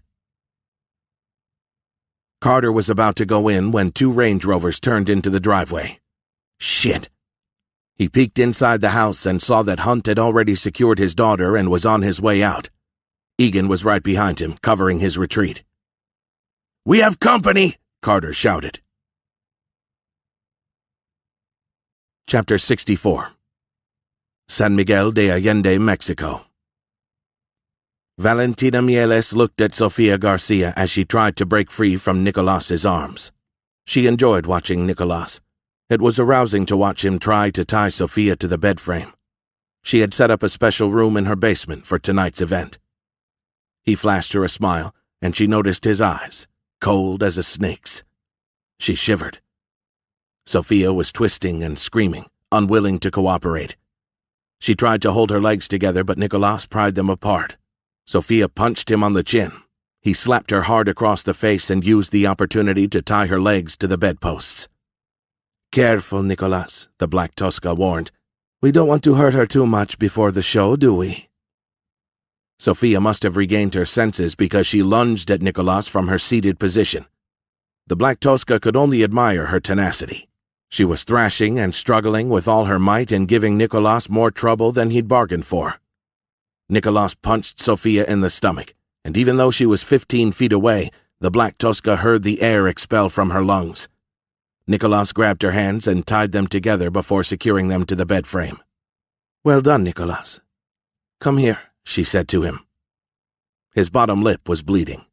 The little bitch had punched him harder than she had thought. She grazed her tongue over the inside of his bottom lip. She sucked away the blood, relishing its rich, metallic taste. "There," she said. "Better." "I can't wait," he said, clearly looking forward to what was coming next.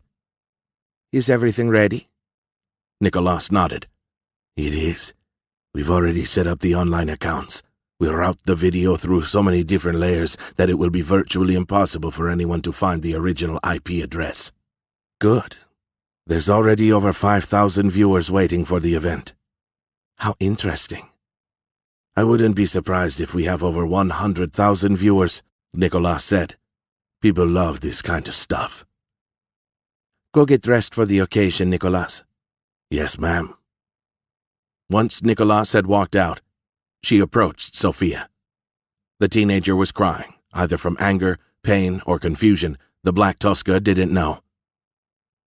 "Where's Layla? What have you done to her?" Sofia asked between sobs. The Black Tosca didn't reply right away, surprised by the question. "So kind of you to worry about your friend, Sofia. You're so very cute." "Where's my friend?" "She exchanged her life for yours, my dear." Ouch. From the look on her face, Sofia was buying it. There were only a few things in life the Black Tosca enjoyed more than torturing people. It was funny, really. Some people loved to take care of abused puppies. She, on the other hand, loved to manipulate others to the point of great emotional pain. Sophia had started crying again, which warmed the Black Tosca's heart. "She's my best friend. She'd never do that," Sophia moaned. But she didn't sound convinced. "Oh, but she did," the Black Tosca said. "She did." Sophia's tears were running freely down her cheek now. "Why would she do that?" "I offered the deal to her first, and she took it." "What deal?" "Oh, my. Nicolas didn't tell you about tonight's event? I'm so sorry. How rude of him." Sophia was afraid now. The Black Tosca could see she was trembling. "In a few minutes, we'll pour some gasoline onto your legs, arms, and torso, and then we'll set you on fire for the world to see. How does that sound?" From Sophia's mouth came a weird, hideously inhuman shriek of pure emotional pain that caused every hair on the Black Tosca's body to rise up in pleasure. Chapter 65. San Miguel de Allende, Mexico. Impossible, Hector thought, recognizing Pierce Hunt as he rushed out of the house and into a waiting Toyota Land Cruiser. "Who are these people?" his driver asked. Hector's eyes stopped on another man. "Mr. Granger, you fucking traitor." A man jumped out of the driver's seat of the Land Cruiser and opened fire. Several rounds ricocheted off the armored windshield, and Hector ignored the scratches as he scanned ahead, trying to figure out how many enemy combatants he and his 3 men were up against. For a moment, Hector considered ordering his men out of the vehicles, but thought better of it.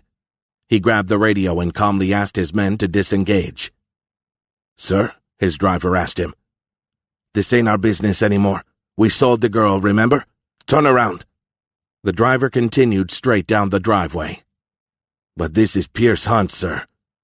"I ordered you to disengage," Hector screamed as rounds continued to hit the Range Rover. "Do it now!" They were getting dangerously close. The Range Rovers were armored, but they weren't built like tanks. The driver jerked the wheel to the left, but it was too late. Hector ducked behind the dashboard just as the windshield disintegrated and bullets peppered his driver's chest. Hector felt the Range Rover accelerate, and he braced for impact. "Get down! Get down!" Hunt yelled as he pushed his daughter to the ground. He covered her body with his own as Egan and Carter joined their fire to Dante's. 2 seconds later, Carter screamed at him at the top of his lungs to move. He was waving Hunt off. Hunt didn't understand why Carter wanted him to move. He and Layla were in the safest place, right in front of the Land Cruiser and using its engine block as cover.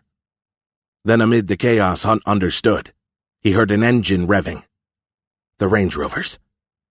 Hunt forced his daughter up and saw one of the Range Rovers racing toward them. Layla was screaming, immobilized by fear. Summoning all his strength, Hunt pushed his daughter away just as the Range Rover crashed into the Land Cruiser. Then something struck him hard in the back, throwing him from his feet and sending him sailing forward. Carter started firing at the first Range Rover, concentrating his rounds just above the steering wheel, knowing the windshield would eventually crack. Half a second later, his magazine almost empty, he realized his rounds were getting through. The driver's body jerked as round after round hit him in the chest, neck, and face, but instead of slowing down, the Range Rover accelerated. He looked to his left where Hunt and Layla were. They were directly in the path of the incoming SUV. "Move, Pierce, move!" he yelled at his friend. "Get up! Get up!" For Carter, it seemed to take an eternity for Hunt to actually stand up and realize what was going on. Carter sprinted to them, knowing he wasn't going to make it in time, but he tried anyway. By the time Carter reached his friend, Hunt had already shoved his daughter out of the way. Carter crashed into Hunt, sending him flying off to the side, his momentum carrying him forward. The grinding metallic crunch of the collision between the Range Rover and the Land Cruiser came a millisecond before he felt a tremendous punch to his legs. The jolt of the impact launched him into the air like a crash test dummy. He landed on his back with a jarring thud that sent a tidal wave of pain up his spine. Then everything went black. Egan couldn't believe what had just happened. Dante ran toward Hunt and Layla to render assistance, but Hunt waved him off.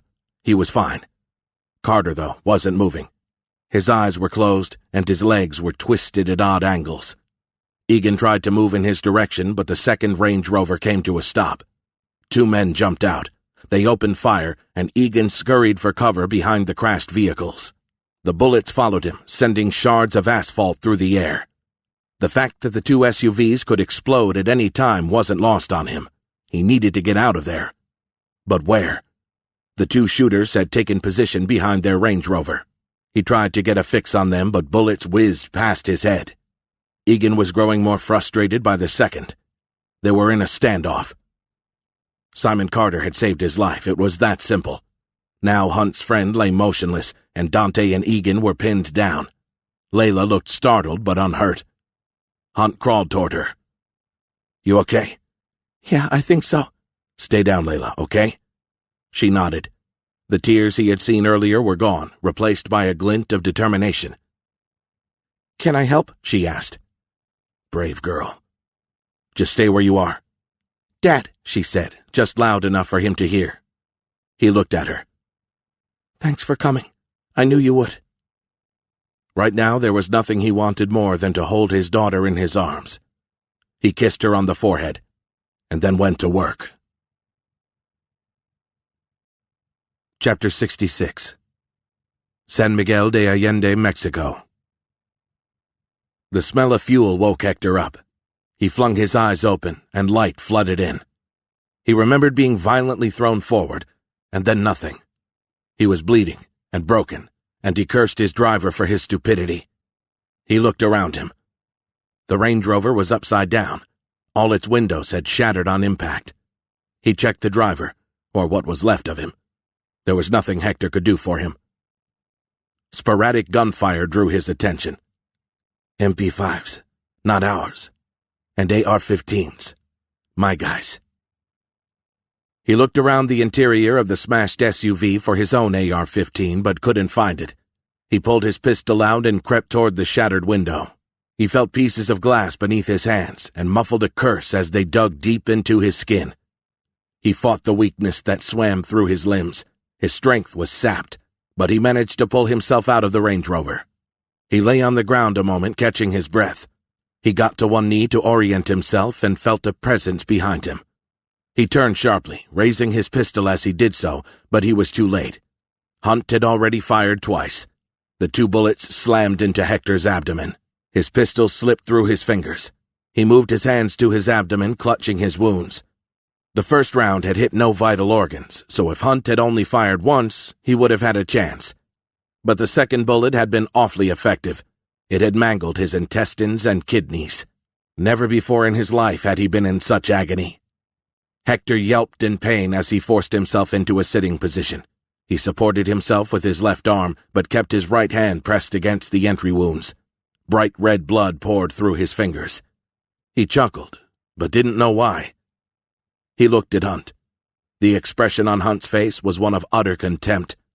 His eyes, cold and dark, showed no sympathy, no mercy whatsoever. "I hope it hurts," Hunt told him.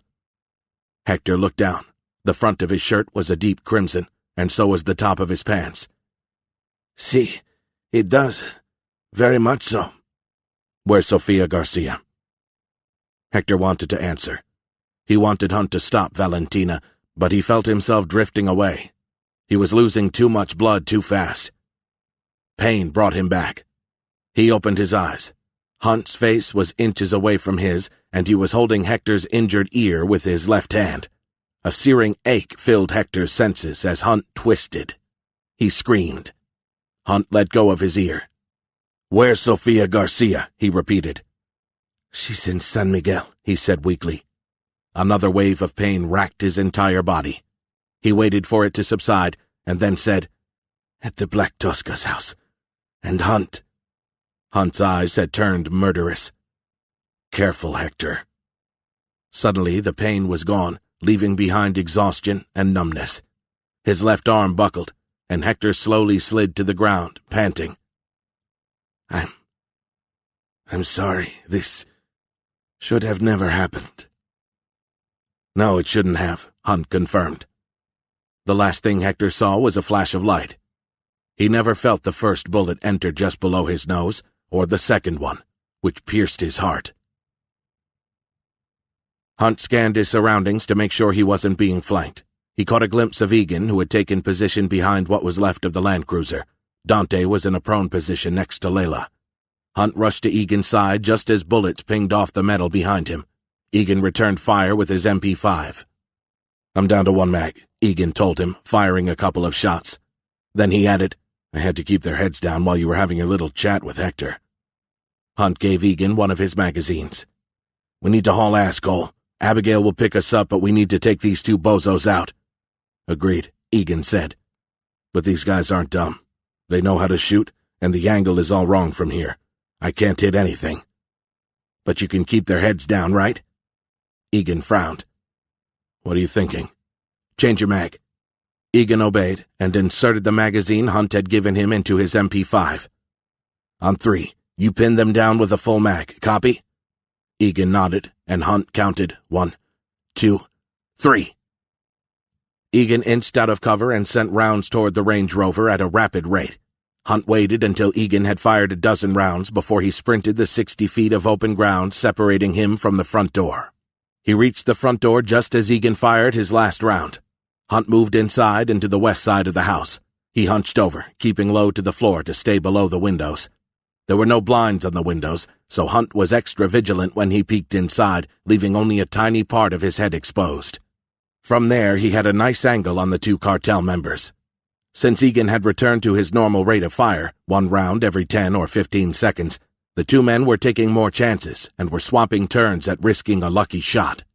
Hunt didn't dare open the window to engage his targets, so he moved his MP5's firing selector from single shot to 3-round bursts. He aligned his sights on where he thought the closest man would appear, at the front of the Range Rover just over the engine block. Hunt estimated the distance at 200 feet.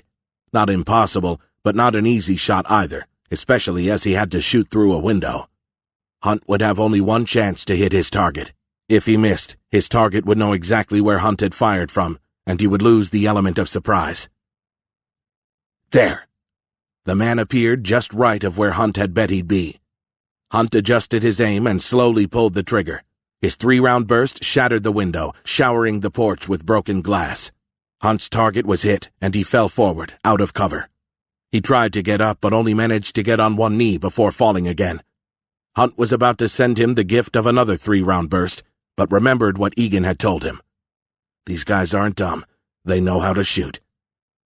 Maybe they were ex-military like their dead boss Hector. If so, the man's partner would try to bring him back to safety. And 3 seconds later, that's exactly what happened. The second man fired 2 long bursts toward Egan, and then stepped out of cover to help his fallen comrade. Hunt was ready, and he didn't miss. His 3-round burst punched holes in the man's chest, and he pitched backward. Hunt fired an extra burst into each body to make sure they would pose no further threat. Hunt hurried outside. Egan was already next to Carter. He saw Abigail's SUV racing down the driveway and assumed either Egan or Dante had called her in. Layla ran to him, jumped up, almost knocking him over, and wrapped her arms around his neck. His daughter buried her face in his neck, and he felt her warm tears. His own eyes welled up. His mind whirled. So much had happened in the past 2 days. Hunt was exhausted, but he was afraid to move, unwilling to break the spell. But a second later she did. "We need to get Sophia, Dad," Layla said. "She's in a big house." "I know where she is," Hunt said, letting his daughter down. "I'll get her." Egan called out for him. "Pierce, get over here." Carter had regained consciousness, but he was in pain. Dante gave him a shot of morphine from the trauma kit in Abigail's car. Abigail whispered in Hunt's ear, "He can't feel his legs." "Oh, shit."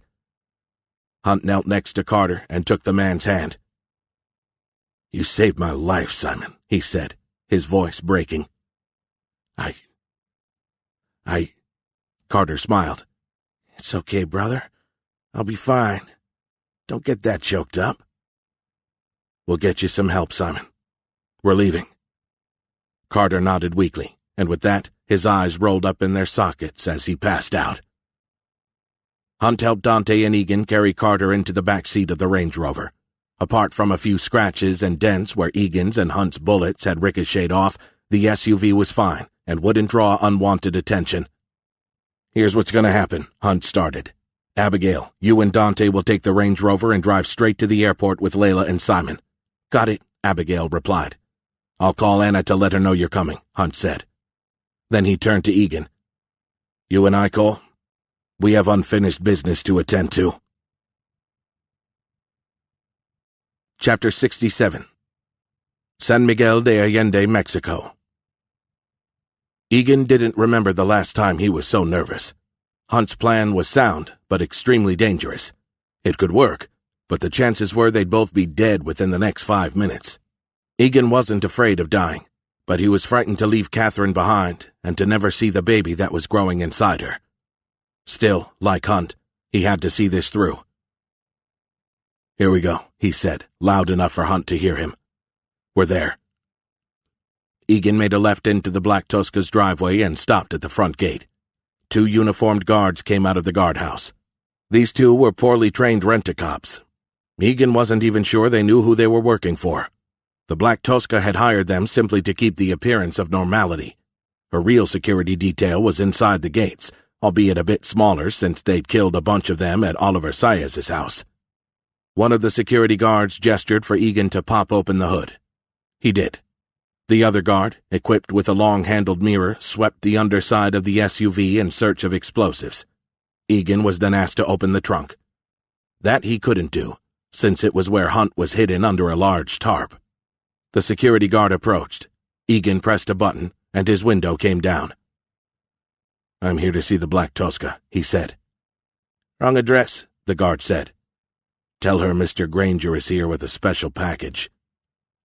Clearly, the name didn't ring a bell with him. He was definitely not a cartel member. "I need to see the interior of the vehicle," the guard said. "No, you don't," Egan replied. "Your employer will feed you to the fish if you open this trunk." The guard looked confused but retreated inside the guardhouse. When he came back a minute later, his attitude had changed drastically. He was much more deferential toward Egan, and he apologized profusely. "I'm so sorry, Mr. Granger. Mr. Nicholas will be down shortly to escort you to the residence." Egan closed the window. "You got that, Pierce?" "I did. I want a clean and quick in and out." "Any special rules of engagement you'd like to share before we start?" "Yeah. Don't shoot Sophia. Everybody else is fair play." Showtime. Hunt stretched his legs, trying to work the cramps out of them. He adjusted the tarp Egan had thrown over him to prevent him from being seen through the side windows of the Honda CR-V.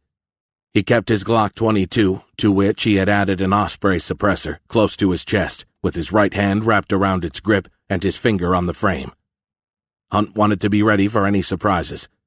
He didn't know much about Nicholas, but Egan had told him the guy was a former Mexican Navy commando, the Black Tosca's bodyguard, and a certified psycho.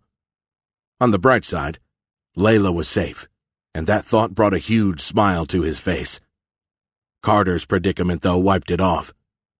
Hunt felt enormous guilt for what had happened. But at the same time he was furious at Carter for saving his life, as he might have destroyed his own in the process. Abigail's words rang in his head. He can't feel his legs. Hunt forced himself to get his mind back on the business at hand. He'd have plenty of time later to reflect and torture himself about what happened. "Nicholas is coming," Egan called through gritted teeth. "Get ready." Egan watched as Nicholas walked toward the SUV. Tall, broad-shouldered, with a slim waist, black hair, and brown skin. The guy was good-looking. Egan gave him that. What Egan didn't like, though, was Nicholas's walk. It was confident and assured. Not good. As Nicholas came closer, Egan noticed a pistol tucked in the man's waistband. Egan lowered his window, thinking Nicholas would want to talk to him, but the man climbed into the passenger seat and pointed his pistol at Egan. "Put your hands on the steering wheel," Nicholas instructed. "Palms out, fingers spread, and lay them down easy. No sudden movements." Egan did as he was told. "Are you armed?" Egan's eyes moved to the glove box. In there. Nicholas didn't bother checking. Anything on you? Glock 22, left shoulder holster. That's it? Egan nodded. It was. But I have Pierce Hunt in the bag. Use your right hand and slowly reach into your jacket. Don't think you can draw quicker than I can shoot. It would be your last mistake, Mr. Granger. Nicholas extended his hand, and Egan gave him his Glock. Nicholas handed it to the security guard waiting outside the SUV. Why are you here? I have a gift for the Black Tuska. Nicholas cocked his head to the side. A gift? What kind of gift? Behind you, in the black garbage bag. Nicholas's eyes briefly moved to the back seat. What is it? A severed head, Egan replied truthfully. Nicholas's face beamed with pleasure. A faint smile lurked at the corners of his lips. I'm sure she'll love it, he said, lowering his weapon. Drive forward, Mr. Granger. The Black Tuska's looking forward to seeing you. Egan started the engine and put the transmission into drive. The front gate closed behind him the moment the SUV had gone through. Egan followed the winding driveway up the gentle slope for about a quarter mile until he reached the Black Tuska's magnificent colonial house. 2 guards waited for them outside the main entrance. These men weren't rent-a-cops. Their demeanor, the relaxed but alert way they were standing, was a dead giveaway that they were Hector's men and former members of the Mexican military. I would have thought there'd be more than 2 guards, Egan said for Hunt's benefit. We're heading west to the coast tomorrow, Nicholas said. Most guys are already there preparing the compound for her arrival. Where's Hector? I'm sure he'd like to see the gift too, Egan said. He gave me the contract. Hector and his crew will join us shortly, Mr. Granger, Nicholas said. Please follow me. Egan grabbed the black garbage bag from the rear seat and climbed out of the SUV. One of the guards opened the front door for them. The interior of the house was spectacular. Nothing about the elegant exterior prepared Egan for the sheer opulence within. It almost looked staged. It was just too damn perfect. Crystal chandeliers on the ceilings, heavy red velvet drapes on the larger-than-life windows, and bronze statues filling every corner. As he followed Nicholas deeper into the house, Egan noticed that all the rooms flowed into each other and were all meticulously decorated in authentic Mexican fashion with exquisite, high-end furniture. Nicholas led him down a long hall, their footsteps echoing on the marble floor. They made a right at the end of the hallway and entered a huge library dominated by a wide, curving staircase that spiraled up to the next level. The Black Tuska, magnificently dressed in a long, very tight red dress that didn't leave much to the imagination, was seated in a plush green leather armchair. "Hello, Cole," she said, lifting her eyes from her mobile phone. "How nice of you to stop by." She pointed at the armchair in front of her. "Come on, don't be shy. Have a seat." She turned her attention to Nicholas.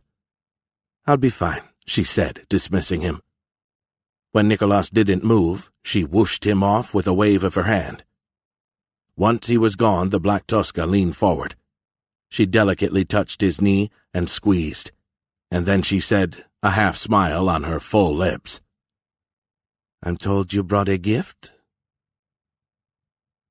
Hunt started counting the moment he heard Egan slam the door. When he reached 600, he pulled back the tarp, transitioned from his back to his belly and then to his knees, and slowly raised his head until he could see out the SUV's windows.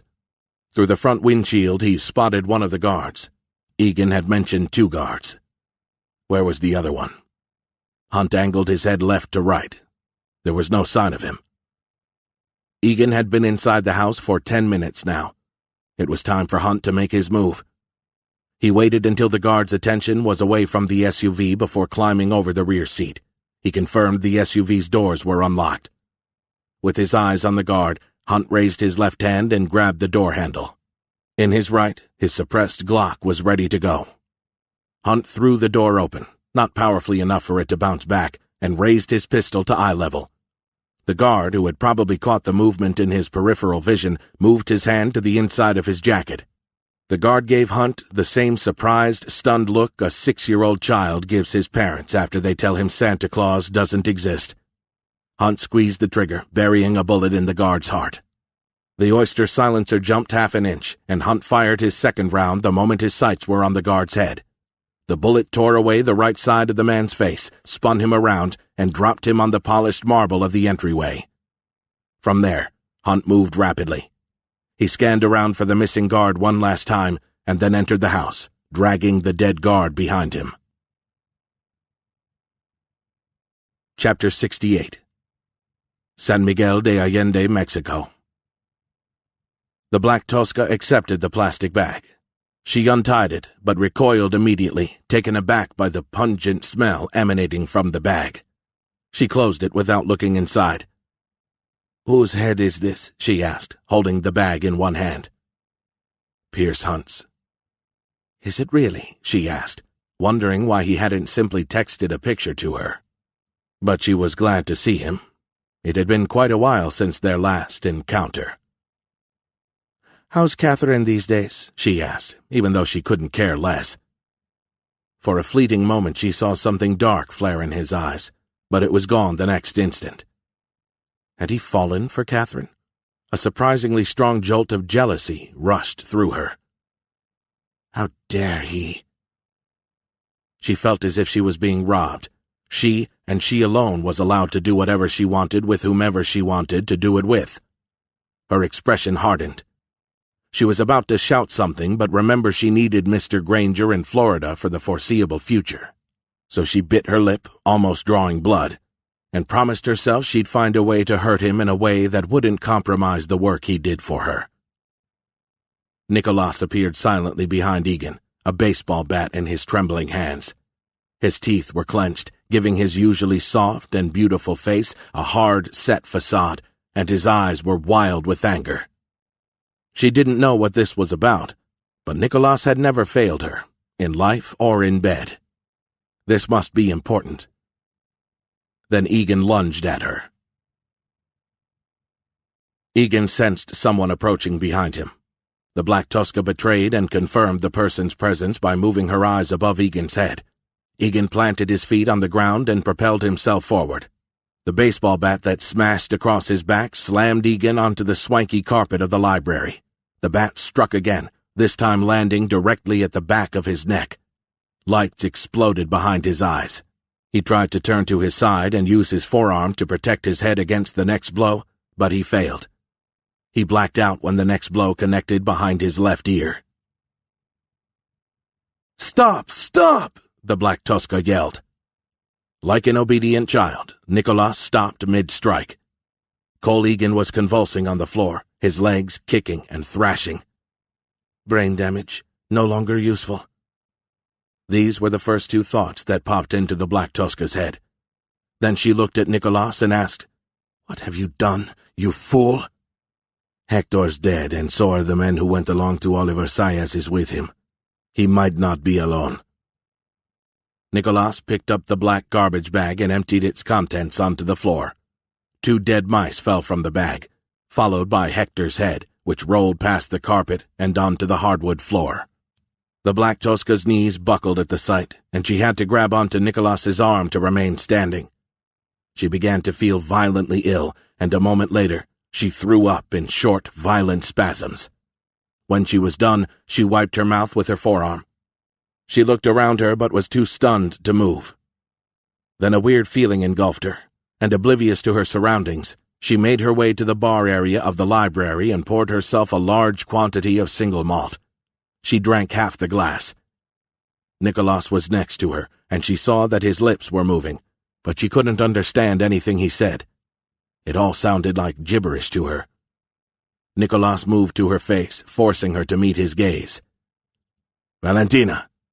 Valentina, we must go!" She pushed his hands aside and screamed, emptying her lungs in a guttural cry of pure agony. "Valentina, we have to go," Nicholas repeated. To her horror, her eyes filled with tears, but they never fell. It was as if her body was telling her she had no right to be sad, that she didn't deserve the relief they promised. Nicholas grabbed her by the arm, but she broke free. "No," she told him. "We finished this." She looked over at Egan. He had stopped twitching. He lay motionless on her carpet between the two armchairs. "Carry him downstairs, Nicholas. We'll add his name to tonight's main event. With luck, his Catherine will be watching." Chapter 69. San Miguel de Allende, Mexico. Egan came to with a splitting headache. His temples throbbed with each beat of his heart. He was naked and covered in sweat. At his feet, Nicholas was in the process of tying his ankles to a straight wooden chair. His hands were already behind his back, secured together. Two large industrial centrifugal fans attached to the ceiling hummed loudly. He moved his eyes around in search of Hunt. He was relieved when he didn't find him. Egan tried to say something to Nicholas, but for some reason he couldn't. He opened his mouth again, but had to close it. It was as if he didn't know the words. Saliva escaped from the corner of his mouth and slowly drooled down his chin. The saliva then formed a thin, glistening thread that swung back and forth over his chest and abdomen. "So you woke up," the Black Tosca said. "We weren't sure you would, to be honest, but I'm glad you did. I really am."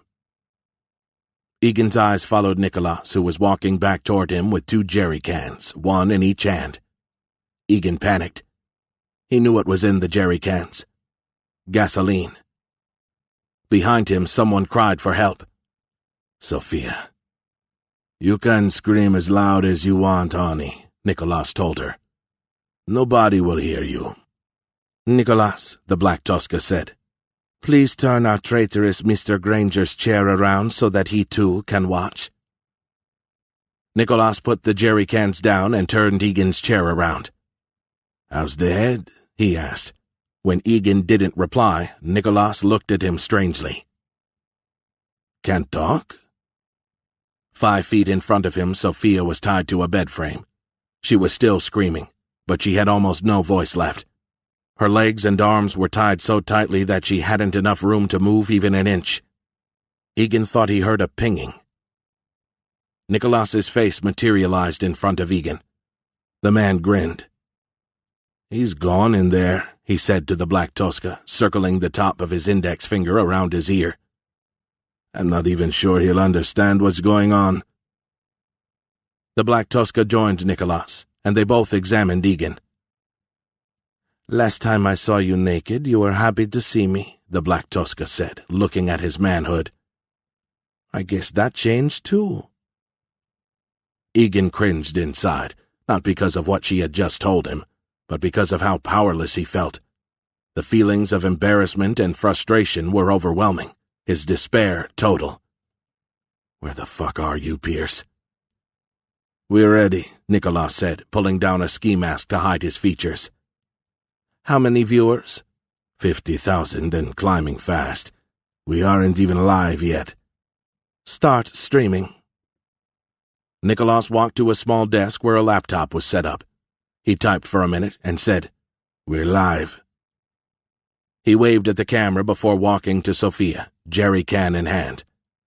For the first time, Egan noted the 4 GoPros set up around the room. Nicholas looked at Egan with a sadistic smile as he unscrewed the lid off one of the jerry cans. "I'll start with her," Nicholas told him. "But you're next." Nicholas gently poured gasoline over Sophia as if he was watering a flower. Egan's frustration reached a new height, but he must have been hit on the skull harder than he had originally thought, because he couldn't even summon enough strength to move his head around. Sophia had stopped moving too, but unfortunately for her, she was still alive. Egan could see her chest heaving up and down. For her sake, he wished she were dead. Nicholas walked back to the laptop and announced proudly that they had reached 75,000 live viewers. Then, as promised, Nicholas came to him and poured gasoline over his head. Egan felt the liquid run down behind his neck and ears and over his back and chest. The smell was awful, and the vapor burned his lungs. He closed his eyes and held his breath for as long as he could. Visions of his past appeared before him. His first vacation at the beach, his first kiss, when he received his airborne wings and Ranger tab. Gaza, fucking Gaza. Mr. Granger, the murders. All those murders. Catherine. His eyes became moist at the thought of Catherine. She deserved better than him. He hoped she'd never learn the truth about him, about the monster he really was. She would be a good mother. She'd know what to do. Cole Egan let himself slide into darkness. Chapter 70. San Miguel de Allende, Mexico. Hunt had been inside the house for 3 minutes, and he was getting irritated. He was worried that something had gone horribly wrong. Would it have been better to get into the house sooner? Hunt cursed. Egan had insisted that Hunt give him 10 minutes with the Black Tosca. He'd sworn he'd be able to not only pinpoint Sophia's location inside the humongous estate, but also neutralize Nicolas. Hunt would simply need to take care of the 2 guards and make sure no other bad guys came in. That was the plan, anyway. The house was silent, and Hunt kept getting lost. It took him longer than he wanted to clear the first floor, and he only discovered the library wing by chance. He wanted to move faster, but it wouldn't serve anyone any good if he ended up dead because he hadn't cleared a corner correctly. Clearing a house room by room was a complex operation, and very stressful. Hunt wiped his brow to keep the sweat from stinging his eyes. The library was enormous, but somehow maintained a cozy feel. There was a bar area, a couple of reading tables with plenty of chairs for a large family to sit together, and 4 oversized green leather chairs next to a bulky fireplace. A wide, curvy staircase dominated the center of the library. He was cautiously advancing toward the staircase when he saw Hector's head. As he got closer, he realized that the staircase wasn't only spiraling up to the next level. There was a basement, too.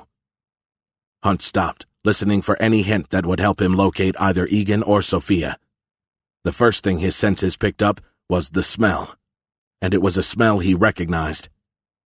Gasoline. This was no time to be timid or cautious. He busted his ass down the stairs, his Glock leading the way. When he hit the bottom step, he stopped to peek down the hallway. From where he stood, Hunt could only see one door. Unfortunately, it was made of reinforced steel. As he drew closer to the door, the stench grew worse. A red light started blinking, and there was some sort of electronic locking system attached to the door. When he was within 10 feet of the door, he heard something in the background, a low humming, like a big electric fan. Then he heard something else and stopped walking. He heard it again, but by the time his brain realized what it was too late. He had fallen into the deadliest trap an operator could fall into. Tunnel vision. 2 rounds slammed high into his back, sinking into his vest and forcing him forward into the reinforced steel door.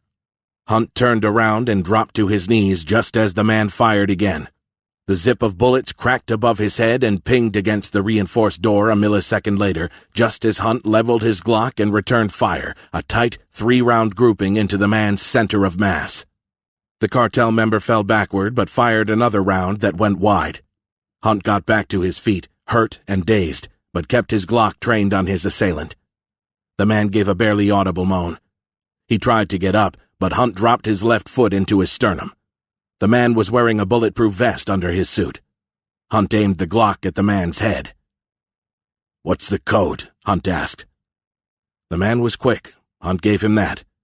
He tried to stick the knife that had appeared almost magically in his right hand into Hunt's left leg. He fired 1 round, and the man's elbow exploded. Before he could yell in pain, Hunt dropped his left knee onto the man's chest and jammed his Osprey silencer deep into his wide mouth. "You done?" The man blinked several times. "Do you need a code to access the door at the end of the hallway?" Hunt said. A nod. "Do you know what it is?" Another nod. Hunt removed the silencer from the man's mouth. "You have a family?" "Yes. 3 girls and a dog. I have a dog," the man said, as if that were going to save his life. "Your boss kidnapped my daughter and her friend," Hunt explained, his voice a rasp in the darkened hallway. "Tell me the code, and your family will live a long and happy life. They'll never see me. But give me the wrong one, or simply refuse to tell me what it is, and I'll fucking kill every one of them." The man was crying now. He was under no illusions about his own life. The only decision to make was whether he wanted his family to survive. For most men, it was an easy decision, but for this one, it seemed a little more complicated. Hunt supposed the man was considering whom he was most afraid of, the guy in front of him with a gun pointed at his head, or the Black Tosca. 1314. Only 4 digits? Hunt asked, but he already knew the man was telling the truth. The man nodded. Hunt was about to shoot him twice in the head, but changed his mind at the last second. There was no point in killing the man. Instead, Hunt brought the butt of his pistol down on the man's head, knocking him unconscious, then secured the man's hands behind his back. Hunt inserted a fresh magazine into his Glock and moved quickly down the hallway. The humming was much louder now, but Hunt couldn't hear anything else. He punched in the 4-digit code. There was a deep, metallic clunk and a sucking sound. Hunt pushed down on the door handle and shoved the door open. Chapter 71. San Miguel de Allende, Mexico. A couple of loud pinging sounds like metal on metal rang inside the room and jerked Egan awake. He opened his eyes. Nicolas was standing next to him holding a lighter. He had heard the sound too, and his face registered surprise. He pulled his pistol from his waistband and aimed it at the door. "Get behind me, Valentina." Once she was next to him, Nicolas told her, "I have a revolver in an ankle holster. Take it." "Set them on fire, Nicolas," she urged him. "Do it now." Nicolas didn't question her order. Egan knew what was coming and accepted it. If this was the price to pay to atone for his sins, he was ready. Hunt barged into the room, gun drawn. Thank God, Egan thought, as the lighter landed on his lap. At least Catherine and the baby would be saved. Hunt would liberate them from the Black Tosca's grip. "Thank you, my friend. Thank you." The flames started to lick his skin. Hunt rushed into the room and instantly moved to his left away from the door. In a flash, his eyes took in the whole scene. To his right, Egan was tied to a chair, naked, his body wet with gasoline. In front of him stood the Black Tosca. She was holding a small handgun, but it wasn't aimed at him yet. Towering next to her and in the process of throwing a lighter in Egan's direction was a man wearing a ski mask. Nicolas. To Hunt's left, Sofia Garcia was tied to a bed wearing only gasoline-soaked underwear. Then as his eyes returned to his right, he saw something that gripped his heart with icy fingers. Egan was on fire. Before Hunt could react, the Black Tosca fired twice, and at a distance of 30 feet, she'd be hard-pressed to miss with both shots. She didn't. The first small-caliber bullet caught Hunt high in the left shoulder, and the other one embedded itself in the wall 5 inches above Hunt's head. But the Black Tosca wasn't Hunt's priority. His priority was the man with the ski mask. He had pulled another lighter from his pocket and was about to lob it at Sofia. Hunt pulled the trigger twice in quick succession. His rounds tore into the masked man's upper body, propelling him back against the wall, just as the Black Tosca emptied the last 4 rounds of her revolver into Hunt. A high-pitched shrieking rushed out of Egan's gaping mouth. In a flash, the flames devoured their way through the gasoline. Then it was his flesh. He howled as the fire engulfed him. The next round the Black Tosca fired missed Hunt, but the 2 after that smacked into his chest, thudding against his body armor and driving him back. The last round grazed his right side and doubled him over in a firestorm of agony. His Glock slipped from his fingers, and Hunt fell to one knee. Egan screamed, which made Hunt look up just in time to see the Black Tosca lunge, her eyes filled with murderous rage. Hunt was ready for her, and grabbed her by the throat. Using her own momentum, he lifted her above his head. He released her mid-flight and sent her crashing into a work desk on which a laptop was set up. The work desk split in 2 on impact. Hunt turned his attention back to his friend. Egan let out a horrendous, desperate scream. Hunt's heart plummeted. His friend had become a human torch. Hunt tried to pick up his pistol, but his right arm didn't respond the way he wanted it to. The stabbing pain in his shoulder was getting worse. He used his left hand to pick up the Glock, and as tears rolled down his cheeks, shot his friend in the head, ending his misery. Remorse immediately filled his heart. Dread crammed his mind. But he had to push through. Sophia. She was still alive, but her eyes were staring blankly at the ceiling. He walked back to the Black Tosca, who was slowly getting up, and punched her in the face. Blood spattered in every direction. She was barely conscious when Hunt grabbed her hair and pinned her against the wall. Her eyes widened with fear. He pressed the silencer against her belly and fired twice. A soft cry escaped her lips, and her hands moved to her stomach. There was an expression of pure disbelief on her face, which pleased Hunt. He let go of her hair, and she slowly slid down the wall. Next, he used his knife to saw through Sophia's restraints. He was about to take her in his arms when he heard a rasping sound coming from the masked man. Hunt had seen him go down in a mist of blood and had wrongly assumed he had killed the man. The man's pistol was out of reach, but Hunt kicked it away anyway. He pulled the man's mask off his face. "Hello, Nicholas," Hunt said. The man just blinked. He didn't answer. His face was covered with sweat, and his pupils were unfixed. Hunt lifted the man's shirt. There were 2 neat holes 3 inches to the right of the man's heart. Blood flowed with the rising and falling of Nicholas's labored breath. He had minutes to live. Hunt went back to Sophia and picked her up gently. His shoulder protested, and it took Hunt every ounce of control he had not to scream. Sophia opened her eyes. "Sophia, I'm Layla's dad. My name's Pierce," Hunt said, introducing himself. "I'm here to help." Sophia offered him a weak smile. "You're safe now," Hunt continued. "I've got you. You'll be home soon. I promise." As he stepped out of the room, he glanced once more at Cole Egan.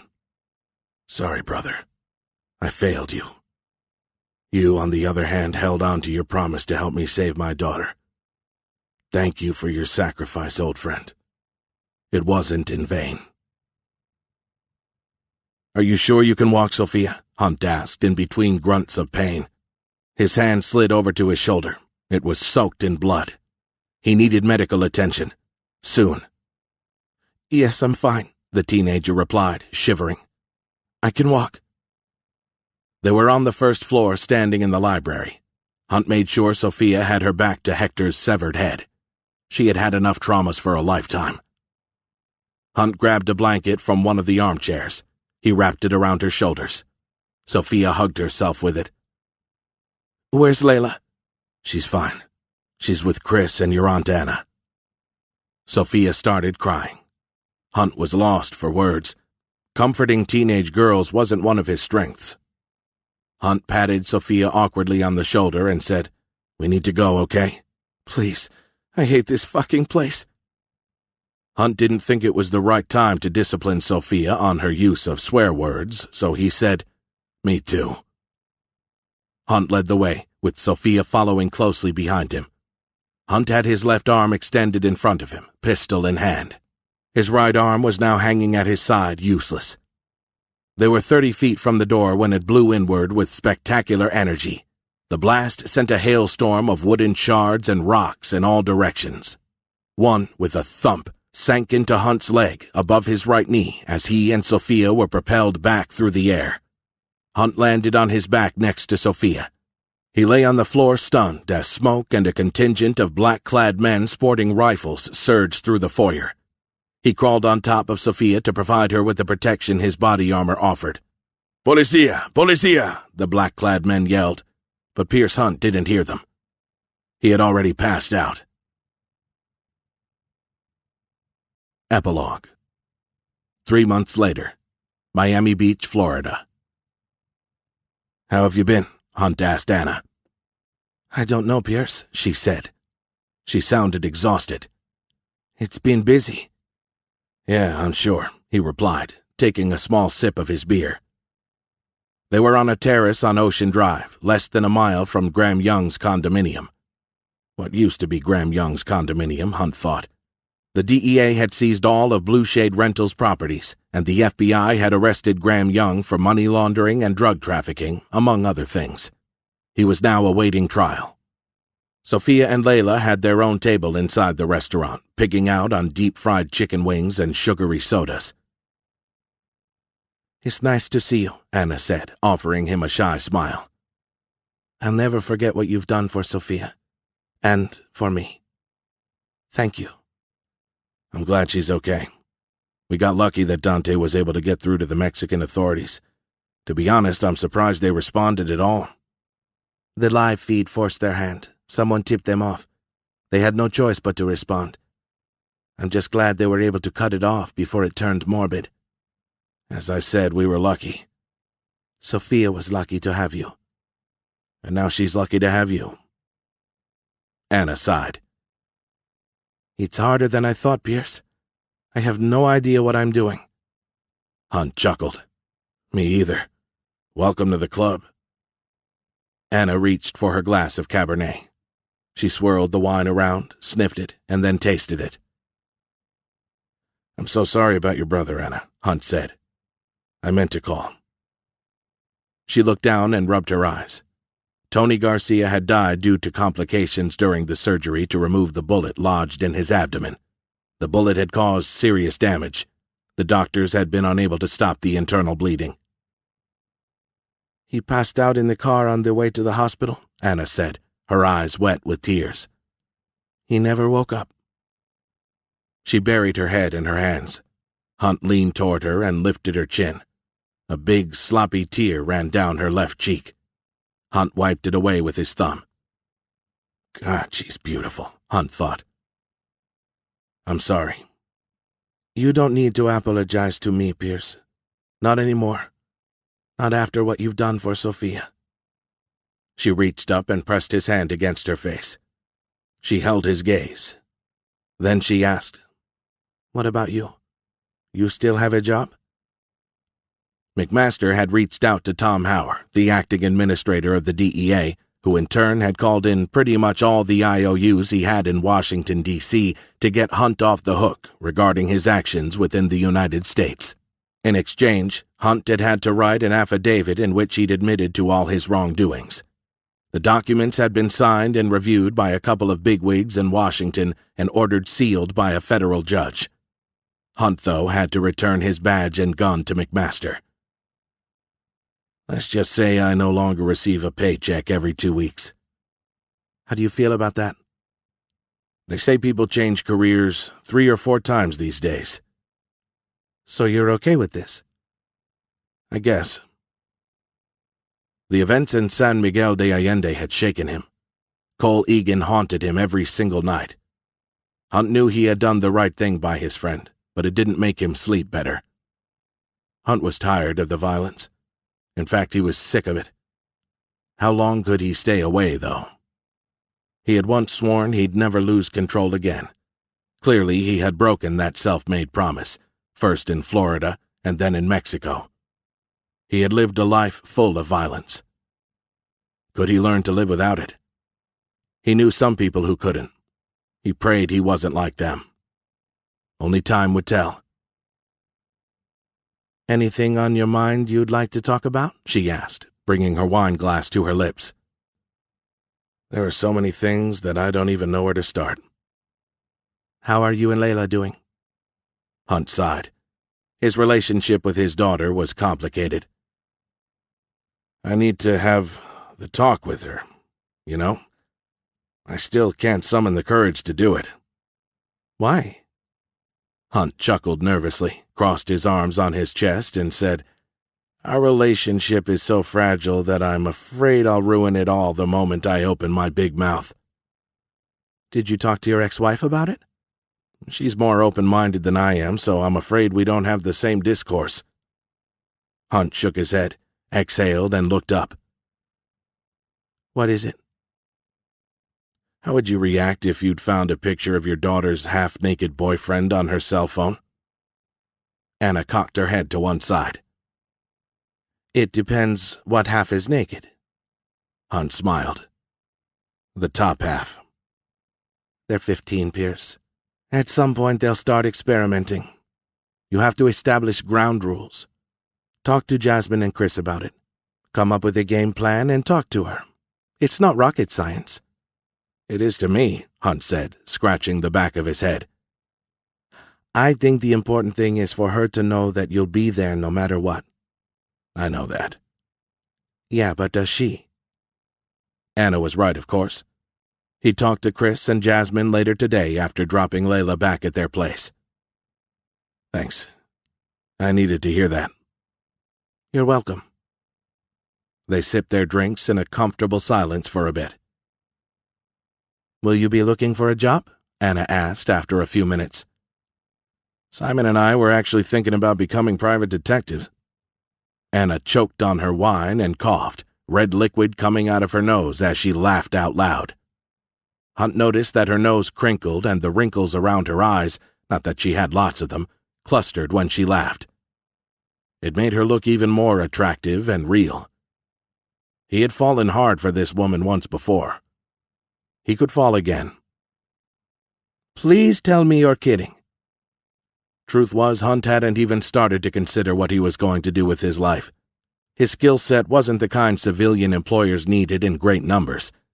Now that he thought about it, maybe being a private detective wouldn't be that bad. Part of Carter's immunity agreement with the Department of Justice was that he had to resign from the DEA. With the dismantling of the RRTs, Hunt knew Carter wouldn't have returned to the DEA anyway.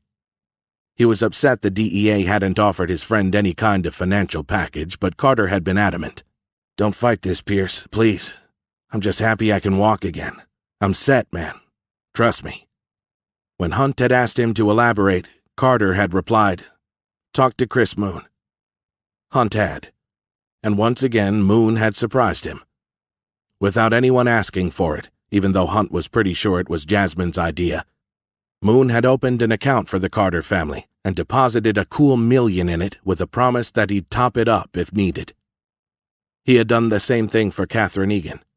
As far as she and her father were concerned, Cole had been killed in action during a black CIA operation in Mexico to rescue American hostages. "Hey," Anna said, bringing him back. "Where were you?" "Did I miss something?" "I was telling you my plan to close up the family business." That was music to Hunt's ears. "This makes me very happy, Anna. What are you going to do?" "I'm good with numbers and computers. I'll find something. I know it's going to take time, but with Tassis's help, I think I can do it." He smiled, then asked, "Do you sometimes wonder about what could have been if we had met under different circumstances?" Anna grinned and reached for his hands. "I do. But we already have our answer, don't we?" Before he could reply, Layla and Sophia joined them. Hunt and Anna quickly withdrew their hands, looking a bit silly in the process when Hunt knocked over his beer with his elbow. "I thought you guys wanted your own table so you could talk about your boyfriends," Anna said, winking at Hunt. The girls looked at each other and giggled. "What is it?" Hunt asked. "What's so funny?" Layla said, "Seems to me like you're the ones who need privacy." Hunt was saved from embarrassing himself further when his mobile phone rang. He looked at the call display but didn't recognize the number. He excused himself. "Pierce Hunt," he said, once he was away from the table. "Tom Hauer, Pierce." The acting administrator of the DEA was the last person Hunt expected to hear from. "What can I do for you, sir?" Hunt looked back at Anna, who was in deep discussion with the two girls, and waved at her. She didn't wave back, but she smiled, and in doing so her eyes sparkled in the mid-afternoon light. "I need your help." That jolted Hunt back to full awareness. "My help? You fired me, remember?" "Yes, but that's exactly why you're the perfect person for the job. Interested?"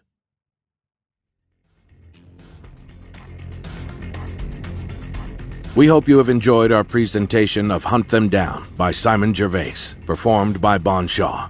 Performance copyright 2018 by Brilliance Publishing, Inc., all rights reserved. For further information concerning this program or other Brilliance audio titles, please call the following toll-free number, 1-800-222-3225, or visit our website at brillianceaudio.com. No part of this recording may be played for an audience or reproduced in any form. It may not be streamed, downloaded, broadcast, or copied without written permission. Address all inquiries to Brilliance Audio, P.O. Box 887, Grand Haven, Michigan, 49417.